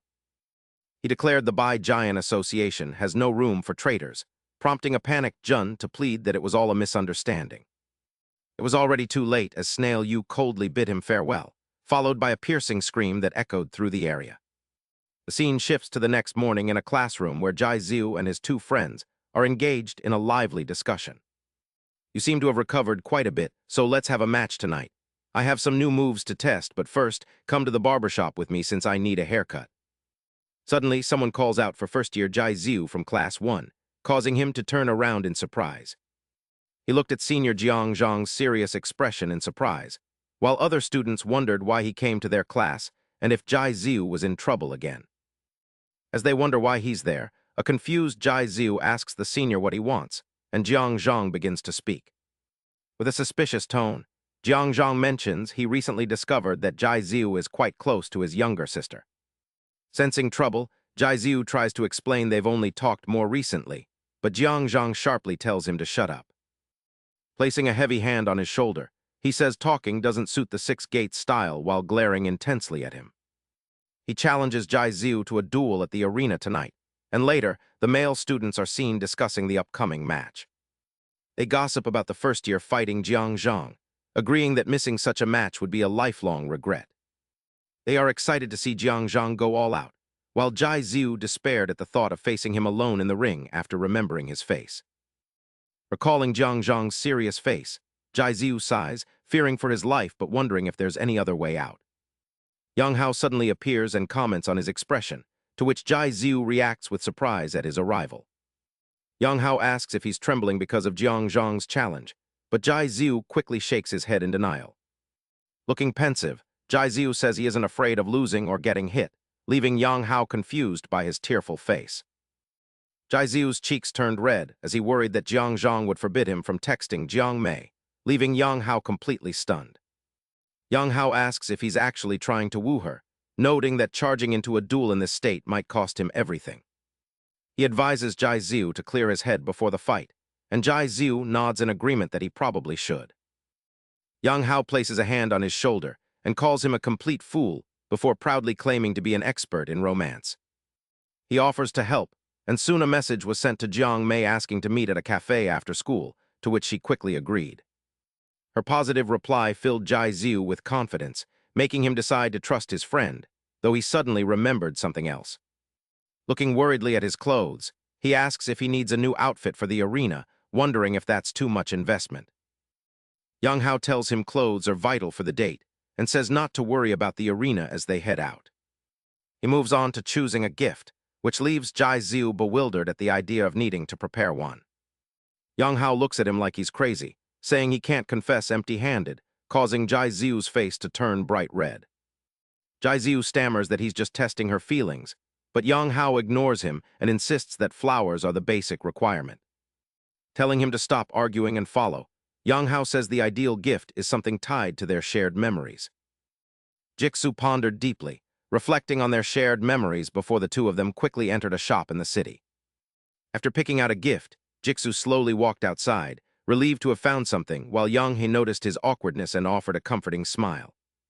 He told him not to be so tense, and that expressing his feelings was what mattered most as Jixu held the gift bag, and agreed that clarifying their relationship was necessary. Yang promised to treat him to a meal regardless of the outcome and waved goodbye, realizing he had to head to the arena soon. He walked away with a smile, telling Jigsaw to call him later, while Jigsaw sat there finishing his cup of coffee. With 7 empty cups on the table, Jigsaw felt exhausted and wondered why he was so nervous, recalling Jang's advice. He worried that showing up empty-handed to confess would be wrong, though he hadn't even seriously considered confessing yet and wondered if he was doing the right thing. As he was lost in thought, Jang Mei arrived with a smile, noting how early he was and seeing that he had already finished his coffee. Startled by her appearance, Jigsaw called her name as she sat down and apologized for being late after stopping by her house. When she asked what was going on, Jigsaw hurriedly searched his bag and presented a gift to Jiang Mei. Jiang Mei seemed a bit flustered as Jigsaw's face turned red while he explained he just bought it because it suited her, though he secretly feared he was talking nonsense. Just as he thought his plan had failed, Jiang Mei excitedly held up the Makoro character he bought, which he remembered her mentioning during their trip to the amusement park. Jiang Mei happily looked at the character in her hand and asked if he really remembered, thanking Jigsaw for being so sweet. Although she previously thought his taste was a bit odd, she was impressed he remembered and wondered aloud if they were actually quite compatible. Before Jigsaw could respond, she surprised him by pulling out a gift of her own, leaving him completely stunned. He was shocked she had a gift for him, which she explained with a bright smile was a small token she considered a lucky charm. She mentioned her concern over the dangerous situations he had been in lately and told him to open it only once he got home. Jigsaw's mind was filled with curiosity as he tried to imagine what kind of gift Jiang Mei had given him. He watched her attach the cute keychain to her bag, wondering if this unexpected gift meant she shared his feelings. Wondering if she liked him, Jigsaw suddenly gathered his courage and asked Jiang Mei what her ideal type of man was. He immediately felt anxious for asking, but Jiang Mei took a moment to think about her answer. Her next words left him stunned as she revealed she liked strong men like her brother, making Jigsaw feel inadequate as he recalled the intimidating Zhang. Noticing his awkwardness, she laughed and explained that her brother had always been her protector since childhood, leaving Jigsaw at a loss for words. Jigsaw forced himself to agree that Zhang was indeed cool, though he felt deeply discouraged and didn't want to face the reality of the situation. Convinced she couldn't possibly like him, he watched as Jiang Mei stood up to order more drinks, prompting Jigsaw to abruptly change his demeanor.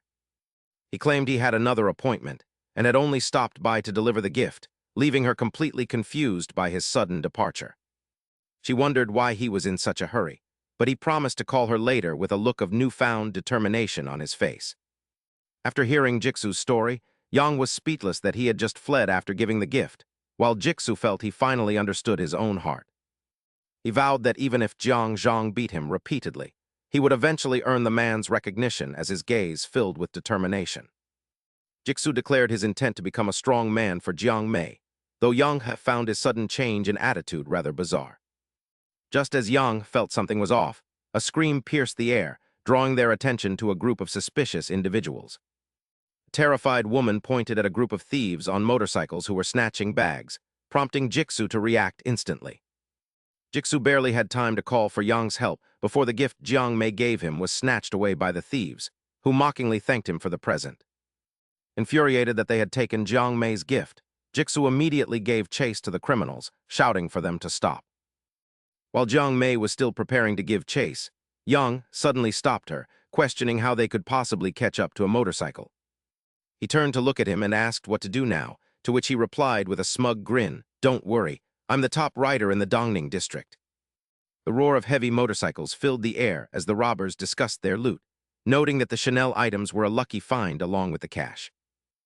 With an excited expression, the bald man told his accomplices that this was the best time for a score, and they had likely met their daily quota. At that moment, Yang Hao suddenly appeared on the railing with a baseball bat and delivered a decisive strike to the bald man driving the motorcycle. HMPH? Seeing this, the others were stunned and demanded to know who he was and where he had come from. He gave a smug smile and replied that their route was too predictable, as he used to take these same deserted paths back when he was racing. Yang Hao spoke with a hint of pride about a shortcut known only to him that led straight there, even if it was a bit foul-smelling.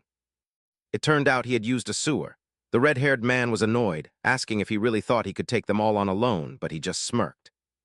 He asked who said he was alone just as Jigsaw appeared, grabbing the red-haired man by the neck and shouting that he had finally caught him. Caught off guard by Jixiu's murderous gaze, the man was asked if he was the one who had stolen the items. "Give them back if you don't want to die," Jixiu warned, but the man suddenly accelerated and kicked him, sending him tumbling backward. With a smug look, the red-haired man declared that this was the price for boarding his bike without permission, calling him a brat for acting tough. Just as he thought he had escaped, Jixiu used his strength to grip the bike with one hand, causing a loud crash that left the man calling him a lunatic.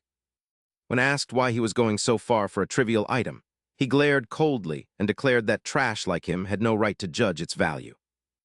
He demanded the item back one last time, prompting the red-haired man to laugh and hold the gift out, telling him to take it if he wanted it. He then decisively threw the gift behind him, challenging Jixiu to find it, which left Jixiu fuming as he considered his next move. Having no other choice, he leaped onto the bridge railing, determined to catch the gift and retrieve it no matter what happened. The scene shifts to a late-night gathering at an old warehouse where everyone is watching Jang in the ring and wondering where Jixiu is. They wondered if he dared to ignore Zhang's challenge, while Cheng Yu scratched his head, saying he hadn't heard anything about their training. The orange-haired and black-haired men discussed how it was a mistake to let him go off alone with Pyro Yang Hao. They thought it was insane for him to see Zhang Mei in this situation, and wondered how he could disappear after going to confess his feelings. The black-haired man told Jiang Min to be quiet, but the guy next to them was already shocked to hear about the confession. Whispers began to spread among the crowd about Jixiu going to see Zhang's younger sister, with many questioning if he had lost his mind. They mocked him for planning a confession, calling him a hopeless case, which caused Zhang to let out a heavy sigh. With a terrifying look in his eyes, he decided to teach him a lesson, while Yang Hao continued to beat the robbers for targeting everyone. Annoyed, he demanded to know which group they belonged to, just as he spotted the red-haired man trying to flee while shouting curses. The man was shocked that he had taken them all down alone, calling him a monster, while Yang Hao spotted him and prepared to move. He tried to give chase, but the man was too fast, leaving him to remark that Jixiu had charged in like a mad bull and then vanished.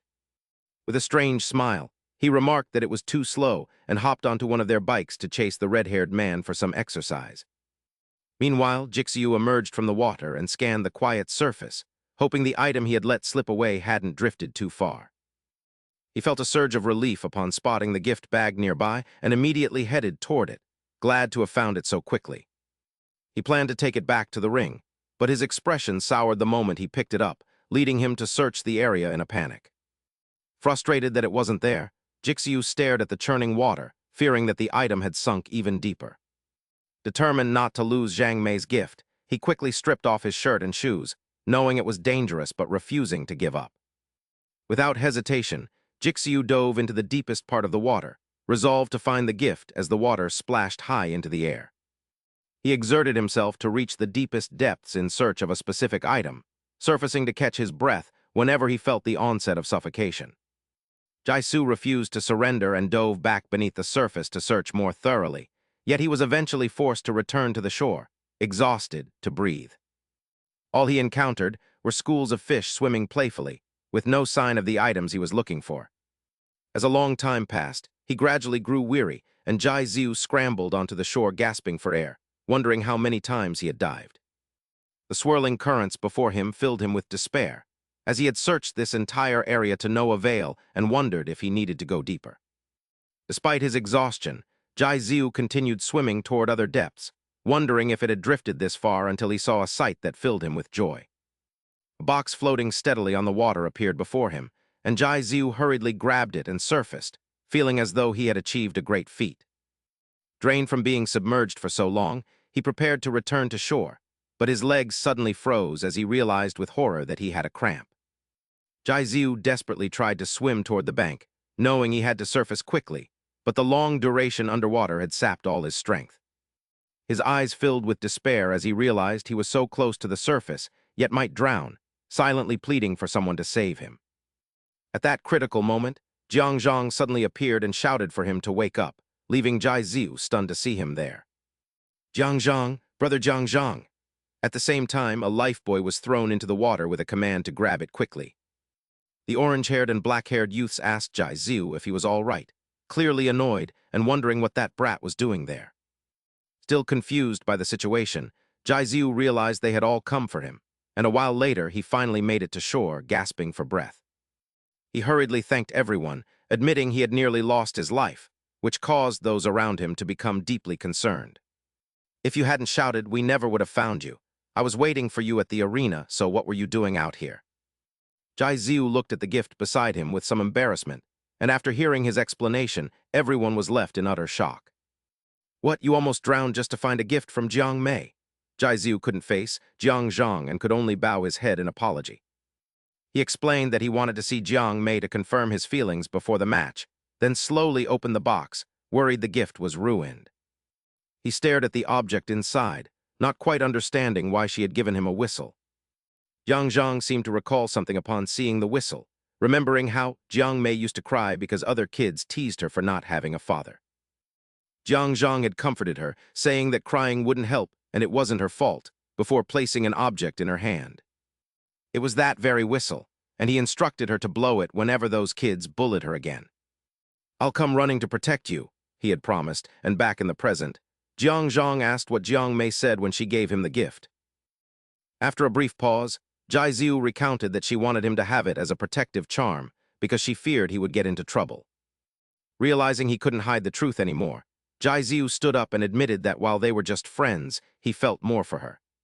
He loudly declared his desire to be closer to her, while his friends watched in concern, wondering if he had lost his mind. Unexpectedly, Jiang Zhang advised him to give it a try, noting that he had no right to interfere in who Jiang Mei chose to see. Jiang Zhang's serious tone caught Jiziu off guard as he warned him to make sure he behaved himself. "I'll be keeping an eye on you," he said, and Jiziu nodded in understanding, realizing he had just received a form of approval. Meanwhile, a motorcycle sped forward as he pursued a red-haired man, telling him to give up and stop. The man cursed, calling he persistent and shouting that he didn't choose to be a thief by choice. He mentioned the madness of the Bai Yan society, which caught He's attention as he pondered the name. The red-haired man accelerated, desperate to meet his quota, as he would rather risk his life escaping than be caught. He was stunned by the man's recklessness and cursed under his breath at the dangerous display. Later, a pile of luxury goods was dropped on the ground, and the red-haired man knelt to report that he could only gather this much due to interference. Xin Chun nodded and spared him for the day, then chuckled as he mentioned a rumor he had heard. "I heard the number 2 of Rong Cheng was powerful, but it seems it was just a groundless rumor," he said with a terrifying expression. "Do you think my brothers and I will accept such a pathetic excuse?" Xin Chun continued signaling his subordinates to restrain the red-haired man. "If you want to blame someone, blame that bottom-tier leader of Jinsang." He hurriedly pleaded for mercy, but Xin Chun didn't seem to care at all. "Your mediocre strength will merely serve as a stepping stone for us to grow more powerful." The representative of San Han Tu from the Bashan society suddenly recalled something and issued an order. "Take him to our arena." Chapter 47. Inside the room, Chai kept swirling the wine glass in his hand, sensing that the situation was far from ideal. He slammed the glass onto the table in frustration. Ever since Tyron's arena collapsed, the funds had begun to dry up. Regardless, that old man certainly had a nose for profit. Standing nearby, Maria asked in confusion if the other sites were still coming up short, despite their efforts to squeeze out more money. He nodded in confirmation. "We are short. Every arena has its own style." Having said that, Chai turned to Chi Wu and asked about the Brotherhood, suggesting that the professionals from Jinsang could be utilized. He added that they could also assist the loan sharks. Before he could finish, the man interrupted, stating that he had already made it clear they weren't interested in such dirty money-making schemes. His expression turned grim as he crushed the stone in his hand. "Now that we have seized Jinsang too, only the 6 gates remain." The escalating situation forced Chai to be more cautious, as those people couldn't be dealt with through brute force alone. More importantly, Jiang Zhang's power seemed to exceed their expectations. While he was still calculating his next move, Chi Wu suddenly stood up. "What do you mean, we? You're the one who miscalculated," he remarked, glancing at him to remind him who had actually ruined the plan. "By approaching slowly, we were able to gauge the strength of the 6 gates. If we had rushed in from the start like you wanted, the losses would have been far greater." His voice took on a chilling tone as he raised the glass to his lips, suggesting that the entire Brotherhood might have been wiped out otherwise. Some time passed after that. Mutual accusations continued to echo throughout the room. "You damn chemist, how dare you spout such nonsense here? Who do you think consumes my medicine the most? Enough. The six gates just destroyed one of our sites. It is time for the Bashan society to retaliate. The primary target from now on is the six gates." After some discussion, Hai Lai Long ordered everyone to bring him Zhang's head by any means necessary. With Jiang Mei's message displayed on his phone, Jai Shu quickly sent a reply. "Jiang Mei, I was busy and haven't had a chance to read the letter you left in the gift yet." She promptly replied, saying it was fine and that she would just tell him in person next time. This made Jai Shu incredibly happy. He now had another excuse to see Jiang Mei and felt he had to repay her next time. Just then, Orange Head appeared beside him and told Jai Shu it was time to return the favor. Before he could understand what was happening, the other boy continued, reminding him of how he met Jiang Mei and demanding that he now set him up with Zhai Zai. He argued that there should be a give and take. Jai Shu suddenly remembered something, stood up abruptly, and realized he had almost forgotten. He needed to thank someone. The other boy looked smug, thinking Jai Shu was showing loyalty, but Jai Shu immediately rushed outside. "I'm going to the next class for a bit." Orange Head was left dazed, wondering if he wasn't the one being referred to. Jai Shu hurried into the classroom, lost in thought. Everything went smoothly thanks to Park Ying-hao, so he wanted to express his gratitude. However, while he was still feeling upbeat, his classmates informed him that Park Ying-hao was absent today. This news caught him off guard. "He's absent?" The other boys replied that he only attended school whenever he felt like it, so no one really noticed if he skipped class. He might have stayed up all night gaming and passed out somewhere. Jai Shu sighed wearily, realizing that was possible. Time passed quickly, and by evening he left the internet cafe feeling exhausted and sensing something was wrong. He stared blankly at his phone. He couldn't find him even after searching all the PC bangs. While he was usually hard to reach, it had never been this difficult before. Jai Shu searched many places, and Xian mentioned that he hadn't returned to the orphanage either. He grew pensive, wondering if the boy had been missing since last night while staring at his reflection in the water. He wondered if something had happened after he jumped into the river. Suddenly, a man approached and asked if he was also looking for items lost to pickpockets. Jai Shu turned around in surprise. The man sighed and shared what he knew, mentioning that a gang of thugs had gathered to pickpocket everyone the day before. The police recovered the backpacks, but the wallets were gone, so he was looking around. Curious, Jai Shu asked if the pickpockets had been apprehended yet. The man shook his head, explaining that everything was already over by the time the police arrived. He then added another detail. He had heard there was a fight and even a pursuit. This information stunned Jai Shu. A fight? A chase? He suddenly noticed the tire tracks on the ground. Could it be? The scene shifted to the train station, where Jai Shu stood frozen at the sight of the cordoned-off area. Realizing the gravity of the situation, he grew anxious, fearing that Ying Hao might have chased them there. He thoughtfully observed the vehicle tracks leading forward. It wasn't certain, but even if there was only a slight chance, he had to investigate. The scene quickly shifts to the browser junkyard, where two guards are chatting with smirks. "Did you hear? A new batch of prey just arrived." "I know, I heard yesterday's shift caught a big one." They flexed their muscles excitedly. "Let's go in together this afternoon. It's more fun when they're still fresh." "Of course, it's been a while since I've warmed up." Jai Ziu hid to the side, listening to them. "A big catch. Sounds interesting. Here it is." He continued to look at the large motorcycle abandoned on the ground. "Next time, hide the tracks on the road. The bike was left here."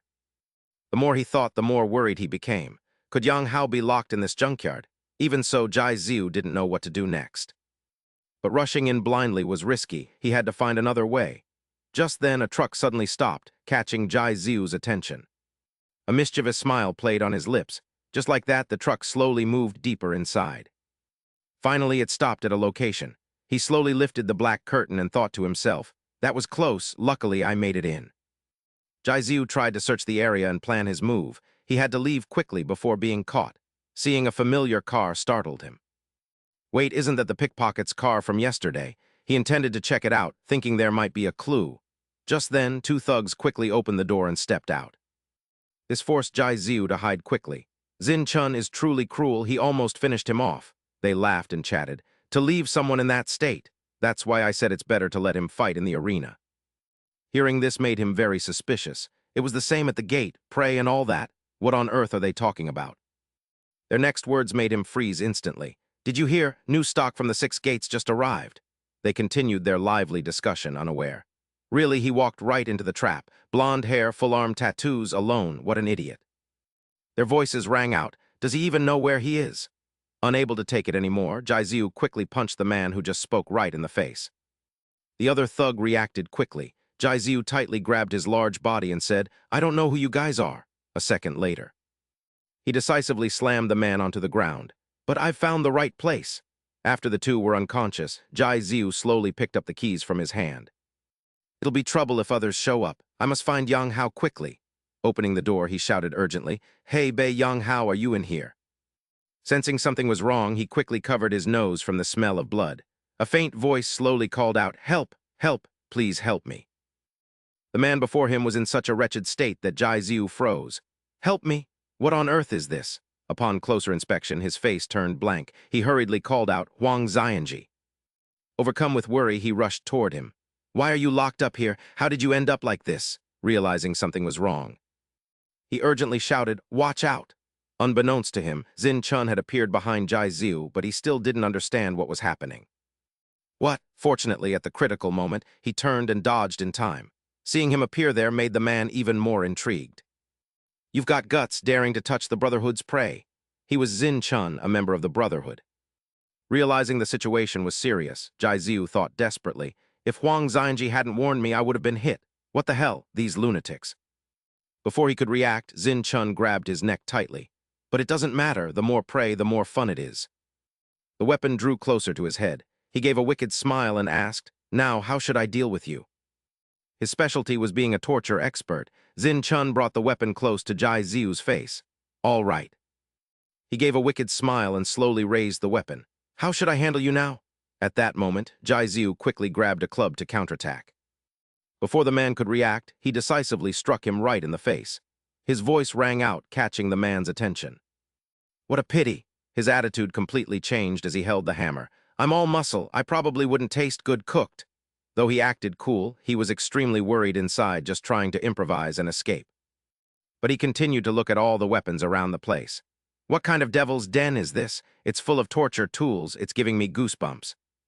Seeing him act like that, Xin Chun laughed and stepped forward, asking, Are you stupid or deaf? You dare to sneak into the Bashan Society's junkyard alone. You must be prepared to meet your ancestors. Hearing his words, Jiziu understood something. So you guys are also members of the Bashan Society. The one who needs to prepare is you. Wasting no time, Xin Chun immediately rushed at him. If you resist, I'll like it even more. That makes it much more fun. He and Jiziu continuously attacked each other with various weapons. Come on, keep it up. As they fought, Jiziu grew angrier and thought, Fighting with weapons, I'm used to it. I've faced this since I caused trouble at Tianlong. Did you think I'd be scared? That was a massive mistake. Before you could even react, Xin Chun suddenly landed a heavy punch on you. He gradually noticed something and remarked, It seems you prefer fighting with your bare hands rather than using weapons, don't you? You stared at him coldly and asked yourself what this psychopath was rambling about. The two sides then resumed their fierce struggle. However, they didn't use weapons this time. It appeared Xin Chun had discovered your weakness, as he said, I'll finish this quickly to end your suffering. With those words, he decisively struck you, sending you flying backward. Jiziu could only fall onto the ground in despair, while you were still trying to regain your composure. Xin Chun walked toward you step by step. Let me introduce you, he said, raising his weapon high. From now on, this will be your companion. Its name is Mr. Hammer. Seeing this, your expression immediately turned grave. No, he continued to remind you, make sure you treat it well. At that moment, Xingjin suddenly reached out to block the blow. His action left the man stunned. Finally, I'm free, you bastard, he muttered. Before he could react, Xingjin grabbed Xin Chun by the neck. Immediately after, he shouted urgently, Jiziu, hurry up. Jiziu rushed forward and tightly gripped the hammer in the man's hand. Seeing this, the man trembled with rage and hissed, You still have the strength to struggle. You decisively took the hammer and smashed the chains on Xingjin's hands. Once the restraints were broken, he slowly pushed Xin Chun back. All right, run. We have to get out of here before the others arrive. Seeing the two of them escaping right before his eyes made him incredibly furious. How dare a mere prey? After running outside, Jiziu asked worriedly, Can you keep running? You can barely stand. Xingjin replied wearily. It doesn't matter. Even if I have to crawl, I must escape. Just then, a group of people ran toward them, shouting, "There he is, catch him." This caught you off guard and made you think. You quickly entered a defensive stance, wondering what to do. I'll just have to break through with my bare hands. At that moment, Xingjin managed to hop onto a heavy motorcycle. "No," he coldly reminded you. "Get on. If we go on foot, we're definitely dead." His actions left you feeling dazed. "That's their motorcycle." There was no time to think as Xingjin quickly revved the engine. He then charged straight toward the crowd. They kept screaming, "Do you really think you can escape?" Jiaziu angrily used his limbs to strike those blocking the way. "Get lost, you bald bastards!" The two of them gradually broke through the encirclement. Xingjin didn't forget to shout a warning, "Hold on tight." Jiaziu was about to say something else. "Wait, the road ahead is completely blocked." This made you anxious. "The front is blocked." Seeing this, Xingjin's expression didn't change at all. "So what?" He quickly maneuvered his motorcycle into the air. This sight terrified Jiaziu so much that he began to cry. Meanwhile, he remained confident. "If there's no path, I'll make one." After some time, the two of them finally managed to escape to the outside. Xingjin finally sighed and said, "Thanks, I escaped because of you." Jiaziu replied with a sigh, "I didn't intend for that, but this works out." Recalling everything made you very curious. "But how did you get caught by them?" After a moment of silence, he decided to tell the story. "As I mentioned before, Ginseng Industrial School is at war with the Bashan society. Back then, everything was in total chaos during their battle. The fighting was constant, with no peace in sight, and both sides suffered heavy losses. Since neither side could win, Xingjin and the other party quickly agreed to cooperate. Everyone was exhausted by the senseless, prolonged war. Then the Brotherhood took the initiative to make a proposal. Holding a piece of paper, Xingjin looked thoughtful. "Let's have a duel between the two leaders. Let's end everything here." And so, he naively brought his subordinates to that location. It sounded like it would put an end to this lingering conflict. So I agreed. We went to the meeting point as planned. However, things weren't as good as he thought. There, Xin Chun suddenly appeared before him. "As expected of a school leader, you have quite some guts." Unaware of the danger, Xingjin replied coldly, "I don't care about small fry like you. Hurry up and call Yineaman out here." Just as he finished speaking, a yellow light appeared. He stared in shock at a truck that was relentlessly charging straight toward him. "What?" Xin Chun wore a cruel smile. This made him realize that they had set a trap for him. Fortunately, his subordinates managed to dodge the trucks in time. Xingjin wasn't as lucky as the trucks continuously surrounded him. This made him so angry he was speechless. These bastards. He could only grit his teeth and endure the Brotherhood's proposal for a fair duel. At the same time, Xin Chun coldly announced, "Hey guys, today's combat practice is an outdoor hunt." He realized one important thing. It was just a filthy trick played by those scumbags. Returning to the present, Xingjin sighed wearily. "And so I was captured. While I was away, Ginseng Industrial School was occupied by them." After hearing the story, Jiaziu seemed to understand something. "So, are the 6 gates all that's left now?" He shook his head and slowly stood up. "No, now that I've escaped, it's time to strike back." He turned to look at him with a bewildered face, asking what he intended to do in his current condition. Huang Jin's eyes filled with hope as he explained that some Jin Sang brothers had survived, and they would gather the remaining forces to attack. He quickly stood up and offered to join, but despite his surprise, the man could only state that he was grateful for the rescue. However, he refused to involve an outsider in this battle, especially someone from the 6 gates. Qi Shu paused thoughtfully before speaking. He clarified that he had his own reasons for going with him, leaving Huang Jin to turn back in confusion at his cryptic words. He thought of his friend Yang Hao, who was still being held captive in their lair. Meanwhile, Yang Hao was shouting, asking who they thought they were. He tried to cause trouble, questioning if they knew his identity, when suddenly his handcuffs were unlocked. Stunned to be free, he immediately pulled off his blindfold. Yang Hao froze at the sight before him, sweat pouring down his face as he wondered where on earth he was. The red-haired man beside him spoke up anxiously, realizing they were in a dire situation and questioning if they were truly trapped there.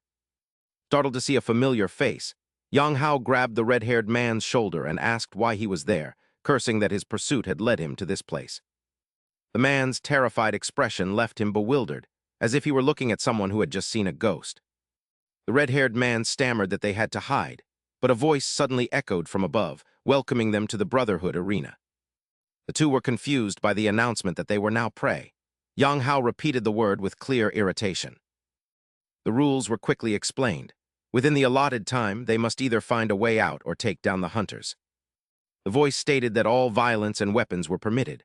A group of thugs then appeared with sinister smiles, declaring the start of the hunt.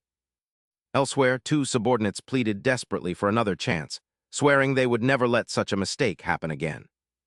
New men slowly lifted one of their chins, asking if the prey had entered and if they understood the price of their failure. He coldly ordered his men to drag them away, decreeing they would be demoted to prey starting tomorrow. His words carried a terrifying authority. The two men immediately begged for mercy, claiming they had been ambushed, but New men remained silent and deep in thought. Regarding Huang Jin's survival, Xin Chun tried to appear fearless, but a moment later, the surrounding men forcibly silenced him. Inside the room, New men turned back in annoyance, questioning if he had lost control over his subordinates. Xin Chun sighed and recounted everything that happened after taking Jin Sang too. He admitted they had been careless, but promised it wouldn't happen again. Just as he finished speaking, a heavy weight was hurled toward him. Fortunately, he managed to dodge it just in time. New men, visibly irritated, then grabbed Xin Chun by the throat. The Bashan sect's plan to seize Dong Yang was nearly complete. Once Yu Wang Guan was taken, everything would be cleared. His voice was filled with malice. Yet they had let Huang Jin escape. He hurriedly apologized to his boss, but the man ruthlessly threw him backward without hesitation. Before he could react, New men ordered him to bring that bastard to him within a day. Having no other choice, he could only comply. He nodded in agreement. On the surveillance monitor, Yang Hao was still caught in the middle of the hunt, seeing that time was running out. He turned to leave, threatening that once Jin Sang too was dealt with, the hunt at Yu Wang Guan could begin. Meanwhile, several large men kept lunging at Yang Hao, taunting him to see how long he could hide. Though struggling, he fought back, declaring he wasn't hiding. Seeing this, others rushed in, claiming him as their prize. Yang Hao was forced to fight from one spot to another, becoming exhausted with no time to rest. Eventually, he managed to take down everyone in the vicinity. He cursed the place, wondering why so many bald thugs kept appearing. Hiding nearby, the red-haired man praised him, noting that someone from Yu Wang Guan indeed had some skill. He angrily criticized the man for hiding the whole time.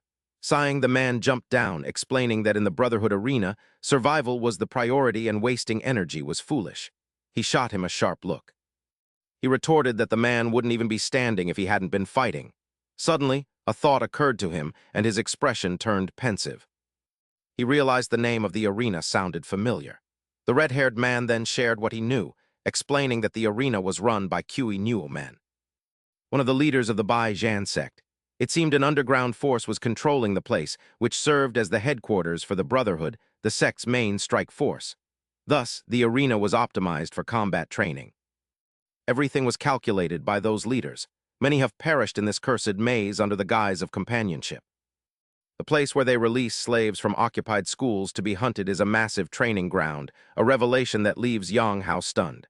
"Are you kidding me? Hunting humans? These people are insane," he lamented with a sigh. There was no way out, and the realization of a sneak attack momentarily froze the red-haired youth. Fortunately, at the critical moment, he managed to shove the boy backward. "Dodge," the otaku turned around with a mocking smile and greeted him. "It is a pleasure to meet you, warrior Yu Wangyuan, or Yukun for short." Those words successfully provoked Yang Hao, who snapped back, "What? Yukun? Who gave you permission to use such a disgusting nickname?" He lunged forward to attack, shouting, "Get lost, you damn bald freak!" But his strike failed to leave even a scratch on the otaku. "I have already gauged Yukun's power level," the man said, further revolting the boy. "Gauged my power? Have you watched too much anime?" "Your tone is incredibly stupid," he added as the villain smirked wickedly and adjusted his makeshift glasses, claiming, "Yukun is only as strong as my right hand." Speaking of Pu Zhenhyuan, the hunter of the month from the Brotherhood, Yang Hao could no longer endure his rambling and charged straight at him. "Shut your mouth, you otaku trash," he yelled, but the villain's strength was immense, easily suppressing him with a gentle smile on his face. "To be fair to Yukun, I will fight using only my right hand," he said while striking, explaining that this was his sole rule for becoming stronger. It seemed Yang Hao was truly in trouble this time, as he angrily realized that this opponent was on a completely different level from the others. However, he noticed something. Fighting with only one hand would inevitably leave an opening, and he wasted no time. Yang Hao planted his hands on the ground and delivered a direct kick to the otaku's face. The blow sent the man reeling backward in pain, a sight that left the red-haired observer watching in stunned admiration. "Wow, this kid from the Six Gates is more dangerous than I thought," he remarked, while Yang Hao wiped the sweat from his face and laughed triumphantly at the arrogant nobody. "Stop putting on a show," Yang Hao snapped as the otaku slowly stood up, muttering incomprehensibly about whether his calculations had been incorrect. Irritated, he launched another relentless assault, shouting, "You're damn right you're wrong. Even at your best, you could never defeat me." Suddenly, the man's massive hands clamped onto his leg, and before he could react, he was being slammed brutally from one spot to another. A barrage of powerful strikes left him unable to fight back, as the man pinned him forcefully against the hard concrete floor. The otaku's strange voice echoed, "You kun, my power measurement system is never wrong," just as Yang Hao sensed a sudden, chilling shift in the man's aura. Transforming into what seemed like a different person, he raised his fist and declared, "If my measurement was flawed, then I simply need to make you weaker." By the following day, Jixu arrived at the location with a sigh, complaining that the place had not changed at all since his last visit. He recalled Huang Jin's instructions. "Fine, I will join your plan, but I am going alone. No one else from the Six Gates is allowed to follow." Doubts filled his mind as he wondered if going solo was truly the right choice, even though he had no other options. Spotting a familiar figure, he called out to Wang Jingsun, but his expression quickly turned to confusion. "Wait, why are you here alone? Where are the students from Jinshan High?" Huang Jin let out a long sigh and admitted there was a problem, and upon hearing the full story, Jixiu's expression immediately darkened. "What, you lost contact with everyone from Jinshan High?" he asked, to which the other nodded, explaining that the Brotherhood had seized his phone when he was captured.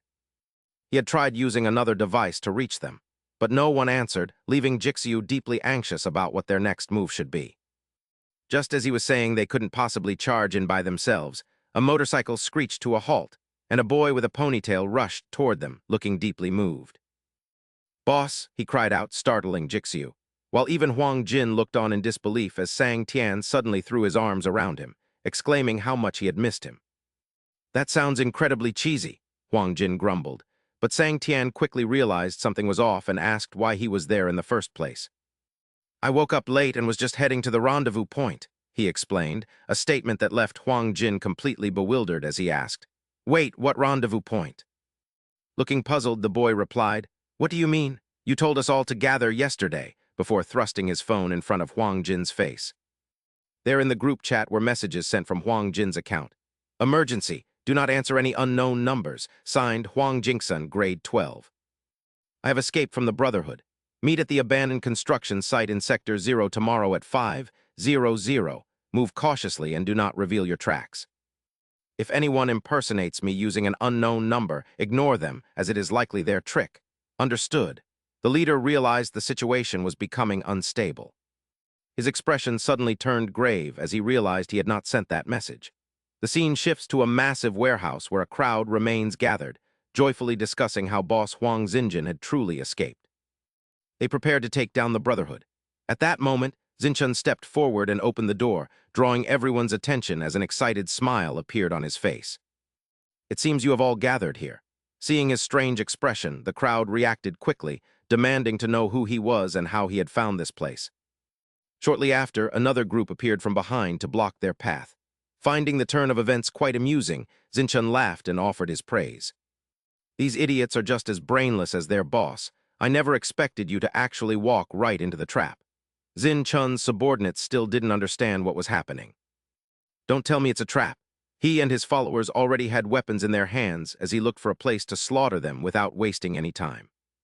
He directly issued the order for his men to take them out, while Huang Hejin kept complaining and explaining that he wasn't the one who sent that message. Ponytail was startled and confused, wondering who could have sent it, while Jai Shu realized the Brotherhood might have set a trap and suggested they leave immediately. Just then, Huang Hejin's phone rang, catching his attention. Without hesitation, he grabbed it and shouted, asking who was calling. "Is this Jin Sang-hai? I'm the real Huang Hejin. You all need to get out of there right now." A familiar voice spoke on the other end, and the villain remarked on how satisfying the situation felt. Xinjun and his subordinates relaxed after taking down all of Huang Hejin's men, noting that nothing boosted his spirits quite like the scent of blood. Hearing this, he immediately turned serious and his voice sounded desperate as he told the man not to touch the kids and promised that he would come. However, the man didn't care at all, saying it was already over. These terrifying words drove him further into despair as he gasped in shock. Jin Chun laughed mockingly, asking why he ran only to let these innocent people get torn apart, while Huang Hejin gritted his teeth in pure hatred. He quickly set a meeting place over the phone, telling him to shut up and get to their junkyard before 8 o'clock if he wanted to save them. Young He and Red Hair sat dejectedly to one side as he tiredly wiped the sweat from his face, wondering if these lunatics had their own prison, while Red Hair explained the Brotherhood's hunting habits. He knew the dangers of this place well. As long as they were breathing, they would be dragged back to the battlefield. Yang He touched the wound on his face, cursing the psychopaths for avoiding vital spots. Sensing something was off, he turned to Red Hair and asked how he ended up like this since he was supposed to be a member of the Bai Giant gang.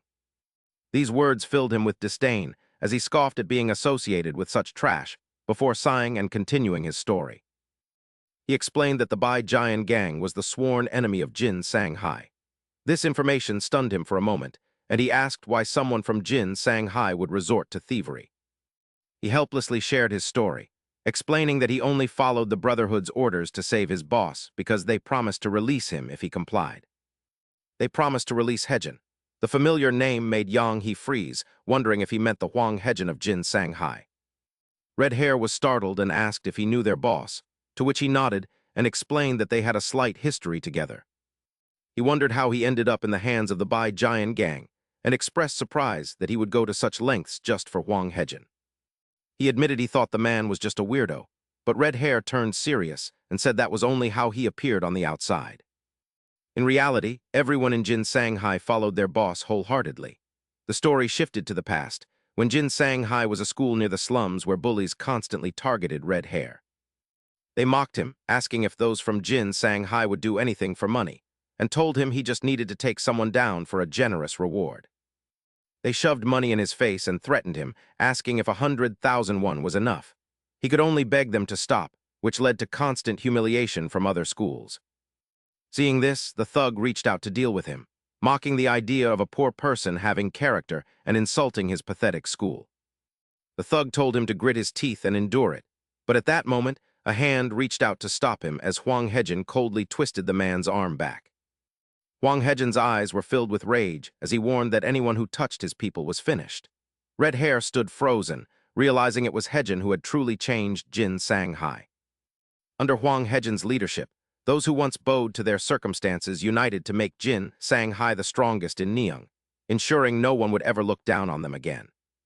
Once he had a large following, Huang Hejin told them that with enough strength, no one would ever be able to trample over them again. He claimed to be living proof and asked them to trust and follow him. Back in the present, Red Hair continued to speak about his boss. He punished rule breakers severely, yet Hejin was the one who cared for and protected them the most. Hearing this, Yang He wondered if Huang Hejin was to Jin Shanghai what Jiang Zhongshan Bai was to his group. It made sense, as no one would risk their life for someone who wasn't at that level. The thought of his boss being captured filled him with intense hatred. He declared that they weren't finished yet and had only been tricked by cowards, promising revenge once their boss was free. Just then, the door swung open. Light flooded in, leaving Red Hair confused as he wondered what was happening. The thugs immediately shoved a group of people inside, telling them to move faster. Red Hair quickly recognized them and gasped in shock. Before closing the door, the thugs flashed a truly sinister smile. This is the first time I've seen the jail so packed. The upcoming hunt should be quite a lot of fun. Seeing his familiar brothers appear in this place left the redhead dazed as he spoke up. Senpai, why is everyone here? The man lying on the ground spoke up helplessly to recount the story, explaining that they had been played by the Brotherhood. After hearing this, the redhead and Yan Hao couldn't hide their astonishment. What? On this side, Huang Jin furiously slammed his phone onto the ground, vowing to go kill them right now. Jaishu quickly ran after him to stop him, telling him to calm down because the three of them charging in would be suicide. But his rage had completely blinded his reason, as he shouted how he could possibly stay calm when his loyal brothers had been captured. Even Ponytail rushed to dissuade him, saying he couldn't just charge in like that. Huang Jin stood there, unsure of what to do next. He knew going now was too dangerous, but their actions had filled him with hatred, and while he could endure being toyed with, he wouldn't tolerate them touching his people. Without much thought, he immediately decided that the others should withdraw while he went alone. The scene shifts to a filthy junkyard where some subordinates asked Jin Chun, with a bit of confusion, if the man would actually show up even if they caught his followers. It looked like he'd just be throwing his life away, but hearing that, the man laughed triumphantly without any fear, saying those fools always stuck together like a pack. Wait, I need to clean everything up before the boss finishes the hunt. Looking at the sight before him, he suddenly fell silent. Huang Jin finally appeared before them, which greatly pleased Jin Chun, who announced the arrival of the protagonist as the man resolutely placed his club on his shoulder.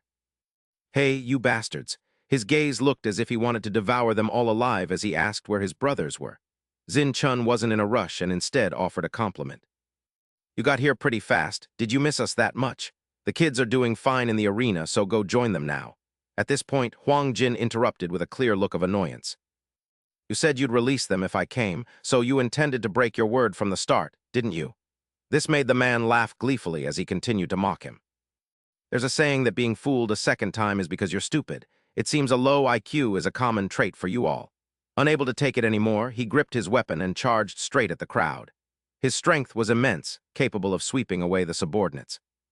Since I came here to wipe you all out anyway, Jin Chun watched the entire scene with great excitement. Nothing is more fun than making a stubborn guy kneel.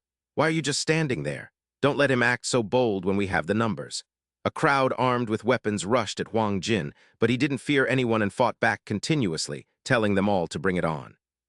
Seeing this, another man decisively struck him with a club, asking what he could do alone as others gradually surrounded him, telling him to stay still. In just a short time, Huang Jin seemed to be completely surrounded by the mob, and seeing this, Jin Chun flashed a wicked smile. Indeed, no one can beat a mob. Hurry up and finish it. At that moment, a motorcycle suddenly came charging in. This sight left Jin Chun dazed and confused about what was happening. What is that? Ponytail approached angrily, shouting nonstop. Get out of the way, you baldies. He was holding a fire extinguisher in his hands, and before Jin Chun's subordinates could even react, he decisively sprayed the fire extinguisher all over the crowd. What on earth? At that moment, a hand reached out to Huang Jin with a reminder to get on the bike. He laughed and hopped onto Ponytail's motorcycle, noting the perfect timing. Seeing his actions, Jin Chun couldn't hide his anger, realizing the man hadn't come alone and ordering his men to close the gates and block the exit. Ponytail laughed in surprise, saying they had the wrong idea about an escape as he and Huang Jin knocked away the surrounding thugs. We have no intention of running. Seeing the situation, Jin Chun immediately became worried, wondering if they planned to ram straight through. Everything was part of the plan, making Huang Jin smile with satisfaction as he remarked it was a good start and wondered if the other guy was doing well. At that moment, Jai Shu's hands slowly gripped the fence as he tiredly tried to climb over to infiltrate the place, finally finding a way around. Seeing the empty space before him, he was a bit surprised, certain that the guards had all been distracted and that Huang Yujin was doing well on the other side. Flashing back to earlier, Jai Shu placed a hand on Huang Jin's shoulder, saying he had warned him not to charge in recklessly. His face was very determined then as he said he never mentioned giving up, while Huang Jin still didn't understand what was going on. Then he flashed a strange smile, saying he had a plan to turn the three of them into an entire army before jumping forward and declaring they would fight to the end. Finally, he infiltrated the place as planned, with the 6 gates and Jin Shanghai joining forces for the rescue mission. As it began, Jai Shu silently observed 2 guards who were still talking, wondering if that was the spot, as the 2 sentries seemed completely oblivious while chatting animatedly. His face suddenly turned serious at the place Huang Yujin had mentioned. Back then, Huang Jin had instructed him that upon entering the junkyard, he first had to find the largest container. That was where they were holding the hostages, and he hadn't forgotten to look at Jai Shu and remind him that while he acted as bait, Jai Shu had to sneak in very carefully. His face was unusually grave as he noted that 1 or 2 guys weren't a concern, but being surrounded would be a major problem. Back to the present. Jai Shu reached into his backpack once more, anticipating this moment as a satisfied smirk played on his lips, having already made preparations. The 2 guards continued their casual banter, boasting about breaking a record yesterday while testing their firm muscles. They flattered each other, saying a score of 600 was needed for the Brotherhood, until a voice called from behind and Jai Shu greeted them after bidding farewell to his hair. With a proud smile, he remarked on how vibrant the Brotherhood looked tonight, confident in the secret weapon he had prepared for this situation. To infiltrate Zin Chun's group, Jai-Su had meticulously prepared a bald wig since he couldn't actually shave his head. He felt quite smug, believing that his identical attire and appearance would make it impossible for them to recognize him. Seeing him appear so suddenly, the two guards grew wary and asked what was happening, mentioning that the others were hunting Huang Zaiwo Jin. Hearing that few people were left to guard the place, he quickly fabricated an excuse, asking if that person had escaped again. He claimed the boss ordered him to take a prisoner to use as bait, leaving the guards with no choice but to open the container. Complaining about how troublesome Huang Zaiwo Jin was, they told him to go inside and pull the prisoner out, to which Jai-Su politely agreed. His expression grew even more triumphant as he thought they had fallen for his trap, but then one of them suddenly placed a hand on his shoulder. The sudden weight made him anxious, fearing his cover was blown, but the man was only reminding him that he didn't have the prison keys. With a serious tone, the guard told Jai-Su to follow him, prompting a forced smile of relief from the boy who thought he had been caught. After walking for a long time, he grew exhausted and noted that this organization was just as massive as the Tai Lun Club. The guard turned to ask if he was new since he hadn't seen him before, and Jai-Su nodded, saying he had just joined, prompting the man to laugh and say he was the same. The man told him to speak up if he needed help, then asked if he had heard about the person being hunted yesterday, to which Jai-Su shook his head. His expression turned grave as he recounted how the target had defeated half their hunters before Jing-Wan finally captured him. This information caught Jai-Su's attention as he wondered if Yang Hao was seriously injured while being led into a large room. The guard suddenly asked which unit he belonged to, and after a brief pause, Jai-Su replied that he was in Unit 3. He mentioned Unit 3A, and sensing trouble, Jai-Su realized he had to find the cells and escape this massive place quickly. The man noted that he seemed to be in a hurry, and Jai-Su hurriedly explained that he needed to deliver the bait as soon as possible. Shaking his head while gripping his hammer tightly, the man declared that wasn't the issue before lunging at Jai-Su. He asked if Jai-Su was worried about being exposed and pinned him to the ground before he could react, noting that Unit 3 was the one hunting yesterday. He argued that it was impossible for a member of Unit 3 not to know about the prey of the 6 gates, and as he grabbed Jai-Su's head, the bald wig fell off. The man stared in confusion at the fake scalp, but before he could process it, Jai-Su struck him hard and sent him flying backward. Sighing as he took the man's keys, Jai-Su decided to stop acting now that he was exposed and focused on reaching the cells. Looking at the vast space, Jai-Su wasn't worried, and a confident smile appeared on his face as he figured he could find his own way. Elsewhere, the one with the ponytail was still speeding on his motorcycle, while Xingjin reminded him of their destination. He told him to turn right to reach the meeting point with Jiu Su, and the driver acknowledged the order as they pressed forward. Sensing something was wrong, their expressions soured just as they hit a hidden chain that sent both of them tumbling backward in pain. Gui Bu appeared before them with a chain in hand, laughing as he declared that he had captured some significant prey. The driver cursed in frustration while Gui Bu raised his chain, telling the Jin Sang students to prepare themselves. With a few simple moves, he bound them both tightly and declared that he wouldn't let them escape this time. Realizing the danger, the ponytail called out to his boss as Gui Bu slowly descended to the ground. He remarked that the chain must be painful, but suggested that a leader should at least maintain his dignity, prompting a sigh from Xingjin. "I don't have time to waste on you lot," he growled, violently jerking Weibu forward. "I have much more important things to do." Weibu hadn't even processed the chain in his hand before Huang Jin's massive palm slammed into his face, pinning him to the ground without hesitation. After dealing with Weibu, Huang Jin turned toward Ponytail and muttered, "I'm sorry you had to follow a useless leader like me." The boy was still confused as Huang Jin continued cryptically, "Just endure it for a bit. I'll never abandon my brothers even if I'm hurt. Today I'm ending this war." Recalling something, Ponytail asked with uncertainty, "But boss, do you think Jisoo will actually follow the plan?" Huang Jin's face filled with anticipation as he replied, "It's time. At least he played his part as a decoy. We have to trust him." Earlier, Jisoo had placed a hand on his chest and made an announcement. "While you guys provide a distraction, I'll go rescue the others," he said, and the two of them listened to his words in silence. "We'll meet in front of the container Huang Yujin used to escape. See you there." But as they arrived, something felt wrong. Huang Jin spoke up awkwardly. Wait a minute. He and Ponytail scanned the area, wondering why the place was completely deserted. This only added to his confusion. He sounded so confident. Could he have failed? He wondered, gritting his teeth in frustration just as a voice rang out. That motorcycle performance of yours was quite entertaining, Xin Chun mocked as he and his subordinates appeared. But it seems you didn't have a plan for what comes next, did you? Seeing him appear so suddenly left Ponytail dazed. How did he catch up so fast? He wondered, as Huang Jin shouted a warning. Shang Chun, get back, I'll buy us some time, Huang Jin yelled. Meanwhile, Weibo slowly climbed to his feet and declared, I'm actually going to kill you this time. He spun around in shock. What, that guy is here too? Xin Chun's face twisted into a smug grin as he said, let's put an end to this pathetic farce. He pointed decisively at the two of them and barked, get them, capture them both.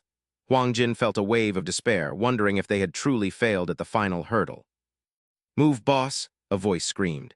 He barely managed to dive out of the way as an old car crashed onto the ground, followed by a barrage of insults. You Brotherhood bastards! Ponytail was still dazed, stammering, what? As the newly freed subordinates launched a fierce counterattack. You're finished today. I never thought I'd use what I learned at school for this, one yelled. Weren't those the Jin Shang students from the cells? But why were they wielding their enemies' weapons? Suddenly, massive cranes loomed over them, sending a jolt of terror through Weibo. What the hell? Is that an excavator? The gray-haired boy glared at them and coldly declared, take a good look. This is what happens when you mess with a technical school. Cars were suddenly hurled directly at Weibo, forcing him to scramble aside in terror. That's exactly how we usually handle things, someone shouted. At that moment, the rest of the subordinates rushed toward Huang Jin, shouting, Boss, we've made it. Let's tear this place apart together. Seeing that his men had successfully escaped brought a wave of relief over him. You guys are so reliable it's almost irritating, he muttered. Jisoo finally arrived on the scene, panting, sorry I'm late. Getting to the detention area was a bit of a nightmare. Yang Hao, standing right beside him, spoke up. Save the talk for later. We still have a massive debt to settle with these bastards, Yang Hao said. Seeing the tide turn in their favor, Huang Jin let out a laugh. All right, it looks like the numbers are even now, aren't they? He asked, his eyes burning with pure hatred. The real war was just beginning. Huang Jin dropped into a combat stance and smirked. All right, looks like everyone's here. Hey, you lot! As soon as the words left his lips, the brawl erupted. The two sides clashed violently, trading blows and insults. You Brotherhood scum! Despite their previous injuries, Huang Jin's men seemed to be fighting with renewed vigor. The sight of their resilience left Xin Chun's subordinates utterly bewildered. They were beaten within an inch of their lives before being locked up, one cried. Where the hell are they getting this kind of strength? Another asked. They began to frantically recall a similar incident from the past. Whenever Jin Shanghai was backed into a corner, the situation would inexplicably flip the moment Huang Yujin appeared. Suddenly, a massive hand clamped onto both their heads. Idiots like you will never understand why. Huang Jin furiously slammed their heads together and spat. There's nothing charming about you lot. You're just pure garbage. Seeing this, the purple-haired boy rushed over. Boss, are you all right? He asked. Huang Jin turned around, looking surprised. I should be asking you that. Are you okay? The boy let out a joyful laugh. As long as you're with us, boss, we feel invincible. We're fighting with the absolute certainty that we'll win, he said. But then Huang Jin noticed something was off. Huang Jin suddenly spoke up. Wait, it looks like we're missing a few people. Where are Xuan Bin and Zhang Xuan? The subordinate's expression instantly clouded with worry. Oh, about that. He hurriedly explained that on the way to the camp, several large men were separated, which startled him. What? He quickly shared what he knew, having heard they were taken to the Brotherhood captain's location, and he worried they were at Norman's place. The scene shifts elsewhere, where Norman coldly stares at the pills scattered across the ground. Honestly, these guys are so weak that even the warm-up was pathetic. Wearing a sinister smile, he asked if a single direct hit would end his hunt, his voice tinged with disappointment. Is this all they can do even after taking the drugs? Suddenly, one man's eyes turned feral as two of them lunged at Norman without hesitation. Yet it was futile as one was quickly struck so hard his teeth flew out. The teammate beside him couldn't escape a similar tragic fate, as the man's strength was truly terrifying. Watching from the side, two Combs and gray hair were left stunned, wondering why he would treat his own Brotherhood members so insanely. How could he do that to his own subordinates? He coldly remarked that being so weak made it inevitable they would lose the hostage right before their eyes. The subordinate's voice trembled as he apologized, promising there wouldn't be a next time, but Norman immediately took him down with just one hand. After beating his subordinate half to death, he sighed and said that no matter how many drugs they took, weaklings like them weren't worth his hunt. Now resembling a powerful wild bull, he wondered if Jin Sang's group would be any different as the scene shifted. Huang Jin's massive hand gripped a subordinate tightly as he repeatedly demanded to know where their leader was hiding, and the man could no longer endure the pain.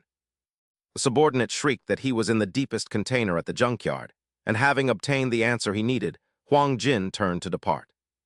Good, I must get there before it's too late. Suddenly, a chain lashed out toward him before he could even react.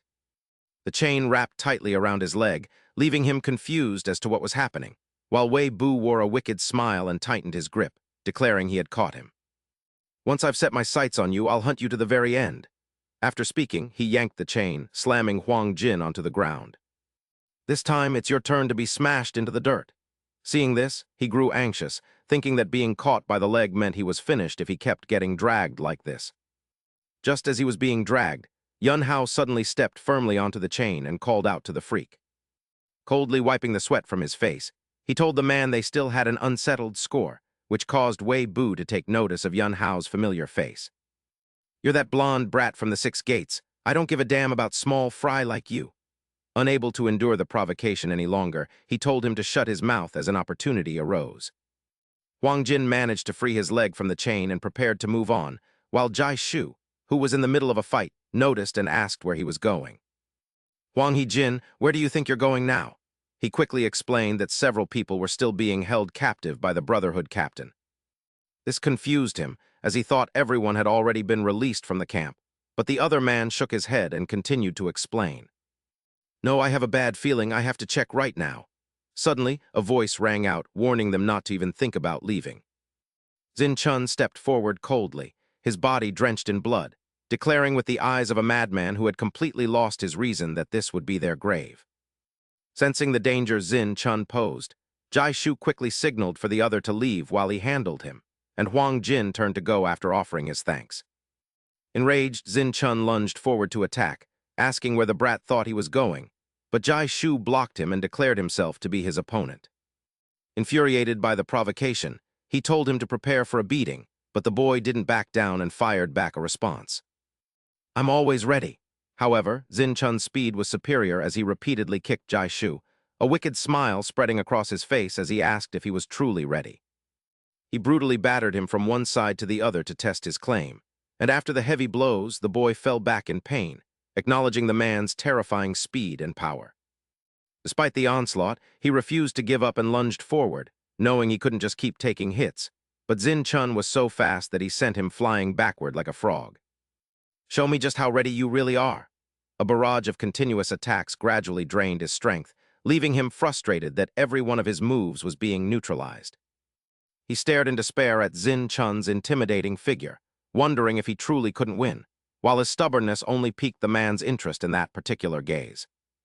Recalling the eyes of those he had faced before, he asked if the boy was the type who used to be bullied, a comment that made Jai Shu freeze instantly. Zin Chun continued his mockery, claiming he could tell just by looking because while the boy wore a mask, his eyes couldn't deceive him, before strangely asking if he wanted to know how he knew. The story shifted to the past, recounting how despite his high test scores, numerous friends, and decent social skills, Zin Chun never felt a shred of happiness even while spending his days playing football. He felt no joy, only a sense of emptiness, but as time passed, he began to sense a change within himself until one fateful day. When he looked back once more, his classmates rushed to stop him, shouting for Zin Chun to quit before he killed the boy. A twisted smile suddenly appeared on his face as he realized he had discovered a dark passion, leading him down a path where he only felt alive while tormenting others. Zin Chun grew increasingly sadistic with his cruel games, eventually choosing easy targets to bully because he found the experience so exhilarating. He turned them into his personal playthings, and back in the present, Zin Chun raised his leg high, noting that, thanks to his brothers, he no longer had to hunt for prey. Seeing someone like you reminds me of the past, he said while relentlessly attacking Jai Su, boasting about breaking people until they were discarded. But Jai-Su grabbed his leg and admitted he was once a victim too. He had endured daily beatings and maddening humiliation, but thanks to people like him, he had changed. Before the man could react, Jai-Su lunged forward and gripped Jin Chun's midsection. Reflecting on how his life had transformed since joining the Liu men, his gaze shifted entirely as he asked if the man wanted to know about his new hobby. "It's crushing posers like you who act all tough," he declared as massive chains surged forward, making it difficult for Yang Hao to stay on his feet while Wei Bu asked with a wicked grin. "How dare you interfere with my hunt? I don't care about the prey I've already caught," he shouted, violently swinging the chain toward him and declaring that he must die. The sight left Yang Hao shaken as he turned around, realizing a direct hit would have sent him to the hospital, so he angrily snatched a hammer from the ground. "I'm no pushover either," he muttered, wasting no time as he charged forward to attack, confident that close-quarters combat was his specialty. Seeing him act this way, Wei Bu mocked him further, calling him a fool and claiming that bringing such a useless weapon only made him an easier target, just as he had planned. The chain tightly coiled around the hammer in Yang Hao's hand, and just when the outcome seemed certain, a strange smile suddenly played on his lips.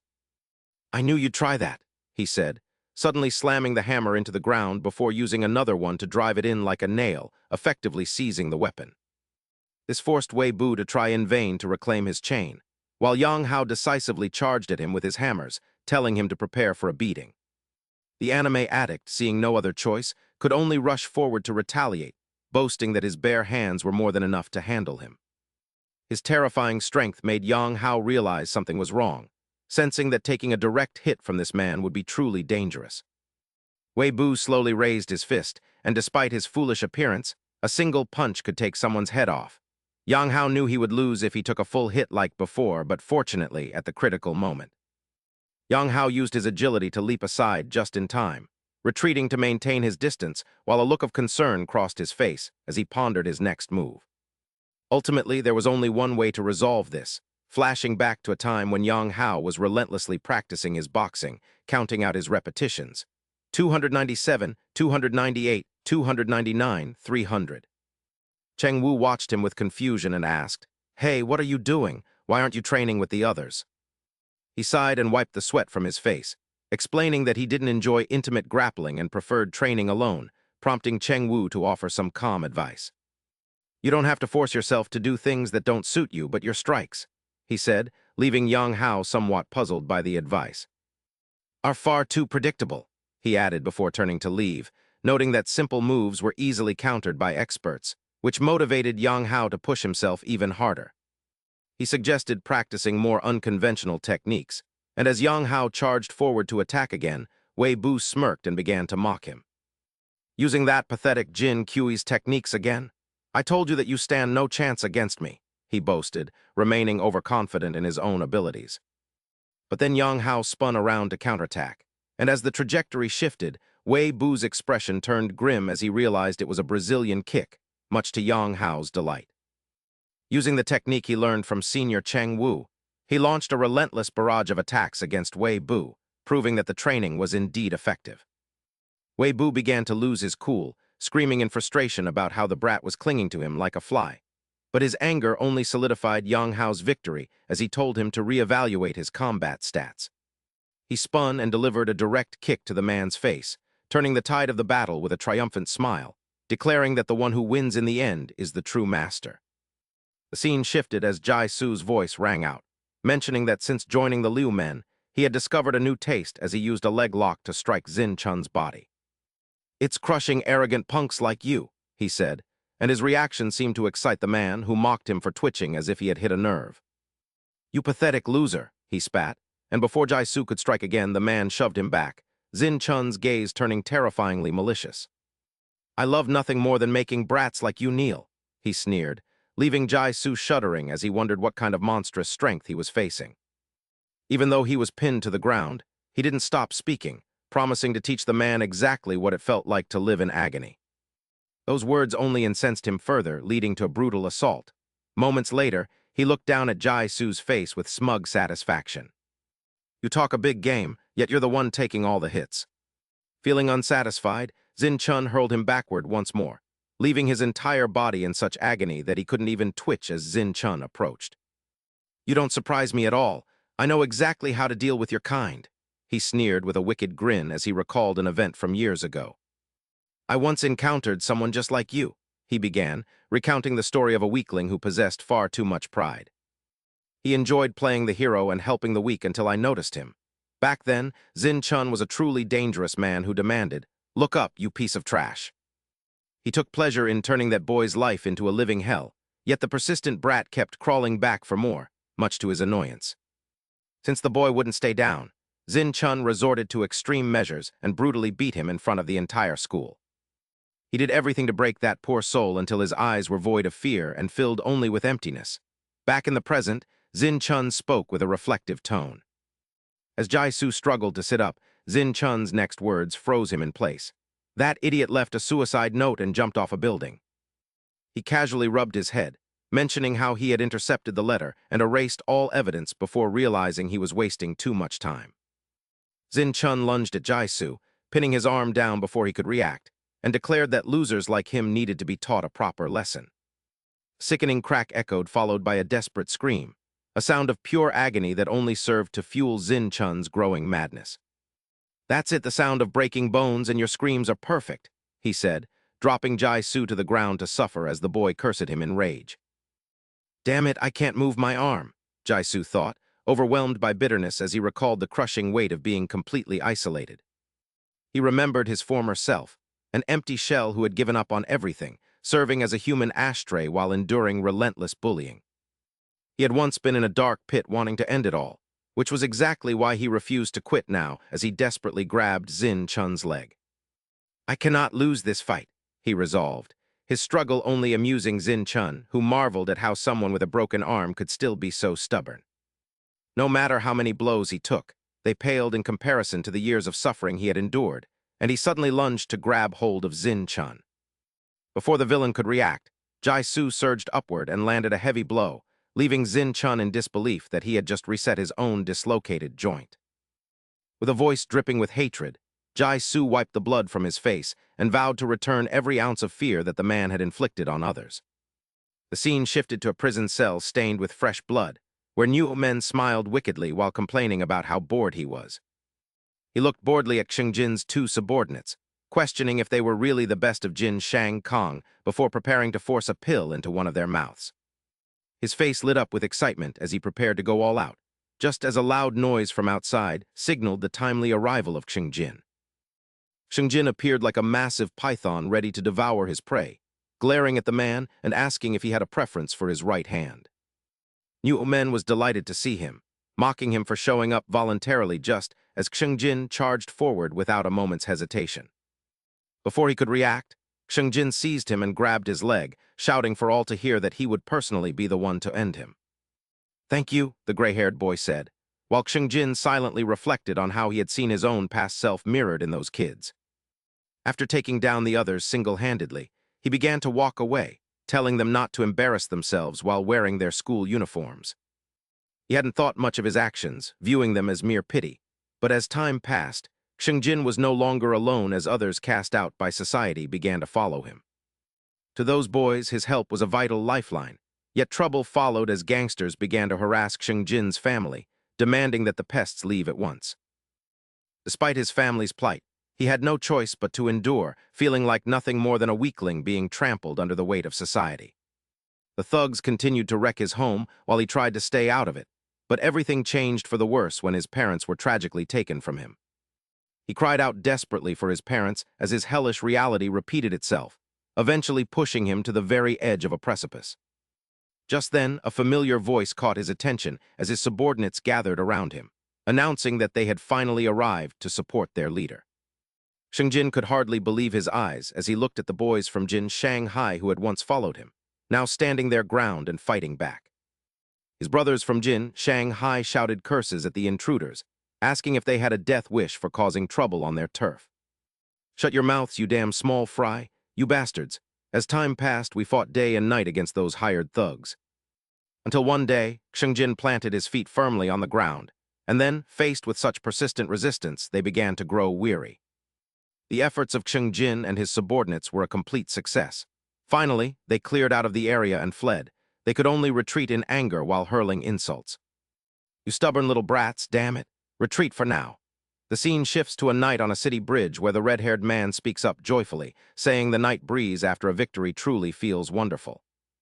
Long live the immortal Jin Shanghai. The gray-haired man beside him immediately warns him not to become a burden, but he still doesn't understand what is happening. Yes, he seriously announces that there is no such thing as eternity, as everyone will go their separate ways to live their own lives after graduation. Upon hearing those words, Shingjin turns his head and asks what he just said. He wears a proud smile and informs everyone that even if they are apart from now on, they are family. Back to the present, Shingjin's subordinates have been beaten until their faces are bruised. Seeing his spiritual brothers attacked fills him with intense hatred. He musters all his strength to hurl new men backward, vowing to kill him with his own hands. But of course, this attack does nothing to that man. He remarks that it has been a long time since someone charged at him like this, finding it quite interesting. While that man remains calm and composed, Shingjin charges again, asking if he finds it funny. He exerts all his power to strike directly at the man's face. What is the point of these kinds of fights? That man calmly responds with a statement that catches his attention, asking why there needs to be a reason, followed by a loud crash. He is sent flying backward by new men's strike. The weak are devoured by the strong. Meanwhile, Jai Shu and Jin Chun are still locked in a fierce battle. While taking hits, he thinks in a daze that even if a dislocated shoulder is reset, it shouldn't function so normally. He wonders where the strength to fight so intensely is coming from. Realizing that Jai Shu's power has completely exploded, he is startled. No, it seems he is growing stronger by the minute as his hatred fuels his increasing might. He lunges at Jin Chun with all his might, declaring that the pain the other must endure is far from over. Just as he thinks he has the upper hand, the man suddenly kicks him, mocking his struggle before the end. Following that, the man returns the punches from earlier, asking if he lost his cool because he was too excited. He vows to beat him back to his senses. A rain of blows descends as he gradually loses his mind. He wants to show him what true pain feels like. While being struck, Jai Shu thinks to himself, "I must admit you are strong, but that only makes my rage boil even more." Sweat pours down his face as he suddenly speaks up and asks a question. "What kind of monster are you? Why do you have those eyes?" The story recounts that since entering high school, Jin Chun had never met a worthy opponent and always considered himself the best. Then one day, right after enrolling, he cleared out Sanhan School. However, the events that followed immediately wiped the smile off his face. It was the silhouette of new men, a towering delinquent and a transfer student who had once been in a juvenile detention center. That man's eyes held a terrifying gaze mixed with contempt. Strength was the first impression I had of QE new men. Thus, Jin Chun immediately called his subordinates to surround him, striking first due to the sense of danger he felt. He fell into the trap and the outcome seemed certain. However, the next scene caused him to freeze instantly in shock. It was simply impossible. That man alone managed to take down every single one of them. For the first time in my life, I knew fear. Jin Chun even felt a sense of obsession when looking at Jai Shu.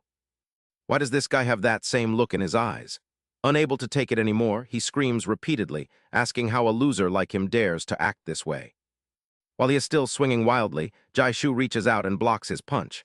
Jin Chun is pulled forward, gasping in surprise as Jai Shu seizes the opportunity. He spins around and grips the man's neck tightly. What on earth is happening?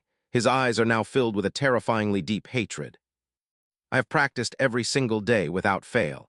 He recalls the scenes of training with Cheng Yu, even when it felt like he was on the verge of death. Many times he tried to counterattack, having learned how to turn the tide of a situation. Jai Shu maintains a firm grip on Jin Chun's neck throughout the fight. I realized one thing. Next, he grits his teeth and uses his legs to lock the man's body, making him scream in agony. Effort never betrays you. But none of this calms his anger. It isn't over yet. The pain you've suffered is still nothing. The scene quickly shifts inside an old shipping container where both sides are fighting fiercely, neither willing to yield. However, it seems new men is gradually gaining the upper hand. Indeed, as expected of the final boss, he remarks that surviving this long makes him quite an interesting prey. Shingjin defends himself while angrily retorting that he has always had to fight those stronger than him. He tries to use all his strength to punch new men directly in the face. This type is easy to handle, but it seems all his efforts are in vain. That man says it only felt like a slight itch, leaving him standing there in a daze.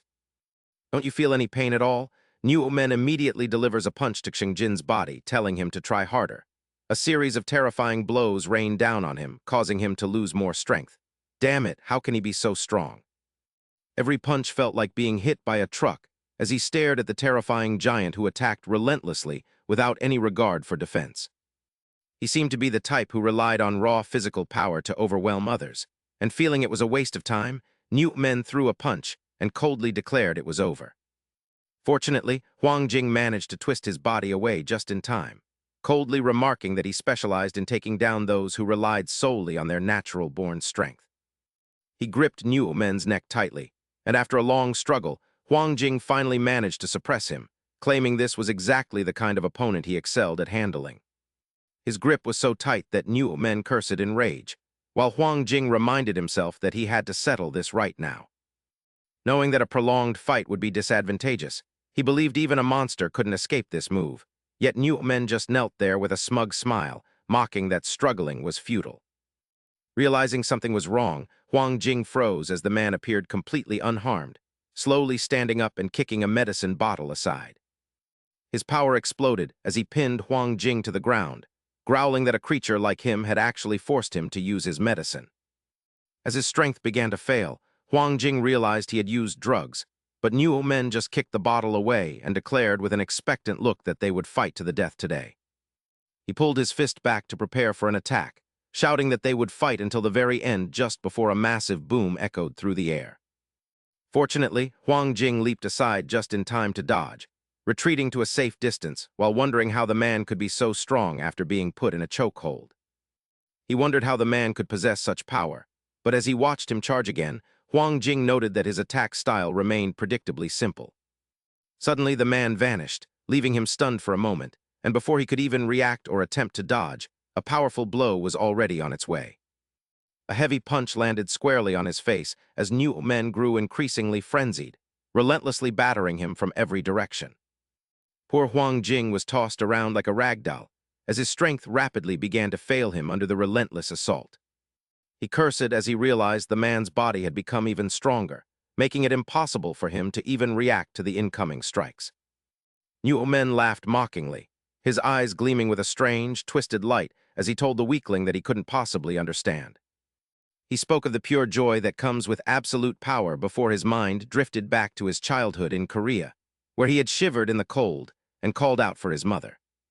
His mother had sadly held him close, telling him to endure the cold a little longer because they had to wait for his father to return before they could turn on the heater. Back then, he realized the harsh truth that they were weak and lacked any form of protection, but things were never that simple. When his father finally entered the house, he did nothing but shout and curse at his wife for just sitting there while he returned from work. It was a miserable life, as his father only sought to feel powerful by abusing his own family, striking his wife and accusing them both of looking down on him. As a mere child, he saw his father as a sickeningly powerful figure who preyed on the weak, and he could only cling to the man's leg and cry in helplessness. Eventually, his mother could no longer endure the constant abuse and abandoned him, leaving Men to stare at a note in despair. Her departure drove his father into a frenzy, and he constantly cursed her for being a madwoman who had abandoned her own child. His father's eyes would turn predatory as he accused everyone of looking down on him, before suggesting they play a game of hunter together. Before the boy could even understand what was happening, the abuse would begin again as his father challenged him to try and run away like his mother had. It was a period of immense suffering, but as he silently endured being treated like prey, he began to realize the grim reality of his existence. He learned that being weak was a sin, so he bided his time and endured until the day he finally called out to his father again. By then, he had grown larger than his father, and with a wicked smile, he asked if they should play their game again, finally becoming the hunter himself. His father's voice was filled with desperation as he begged him to stop, his trembling hands reaching out in a futile plea for mercy. His father admitted he was wrong, but Men didn't care, as he had already become addicted to the thrill of the hunt and finally understood his father's nature. As time went on and his life spiraled out of control, he eventually found himself in a place filled with the worst kinds of people to pay for his crimes. Within the prison walls, he relentlessly preyed on the other inmates, finding it to be the perfect hunting ground to further his own growth. A gleeful smile spread across his face as he realized that no one could ever hope to stop the innate, monstrous strength he had been born with. After a long battle, Norman had completely eliminated the obstacles in his path. The bloodline of the father I once loathed turned out to be my greatest blessing. His gaze now was that of a cold-blooded killer. I no longer feared anything. However, in the time that followed, Norman completely retracted those thoughts. That was the first time he met Heng and Jai. Before he ran into that man, his gaze was incredibly cold as he spoke. "So you're the one who turned my peaceful squad into a battlefield." He suddenly made an offer. "Come work under me," appearing to be very interested in Norman. "I will make you even stronger." These words made him freeze instantly. The weak obeying the strong is the law of nature. Returning to the present, Norman continued to rain blows upon Huang Jin's body. Ever since he started fighting alongside that man, he had become increasingly frenzied in battle.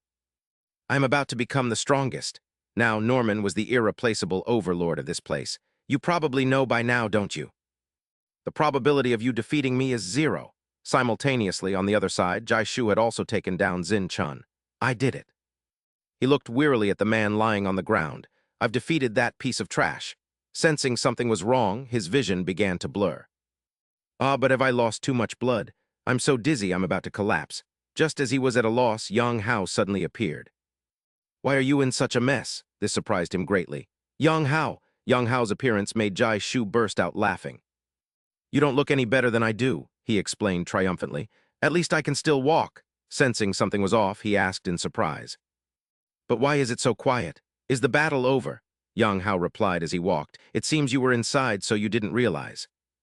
"It's mostly been cleared out." Jai Shu sighed and continued to look ahead. "Really? But the difference in numbers was so great." At that moment, seeing the bodies of the bald men lying still on the ground made them both freeze. "This is insane. Did they really take all of them down?" Yang Hao also spoke up in shock. "The students from Xin Shanghai School really fought with everything they had." Jai Shu's eyes widened in disbelief. "It's unbelievable. Are they really the same people who were injured?" He let out a sigh of relief. "At least we won," feeling a bit puzzled. He suddenly asked, "But where did everyone go?" At that moment, Norman quickly walked outside, ignoring the miserable state of Huang Jin lying there. "If I use drugs, I might get stronger, but the fight won't be fun anymore." His eyes were filled with anticipation to take down his next targets. "I've caught the leader. Now it's time to deal with the crowd outside." Right then, Huang Jin stood up shakily and asked, "Where do you think you're going?" Even though he had been beaten wretchedly, he refused to give up. "I am your opponent." His stubbornness made Norman laugh in surprise. "You really are as persistent as a cockroach, even though hunting a dying man has no flavor." At that point, Huang Jin lunged forward to attack again. Xin Shanghai School isn't so weak that it would lose to those who only grow strong by trampling on others. Unfortunately, his strength was too meager. He was absolutely no match for Norman. "I'm sorry, but you're just a stepping stone for me to reach Liu Men High School." His gaze was so cruel it revealed his raw ambition. "My goal is to unify Ning and then take over the Bashan Association." After speaking, Norman repeatedly kicked Huang Jin's body as he struggled to endure. He recalled everything that had happened. He blamed himself once again. "This is all my fault." His unfortunate subordinates had been dragged into this mess. He felt a sense of despair. If I hadn't been captured, they wouldn't have ended up in this situation. While he was still thinking, Norman suddenly picked up an iron door from the ground. "I intended to end this reasonably, but it seems that won't be possible." He coldly prepared to end Huang Jin's life. "I'm going to kill you." Time seemed to stand still, and he showed no sign of mercy. "So that you can never crawl back up again." Realizing he couldn't escape, Huang Jin thought in utter despair, "I'm sorry." He closed his eyes tightly, waiting for the pain to arrive. "For letting you all follow such a useless leader like me." At that moment, footsteps suddenly rushed forward as several subordinates grabbed Norman's body and shouted. Boss, the one with the ponytail, didn't forget to scream out to him, "We've arrived." The appearance of his subordinates left Huang Jin unable to hide his shock. "You guys." Conversely, Norman became incredibly enraged and roared, "You pests, get the hell away from me." Realizing things were turning into a mess, he became furious. "How did you let those Xin Shang brats get in here?" While he was still fuming, Huang Jin's subordinates stepped in and declared, "Those bald bastards, we've already taken them all down." It seems a few of them just turned tail and ran.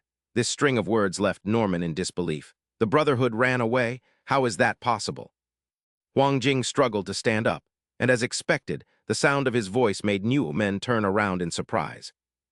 Loyalty forged through terror is nothing like a true bond. Though his body was horribly mangled, he didn't care in the slightest. "Capture that man within 5 seconds," he barked, his hatred for new men intensifying as they all charged to finish the bastard off.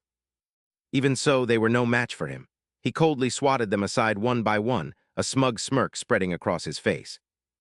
5 seconds? You're dreaming too big," new men mocked as he systematically cleared the area, asking if he wanted his men to die. Seizing the moment, Huang Jing suddenly sprinted forward, shouting that new men was the one who would die as he grabbed the man's head. Unfortunately, the man's strength was too immense, and he easily threw Huang Jing back, growing excited by the prospect of a group brawl. "Even 100 of you couldn't stop me," he boasted, just as the red-haired boy grabbed his leg and Huang Jing warned him not to underestimate them. Several subordinates pinned new men's legs down, proving that Xinshang Hai was truly formidable, which only enraged him further as he tried to kick them off. "These leeches are insane," he thought, realizing Huang Jing was distracting him to give his subordinates time to launch a coordinated assault. Despite the beating, the subordinates refused to let go, making it difficult for new men to move as they shouted for everyone to hold on. With new men's legs immobilized, Huang Jing lunged at him, remarking that a natural-born powerhouse like him could never understand their struggle. His eyes burned with a deep-seated hatred, fueled by a desire to repay every bit of suffering the man had inflicted on them. He spoke of how those who were always looked down upon fought to survive, while Yang Hao watched the chaotic scene in disbelief. Jisoo moved to help, but Yang Hao stopped him, sensing that their intervention might only hinder the others at this critical moment. New Men was stunned to see Huang Jing muster the strength to lift his massive frame into the air, wondering where a dying man found such power. Huang Jing had calculated everything. No matter how strong the man was, he would be helpless once his feet left the ground. He prepared to execute his technique, though he worried the man's sheer physical resilience might prevent any serious injury. The gray-haired boy immediately understood the plan, prompting a grateful smile from Huang Jing as he looked at his reliable subordinates. He charged toward the gray-haired boy while holding new men, who demanded to be let down, before using his subordinate as a platform to leap high. "Because we are the ones who never give up," he roared, preparing to slam new men down as the man stared back in utter shock before the impact. "We're tougher than you think," Huang Jing declared firmly as he landed, standing over the man he had just brought down. With a terrifying gaze that would strike fear into anyone, he told the man to inform the leader of the Bashan society that Xinshang Hai would never fall. After some time had passed and the battle had finally concluded, Huang Jing's subordinates walked away while boisterously boasting of their victory. Jisoo couldn't help but laugh at the sight, amazed that they still had so much energy left after such a relentless struggle. Yang Hao remarked that they were all lunatics, and as the two prepared to leave, Huang Jing suddenly called out to them. "The plan you came up with was a success," he said, his battered appearance worrying the others, though he remained indifferent to his wounds. He looked at Jisoo with genuine gratitude, admitting that listening to his advice had been the right choice after all. "Thank you, I owe this to you," he said, prompting a disgruntled Yang Hao to ask why he wasn't getting any thanks. Jisoo replied awkwardly that such gratitude didn't suit him, while Huang Jing began to walk away, recalling their past encounters. He admitted he had intended to settle a debt with Jiang Zhang by fighting them, but after receiving their help, he decided on a temporary truce. Yang Hao scoffed, retorting that they wouldn't have stood a chance against Liumen Hai anyway, while Jisoo took a combat stance. "Try us if you dare," Jisoo challenged, but Huang Jing simply told them to get home safely, maintaining his pride until the end. As he walked away with his men, he promised not to forget the favor, leaving Jisoo to reflect on the true nature of Xinshang Hai. He realized that while they seemed like mere thugs, the presence of a strong leader allowed them to tap into an incredible well of strength. A joyful yet weary smile played on his lips as he realized how lucky he truly was, recalling the senior who had always guided him. It was because they possessed such a presence that time flew by, and 3 weeks later, the old warehouse echoed with the cheers of boys surrounding the ring. Seeing this, Black Hair remarked on how much Li Jixiu had grown, noting that he had even requested to duel him first, while Li Jixiu confidently brushed back his hair. He nodded and entered a fighting stance, lunging at Li Jixiu without hesitation to fight with all his might, while Li Jixiu felt a surge of excitement rather than fear. After enduring numerous battles against the Bashan Association, he had come to a realization as the two of them engaged in a fierce and brutal struggle. Even when facing a superior opponent, their strength appeared to be evenly matched until Lee Jixiu spotted a weakness in black hair. Lee Jixiu lunged forward to restrain him, believing that as long as he didn't give up, pinning him to the ground would provide a chance to turn the tide. The spectators were stunned by Lee Jixiu's incredible skill, whispering that his ground techniques were superior and that defeating Jin Daoran would make him the strongest of the year. The crowd roared with excitement, and despite taking hits, Black Hair smiled because his friends had given him the courage to stand his ground. Surrounded by the thunderous cheers that had fueled his growth, Lee Jixiu raised his fist without a shred of hesitation. The arena had become his life, and witnessing the match, Cheng Yu remarked in surprise that the seniors' training had clearly made Lee Jixiu formidable. Zhang shook his head and explained that he didn't train the boy because he was special, a statement that left the other man feeling quite perplexed. Zhang watched Lee Jixiu on the stage and noted that the boy had made himself special, and soon, the scene shifted as night fell over the city. Inside a massive skyscraper, Jang Renxia sat grumbling in frustration about how two fighters had already lost despite the guarantees of victory. He angrily demanded to know the next move, but Chai remained perfectly calm, as if he had anticipated this outcome all along. He claimed that Talon and Kui Nguyen were merely defective products, and that their defeat had allowed him to gauge Lee Jixiu's full potential, further irritating Jang Renxia. Jang Renxia continued to complain, questioning how much longer he intended to test the enemy's strength while they suffered constant losses. When asked about the plan, Chai suddenly stood up and announced that he had summoned him specifically to discuss the next phase of their strategy. With a terrifying and intimidating gaze, he warned that Jiang Renxia no longer had the luxury of simply sitting back and watching. The scene shifted to a laboratory where Maria sat bored, complaining about the messy state of the room and her desire to leave. As she wondered when he would arrive, Chai entered and scolded her for wearing too much perfume in his research facility. Maria laughed and mocked his arrogance over his medical skills before asking if he had finished his discussion with Jiang Renxia. He sighed and walked forward, noting that while the boy was still thinking it over, he would likely agree to the proposal. Maria remarked on the boy's indecisiveness compared to his brother, but Chai ignored her and focused on the cloth-covered object in front of him. He suddenly pulled back the cloth to reveal Xiang, who was being injected with various drugs, and proudly introduced him as his masterpiece. Xiang slowly turned his head and complimented the work, acknowledging that there was a good reason for all the effort invested in him. Chai boasted that despite the unexpected failures of Talon and Kui Nguyen, he had gathered invaluable data on the serums used in their coliseum. Xiang coldly removed the IV needle and stated that they needed to move quickly before that man appeared, now that the preparations were complete. Looking pensively at a photo of Liumen High School, it was clear that Xiang cherished the image as a vital piece of their plan for revenge. Back at the school training ground, Lee Jixiu stood by the ring with a strange smile, reflecting on how miraculous his journey had been. He recalled how the arena once felt like a nightmare, but now he loved it more than anything, prompting Zhang to approach him with a question. Zhang asked why he was still there alone now that the matches were over, and Lee Jixiu turned to his senior to share his reflections. He expressed how much he had changed since his first day, and thanked Zhang for everything he had done. He credited the arena for his transformation, but Zhang slowly replied that there was no need for thanks. He explained that creating the arena was simply his destiny, leaving Lee Jixiu momentarily puzzled by the weight of those words. He quickly turned to leave, making sure to mention that the boy's performance today was impressive and exactly the kind of strength he wanted to recommend for the student council. Those words left him in a daze, feeling as though he had finally earned recognition, and he responded with a resolute nod of his head. He stated his eagerness to join to prevent the Bashan Society from threatening Liumen High School, which made Zhang's face turn grave as he assured him there was no need to worry about them. Everything was proceeding according to his plans, and with the student council's ongoing investigation, they would soon be able to take care of that group. Time passed quickly, and by the next day the streets were bustling again. Inside a phone shop, a voice called out, "Please come in." The girl gave an innocent smile and asked if she could help. Her enthusiasm made Enzaio a bit nervous, so he spoke up quickly.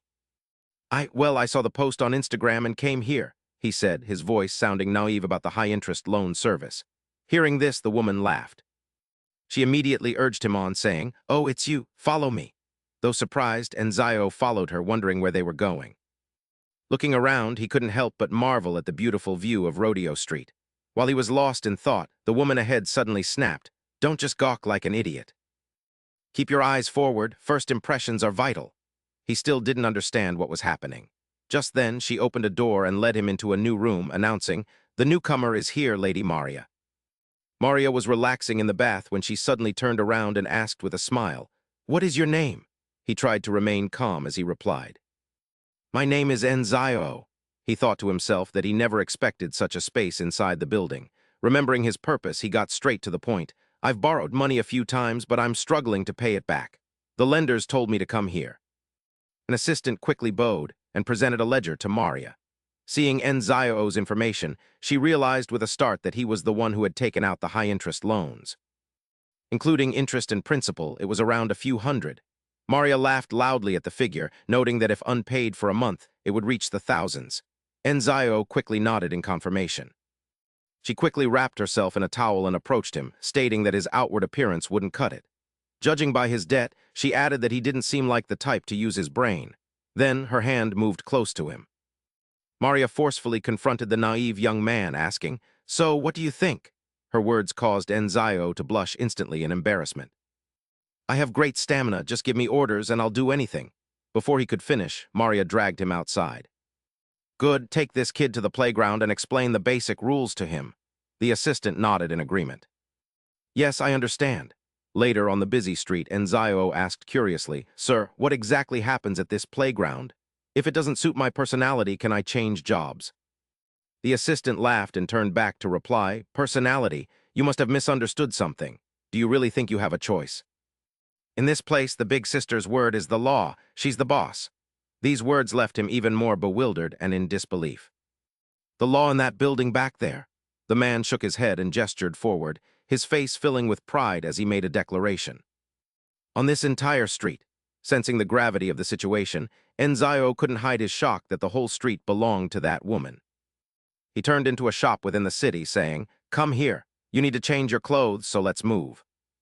The assistant grew more excited as he spoke. "There are many interesting things on this street." The scene then shifted to a casino. Constant cursing filled the air. "Lost again?" It seemed the place was full of addicts. "Hey, bet more." The arguments were endless. "Are you doing this right? If you don't want to die, come clean. Is this all rigged?" The sight before him left Enzaio utterly stunned. "This is a casino." Hearing this, the assistant laughed and explained, "A casino, this is the core business of our street. It's also called the playground." He was about to add, "Your job here is." Just then, a thug slammed his hand on the table, screaming in frustration, "Flip the table. You bastards are playing tricks, aren't you?" It seemed a string of losses had driven him mad. "I've been playing this whole time and haven't won a single round. Can you believe that? If you keep playing like this, I'll call my people." Before he could finish, Maria's assistant slammed the man's head onto the table. His expression shifted completely as he barked, "Are you insane, kid? You surely know what happens to those who cause trouble here, don't you?" Realizing the danger, the man quickly lowered his voice and muttered, "I understand." Everything happened so fast that Enzaio froze in place. "What is this?" While he was still processing it, the man turned back to remind him. "See that? Your job is to maintain order in the playground just like this." These words left him stunned. Oh, his tone was calm as he looked ahead. But wait, something's already happening. A crowd up ahead was clutching money, preparing to flee. A brawl broke out in the game area. "Grab the bets and run." Maria's assistant turned to Enzaio and instructed, "Now for your first mission. If you can catch those guys and bring them back." Finding the boy gone, he froze for a moment. Then, a strange smile suddenly crept onto the corners of his mouth. That kid, he actually dared to run away. He seemed to have anticipated something. "Let's see how far you can get out there." Enzaio was sprinting forward with all his might. As he ran, he thought desperately about how those lunatics were trying to force him into such work just because of his debt. "I only borrowed a few 100,000 won, yet the interest has already reached several 100,000. Just then, a server quickly greeted him. "Welcome." Exhausted, Enzixu ordered, "An iced Americano, please." He thought to himself that he needed to press the button first. Hearing this, the server smiled and nodded, "Certainly," after settling down quietly in a corner. He slowly pulled out his phone. Despite the situation, he had gathered plenty of information and needed to make a call immediately. At that moment, the server spoke up again. "Welcome." Enzixu suddenly felt something was wrong as a group of bodyguards appeared right before his eyes. The cafe's surroundings instantly fell into a terrifying silence. Suddenly, a loud crash echoed as he was sent flying outside by the group. Reflecting on what had just happened, Enzixu was utterly bewildered, unable to believe they had tracked his location so quickly. A wicked smile spread across the server's face. He suddenly recalled his associate's words, "This entire street belongs to Big Sister Maria." Just then, a mascot character approached and asked, "Are you all right?" He quickly reached out to pull him up, asking, "Are you hurt anywhere?" A group of bodyguards rushed outside, shouting, "Hold that guy!" With no other choice, Enzixu abandoned his jacket and sprinted forward. Damn it, he realized that everyone in this place was chasing after him. On this street, there wasn't a single soul he could trust. The scene shifted as the green-haired man quickly answered his phone. Enzixu's frantic voice came through the line, "Senior, things have gone off track." Not yet understanding the situation, he asked, "What do you mean?" Enzixu hurriedly explained, "The place I found is indeed their base. But it's much larger than I thought. They control the entire street." Hearing this, the green-haired man instructed, "Where are you now? I'm coming there." "Wait for me there," he nodded and replied, "I'm being chased by them." Suddenly, a noise erupted from the other end of the line, followed by a blood-curdling scream that left the green-haired man deeply worried. Realizing the gravity of the situation, everyone around him grew anxious. He abruptly spoke up, "Change of tactics." With a grim expression, he announced, "Leave a message for Jang. We are going to take down the Bashan society right now." Sensing something was amiss, Jisu's face turned pensive. "But—" He looked speechlessly at the gifts in the orange-haired man's hands. "Is all this really necessary for a confession?" The orange-haired man replied with certainty. "Of course, this is actually quite modest." He didn't forget to add his thoughts, "even if it's certain that both parties have feelings. A confession without showing any sincerity will ruin everything." Jisoo was at a loss, wondering if this was truly the right time to confess. Hearing that, the other man scolded him angrily. "You idiot, if she gave you a gift, she's already given you the green light."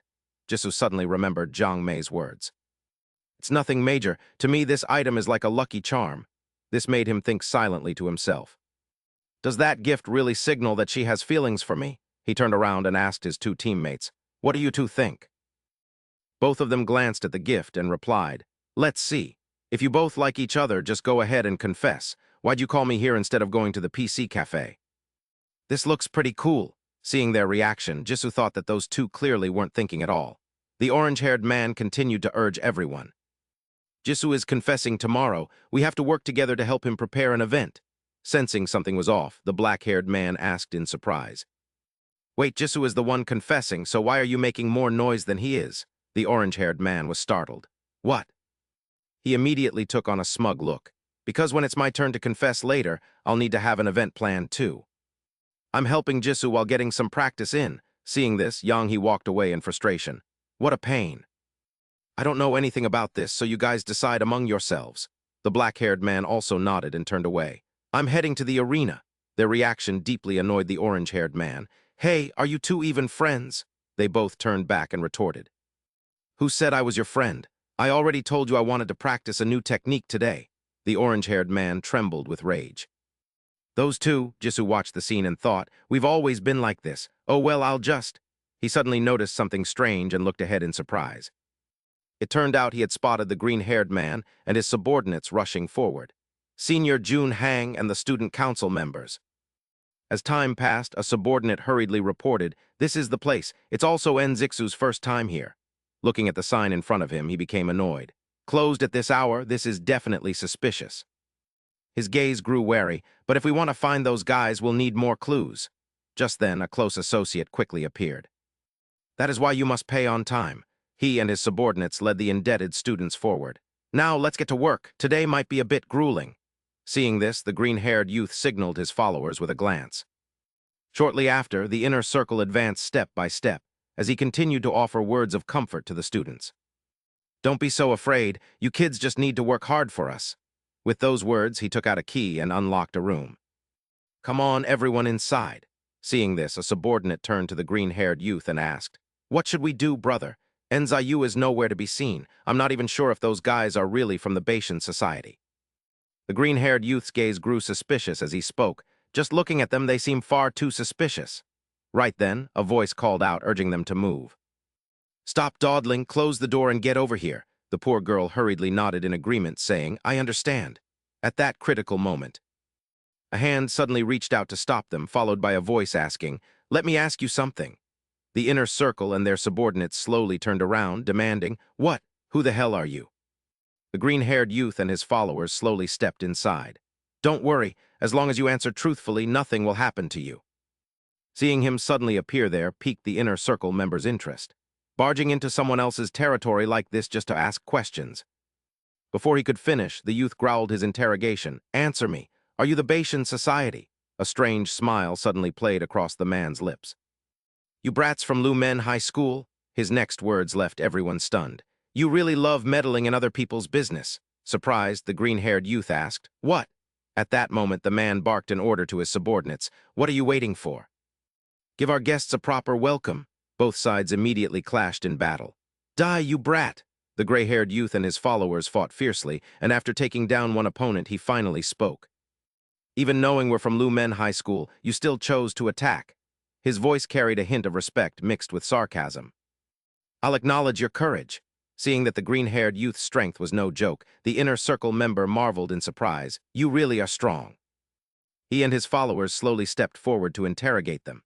"Since you already know who we are, I suppose I should change my question. Tell me, what did you do to Enzayu?"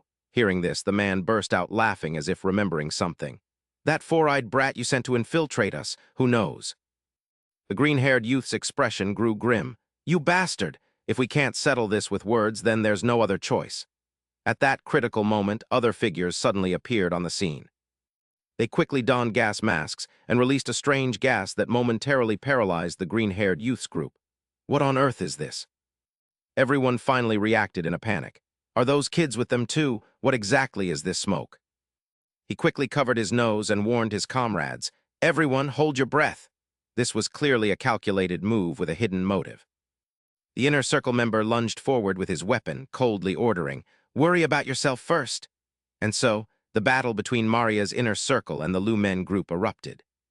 His overwhelming power put the gray-haired youth in a difficult position. "This is a special gas developed by Boss Tianchi. It has a wonderful scent, doesn't it?" Before the youth could react, the man launched a relentless assault. "Breathe it in." As the gray-haired youth's body grew weaker, he thought in despair. "My body is stiffening. Is it because of this gas?" While he remained helpless, the inner circle member continued to speak. "From the moment you stepped onto this street, you walked right into our trap." 1 hour earlier, Maria Sidhu gazed out at the neighborhood. The door swung open as the inner circle member entered to report, "I'm back, big sis." He didn't forget to drag Enzayu inside with him. "I've handled everything just as you ordered." Hearing this, she smiled with delight. "Well done. What about the others from Lumen High School?" He stepped forward and recounted the events. "Just before we caught him, I saw him contacting the others from Lumen High School. They'll likely make their move soon." Remembering something, he handed the phone to Maria, adding, "Besides, they have no idea we intentionally leaked the evidence to lure them in." "This is his phone." Everything was proceeding according to plan, much to her delight. "That was to be expected, wasn't it?" His subordinate continued to explain the scheme he had arranged. "We've leaked information about our business operations to them. Since they're secretly investigating the Bashan society, they're bound to take the bait." Noticing something, Maria suddenly asked, "Have you finished reading the resumes of the student council members?" He nodded confidently. "Of course. From what I recall, the one with platinum hair and heavy dark circles under his eyes is their leader." Hearing this, she smiled and nodded excitedly. "Execute the plan exactly as prepared. We cannot afford to fail this time." The inner circle member immediately nodded with certainty. "I understand, big sis. You can count on me." Back in the present, hearing the truth infuriated the gray-haired youth. "So you had everything planned from the very beginning?" The inner circle member smugly pointed at the students nearby. "That's right. On the surface, Maria Street looks like any other bustling, lively neighborhood. Most of the workers here are slaves indebted to Big Sister Maria," and as he spoke, his smugness only grew. Taking out a small, high-interest loan initially seems insignificant, but one must provide identification and personal details to secure the money. Jun Hang listened helplessly as the man explained that failing to repay on time forced debtors to obey their every command, just as Maria had planned. Debtors who cannot keep up eventually find themselves working in our illicit businesses, deployed to various territories to labor until their debts are cleared. His voice trembling with rage at these filthy people, the youth watched as the subordinate turned away, remarking on his dark circles and telling him to sleep well. He quickly pulled out his phone and sighed, eager to report his success to big sister Maria as his eyes filled with anticipation. Just as he thought he might finish work early, Jun Hang suddenly lunged in a counterattack, his face contorted with irritation as he noted the plan was decent. Seeing such strength infuriated the henchman, who cursed that the boy could still move, while the youth dropped his shirt and declared they had underestimated his true power.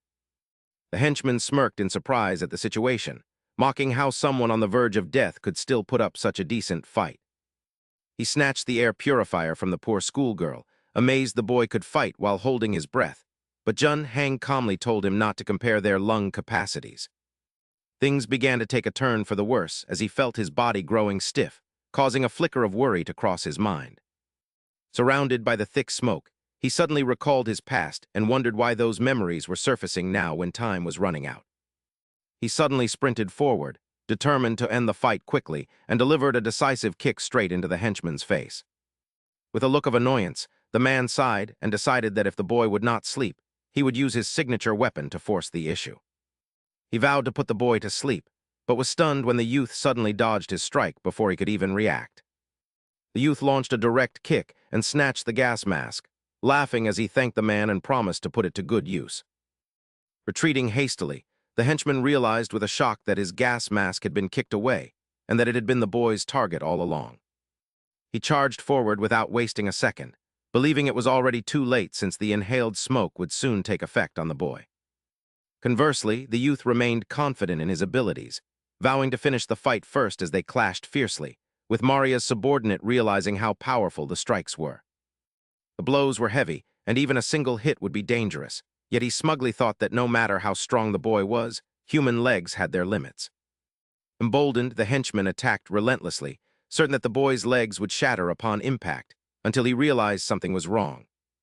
His expression turned grave as he saw his nunchucks had been snapped in two, leaving him in utter disbelief over his broken weapon. The youth slowly approached him, reminding him of his earlier warning before delivering a thunderous kick that carried a final declaration. He declared the man's end was near, and as everything happened so fast, the henchman felt his strength fading, unable to comprehend how this was possible. Stepping closer, the youth asked if that was all he had to offer after acting so superior and promising to show off his prowess earlier. Thinking of what Maria's henchmen had done fueled Jun Hang's hatred, and he told them to stop using such filthy tactics and face them directly. Like a shark devouring its prey, he demanded a direct confrontation, but a short while later, Jun Hang felt something amiss within his body. Panicked, he clutched the gas mask to his face as his body grew heavy, wondering if the drug was finally starting to take effect. With trembling hands, he struggled to open the door, needing to get outside and report the situation to his senior immediately. He froze at the sight of Maria, whose presence was as imposing as ever, and even she had to praise Jun Hang for his resilience.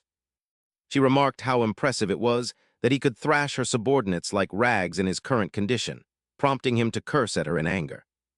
Maria clearly had no intention of letting him leave, licking her candy with relish as she mused that it would be a waste for him to go so soon. It was going to be a very long night as the scene shifted to the late hours in Maria's district, where Jang arrived and looked around in confusion. The address Jun Hang left was here, but he was unsure where to go next until his phone rang, prompting him to answer quickly and ask what had happened. When he asked where Jun Hang was, a familiar voice answered mockingly, as Maria sat calmly and remarked how amusing it was to see the student council members struggling so hard. Recognizing her as a member of the Bashan society, he became eerily calm, but sensing the situation was off, he quickly pressed her for answers. "Speak, what have you done to my men?" he demanded, but she merely laughed as if it were none of her concern, claiming they were in a very safe location. Jang seemed to have completely lost his composure as he barked for her to shut up and give him the address, while Maria smiled at her successful provocation.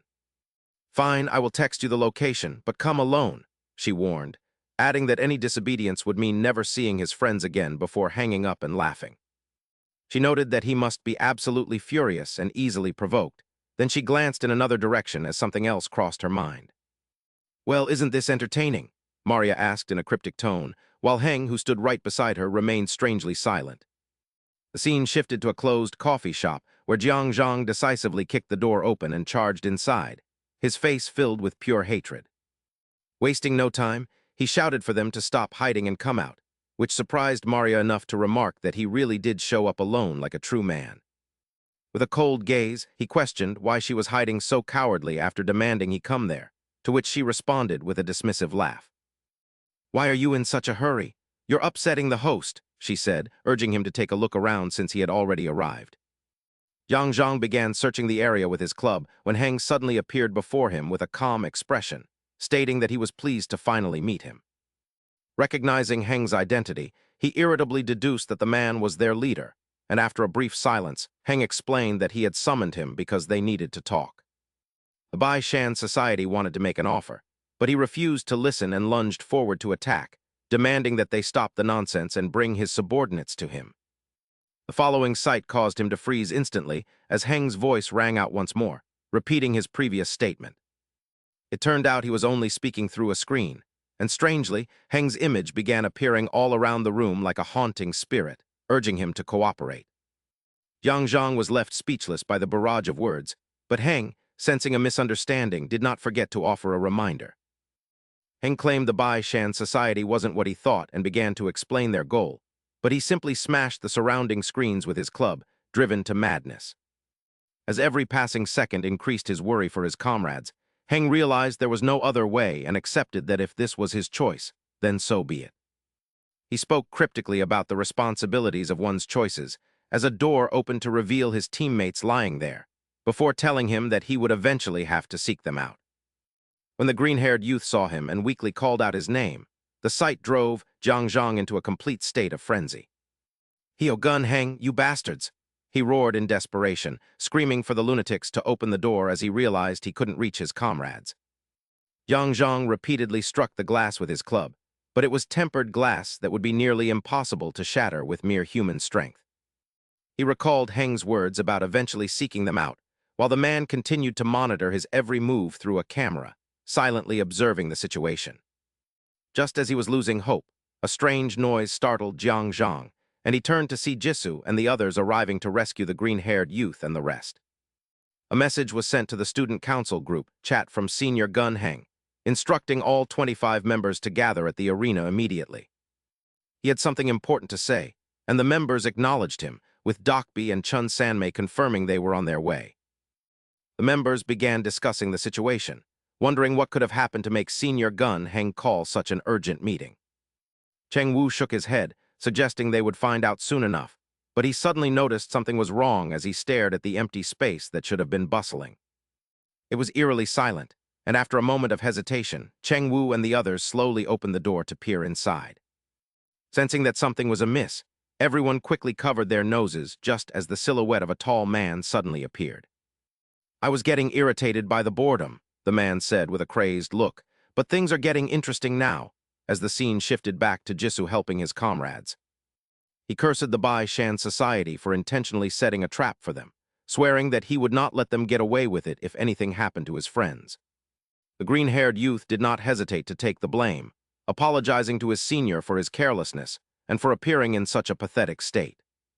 Jang gently shook his head to comfort him, saying there was no need for apologies, though his eyes burned with rage as he vowed they would regret ever touching his people. The youth nodded in agreement, determined to make them pay, while Jisoo stood by, completely stunned by the scene he had just witnessed. It seemed like the first time he had seen Senior Jang this enraged. Recalling something, the green-haired youth continued to ask, "But how did you know to come to this place?" Startled by the question, Jaishu replied with a strained smile. "I happened to be in the area with friends to buy something when I saw Senior Jun Hang and the student council members passing by." He continued to watch Jang's massive silhouette, and a few minutes later, he saw Senior Jang appear. Sensing something unusual, he followed. To avoid an awkward situation, Jaishu gave a forced smile, thinking it was a stroke of luck. He secretly thought that he could never reveal they had gathered here to prepare for a confession to Jiang Yi. Hearing this, Jiang Zhang felt immensely grateful. It's truly fortunate. Thanks to you all, a major incident was prevented. His expression suddenly became strangely grave. Now there is something that must be done. It's our turn to pay back the White Mountain Society. Seeing his resolve, everyone immediately began to discuss. The student council's losses are quite heavy. Wouldn't it be better to plan ahead? Yang Zhang announced to everyone without hesitation that he would stand at the forefront. Hank's provocation had completely infuriated him. No plan is necessary. The scene shifted as Cheng Wu angrily charged forward. The more he thought about it, the more his rage grew.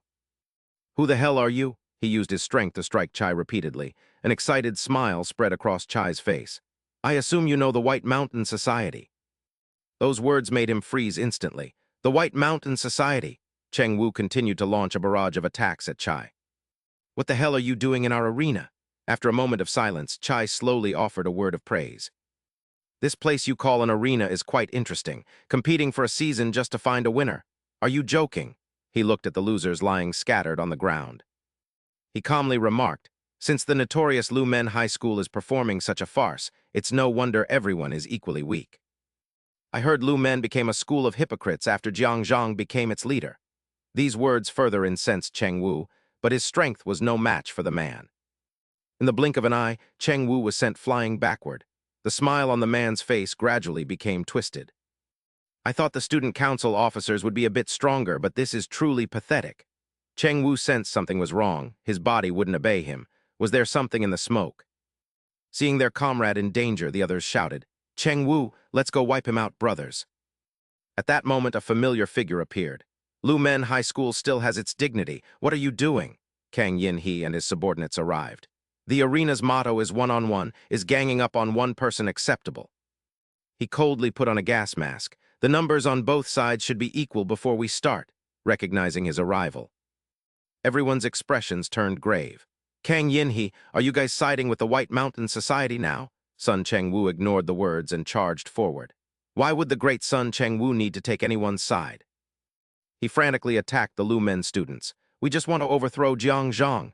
Kang Yin He laughed triumphantly as things became easier. That's why you should have served under us. Meanwhile, Cheng Wu was still struggling to get up. If you act this crazy, you're finished once Senior Jun Hang and Senior Jiang Zhang arrive. You'll regret starting this. These words only made Chai laugh. Who's coming? You're not very sharp, are you? His mocking voice rang out. Hey, don't you know who called you all to this place? Cheng Wu seemed to realize something was wrong. What? His face suddenly turned pale. Could that message be? While he was still thinking, Chai grabbed his head firmly. How could those guys we've captured even get here? He slowly raised his fist. This is the end for Lu Men High School. Time skipped to late at night. The green-haired youth struggled to walk forward, looking exhausted. Seeing this, Jiang Zhang turned to remind him, Jun Hang, if you're not feeling well, don't push yourself. You should rest. But he was incredibly stubborn. No, I'll stay with everyone until the end. Despite his fatigue, he refused to give up. I know the White Mountain Society's cunning best because I've been investigating them.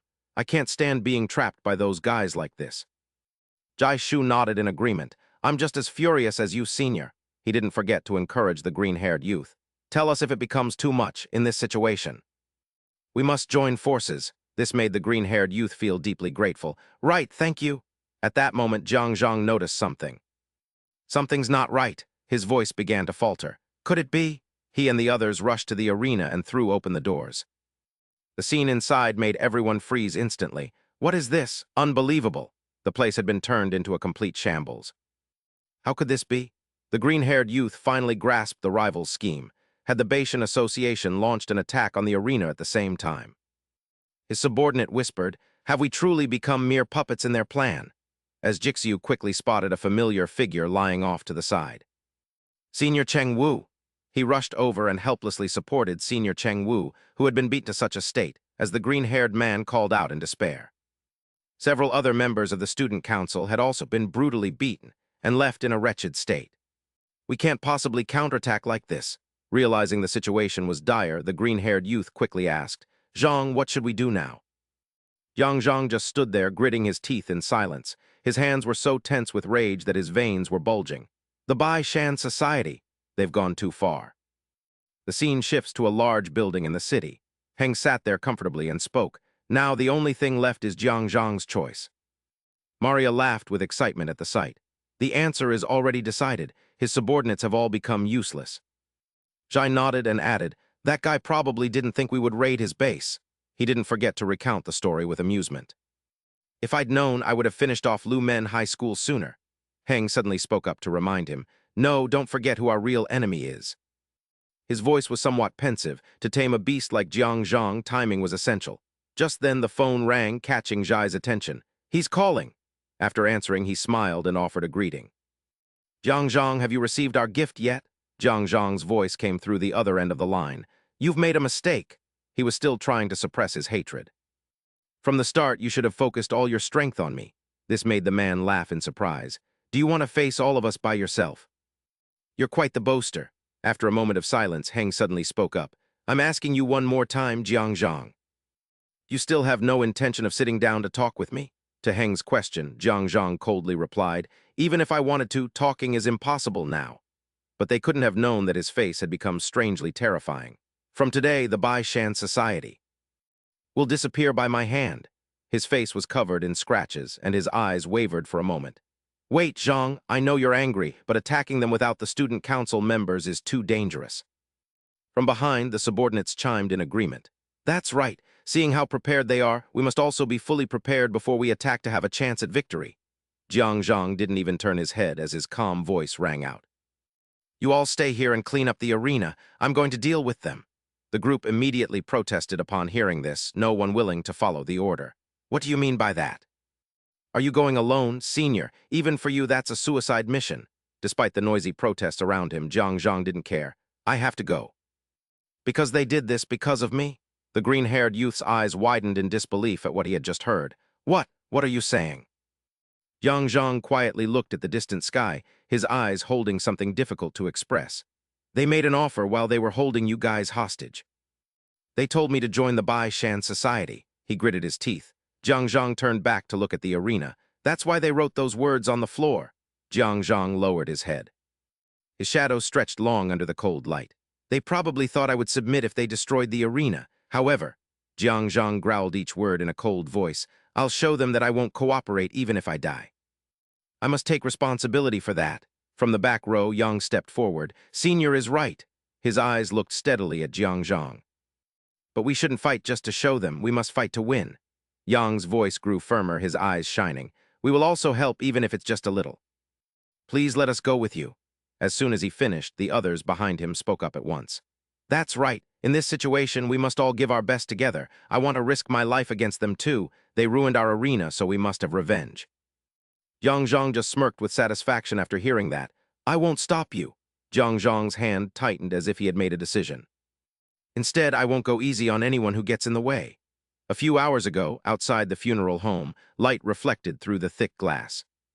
Heng gently placed his hand on the urn. It's been a long time since I've been here, hasn't it? As he sat down, he whispered, we've been very busy lately. Because the plan is nearing its final stage. Heng's voice carried a hint of nostalgia. The name you gave us will only grow stronger from now on.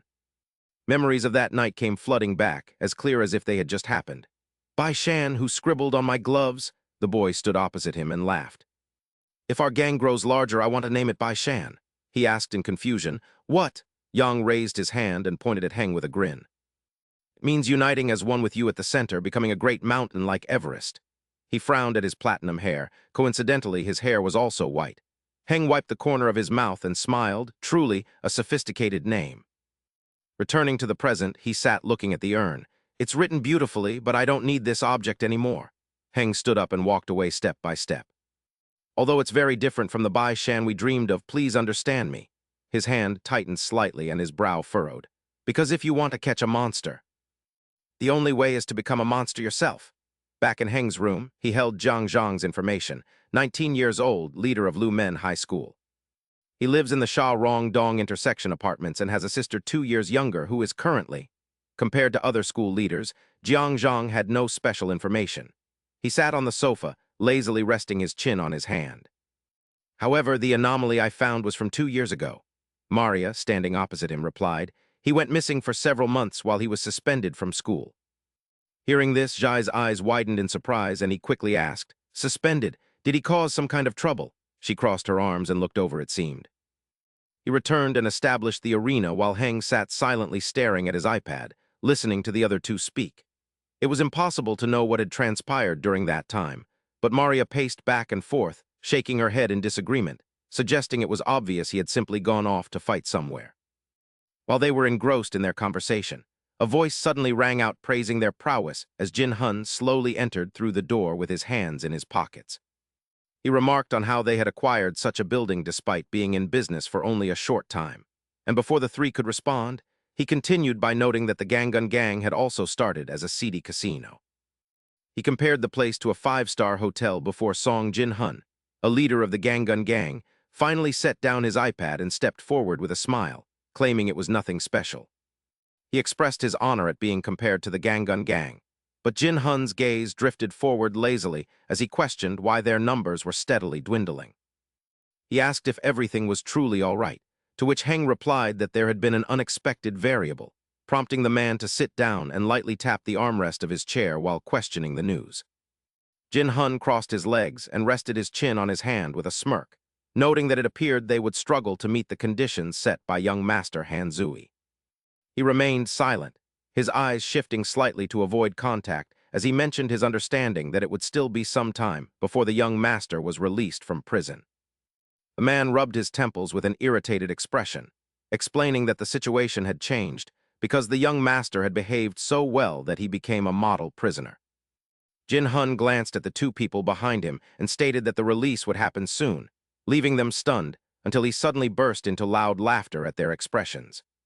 He mocked them for being afraid and remarked that Taishan had grown weak. Then Jin Hun's smile vanished as he coldly recalled how those eyes once belonged to a champion before he stood up and waved goodbye with his hands in his pockets, telling them not to worry. He explained that the young master was changing the conditions he had set, and without turning back, Jin Hun added that they only needed to dominate Liu Men High School instead of conquering Jiangning, which the man acknowledged would not be a problem. He glanced at Heng with a satisfied smile and decided to trust them one more time, but as soon as Jin Hun departed, Chai could not help but speak up. He noted that Liu Men High School was indeed essential for achieving their goals, and the person beside him agreed, adding that it was fortunate Tyron and Kui Naiman had the sense to leave, leaving only the most ideal members behind. Jin Hun walked to the window and looked down with narrowing eyes as he coldly ordered everyone to prepare, while elsewhere, Jang stomped his foot on the ground and calmly led his subordinates into battle as the enemies arrived. With his hands in his pockets, he looked up at the thug's base and remarked that it seemed a bit excessive and suspiciously quiet. He approached and tried to push the door, noting that the entrance was blocked by an iron gate and questioning how they were supposed to get inside. Just as he finished speaking, the gate began to move and slowly rose before their stunned eyes, revealing a group of armed thugs behind the glass who were laughing at them. Zhang's group grew tense at the sight of the superior numbers, wondering how many there were in total, while he gritted his teeth with a dark expression, recognizing nearly every face there, much to Jai Zun's shock. The opposing group was full of energy, consisting of skilled fighters from the violent gangs of the Jiangning area, suggesting the Bashan society had already conquered the other schools, when suddenly a hand was placed on his shoulder from behind. He told him to move aside and suddenly threw an object that shattered the glass, terrifying the enemies, while Zhang maintained his stance and issued a reminder. He stated they had no time to waste on these people, just as one of the enemy subordinates recognized him as Zhang and commented on his flashy appearance. Noting his impressive physique, the thugs charged forward with their weapons, believing that capturing him would earn them an immediate promotion to boss and a higher status as the leader confidently swung his arm to attack. He declared he would take him down first, but before he could act, Zhang swept through them like a whirlwind, leaving destruction in his wake. Standing at the front with bloodstains on his hands, he turned back to his men, and as soon as Zhang finished speaking, they moved forward to clear the path. His subordinates quickly took down the opposing group, leaving the survivors trembling as they promised to give them a taste of a true promotion test, while the enemies stared in disbelief at the madness and prepared themselves. He challenged them all to charge at once, and after regaining their composure, the thugs pulled out a box of pills and acted tough. They began swallowing the pills, with some even emptying entire bottles while claiming they hadn't even started yet, causing the orange-haired boy to grit his teeth and call them fools as their eyes turned blood-red seconds after the drug took effect. They charged forward in a frenzy, shouting to crush the brats' heads, while Jai Zun planted his feet firmly on the ground, ready to launch a counterattack. He clenched his fist and delivered a lethal blow, and seeing their comrade sent flying, two others rushed in with clubs, yelling at the bastard not to be so arrogant. Yang He lunged forward to take one down while Jai Zun punched the other squarely in the face. Then he leaned on his knees, panting as he asked if they really wanted to keep taking those drugs. Jai Zun's comrades stood coldly by his side, telling the enemies to use whatever weapons they wanted because they intended to finish every single one of them without mercy. The orange-haired boy stood to the side with his mouth agape, watching as the group that had been shouting so boldly just moments ago now lay scattered on the ground, unable to move. Zhang stepped onto the stairs and reminded them that he had no time to waste on these small fry, stating he was going to deal with their leader as the green-haired boy turned to ask a question. He asked if he would be all right alone, to which he replied that they should follow him slowly while he went ahead to clear the way, his body covered in blood and his gaze cold. As night falls, the skyscraper remains illuminated, standing out against the quiet city while Kang Ren looks up inside the room. He finally gazes at the surveillance monitor with satisfaction, seeing his long-term efforts finally come to fruition. "You seem quite happy," a voice says as Kang Ren turns with a smirk. "Of course, once Zhang is dealt with, Lu Menhai will be normalized." Kang Ren turns back to the screen and wonders aloud what his brother's expression will be upon his release from prison. When asked if he values Lu Menhai that much, Kang Ren nods, noting that his brother's business there has gone astray. He falls silent for a moment before mentioning that his brother seems strangely sensitive regarding Zhang, then laughs and presses a button. "We must break through and ascend," he says, zooming in on the subordinates and noting how many familiar faces are among them. Kang Ren grows more manic, declaring he must personally sever this wretched fate as they pass the defeated Sidom members on the stairs. The boy following him nods, assuming senior Zhang is currently fighting the leaders and has likely eliminated half their forces. Jai Zun stops after a few floors, seeing the stairs blocked by debris and noticing the Bashan Society members Zhang defeated. It seems someone intentionally blocked the path to ensure only Zhang could go up, causing him to tighten his grip with suspicion. Their eyes fixate on the emergency exit, realizing they are being funneled there, so Jai Zun takes the lead and opens the door. Inside, they find a vast warehouse filled with piled machines, realizing these gambling units were used to barricade the stairwell.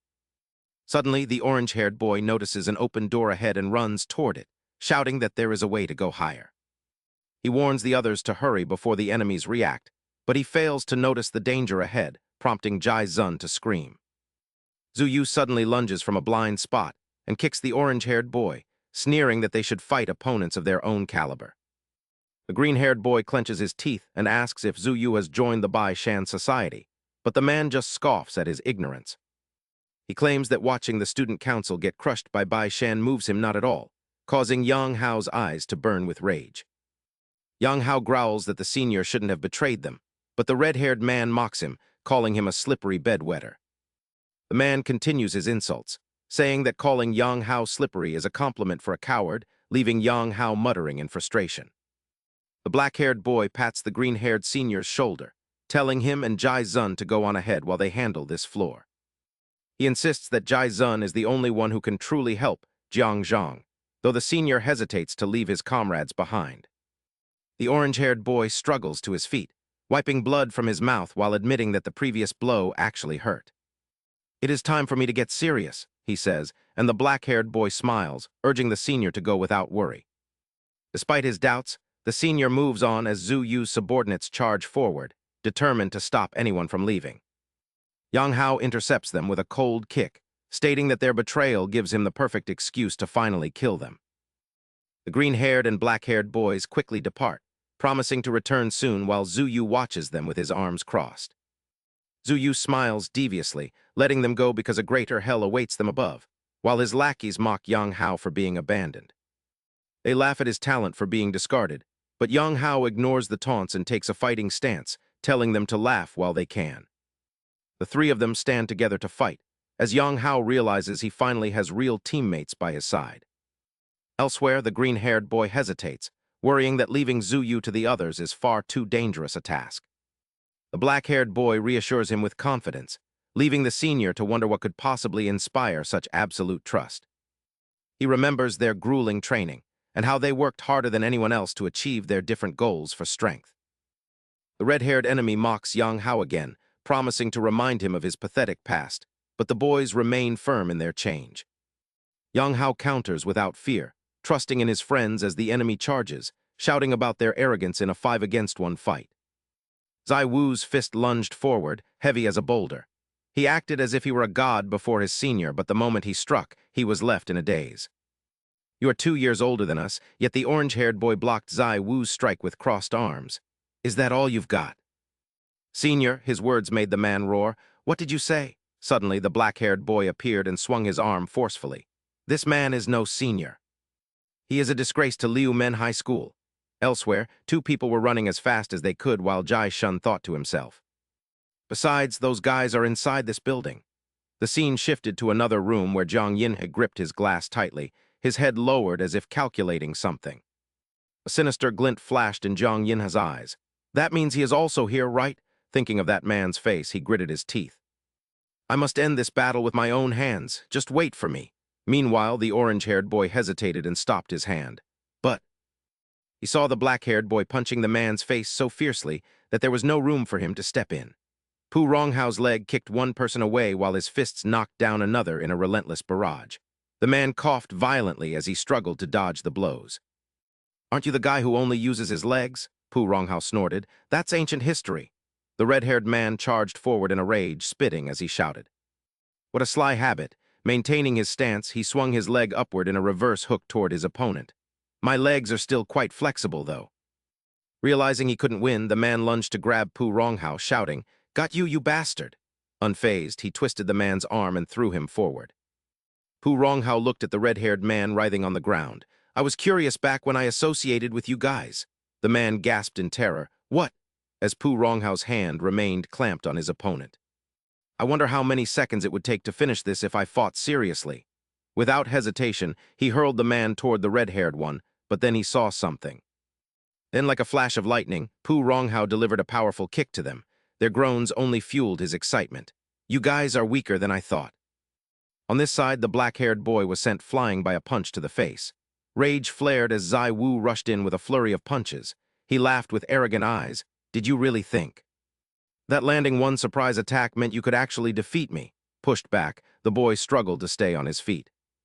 The black-haired boy stood tall, panting as he wiped away blood. Clearly, the man's strength and speed were abnormal. After a moment's thought, he charged again. If that's the case, then now is the perfect opportunity. In an instant, the black-haired boy spun around, coiling his body to prepare for a strike. This is my chance to test the results of my training. His fist was easily blocked as Zai Wu looked on with disdain. What kind of pathetic technique is this? The black-haired boy ignored his words. Zai Wu's fist flew straight at his face, but the counterstrike sent Zai Wu's head reeling as blood sprayed and he cursed loudly. He smirked with confidence. How does it feel, the taste of a punch from someone with pathetic technique? It landed. The black-haired boy recalled his training with him, specifically the technique Pu Ronghao had used against Jai Shun. He unleashed a series of strikes that left the opponent no time to react. That foul play style suited him perfectly, so he had practiced it consistently since then. The black-haired boy launched a relentless assault, and the man took every hit, his body coiled like a spring. He had created his own fighting style. The final blow sent Zai Wu flying into the wall. He wiped the blood from his mouth and glanced over. Thank you, Senior, for being the test subject for my new technique. On the ground, a medicine bottle shattered, scattering pills everywhere. Zai Wu swallowed the drugs, his eyes flashing purple as he forced himself back up. The black-haired boy remained in his stance, watching intently. Are you even involved with their drugs, the Bashan Society's business? Zai Wu kept his head down. I just want to end this pointless fight quickly. Hearing this, the boy's expression darkened. He knew exactly how much stronger the man would become after taking the drugs. He had experienced it once before. While he was lost in thought, a hand struck like lightning. Zai Wu threw a punch that hit the boy's face, sending blood spraying. The man's eyes gleamed with a madness that seemed ready to incinerate everything around him. A junior who doesn't know how to fear his senior. In a burst of rage, Zai Wu unleashed a non-stop barrage of punches. What? He's much stronger than I anticipated. He looked at his own fists and gave a sinister laugh. Is it because this is the drug the leaders use? The effects are clearly different. Zai Wu stepped on the black-haired boy and gritted his teeth. Just you wait. From today, a new era begins for Liu Men High School. Suddenly, Pu Ronghao delivered a kick to the man's head. Landing on the ground, he spoke. Hey, old man, Jin Jioran still has business with me later.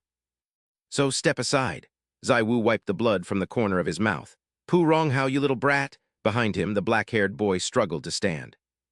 What's this? Are you here to scavenge what someone else has already claimed? Pu Ronghao glanced sideways with a sly smile. I just saved you. You were about to get your tongue cut out while claiming it, and yet you don't even know how to say thank you.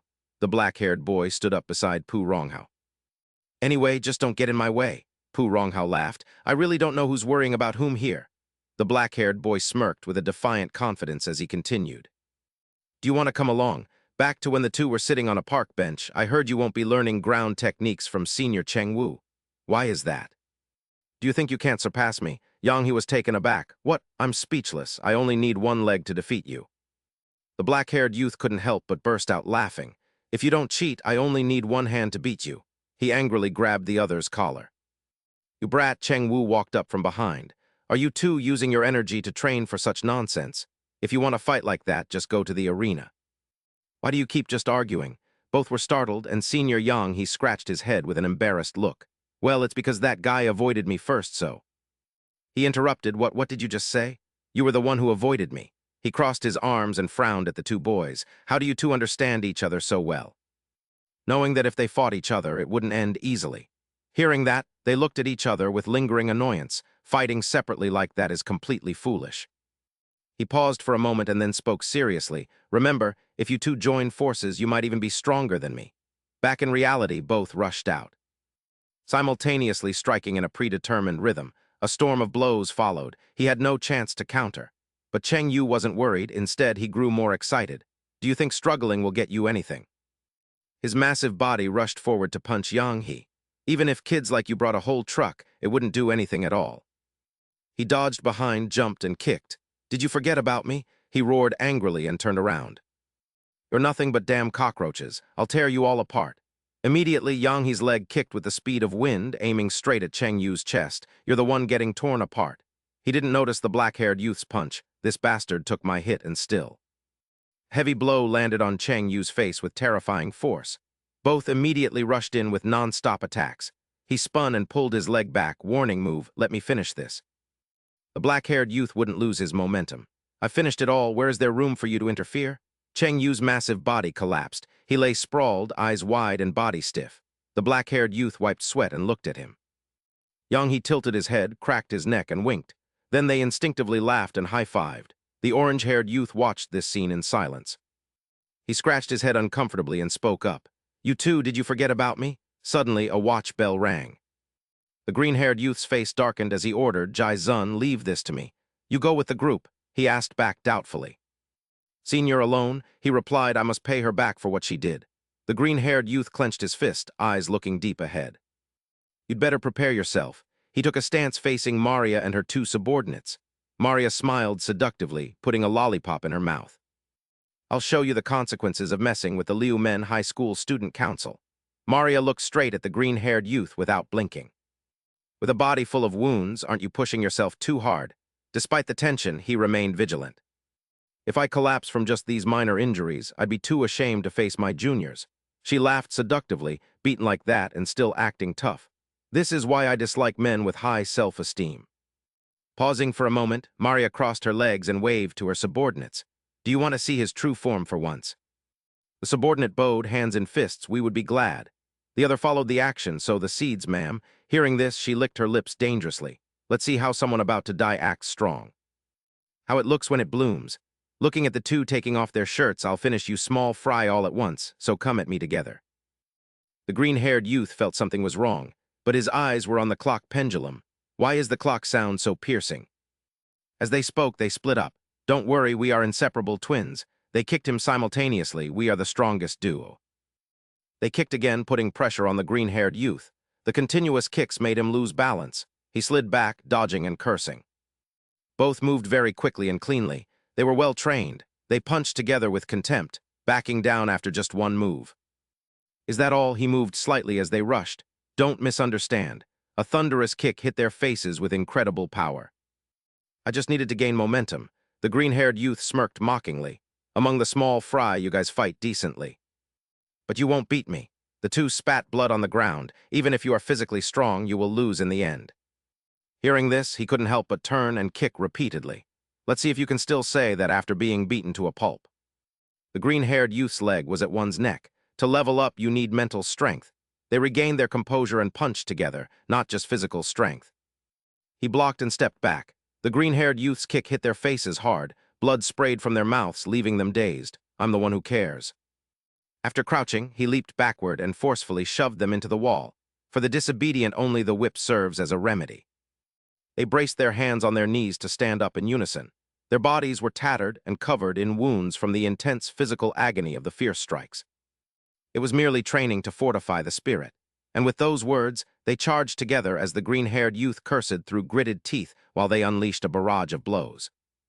They closed in rhythmically, leaving him unable to react in time due to his prior exhaustion, making the green-haired youth wonder if these men were actually zombies as he tried to assess the situation. No, that wasn't quite right, as they seemed to be intentionally sacrificing themselves, so he immediately understood and leaped back to maintain his distance. But the man gave the green-haired youth no respite, roaring as he charged again, prompting the youth to exhale sharply while searching for a weakness and mocking the man for his foolish assault. With that, he lunged forward and declared he would do the same, dodging the man's punch and sidestepping to kick his leg, stating he could only continue his own foolish charge against them. The man collapsed in pain, clutching his leg and screaming, while the other took the chance to strike, prompting the youth to remark that the bastard was even using a shock strike. He spun around and maintained his posture to deliver a chest kick that flattened the man to the ground, leaving him trembling in agony while cursing the youth as a bastard. Suddenly, applause rang out from ahead as she took off her coat, tossed it onto a chair, and stepped forward, praising his skill and suggesting his previous performance was just an act that hid his true power, like a perfect symphony. A grimace of discomfort appeared on the green-haired youth's face as he asked what was so great about clapping, and if she truly enjoyed seeing her subordinates beaten so badly. Maria remained calm while holding a lollipop, questioning his words and claiming that she cherished all of her subordinates equally. She put the candy in her mouth and took a bite, stating she was simply impressed by their noble sacrifice. Then she crushed the candy as a warning, making the green-haired youth feel as if countless invisible hands were restraining him as he gritted his teeth in fear and turned around.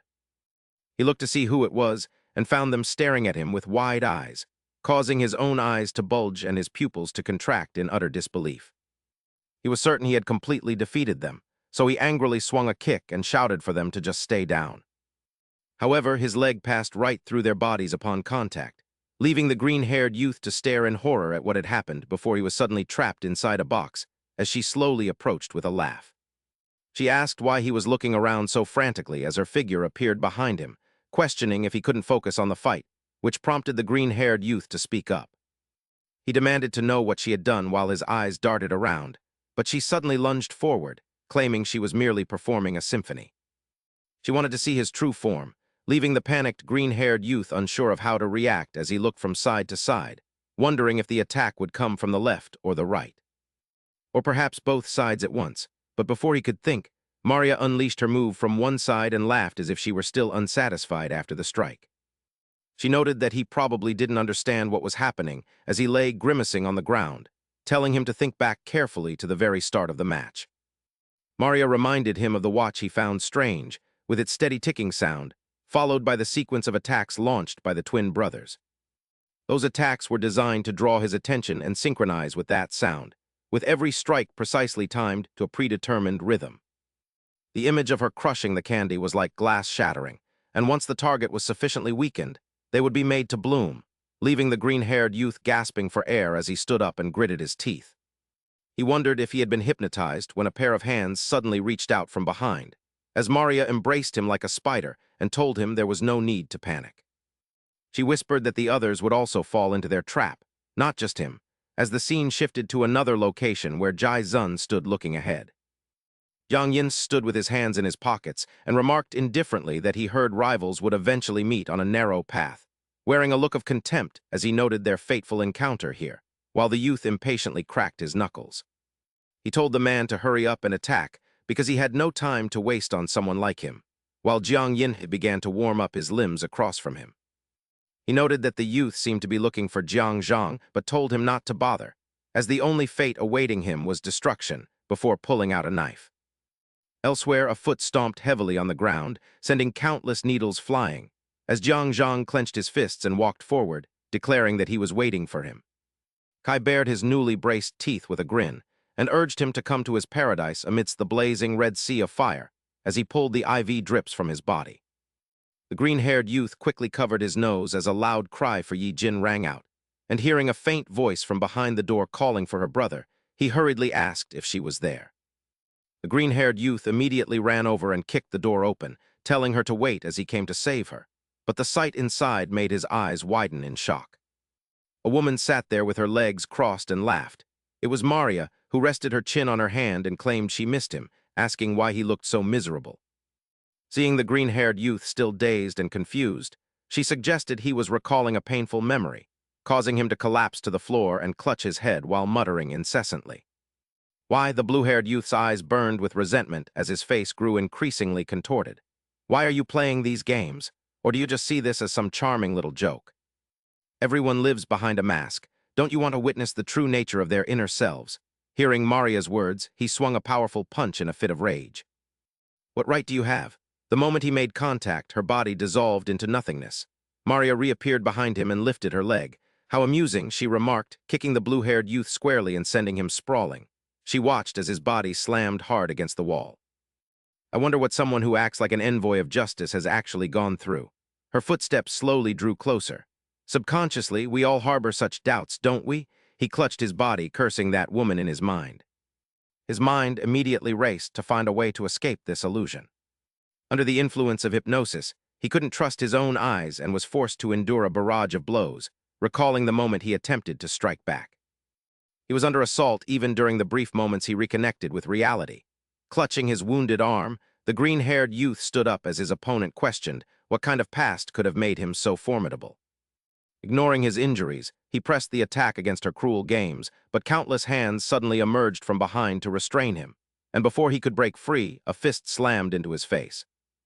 A flurry of punches rained down on him from every direction, as she remarked that he was right about everyone harboring a sense of emptiness. Gritting his teeth against the pain, the green-haired youth struggled to maintain his focus, telling himself that nothing was actually holding him and that it was all just an illusion. Maria raised her hand into the air and paused, asking if he was curious about how she became this way before recalling her childhood, when everyone yearned for what they couldn't have. Maria once had a complete family, which was the one thing she cherished most. With a radiant smile, she turned to ask her mother how many more nights it would be until her father returned. Her mother replied that he would return soon and handed her a piece of candy, claiming it was a gift from him. Maria excitedly asked if it was vanilla-flavored as her mother smiled warmly.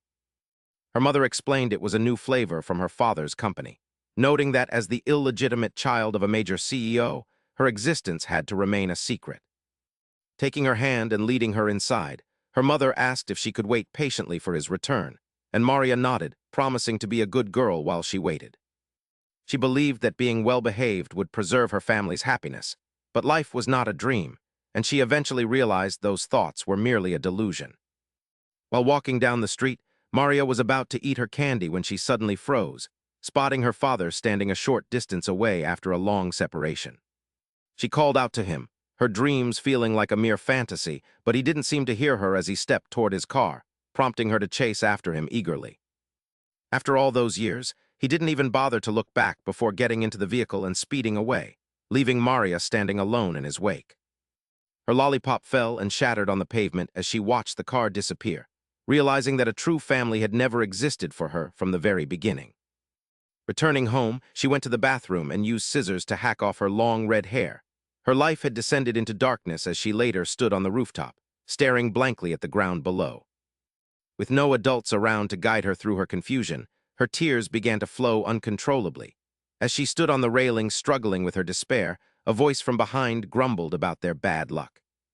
Yang Yinhe and two others approached with their hands in their pockets, telling her to go die somewhere else, causing her to turn around with a tearful gaze filled with fear and confusion.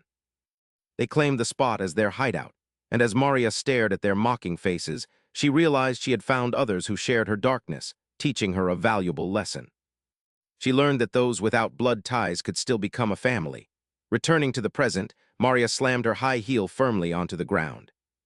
She declared she would do anything for her new family, even if it meant staining her hands with blood, while the green-haired youth bit his lip until it bled to maintain his consciousness. Immediately afterward, he broke free from the spectral hands and lunged forward, swiftly maneuvering himself behind Maria. Maria acknowledged his persistence in biting his lip to break the hypnosis, but he merely looked at her with disdain and began to question her. He scoffed at her claim of dirtying her hands for family and charged at her, accusing her of using that as an excuse for her own ambition before she could even react to his speed. Maria took the hit and grew serious, wondering how he could still fight so fiercely when hypnosis usually broke a person's will, while he stared her down and told her that her idea of family was wrong. He recalled a time in the hospital when doctors were doing their best to treat a patient who was struggling to breathe through an oxygen mask. The boy's lungs had suffered permanent damage, and his mother fought back tears as she stammered, asking the doctor why it was impossible to cure him. She lamented that her son had just been selected for the youth national soccer team, but the doctor shook his head and explained that while he could live normally, his athletic career was over. A young girl by the bed clutched his hand and apologized through her sobs, blaming herself for his condition, but the green-haired youth forced himself up to pull her into a comforting embrace. In a weak voice, he told her that her safety was all that mattered. He then removed his oxygen mask and smiled, telling her not to worry even if he could no longer play soccer. He assured her that her brother would always be strong. Returning to the burning building, he reflected that although those times were painful, he had no regrets. He declared that saving her was the one thing he would never regret before launching another kick at Maria, thanking her for triggering the memories that allowed him to stand his ground. The kick was so fast that Maria could barely track it, yet she smirked and tilted her head to avoid it, mocking him by asking who could possibly be hit by such a sluggish attack. To her shock, she realized he had actually kicked the clock, causing the space around them to distort and return to the original room, as he stated that such petty tricks wouldn't work on someone who had endured far greater pain.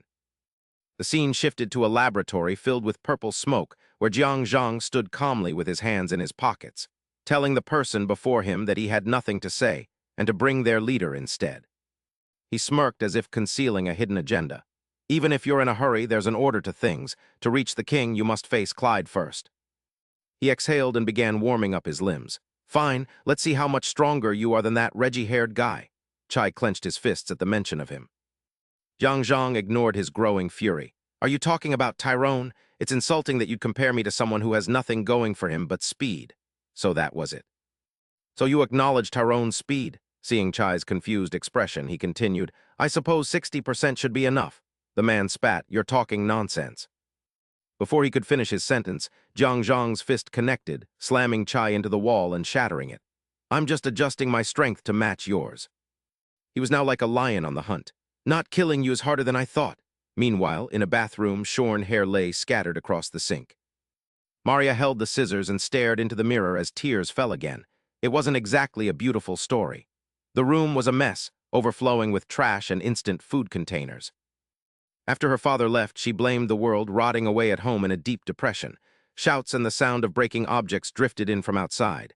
Get a divorce already, you bitch! Maria bolted upright in bed, staring at the ceiling. Someone, please save me. Shut up, you hag! In the cheapest apartment complex in the neighborhood, every kind of misery gathered. Maria climbed to the rooftop and stared down at the ground. Just as she was about to give up on life due to her lingering depression, a man's voice suddenly called out from behind. What's this? Talk about bad luck. Kang Ren approached with his two lackeys. If you want to die, do it somewhere else. That was how she met them. Maria turned around, tears streaming down her face. Who are you? He pointed to himself and introduced himself. I'm from Unit 301, you know, the place where the couple screams at each other every night. Chai stood behind him, munching on a bag of snacks. I'm in 204, we're neighbors, but I don't see you much. The cold one added, I'm in 303. Kang Ren frowned as he looked at her. You're that girl, aren't you? The tycoon's illegitimate daughter. When Maria didn't answer, he spoke again. I've heard the rumors for a while. They say a car that doesn't belong in this complex keeps coming and going. How annoying. With his hands in his pockets, Kang In-ha slowly walked toward her. Dealing with pathetic people who love gossiping about others. Don't you look just as miserable? Hearing his words, Maria gripped the railing and snapped back. I'm nothing like you. Do you even know whose daughter I am? Suddenly, the old railing snapped under her weight. Her eyes widened as she tumbled backward in terror. Damn it! Fortunately, the three of them rushed forward and caught her. Kang In-ha looked annoyed but let out a sigh of relief. That was close. Like I said, those who don't even have the courage to die are the most rebellious. He yanked her back to safety. Once she regained her composure, she slowly bowed her head. Thank you, Kang In-ha replied lazily. If you're bored, you can come up here once in a while. He reached out to Maria as if offering salvation. It's better than dying. She stared up at him in a daze from the ground. In that moment, they had saved her life. One morning on that same rooftop. Kang In-ha's complaints echoed through the air. It's freaking hot. What is this now? Did you buy that with your father's money? Maria adjusted the camera. Be quiet and wait a second. From then on, she spent every day hanging out with them. Maria set up the shot and shouted with a bright smile, I found this while cleaning my room. It still works perfectly. When restless souls came together, they somehow found a sense of peace. The three men each wore a grumpy expression, humoring the girl's sentimentality. Girls are so hard to understand. Hey, is that kid even a girl? Just hurry up and get it over with, it's too hot. Maria snapped back, shut up and just wait a moment. Now everyone smile. She ran back just as the camera clicked. Their past misfortunes and the scars in their hearts no longer mattered. They all laughed and hugged for the photo. One, too, because they had become a family that shared everything.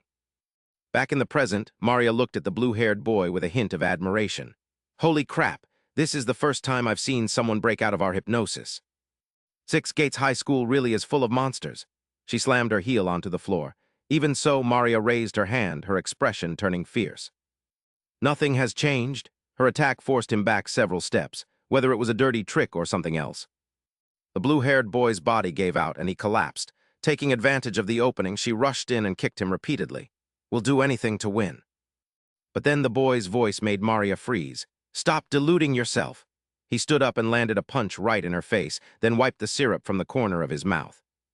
You're just using your misery as an excuse to romanticize your own wicked and cruel behavior, no matter what you think. The truth remains unchanged. Maria sat on the ground, her body trembling uncontrollably. Stop acting so high and mighty. It wouldn't be strange even if you gave up. Ignoring her words, the blue-haired youth leaped into the air and cocked his leg for a heavy strike, vowing that he would never lose.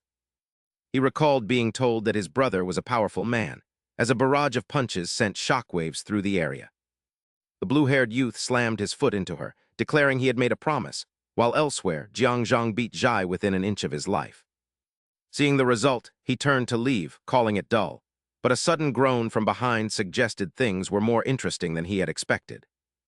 Jai stood up and cracked his neck as if unharmed, remarking that his opponent wasn't all talk, causing Jang to stop and look back in suspicion. What on earth are you? A monster? Jang asked, but Jai just grinned, noting that Jang was also a freak for moving through his specialized gas. Refusing to waste any more time, Jang delivered a heavy blow to Jai's stomach that sent him flying, telling him to stay down and rest.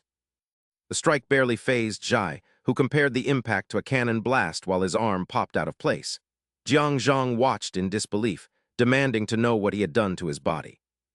Jai claimed he was merely crafting a masterpiece, suited for himself as golden veins began to bulge across his transforming body. Declaring it his finest creation, Jai's eyes glowed purple as he roared and launched a relentless assault, determined to let Jang experience his power firsthand. Jang caught his hand, but was caught off guard when Jai landed a punch on his face, his robotic arm twisting at an impossible angle that he had never encountered before. With a sickening crack, Jai's arm snapped back into place before he lunged forward like a wild beast, daring his opponent to try and dodge. With his eyes rolled back and a confident smirk, Jai proclaimed that the body itself was a talent as he struck Jang with enough force to send him reeling. Blood sprayed from Jang's mouth, while Jai's own hand was twisted out of shape. Yet he noted that every person has a natural limit to their physical growth. He recalled his time in a hospital bed, having been sickly since birth with muscle strength, speed, and endurance that never met the basic standards. Back in the present, Jai's fingernails began to peel off as he explained that while he lacked physical gifts, his intellect allowed him to find a solution that rendered him immune to pain. By using self-made drugs to reconstruct his form, Jai lunged forward with lightning speed and slammed Zhang into a wall, boasting that he now possessed the ultimate body. Zhang stared back with cold eyes, remarking that drug addicts talk too much as he firmly caught Jai's fist and prepared to end the conversation. "So you're saying you live like a cockroach?" Zhang asked before ruthlessly slamming Jai's head into the ground, though he was startled by the man's mangled expression. Surprised that the man could still move, Zhang tightened his fist and declared that regardless of how Jai had turned himself into such a creature, it was over. Before Jai could respond, Zhang unleashed a barrage of punches that left him motionless and impaled by stone shards, daring him to try and regenerate now. Zhang continued his relentless assault, challenging Jai to heal as the scene shifted to a magnificent estate overlooking a cascading white waterfall. Inside the mansion, a table was laden with steaming gourmet dishes, and a young man stood dressed in perfectly tailored, luxurious clothing. A photographer urged young Master Jai to smile, a boy who had grown up wanting for nothing, though he wore prominent braces and oversized gold-rimmed glasses. Despite the perfect photo, Jai had no happy memories to cherish, as his childhood was filled with the sounds of his parents smashing furniture in fits of rage. Amidst the chaos of their home, his mother pleaded to take Jai back to Korea because she was tired of China, only to be met with his father's dismissive shouting. His father warned her about the triads and told her to just stay and spend his money, prompting her to indignantly ask if he thought she was only there for his wealth. Watching from the shadows, Jai realized that their entire fortune had been built on the drug manufacturing business his father operated in China. In a fit of fury, his father told her to get out of his house, to which she defiantly replied that he shouldn't assume she was afraid to leave. Dirty money had only served to tear their family apart, yet at school, Jai proved to be a genius as he solved complex problems on the blackboard. The teacher flattered his father, noting that Jai could easily solve equations that would even challenge students at MIT. The suggestion that Jai needed an elite environment, rather than a typical home, filled his father with a sense of pride and excitement. After being urged to consider the teacher's advice, Jai's father expressed his gratitude as they later sped down the highway in their car. Sitting in the back, Jai happily thanked his father for picking him up, eager to share the achievements he had been waiting to show off. When his father didn't respond, Jai leaned forward and asked if his mother might return to them if she knew how well he was doing in school.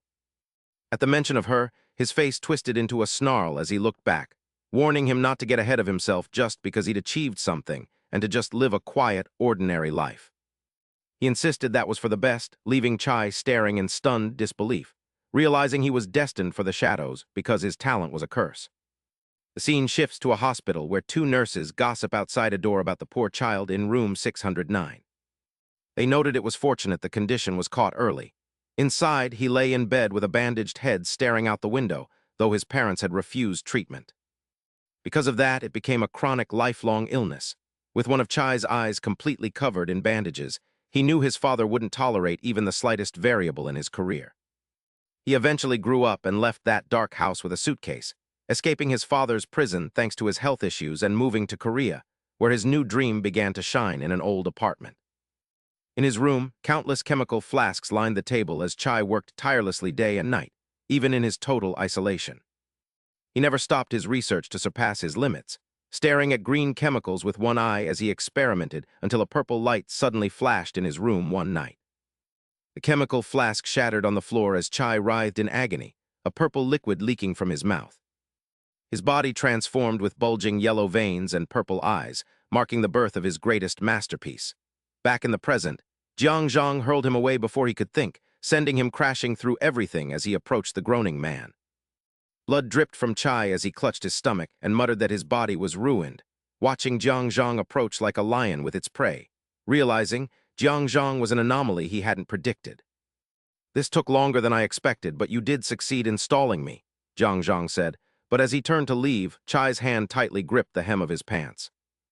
He looked back in confusion at the man sprawled on the ground who refused to let go, and Zhang asked in annoyance if he still had the strength to fight while trying to kick him away.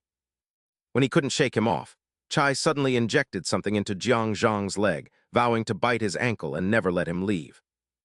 Enraged, he kicked Chai away with all his might, yet the man still struggled to stand, claiming that his mission was finally complete.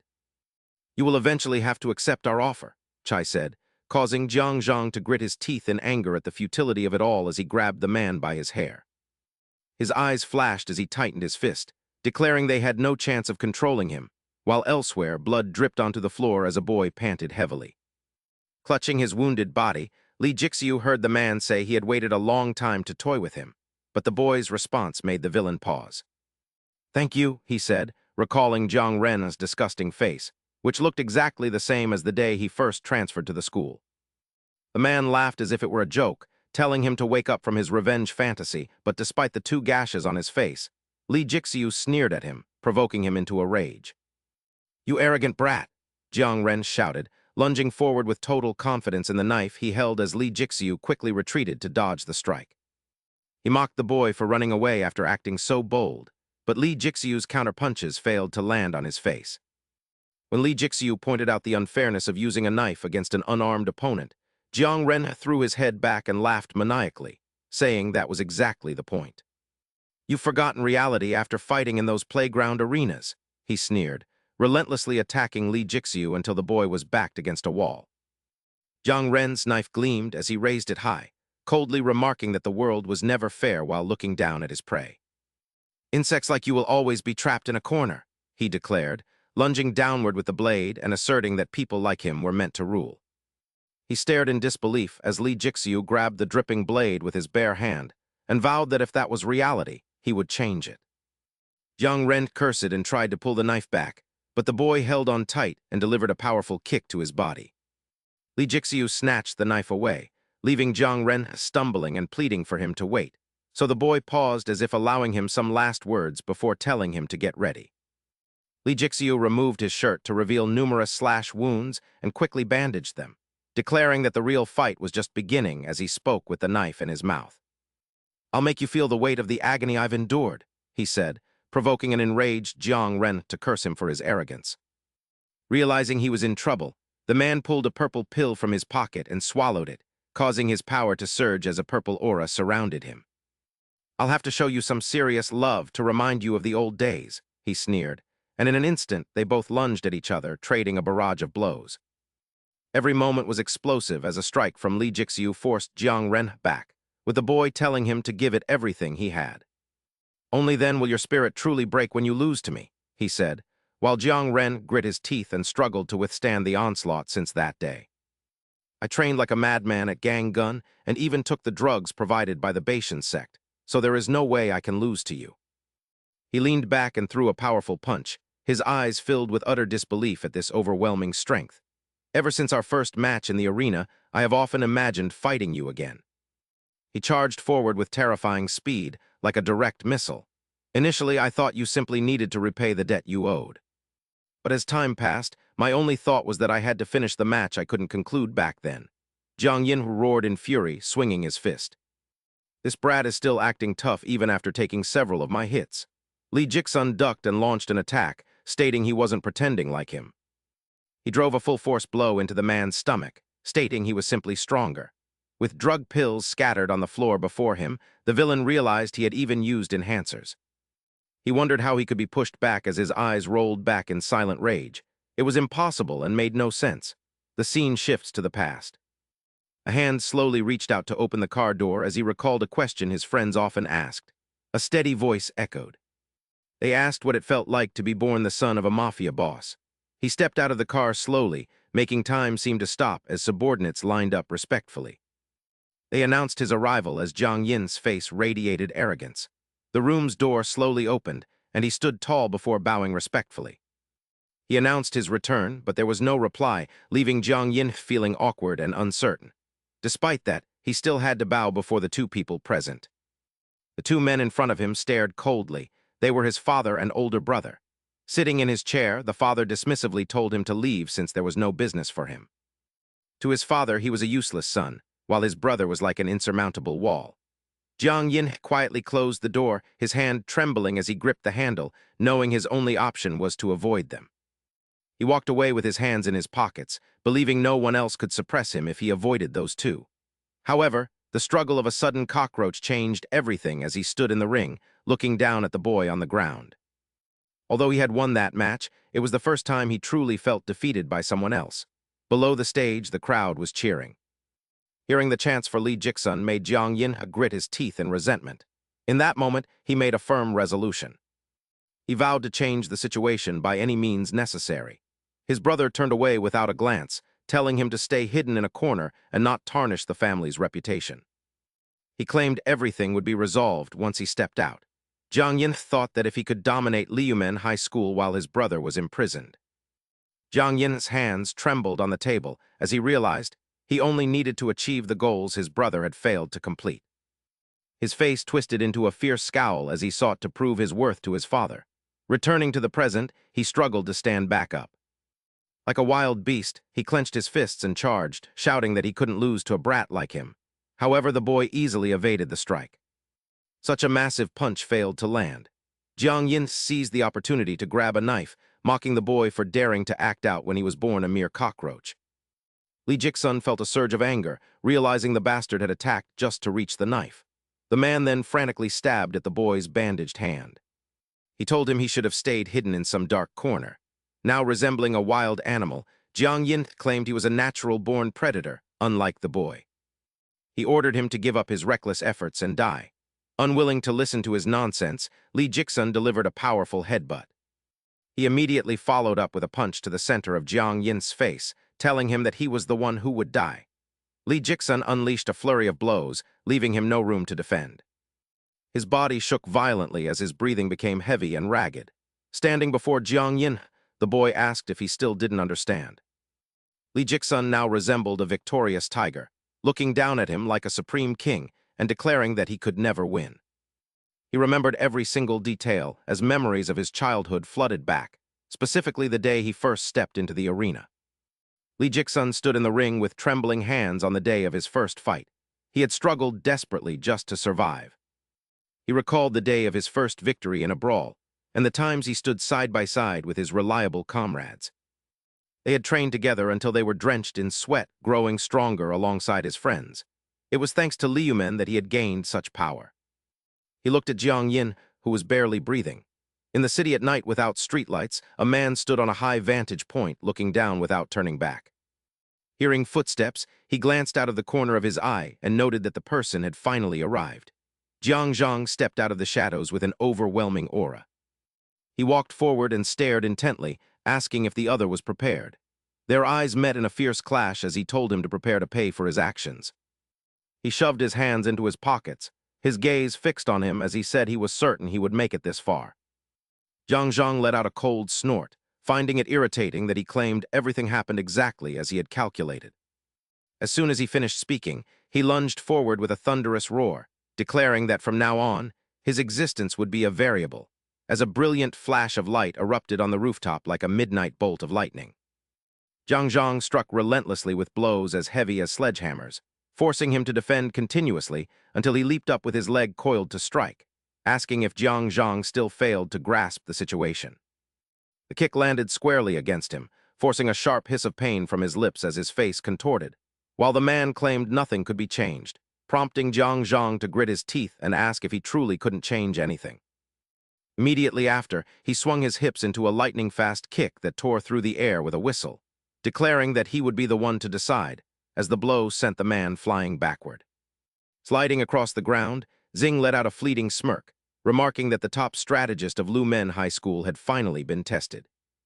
He calmly brushed the dust off his clothes as if the previous impact was trivial, then pulled a vial of medicine from his person. He declared he would show him their true power, causing Zhang to frown in annoyance at the sight of that arrogant drug being brought out again. Zhang tightened his fists and charged like a raging whirlwind, calling them cowards as he unleashed a barrage of consecutive punches. However, Xing leaped into the air to evade the strikes, boasting that this medicine was specifically formulated for a champion like himself.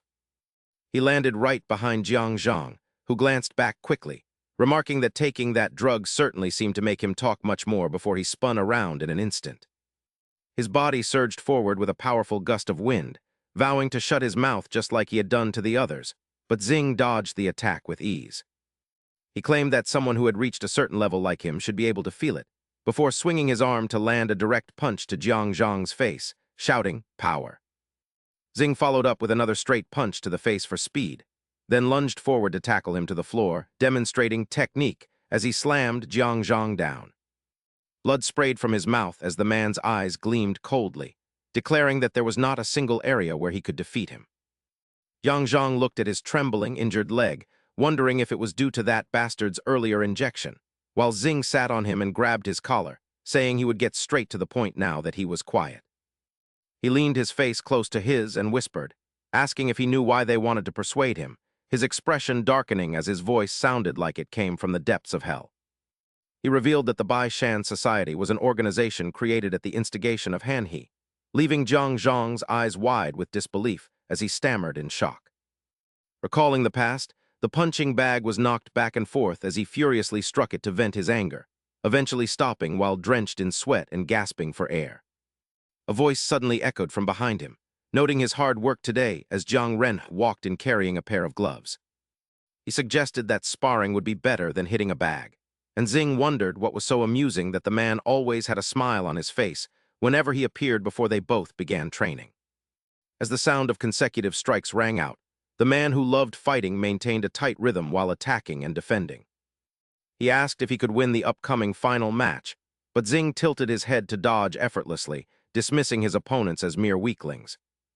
For someone without a family, they were the only family supporting his dreams, and Kang Ren continued to strike while smiling and drenched in sweat.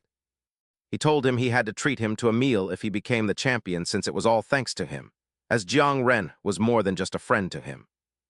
In another corner of the rooftop, the group relaxed together and shared a toast, while Maria sat hugging her knees and watched him with excitement, congratulating him on truly becoming the champion.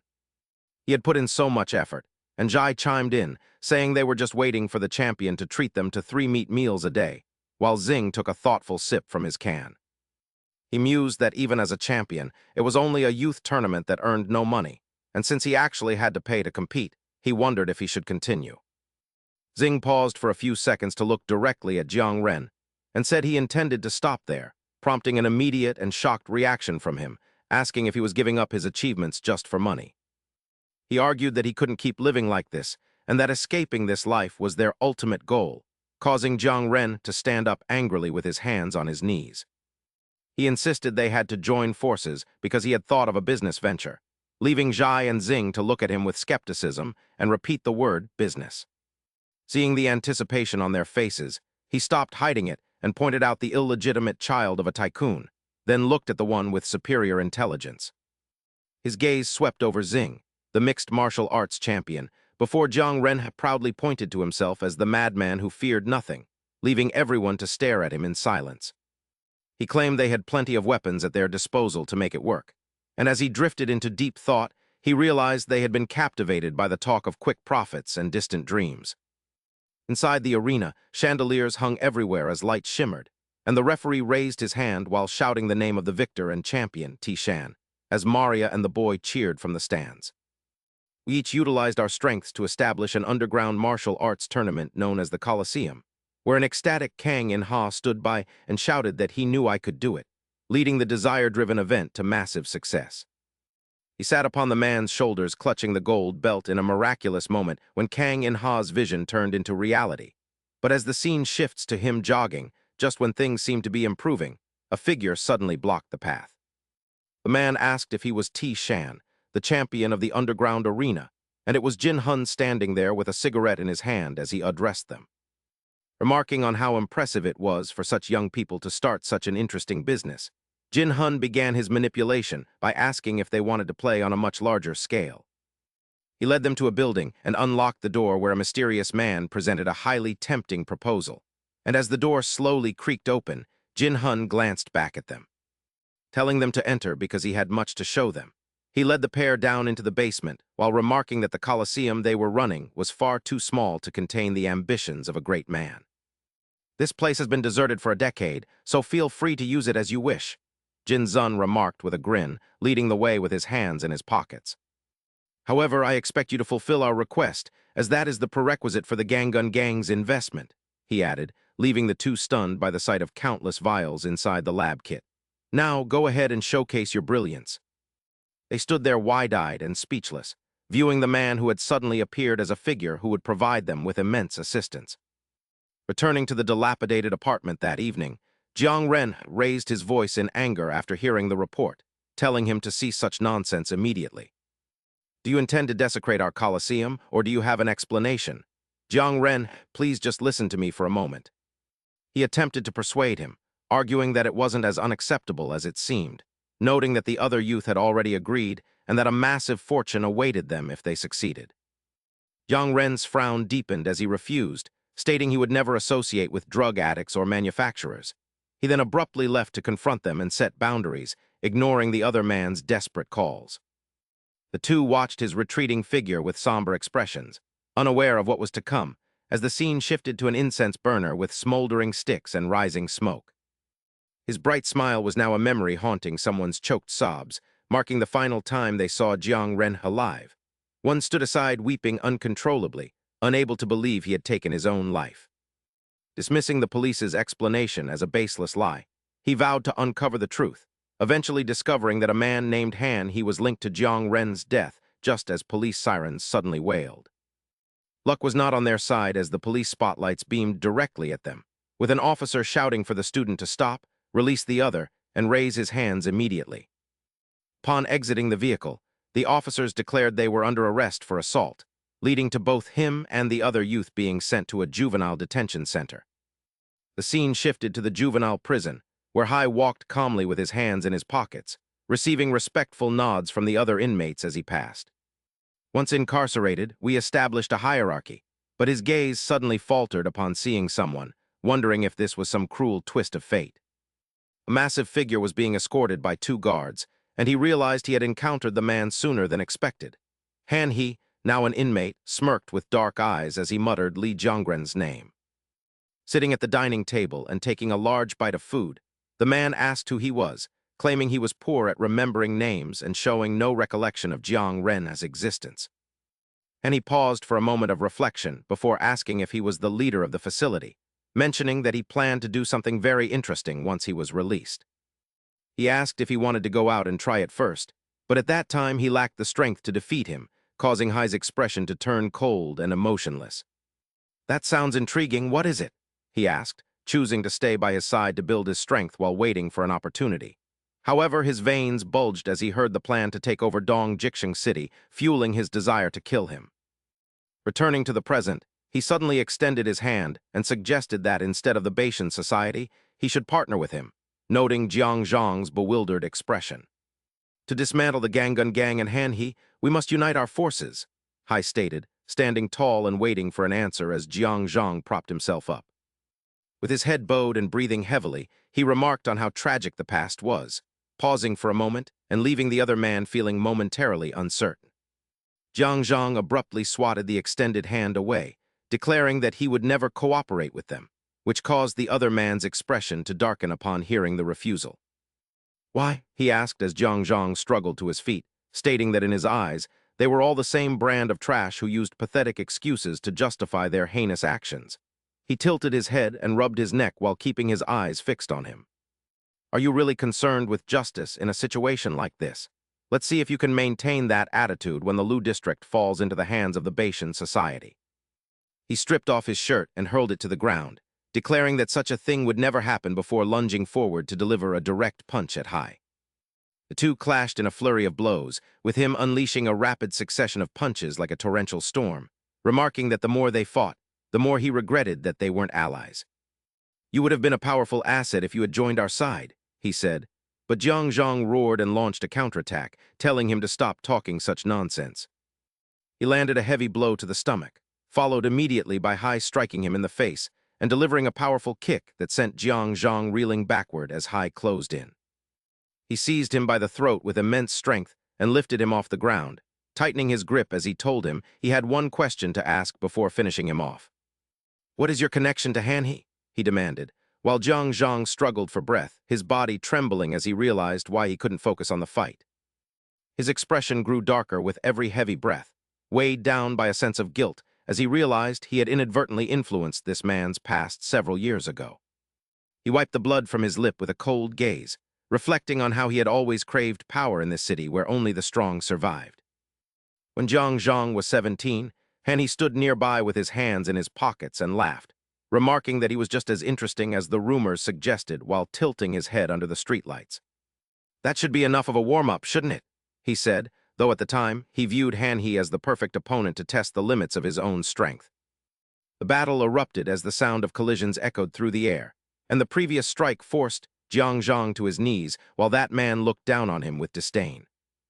He remarked that this was all he could manage, his eyes filled with mockery at such an unfamiliar defeat, marking the first time since birth he had encountered such a massive wall.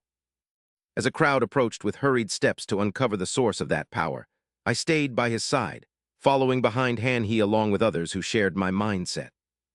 We then took over Liu Men High School as first-year students, and Jang continuously fought under Han He's orders as he sought to establish an organization spanning all of Dongning. He followed those orders with great enthusiasm, and for someone pursuing strength like him, Han He's existence had transcended mere friendship. He felt like a leader he could trust until one day, a sudden heavy rain began to fall while Jang lay on the ground with his eyes rolled back and teeth clenched.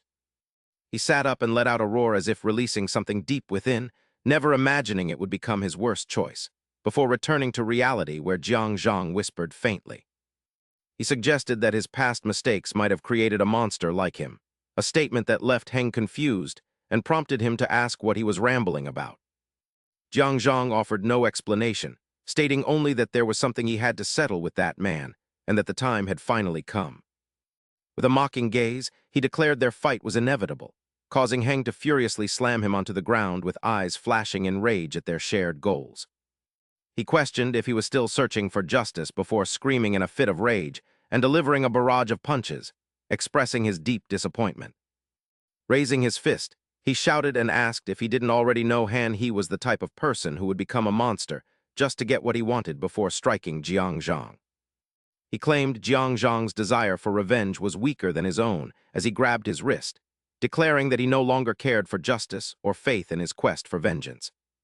To kill him, he was willing to do anything, and as he raised his leg high for a kick, he told him to engrave the outcome of this battle into his heart.